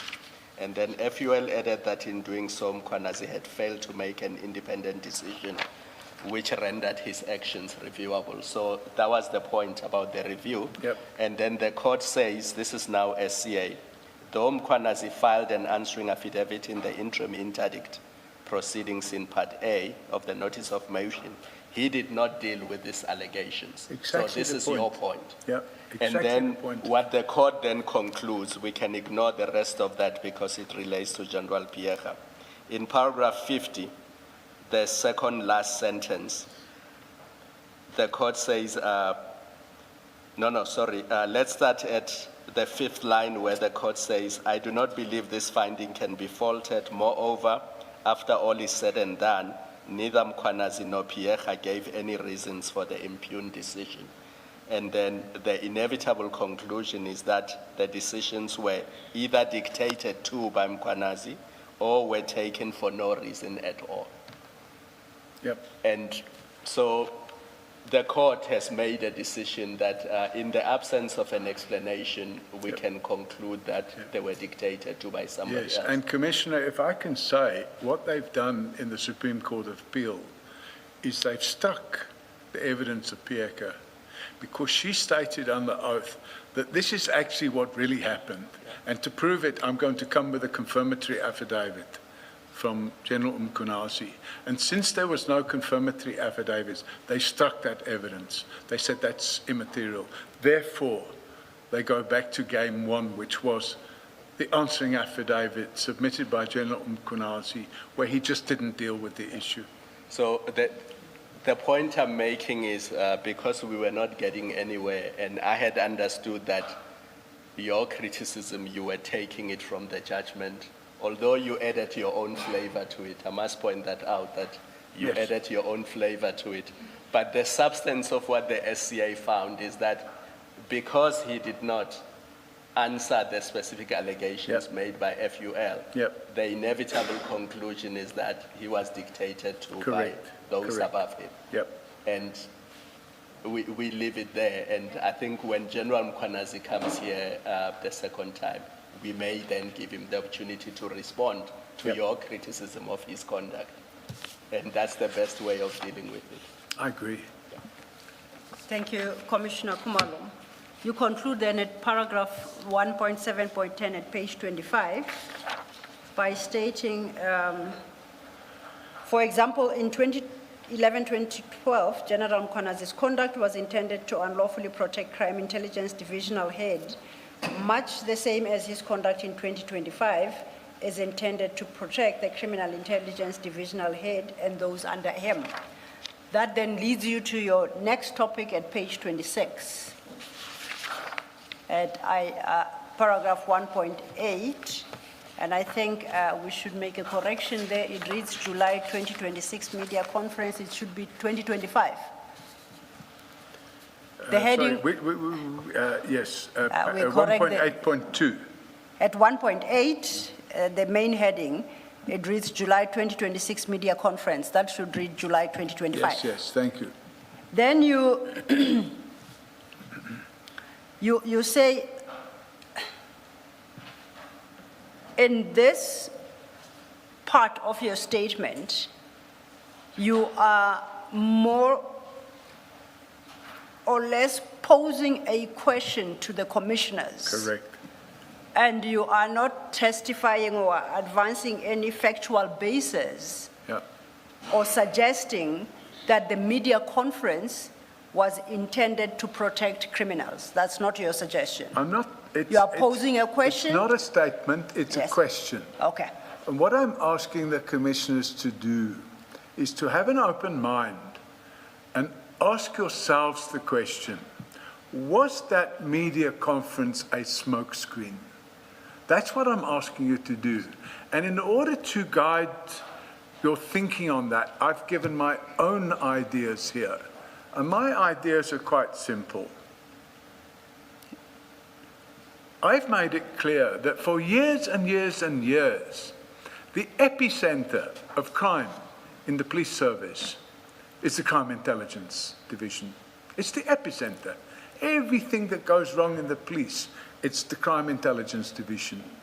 And why? Because we have a so-called Secret Services account. which is so secret. Nobody can know how the money's spent, which is great. Because if you want some money to do other things with, you can do it. And nobody can ask you any questions. No Auditor General has ever given a clean report on the Crime Intelligence Secret Service account. And if one looks at the growth of that fund, by the way, you can pick up from the police budgets the fund itself, but you can't see how it's spent. And in 2012, when General Mkhwanazi was the acting Commissioner of Police, the budget for the Secret Service account was 98 million rand per annum. In 2024, it stood at 600 million rand per annum, which is an increase of 512%, which is 5 times the rate of inflation over that same period. But what we don't have is we don't have a concomitant decrease in crime. What we do have, if you look at the last 14 years, is we have successive heads of crime intelligence being arrested and sent to jail for stealing from the Secret Service account. It's just a manna from heaven. It's this gift, and there needs to be a lot of control, much better control over that. And I talk about here, when I ask the question, was it a smoke screen? I ask the question, I name 5 generals and 2 brigadiers who were arrested in June 2025. They were arrested on the 26th of June. It's no coincidence. In my annexes, I have taken that media briefing of General Mkhwanazi, and I've had it transcribed. The transcription is there. And if you look at the theme of the transcription and start looking at the mentioning of crime intelligence, it starts to conjure in your mind, was this a whole smokescreen to protect all of these people in crime intelligence? And when you think about it, and I ask you to keep an open mind, if you look at it, there has to be an answer there somewhere. It cannot be right that this is all linked. By the way, on the 1st of July, I had my attorneys, the attorneys of Forensics for Justice, I had them send a very strong letter to Commissioner Masemola. And the letter is very strongly worded. And it talks about the accused persons, which I refer to in my affidavit as the Crime Intelligence 7. And in that letter, we're demanding that these people are urgently suspended because they've all been charged with corruption. And according to General Mkhwanazi, it's not corruption, it's an HR matter. I don't agree with that. It's corruption. So we have this situation where they're charged with corruption. We send a letter through demanding that they be suspended. An hour later, or 2 hours later, we get a short reply back from General Masemola, which is on page 505 of my evidence bundle, which effectively says, I'll do what has to be done. I'll comply with the law. Not one of them has been suspended, not one. To this very day, not one of them has been suspended. And by the way, some of them have been charged more than once, because General Lushaba, who's the CFO, he's in charge of the Secret Service account. He was also charged with losing his laptop computer and a firearm, and instructing members under his command to go out and get his laptop and firearm back. And then to doctor the docket, he said that somebody came in through his window and stole his firearm, his state-issued firearm, and they stole his laptop. But it actually turned out that he'd invited a lady into his premises, and they had a few drinks, and he fell asleep. And she made off with his money, his firearm, and his laptop. he got other police officials at the rank of colonel to go and get his laptop and firearm back, which they did. He's charged for that. He was arrested for it and charged. And what they did, they went and got his laptop and firearm back. But now we had a problem because he'd opened the docket at the police station where he said somebody had climbed in through his open window. So he got those two colonels to go to that police station and get hold of the investigating officer on the case that he'd opened and remove the papers from that docket and replace them with fake papers. So that's the sort of thing that's going on in crime. That's the chief finance officer of crime intelligence. And when you look at all these things going on, and then you analyze, commissioners, the transcription, because nobody's produced the transcription before now. I've produced it. I had it produced within days of his media conference, and it's there at pages 510 to 536. And what's interesting is on page 533. On page 533, he doesn't mention my name. General Mkhwanazi says the following. That's why there's a call in public from a person that I will not necessarily mention his name, that the National Commissioner must bypass the disciplinary regulations of the service, must simply suspend these people because it's inaudible. Why is that call? It's a call that is putting more pressure to make sure the country, hence the handing over to the criminal syndicate. So because I've called for the suspension of these 5 generals and 2 brigadiers, General Mkhwanazi is accusing me of handing the country over to a crime syndicate. In fact, I'm trying to stop this crime syndicate that's active in crime intelligence from carrying on with their crimes. Mr. Sullivan, can I ask you one question? You say the press conference of 6 July 2025 was a smokescreen. Was it? It's a question. Yeah. So let's assume that it was. Pardon me? I'm saying let's assume for the purposes of my engagement with you that it was a smokescreen. Yeah. Does it mean that the allegations made that day are not true and should not be investigated? Because that's what this commission has been established to do. Absolutely. It is to investigate, amongst others, the allegations that were made by General Mkhwanazi on the day. Now, say his motive, for argument's sake, say his motive was to protect the crime intelligence 7. Yeah. And that was his reason for this press conference. Does that mean the allegations he made are not true and should not be investigated? Absolutely not. In fact, if you look at me having gone on record, on the 6th of July in the evening, I did a media call. The media contacted me about this whole media conference of his. And the first thing I said was there needs to be a judicial commission of inquiry. I made the point, and I've repeatedly made the point, that the lack of attention by the State Capture Commission to the criminal justice system has resulted in where we are today. And I have absolutely no doubt that a lot of good will come out of the allegations he's made. But were they made for the right reason? That's the question I'm asking. And I don't believe they were.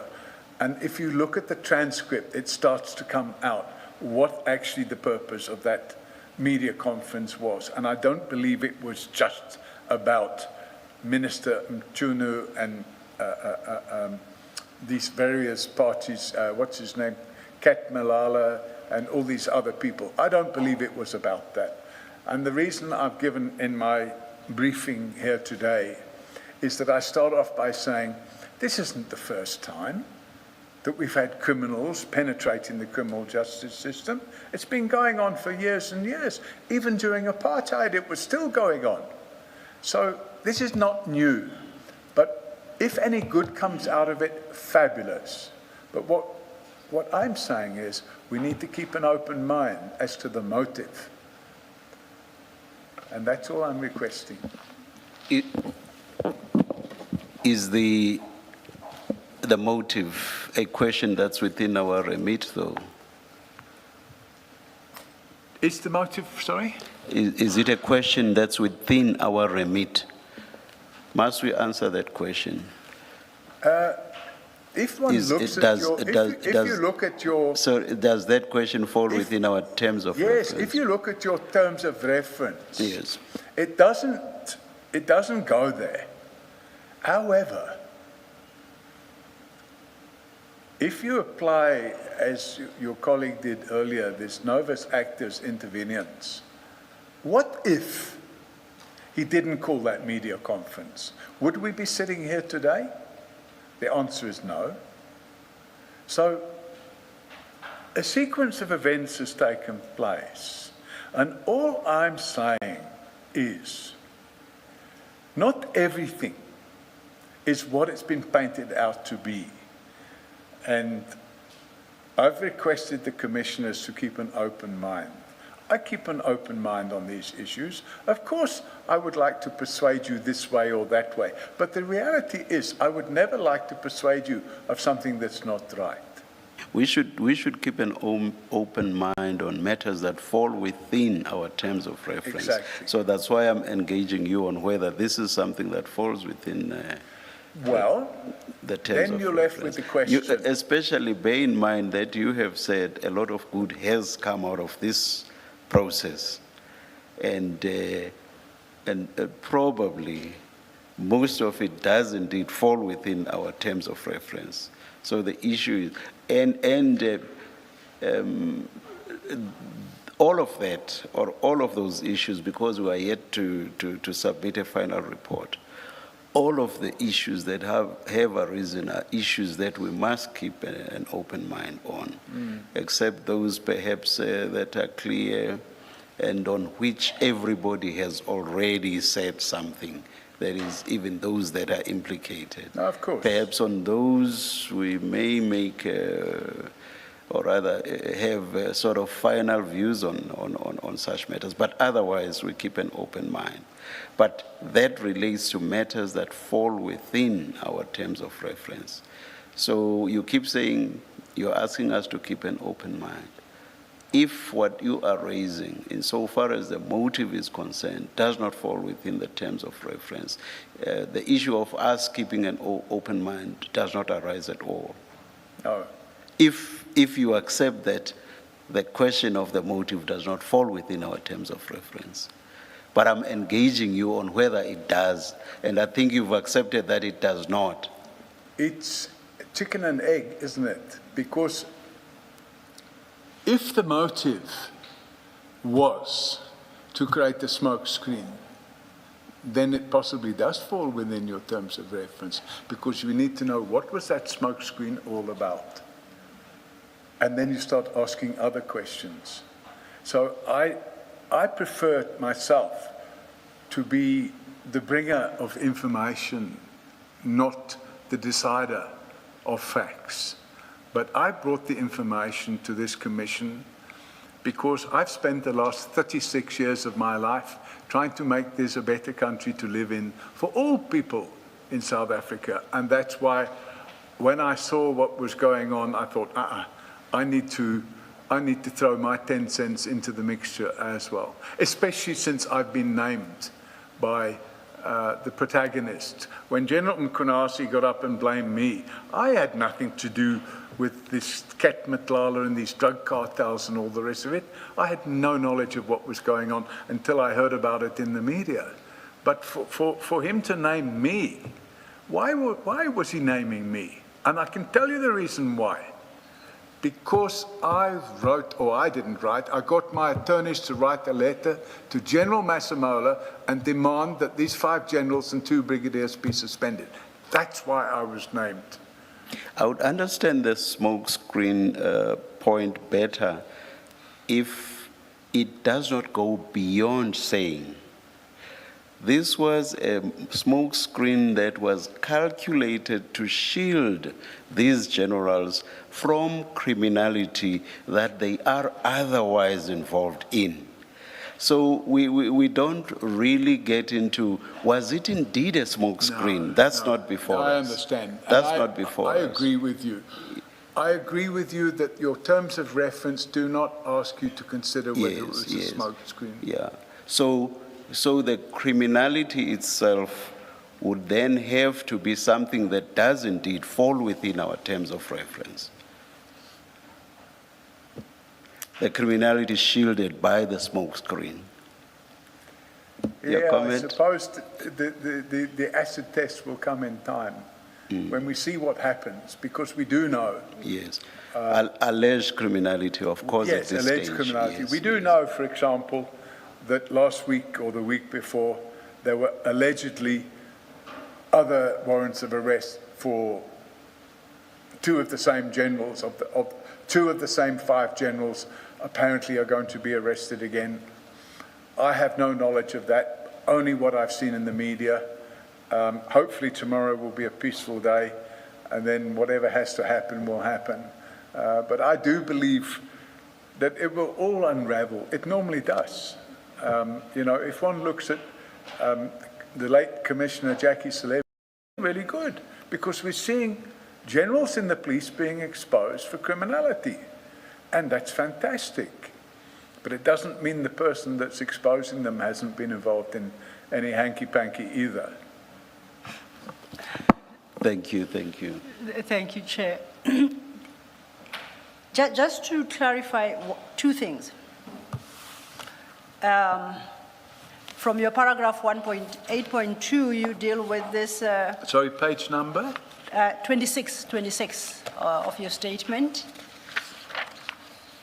The second paragraph, that's where you introduce the charges brought against Lieutenant General Kumalo and the 6 other members of the service, whom you term the Crime Intelligence 7, right? At the next paragraph, you state that their charges relate to the irregular employment of Ms. Mukwele in a senior ranking position of brigadier in the technical support services of crime intelligence. And then beyond that, you talk about what transpires after they were arrested. The point I want to clarify is the budget and the looting of the Crime Intelligence Fund, alleged, this case has got nothing to do with that. It has no bearing, or in any manner are there allegations that these 7... This commission? No, the charges brought against the people you term the Crime Intelligence 7. It's got nothing to do with the looting of the... For what they were arrested on that day, I agree. Yes, that's a clarification I seek. General Pelani Lushaba was arrested 3 weeks before that. Yes. And that was pertaining to the crime intelligence funds. And I'm just saying... Now, let's take it a step at a time, right? We're dealing with these charges here. And I ask this because you start that subject by introducing this 512% increase in the budget, and you pose questions as if there is no legitimate basis for that growth in budget, and therefore insinuating that something untoward is going on. You state that in your 181, and then you follow it up with the charges. So I'm saying, in truth, there is no link between the charges of 26 June 2025 and the so-called looting of the crime intelligence funds. There isn't. The only link would be that the people in charge of the crime intelligence fund are the same people that are being charged here. But these people, you say at 1.8.3 that their charges relate to the irregular appointment of Ms. Mukwele, and that's as narrow as it gets. Absolutely, but as a separate issue, if they can be charged with these acts of corruption, why would you leave them in charge of a 600 million rand budget? Okay, we'll pose that question to subs, but in the meantime, then you introduce the second issue of General Lushaba, the second charge where you talk about the computer disappearing under... May I just very quickly ask a question around the appointment of General Mukwele Brigadier, I'm very sorry, Dineo Mukwele. Sotho people must please forgive me. I'm not at all sure of the pronunciation of this name. The evidence that was given by General Kumalo is that the position required someone with expert skills. I forget the term he used for this, but he had a special term for the expertise they required for this position. And if I'm not mistaken, I think he said largely that expertise is to be found within motor vehicle manufacturers. BMW. Sorry? So when I found out about this, I did not get the impression that it was BMW only. The skill is within motor manufacturers. Right. She was working at BMW head office. That may be so. That may be so. But what I'm saying is, what General Kumalo said was that for this position, they required a certain expertise, and that this expertise is to be found within the motor manufacturing industry. Doesn't have to be BMW. It may be BMW, it may be Toyota, it may be Mercedes-Benz, or whatever other company that manufactures motor vehicles. You are with me thus far? I understand what you're saying. Yes. And so he said, it's not unheard of within SAPS to appoint someone who has no experience at all in policing, if that person is being appointed for the expertise they possess. And this applies over several types of industries or environments. So it's not just the motor manufacturing industry. And he gave a few examples. And I'm sure that you too, with the experience that you have, you must be aware that there are other people with other forms of expertise who have been appointed by SAPS and not given the rank of constable, but given higher up ranks within SAPS with no policing experience at all. Do you accept that this does happen within SAPS? I accept that in the police service, yes, from time to time, yes, people are appointed that have no policing experience. Yes. However, they go through a procedure to motivate why that person should be appointed, and there's normally a panel where people are interviewed. It's not my function other than to suggest to the commissioners that the best people to answer these questions would be IDAC, because they're the ones that charge them. And I've seen the charge sheet because it's a matter of public record. And the charge sheet makes it clear that they interfered with the recruitment process to unlawfully appoint this particular woman, when in fact they could have, if she was that important to be appointed, they could have motivated it properly and done it transparently. But it was done without transparency, and it was done behind closed doors, and there was no proper recruitment procedure followed, which is why General Mkunasi said, oh, it's an HR matter. It's not the HR matter. They are alleged to have committed fraud when they hired this lady, and I think IDAC would be best placed to explain why they were arrested and charged rather than myself. On this having been done behind closed doors, do you mean that there was no advertisement for the position? That's not what I believe. I don't know. I don't know enough detail about it, Commissioner. All I know is what I saw. I phoned the lady, this Brigadier Makwela, and I explained to her that I'm from Forensics for Justice. I'm speaking to you now because these allegations have been made. I'd like to get your version of events. This is before I made a formal complaint. But you are basically saying you cannot say that there was no advertisement. That's That's what my understanding is, that they didn't follow the correct procedures. Do you know for a fact whether or not there was an advertisement? Whether there was what? Whether there was or there wasn't an advertisement for the position. Do you know? I don't know. I couldn't find the advertisement. Or do you know or do you not know? Or you say you did not find the advertisement. My next question was going to be, do you know or do you not know what the requirements were for the position? Absolutely not. I laid the complaint based on the information I had. And what I asked, but by the way, I don't believe I was the only person that laid a complaint. I believe a member of parliament also laid a complaint. The reality of the situation is that the best place to get the answers to these questions, Commissioner, would be IDAC, not me. You see, what we got, I'm not even sure from what sources, appeared to be the unsubstantiated complaint that someone with no policing experience had been appointed as a brigadier. That doesn't say much. If we know, as you accept, that within SAPS they can appoint someone with no policing experience to a high-ranking position. So that means nothing on its own.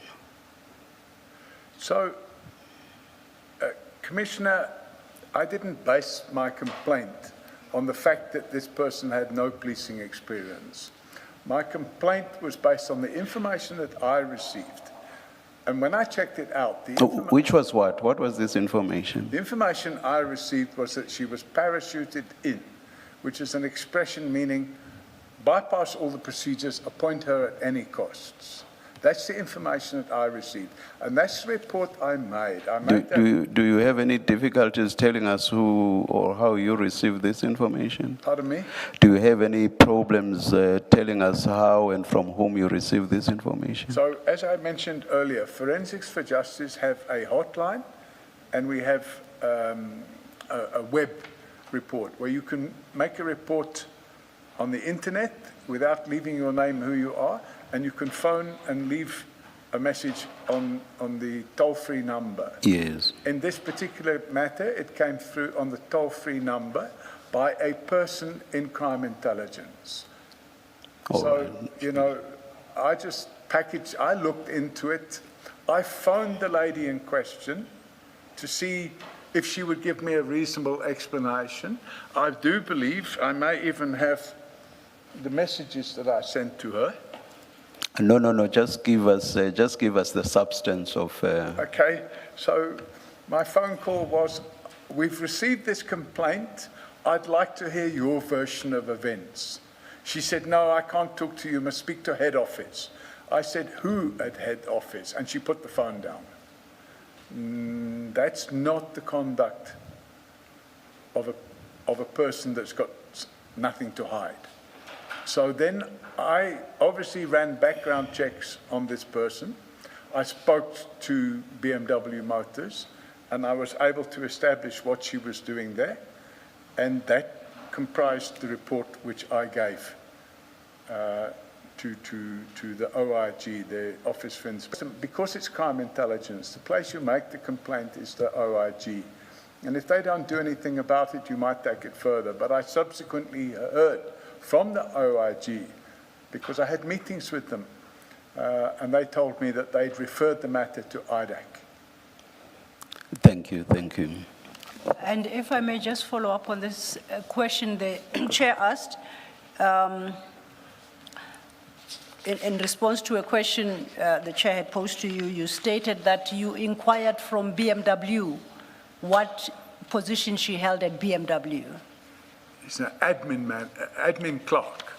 So BMW advised you that she's an admin clerk? Correct.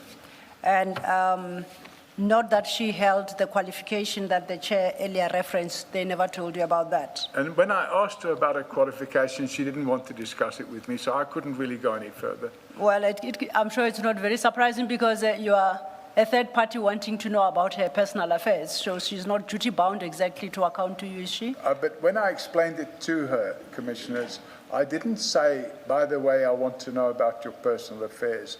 I explained that we had received a tip-off, and the tip-off implicated her. and I would like her to clear the air by explaining what happened, how she was recruited. And she just told me, you have to speak to head office. I said, who at head office? She said, no, that's your business, you must find out. And then she put the phone down. Okay. Have you ever... Sorry. Just for the record, the expertise that was required here is mechatronics. Say again?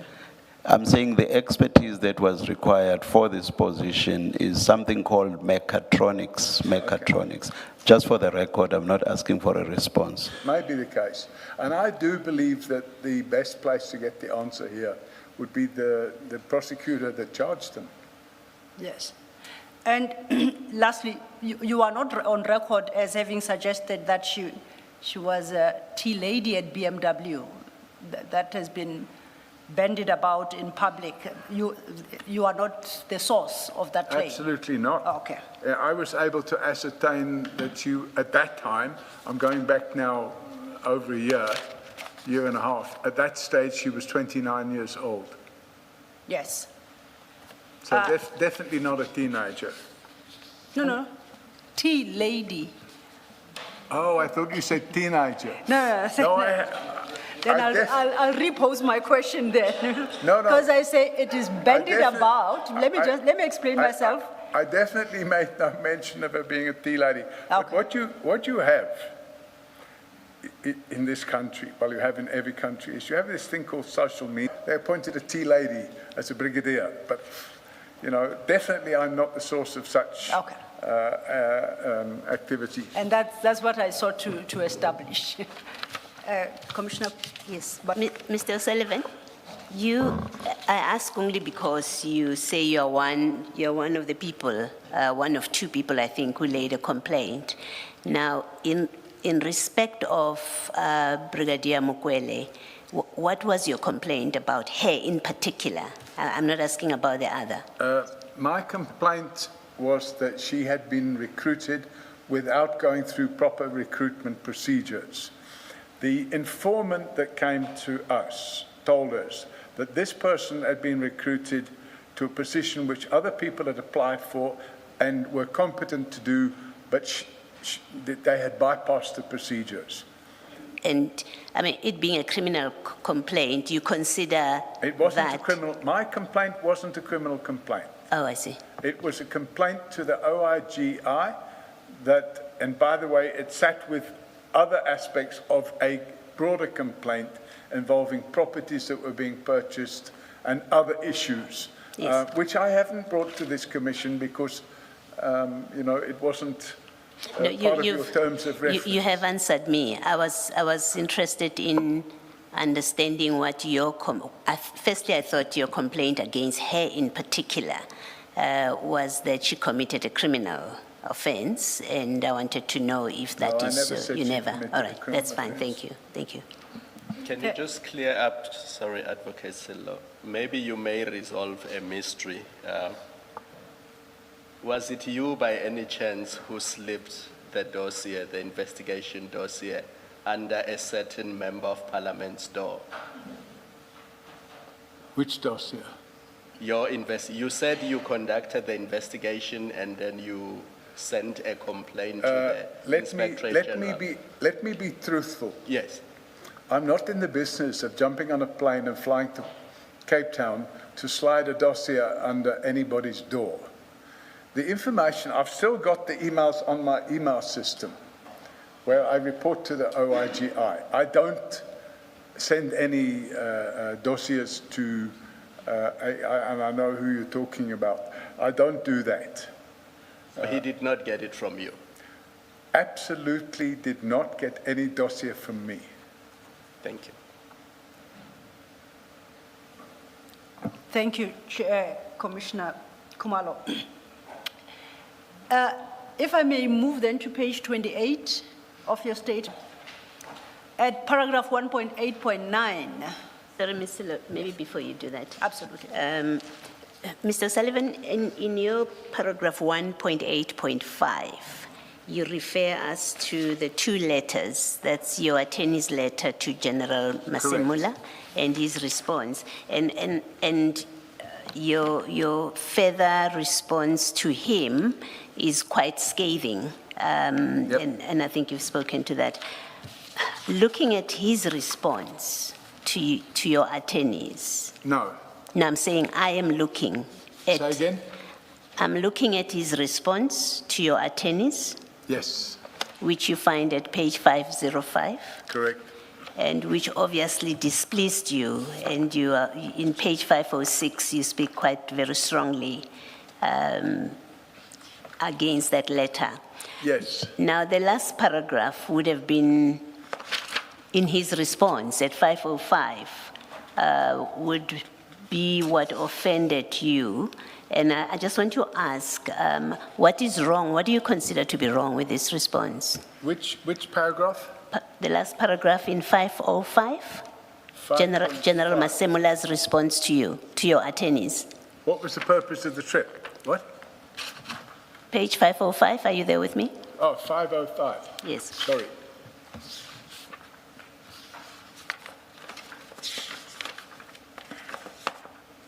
$505, yes? Yes, that's General Masemula responding to your attorneys. Correct. Yes, and my question is, what do you fault with this kind of response?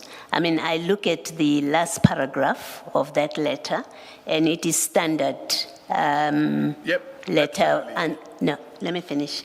It's a standard response about respect for the Labor Relations Act and all the applicable relevant prescripts. And my reading of this is he says, we will act and comply with the Labor Relations Act and the labor law prescripts that deal with matters like this. You take offense to that kind of response. And my question to you is, why do you find this an unsatisfactory response? Because that response, Commissioner, wasn't a standalone document. I had already been engaging with him. There's multiple emails. So unfortunately, you can't just look at the letter that my attorney sent and his response. You have to look at all the prior emails and the information that I had received, and I had requested action by Commissioner Masemola. And if we go back a little bit and we talk about the evidence I gave you in respect of General Khan, that's just one example of where I'd laid a complaint and he just ignores me. But on this matter, he sent this letter. Yes. And you're looking at a situation where 5 generals and 2 brigadiers, there's going to be no suspension. By the way, they were never suspended. No, yeah, sorry, maybe let me clarify what I'm asking. Your attorneys write a letter, right? That's the letter at page 502, in which they demand the suspension of these people. There's no reference to anyone else, any other case. There's no Khan, there's nothing to it.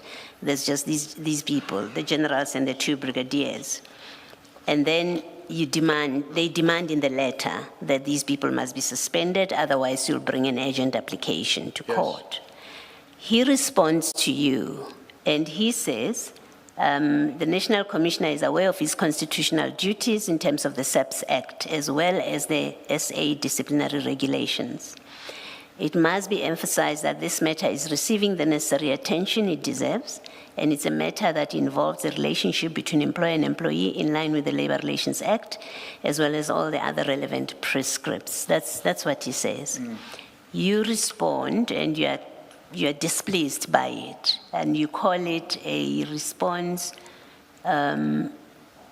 which you describe as an arrogant middle finger response to my attorney's letter of demand. So at this stage, we are speaking about your attorney's letter and his response. That's all we are discussing.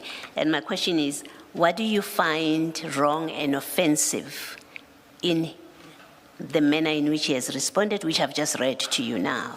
Well, if I put myself in the shoes of a commissioner of police, and I've got 5 generals and 2 brigadiers that have just been arrested and charged with serious crimes, including corruption, I would immediately suspend them, immediately. And it's good for some Some police officers get immediate suspension when they do wrong. But these 5 generals and these 2 brigadiers, we get this response saying, I'll do what has to be done, I'll comply with the legislation. But actually nothing was done. They've never been suspended. The nothing was done, they've never been suspended is post. The nothing was done. You say nothing was done. Yep. They were never suspended. Yep. That's what you say. Correct. But that is after he has written this letter. Yes. So he writes to you on the 1st of July and says, that's the position of the law, I'm aware of it. And you, on the 5th of July, you say this response is effectively a middle finger, is to raise a middle finger to your attorney's letter. What I'm asking is, well, maybe let me speak for myself, that I see nothing wrong in his response. It is standard response that says, I will abide with the prescripts. That he later on doesn't suspend them is a different conversation, and I would probably have the same problem as you, that he didn't suspend them after he said, I'm looking at it. But at this point, I'm speaking to the response, and especially because your response to him is quite flowery language. Yep. And it's terribly uncharitable response to him. And I'm asking on that basis but what causes you so much offense in this letter that he writes to you? My response to him was meant to be antagonistic. It was meant to put him under pressure. I realized, because I took legal advice, based on the letter that he'd given, we were ready to bring an urgent application. But based on that letter, damn, we can't bring the urgent application. Now, that letter may look all good and legal and above board, but the reality of the situation, given the seriousness of the crimes for which these people have been arrested, they should have all been suspended. There can be no doubt in my mind. If I was Commissioner of Police, I would have said, sorry guys, you're suspended immediately. Yeah, except you're not allowed to do that. You see, we have labor laws in this country. But they do. No, let me say. Yeah. We have labor laws, we have a disciplinary code that regulates processes that lead up to a suspension. So what you say that you would have done, it wouldn't be in accordance with the prescript. Maybe he shouldn't have followed the prescript if that's what you're saying. But what you're saying he should have done is not how it works. So, how it works is you give the employee an opportunity to make submissions about why they should not be suspended if you're considering to suspend them. And depending on what they say, it depends what they say, because you have to take into account what they say in their submissions, and then you make a decision. Anything other than that is in fact an unfair labor practice, which our law punishes. can I respond? Yes, you may. So, if we're talking about a work environment, like a company or corporation, or even a government department, I agree with you. But we're talking about people that are supposed to be upholding the law. And there have been multiple occasions where senior police officials have been suspended instantly. And that, what's good for the goose is good for the gander. And they have been returned. They have been returned to work if a procedure that was followed is not in compliance with their disciplinary code and the law. They have been returned. Yeah. All right. The point I'm making, the simple point I'm making is that he says to you, I will follow due process. Maybe he meant to defeat your agent application. I don't know about that. I'm looking at the letter and especially your response to it, and I don't understand what would have angered you that much that you speak the way you do in your response to him, including telling him that you will take him down. You've taken 2 commissioners previously down, and you will get him removed. I'm trying to make sense of that kind of response to this letter. Yeah. But I've heard you. I've heard you. Thank you. Thank you, Chair. Just a quick one, Mr. O'Sullivan. We don't have to go there. I can read it for you. I take it that you are aware that during his testimony on the 17th of September, General Mkwanazi, and it's in his statement, paragraphs 8 and 9, indicated as follows: I must emphasize that this briefing was a product of a collective and collaborative efforts of various units within SAPS and the majority of men and women in the service. It is a reflection of the common concerns shared among members of all ranks and a common desire for their resolution to enable these members to serve with honor. At paragraph 9, he says, in presenting the information I shared with the public, I acted both as a member of this collective and the person designated to deliver this collective message. You recall that? Now you hear that. I can't remember. Okay, but you've heard what I've just read out to you. I've heard what you just said, yes. Now I turn then to page 28, paragraph 1.8.9. My question really, I'm trying to understand what your challenge is at 1.8.9 in the context of what I have just read. You state that in your submission to the ad hoc committee, which was ignored by them, you pointed out that the PowerPoint presentation used by Mkwanazi had metadata which showed it had been created on a SAPS computer, which is emphasis, not Mkwanazi's computer. It would be wise for the commission to establish the use of the said computer and who typed and where they typed the presentation to the media.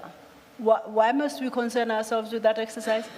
Well, I'm not saying you have to concern yourselves with Okay, it. the basis for I'm the suggesting suggestion? it would be wise because it may well be that the person that prepared this presentation is not from Mkwanazi's office at all. But if you look at the picture, you have That's the metadata. the metadata, you have reflected it here. It says the creator is SAPS, then a number there. It gives it's a SAPS computer. So in the context of General Mkwanazi saying that he acted as a member of a collective within SAPS, and somebody to deliver, does it become an issue that the presentation was not created on his own computer, but on another SAPS computer? It may not be an issue. Okay. But until we know who actually prepared that presentation, why not be transparent about it and say, by the way, on such and such a date, I sat down with this person, that person, and we prepared this presentation. All I'm saying is there's an opportunity to have transparency, and it would be wise to do that. I can't dictate to the Commission what to do. I'm just making a suggestion. I guess, we don't overpromise and underdeliver. I'm trying to appreciate the value of that exercise, because at 1.8.10 you say, I believe it is in the public interest for the computer's users' details to be obtained and the person interviewed to establish who instructed him, her, what he, she was instructed, and where and when he, she typed out the presentation. The metadata reflects that this is a SAPS computer. General Mkwanazi says it's a whole lot of us. I was just there as in a representative capacity. Why must the Commission go down that rabbit hole to establish what in particular? I'm not saying the Commission must go down that road. I'm saying there's an opportunity there to have some transparency and find out who actually put this together. It's a member of SAPS. Yeah, but who? The collective that General Mkwanazi references in his statement. One person typed this, not a collective. Okay. It would be useful to know who that was, I think. Okay. Surely, Mr. O'Sullivan, you have something that you would like to establish. What is it that you would like to establish for us to even consider that? Commissioner, if one looks at the media briefing, and if one looks at this presentation, I'm saying the missing information is how that presentation came into being. And if we're talking about a collective, who is that collective? How did we form? How did we come together to make this presentation? That information is not in the public domain. And since This whole... Surely you have your own theories. I have my own theory. You would not otherwise be going down that route. I have my own theory, Commissioner. That's why I'm asking you, what exactly do you want us to establish? You see, there's the problem. I have my theory, but I would prefer if that information was provided without my theory being applied, because it may or may not reveal something interesting. That's all I wanted to say. It's very uninteresting for us to go that route if we have no idea what we want to establish. So my theory may not be factual. So if I have a hypothesis which hasn't been proven and I publish it, what am I actually doing? It's like Leonardo da Vinci inventing the airplane. Actually, he did it 400 years before the plane was invented. Now, the reality is I have a theory, but I'm not in the business of publishing an untested theory. I was not even pushing you down that route, not at all. I just wanted to get an idea of... I just believe that there's a lack of transparency around how that presentation came to be. Just to try on the same theme. If your theory, and I'm not saying it's your theory, if your theory is it's General Mkwanazi and Masemola and let's say Dimpane, I'm just giving you names randomly, what difference does it make to this which you say we should find out? So you can pick any names and say to us that because what it will reveal is A, B, C, D. It's again trying to understand what really is your issue about this. Let us say that when I asked this question, it links to a previous question I made about keeping an open mind, about the motive to this media conference, because we have to believe that the motive, according to General Mkwanazi, was that, these are the issues and we want to get it out there and I'm going to become a whistleblower and I'm going to fight for my country and I'll die if I have to and what. Very emotional. And I'm surrounded by people with machine guns and balaclavas and whatnot. And I just believe that there could have been other ways of getting the same amount of attention on this matter without necessarily having this whole media briefing and having all the staff, by the way, from the provincial office there. All those people were sitting there on a Sunday afternoon. And by the way, who would have ever thought that I would receive a copy of that PowerPoint presentation? I didn't even know the media briefing was going on until a journalist phoned me and said, this guy's talking about you after the media. I said, what? Who? Which guy? And he told me. And I said, well, what media briefing? Do you have a copy of it? And he sent it to me. So not realizing I could now check, which I do with a forensic tool, I'm able to pull the metadata from that. And I thought, ooh, that's interesting. Now, I'm just saying there's a lack of transparency here, and that transparency may help show the motive behind this whole process that took place. Because it wasn't just a media briefing, it was a lot more than a media briefing. And I just think that whole thing needs to be opened up a little bit. And it's not part of your terms of reference, but I do believe that somewhere along the way, it may come out, okay, this is why it happened, this is what caused it, and these are the people that were involved. What if the theory shows that there was a little third force running around, and that's really what's going on here? Thank you. Thank you, Commissioner Baloyi. Mr. O'Sullivan, I think if you turn over to page 29, we've covered the issues that are set out here to your page 29. So effectively, that would bring us to the conclusion of your testimony and the end of your statement. And to say to commissioners that barring any questions there may be for Mr. O'Sullivan, that would be the testimony of Mr. O'Sullivan.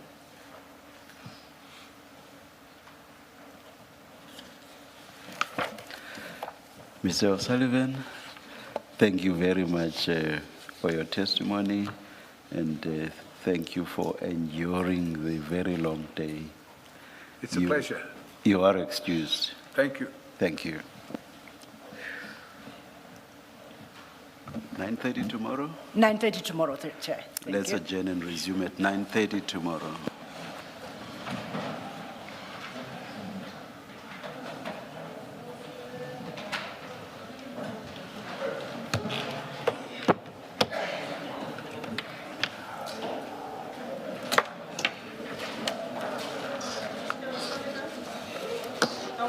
I'm good, thanks to you.